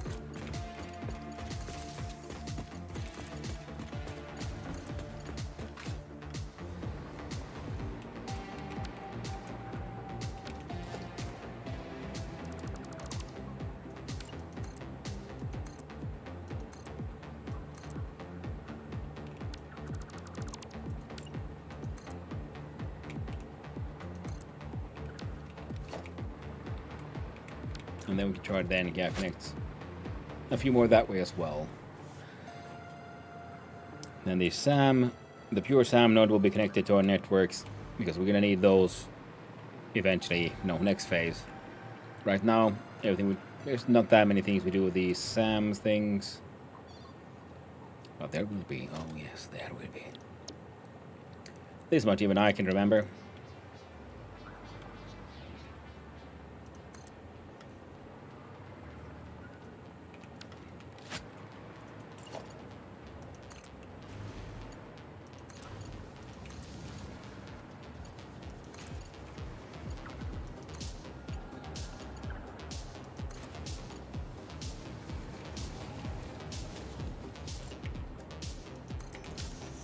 There we go.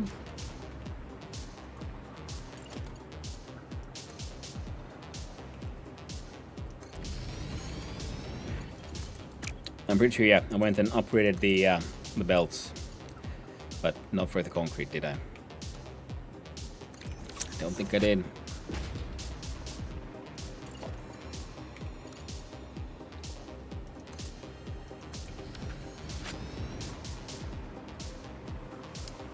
That feels a little silly. Okay, so the oil wheel is there, so we pump it out from there. We make everything also sort of relatively far down. And the station itself would be somewhere. So we can look at our power options here with the freaking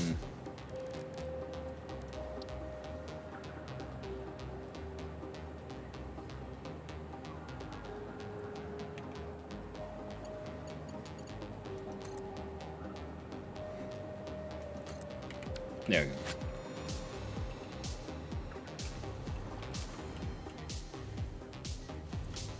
Because eventually we'll be bringing in the power by a train station. Where exactly will the train station be? How will it fit into all of this?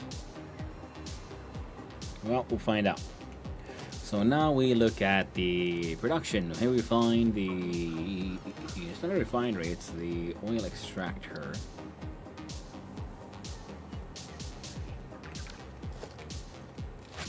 Which means it's time for some zooping.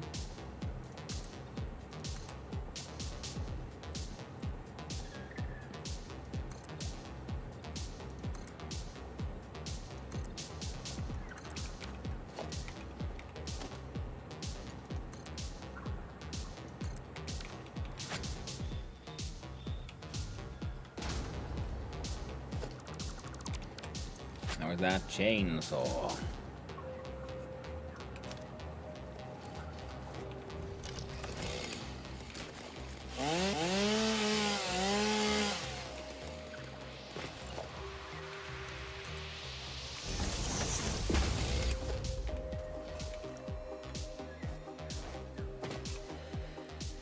So we had the adventures, now it's time again for the absolute fix-it. The songs of building. So we then, once again, we check out the oily extractor.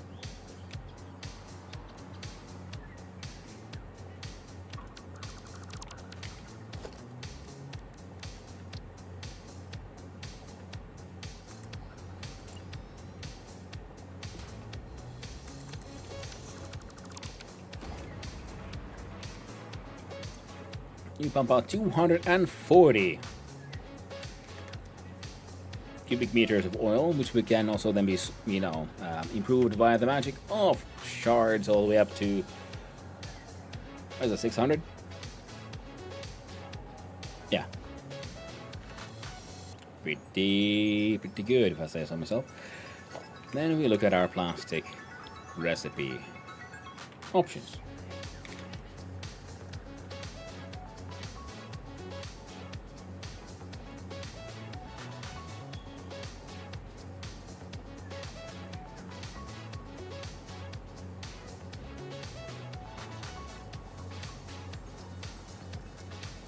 Yeah.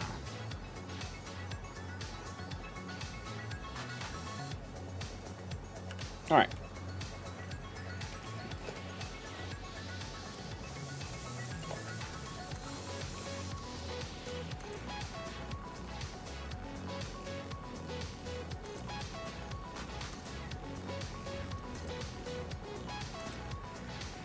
Start by laying down a little bit of foundation.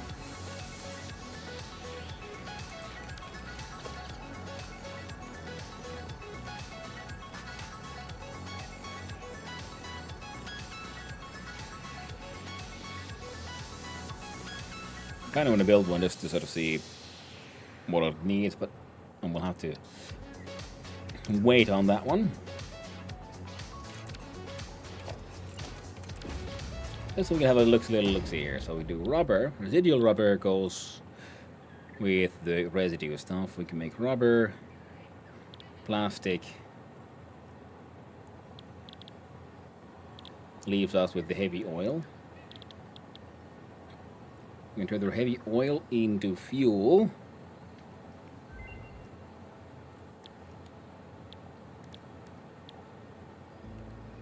And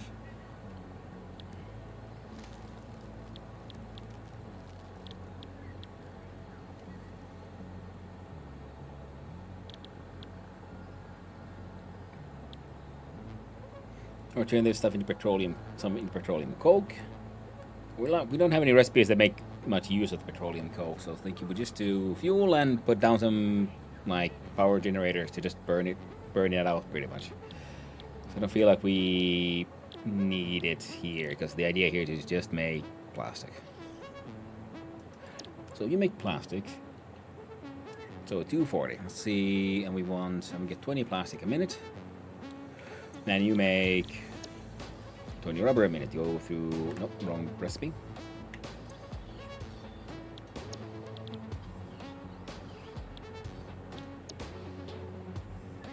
$30 makes 20. 30 makes 20. Okay. So 2 of these make 60, so 4 per. Making 80 per thing per minute. And me leaves us with a large amount of heavy oil residue. That would be 40 plus 80 means 120 units of heavy oil residue, leaving us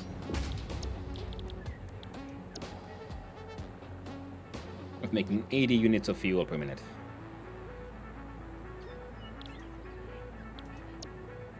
Okay, and residual plastic. So this recipe makes 30 crude oil and 20 plastic. And that one's more focused on the whole heavy oil production more than anything.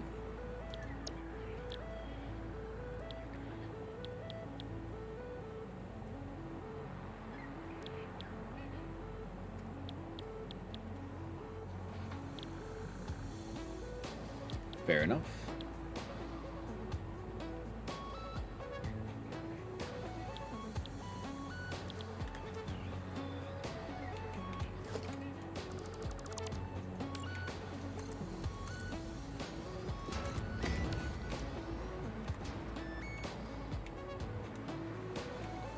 And your output goes into these 4.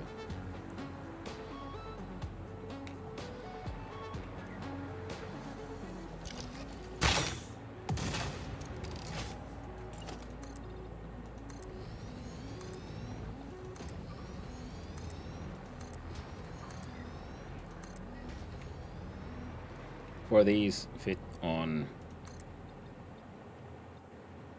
6. We have 11.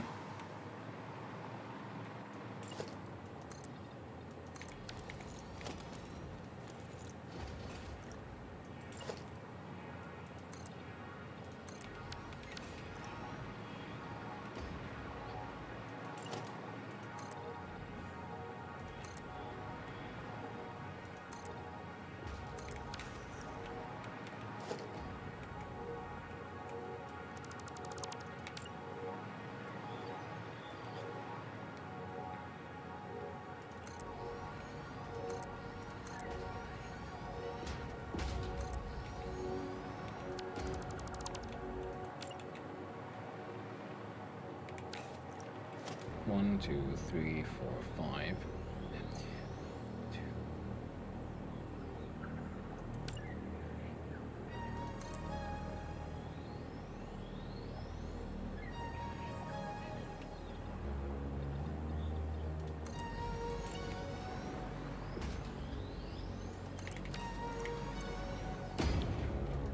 From plastic to make the rubber.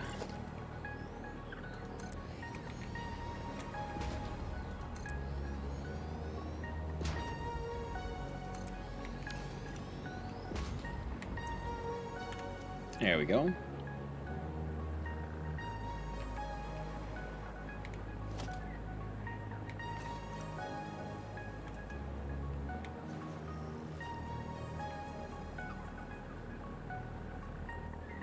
There we go. Number 7, but we changed that into pipeline mark 2. We can do a... well, I guess we're putting in just a T crossing there, aren't we?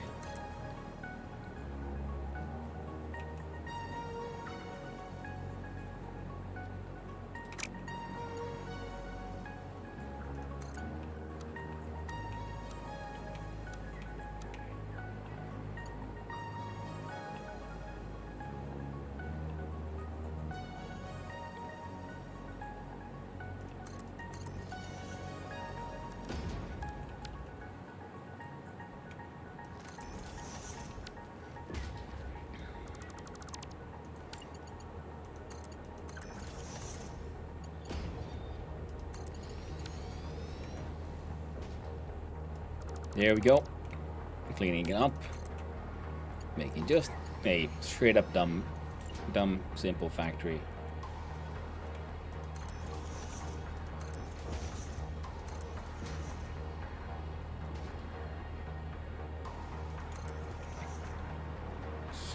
I'm running a little low on my walks. So I just gotta make something that'll work.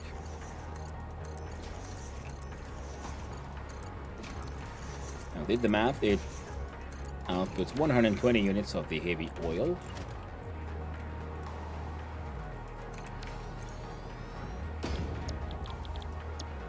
We feed into 2 of these, making 80 units of fuel per minute.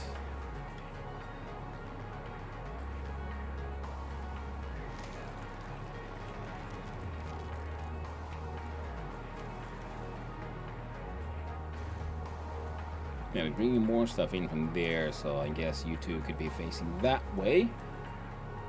And having a couple of generators over there should be fine.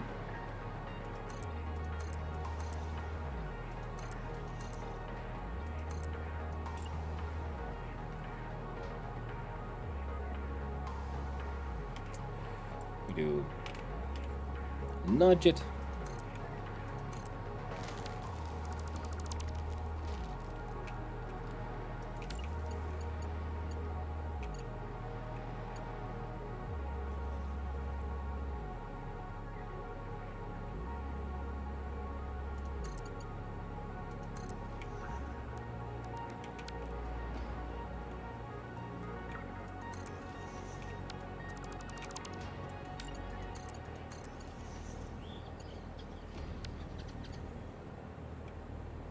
My mistake.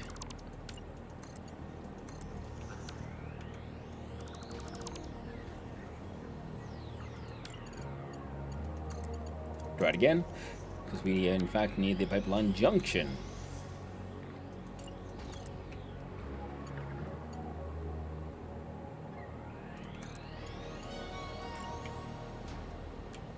Then that's just the mere T junction.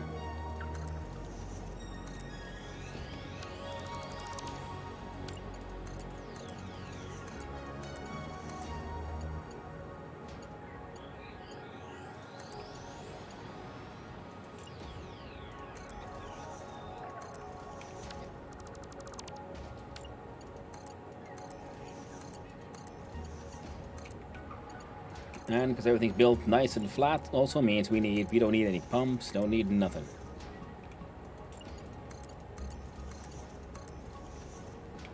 Alright.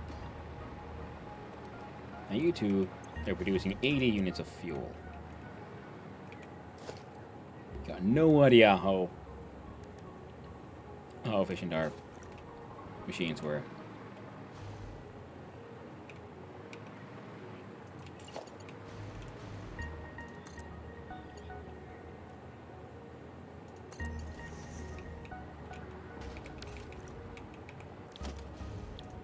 Blueprints, undefined.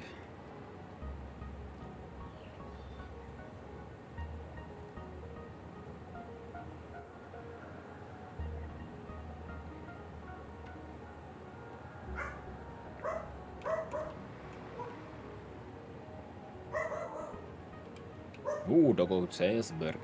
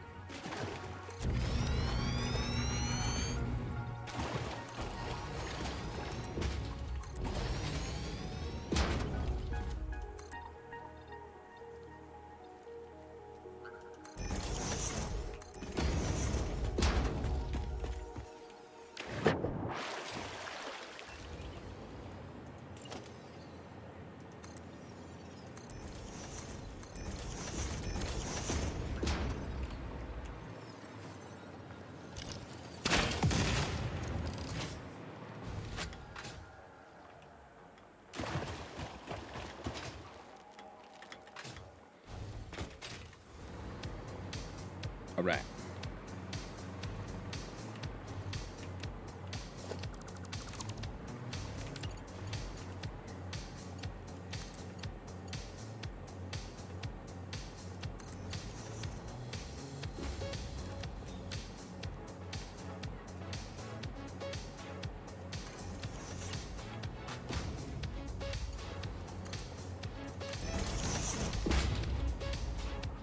I can only assume and hope that those things fit.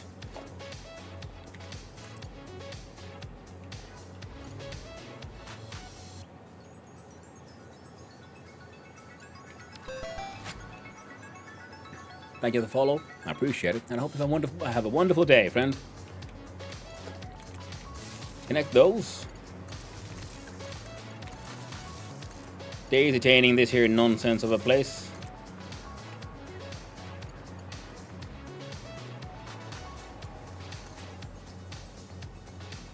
I have to make this place, make sense at a later point in time.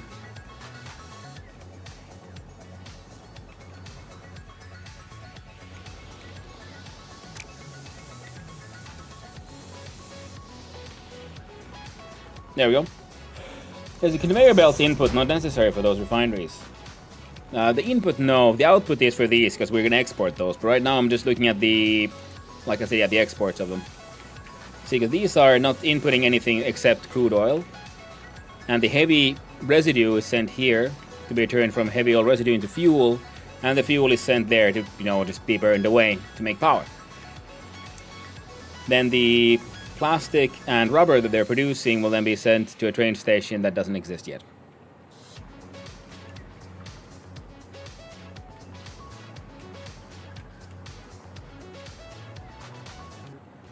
So let's see here, we could do this by...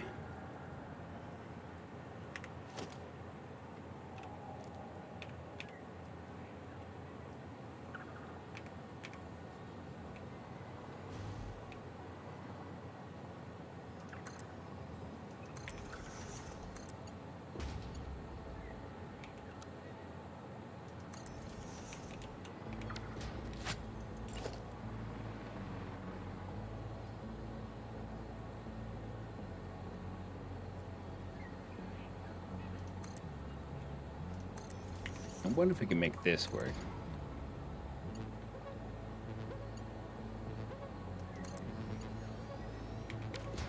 And then under logistics we find the merger.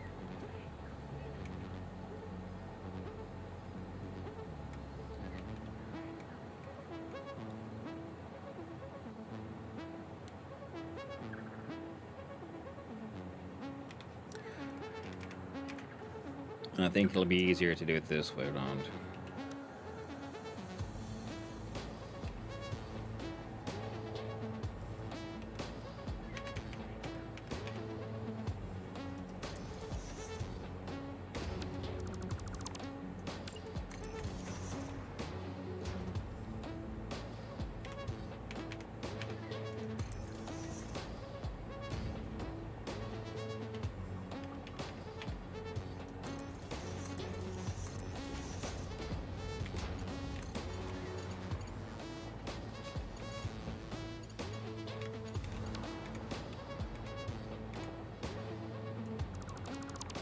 There we go.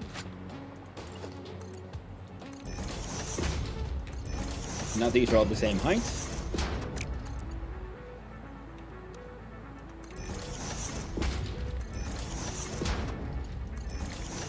And everything fits kind of nicely. So now they all merge. And the output goes there. Output is 4 times 2, so 80. So Mark II belt will be more than fast enough. They don't snap if you place them in an existing conveyor. Not always. It's sometimes they snap, sometimes they don't. And that was just an example of it's getting annoying. Ooh, you see, the game's been running for a while. The assets aren't loading in properly. My old machine. She struggles, but she does her best. But I have been on for quite a while, so let's just try to get this place sort of done first. So the idea was to then have the one there. How about middle of the block? Now this one should be facing pretty much mirrored. Whoop.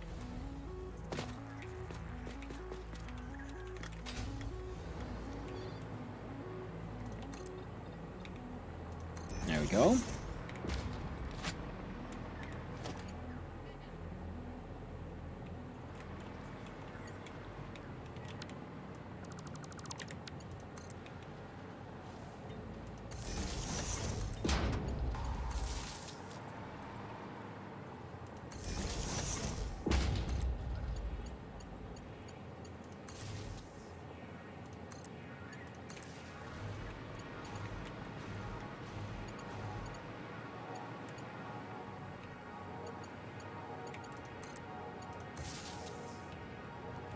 You see, you can do that. You can then do...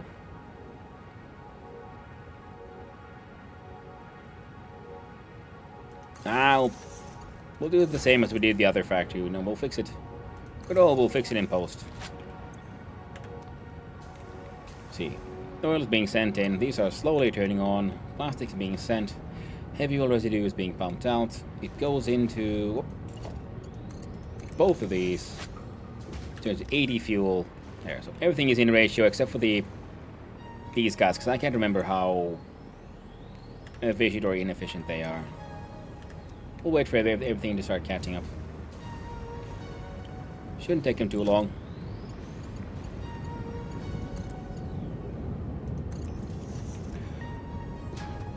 Give the old warhorse some pats, you deserve them. He's running Satisfactory and streaming it, yeah. Good old 1080 Ti. He's a powerful beast.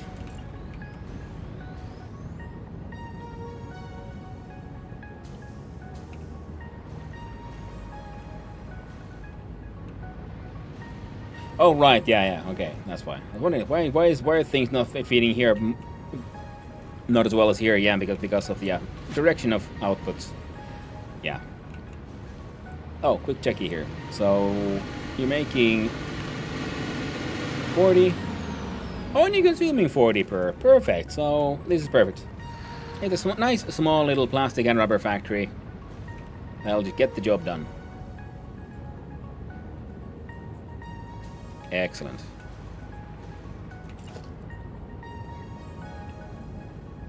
In case someone is on the Twitch side more interested in the actual specs of the machine, they should be in the about section below.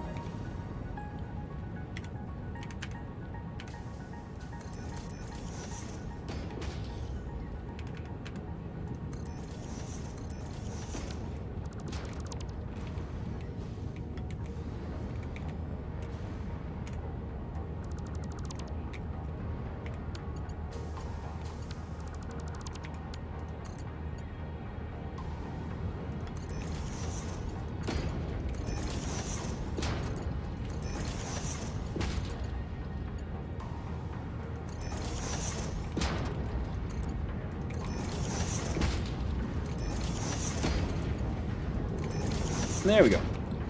So great, making 80 units of rubber a minute and 80 units of plastic a minute. It's not much, but at least it's enough to get our machines kind of running. And I realized that actually is very little. Considering the other place is making like 100 plastic a minute, we're exporting them by random ass truck. Oh well. We'd always redo to make all this plastic. And also, you know, this one is just one pure node. There's more nodes. We can make more factories, and then we can slap in a whole bunch of shards. And then we'll make, you know, 600 units of oil a minute. Now the train station. I was wondering, should I put it like all the way up here?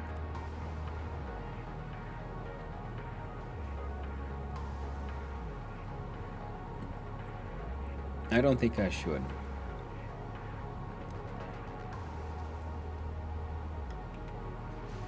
But how would you come down then, friendo? Let's see here. You come in here.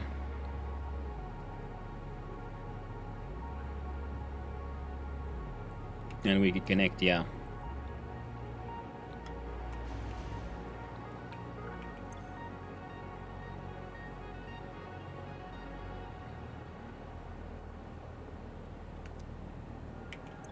Maximum consumption 114,822. Capacity.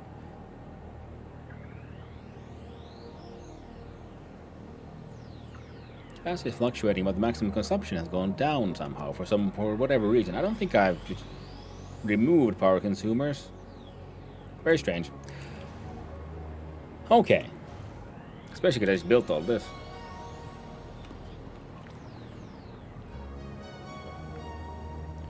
Tiny little nonsense machine. So how will we make this work? So one.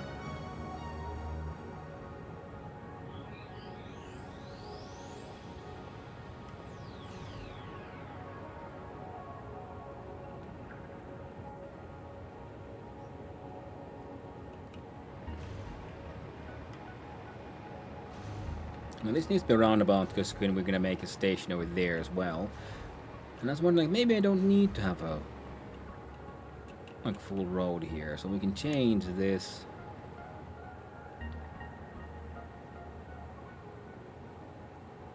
Because there's uranium over there, but we're gonna most definitely gonna bring it over by drone. So no need to worry about that one.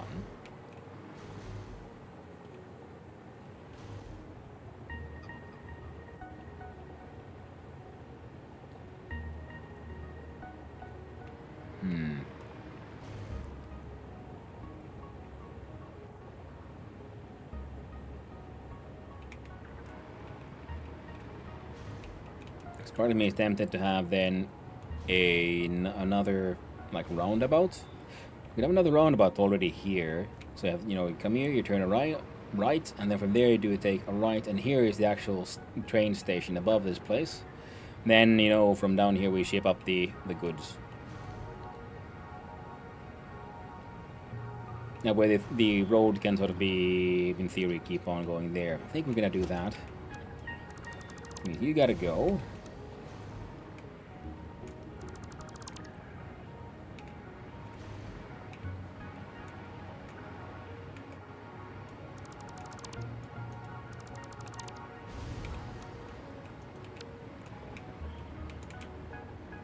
See, the roundabout auto connects there, nice and easy.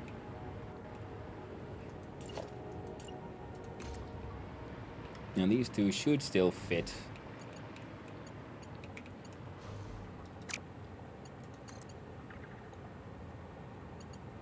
Ah. Right, we had this issue before. So that way, having only one in between.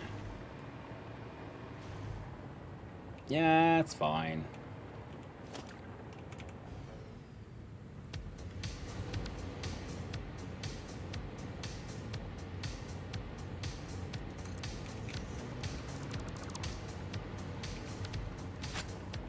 We do that.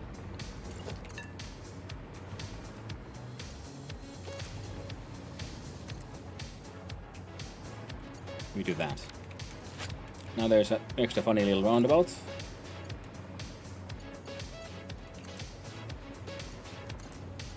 And you can get all the way from there to that roundabout or this roundabout.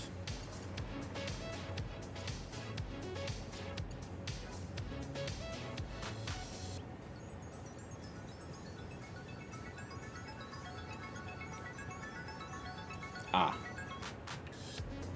Bugger.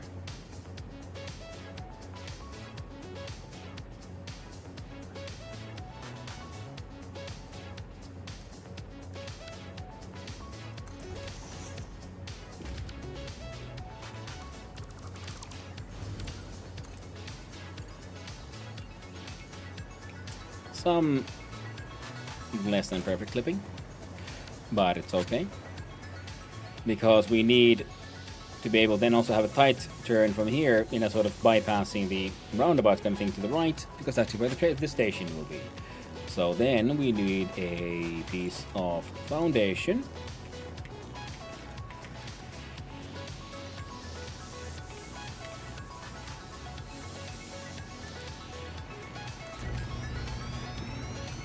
These are placeholders just to show us how everything's gonna sort of be. And I guess we can just start with having a train station with 2 stops. So that'll be from here forward. So that'll be 1, 2, stop 1, 1, 2, stop 2. So the station itself would be on those 2. We go into the transport. We check out train station. It says it can't build. It is too unstable. So press H to lock in the blueprint and ignore its complaints. There's 1, there's 2, and that should be on the C. And then we're allowed to build it. Freight platform again. Oh no, complaints. We don't like this. It's bad. Well, turn it into a hologram first, then build it anyway.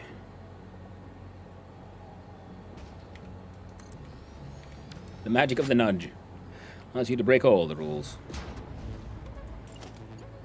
Then you connect there. That's right. That was one of the things. So you actually need to be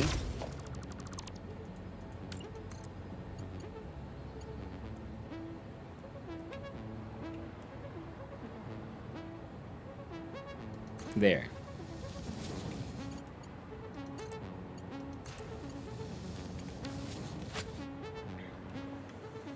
So now I can bypass those straight into here. Means the station itself goes forward by 1.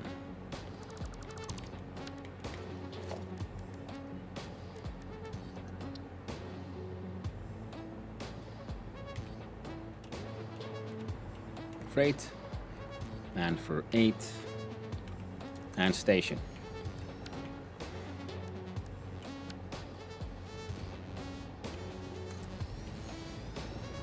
I want the inputs to be on that side. There. Power all the way here. Then we can do a train connection from there to there.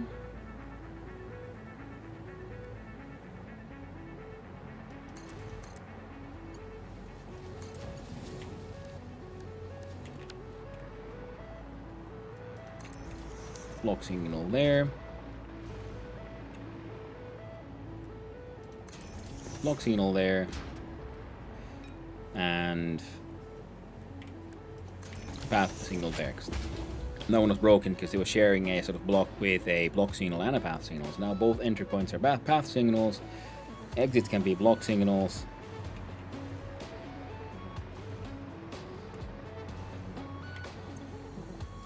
And you are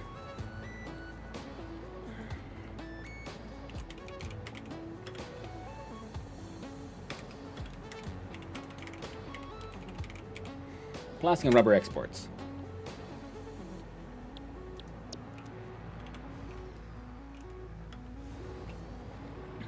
And then we'll see about decorating all of this to make it look all nice. Step 1, we get rid of these.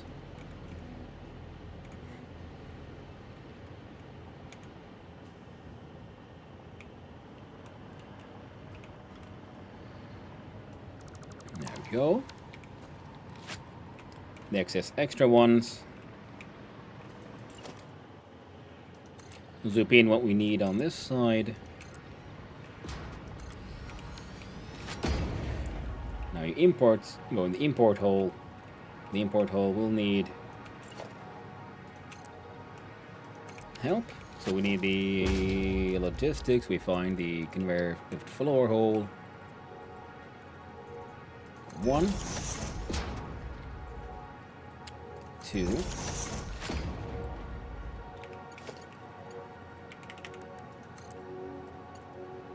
There we They made the sounds.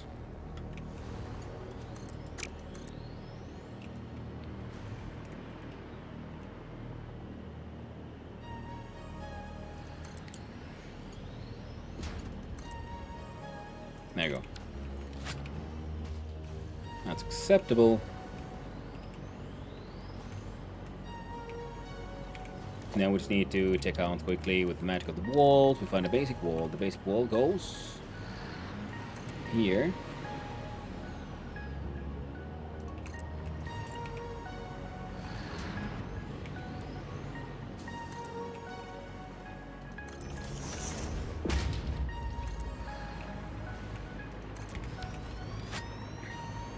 Just sketching out all the bits and pieces.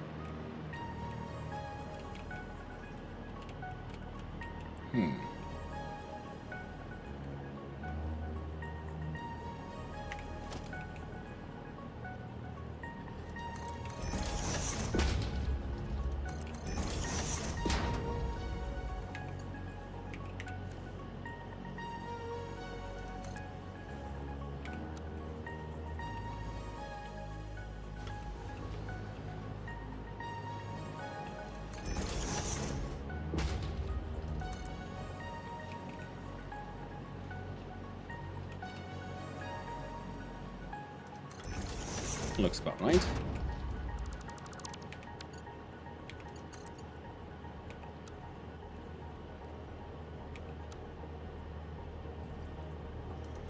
I'm gonna totally use those just because it looks funny.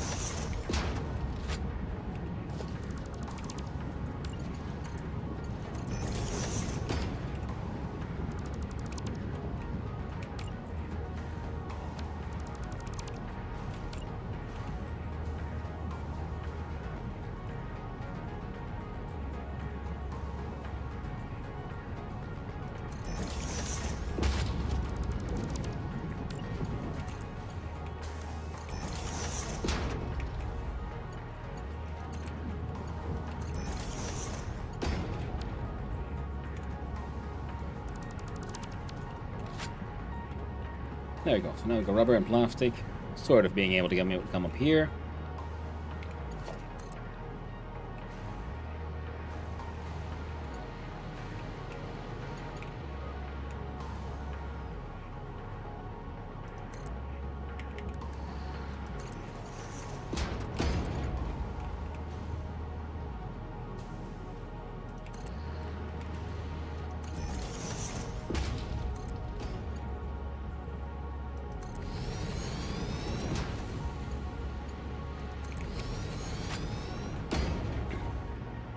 And there we go. So, place is a little bit of a mess. Needs a whole lot of cleaning up to make it look good. But most importantly, the exports be exporting.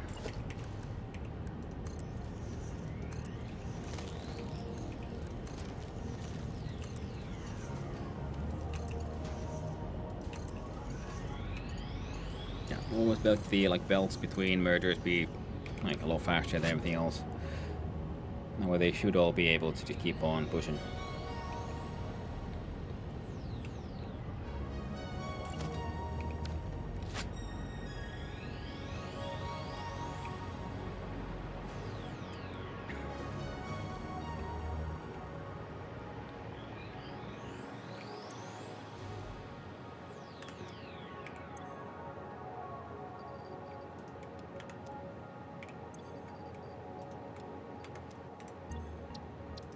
Excellent chat. We're getting there. And might as well.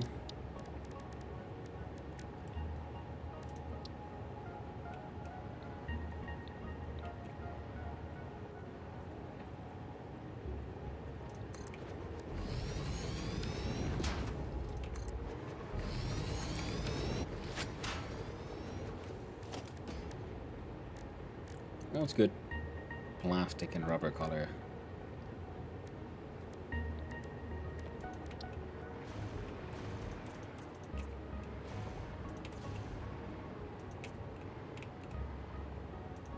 There we go. And name is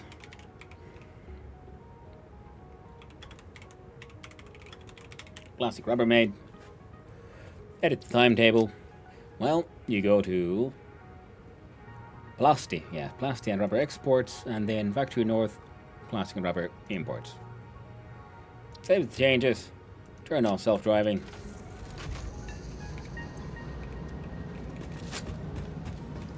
One here. Fix the name.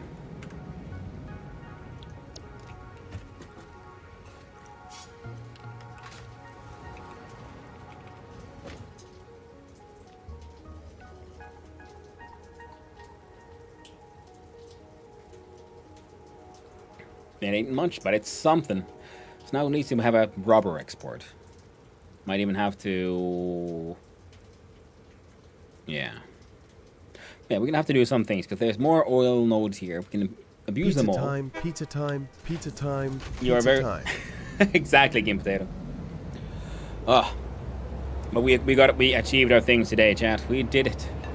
Let's look from inside the train. Look at it go. Let's enjoy the train ride for a little while.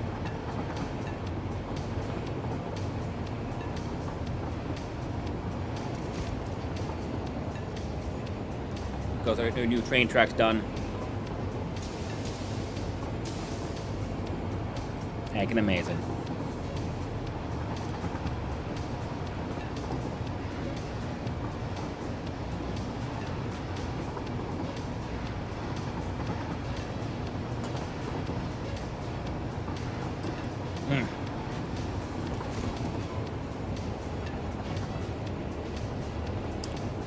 A slight break as they approach the path thing.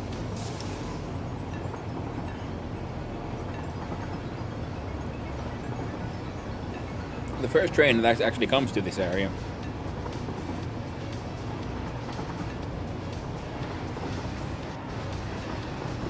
See, you have to do a little bit of wiggling, get beneath some of those rocks, so we don't clip into them. We. Exactly. We.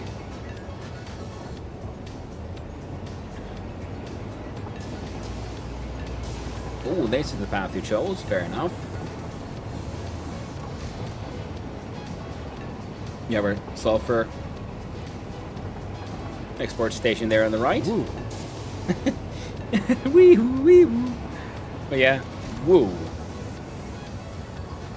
Most of my things are foundations by now. Well, that's nice. The nitrogen exports, which also is kind of levitating, but not too bad. And the apple shavings, by the way, they're pretty good. But yeah, blueprints are magic, and they're excellent for trains because you can just stretch the track wherever. So you only need like the pillar stops here. Then we arrive to Northern Manufacturing here. The barrier stops, and finally Plastic and Rubber Imports as a train. Now both plastic and rubber are being produced at 80 units a minute, so it's not very efficient. We're gonna need to ramp up production, but the train connection exists, which is the important part. And let's have a quick look-see at how the aluminum import is doing. Yeah, the bauxite one is full because we just need the alumina solution.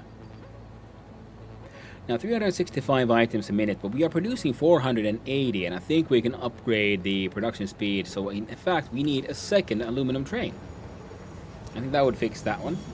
See, that guy's waiting there on his turn to come in, and this one is full of concrete and metal and copper ore, concrete, and iron ore. So either the same train, oh, now we can look at it as doing the exports, or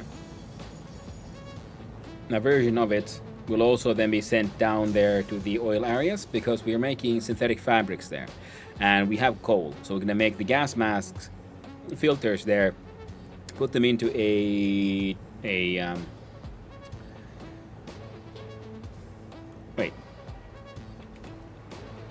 Yeah, the first one is iron ore. Excellent, so we can have a separate pure iron train that also goes to the iron ore exports over there, picks up some iron ore and then delivers it to other places. And this large scale version can keep on doing this because we need iron plates for the gas masks, and then we need, or maybe, quick check here. See, because this one needs coal and iron plates and fabrics. We're making synthetic fabrics over yonder because there's no point in bringing a whole bunch of stuff here. Using iodine infused filter, which takes in aluminum casings and quick wire, so we would then need to export all of that. So maybe it'll be better if we then actually from there just import the fabric. Might be a little better choice. So if we import the fabric and we have coal happening right next to us, and as you saw, our iron cart is very, very full, even though it's all going very fast. 113 items a minute. I thought you'd be somehow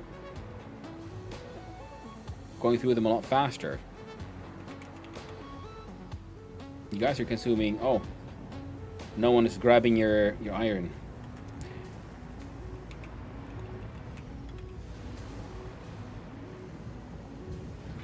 Well, I guess most of it is going there to be made turned into steel. Everything here is overproducing a little bit. Steel is brought here to make pipes. Everything's just backed up. But I'm pretty happy with this factory. There's still some levitating things here that we need to fix eventually. And this, the very first sort of starter factory kind of thing, the first thing we made is probably done filling out the entire container here full of batteries. So there will be drones. But the factory itself is looking kind of neat. Everything is flying around. Oh, we need a... That's no good. We can't have that one there. We need a... No, it's not safe.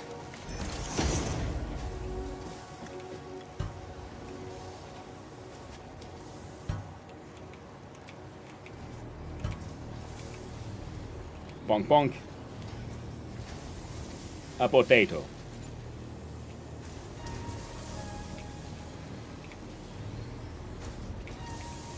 You guys are almost all being devoured.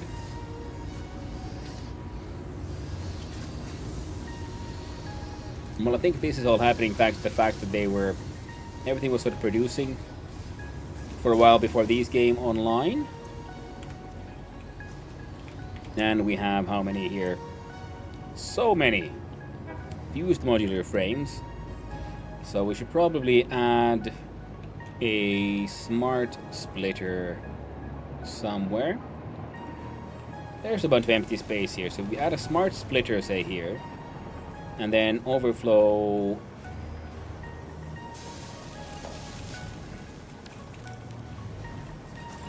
Just a few little details, darling.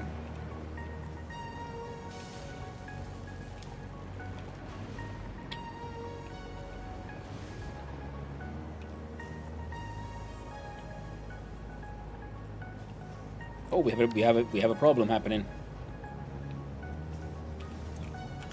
We got train issues.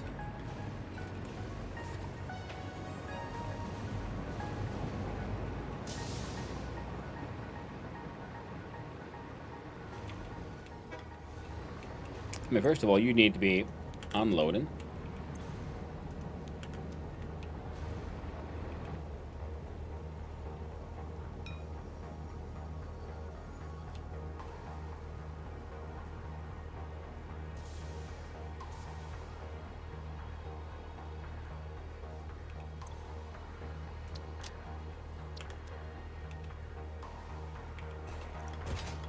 signaling problem.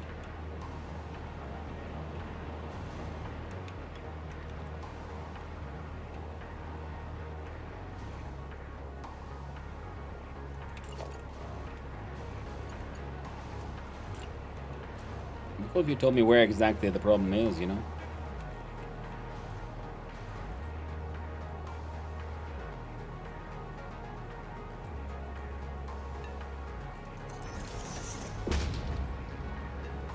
Like, I doubt it's here because everything here is working just fine.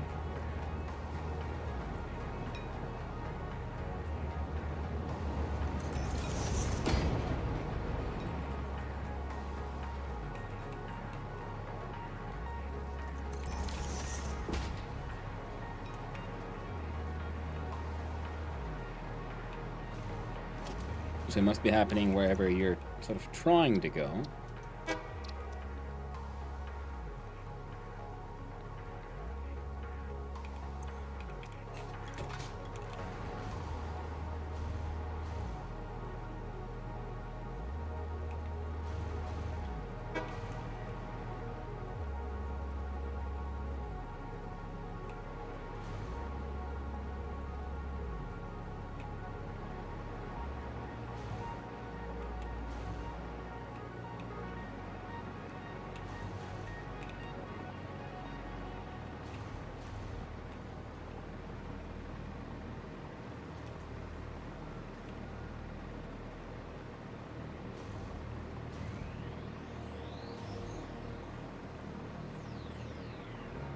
Where exactly is your signaling issue, friendo?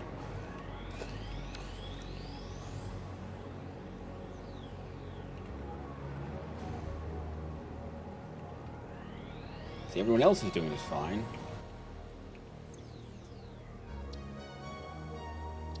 Signals are making the next stop unreachable.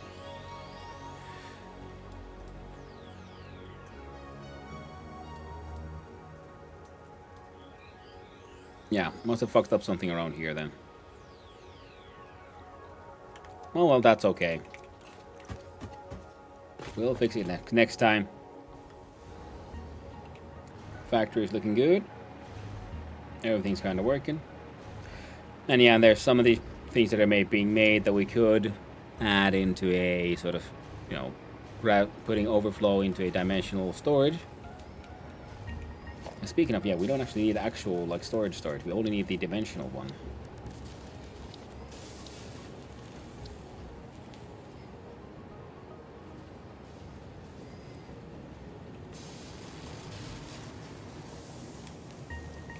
Oh well. And this here corner doesn't...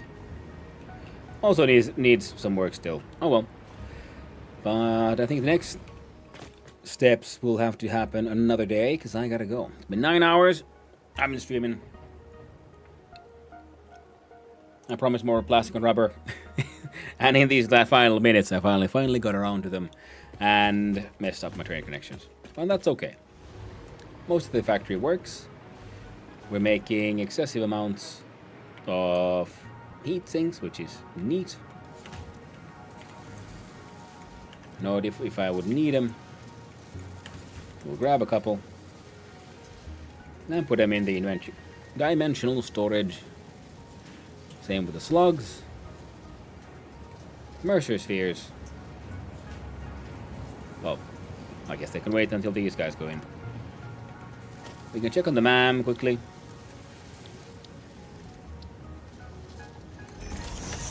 Why did we unlock anything super sweet and wonderful?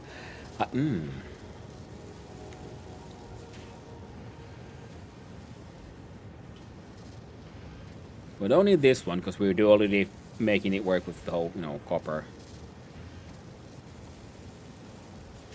and alclad. And oh right, with both takes copper, so this one will be purely made of rubber and casings and aluminum, nothing else. Not bad.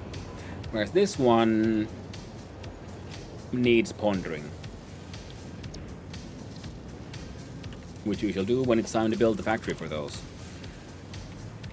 which will be most likely then hopefully next time.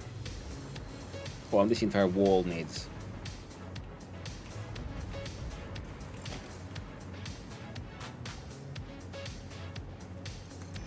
There, see, quick fix. Just add a little inverted corner, and suddenly it looks slightly more intentional. Oh, and there was another sweet trick we can do with the crossbeam. The other crossbeam is as thick as this one, so we don't see the sort of edges of things.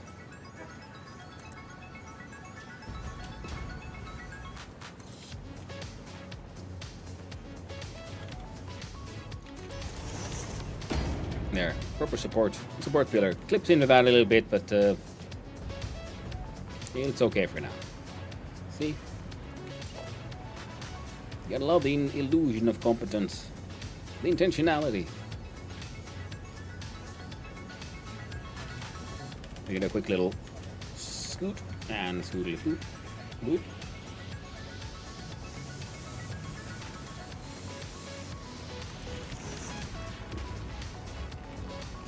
There.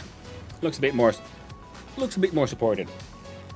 That'll be Borks soon. Oh no. Well, thank you everyone. I gotta go. There's Borks. Something is arriving to the home. The doggos might explode. Hey, thank you for hanging out, Philip on it. So I'm gonna save the game and then we'll see who's out about and who's about. Who's about and yes, where do we raid? So there we go, and then we confirm and exit the desktop. I'm so happy that finally I got something done that I promised in the freaking title. For once, eventually, I got there. Now change the scene to the end of streams, and we find the song, of course, the great song to motivate us all, the song of drink and industry. And so it came to pass that another stream has ended. Thank you to Bob's Games for hanging out. I do appreciate it.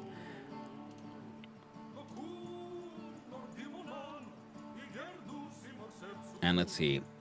Hey, here's someone I haven't been paying attention to. I haven't rated in ages and ages. It is, of course, the wonderful, the gentle, the kind, the Tim, the sorcerer, playing Satisfactory. So we can stay in genre. I'll send you all over there. Playing Sabiko's place in the Slug Sanctuary.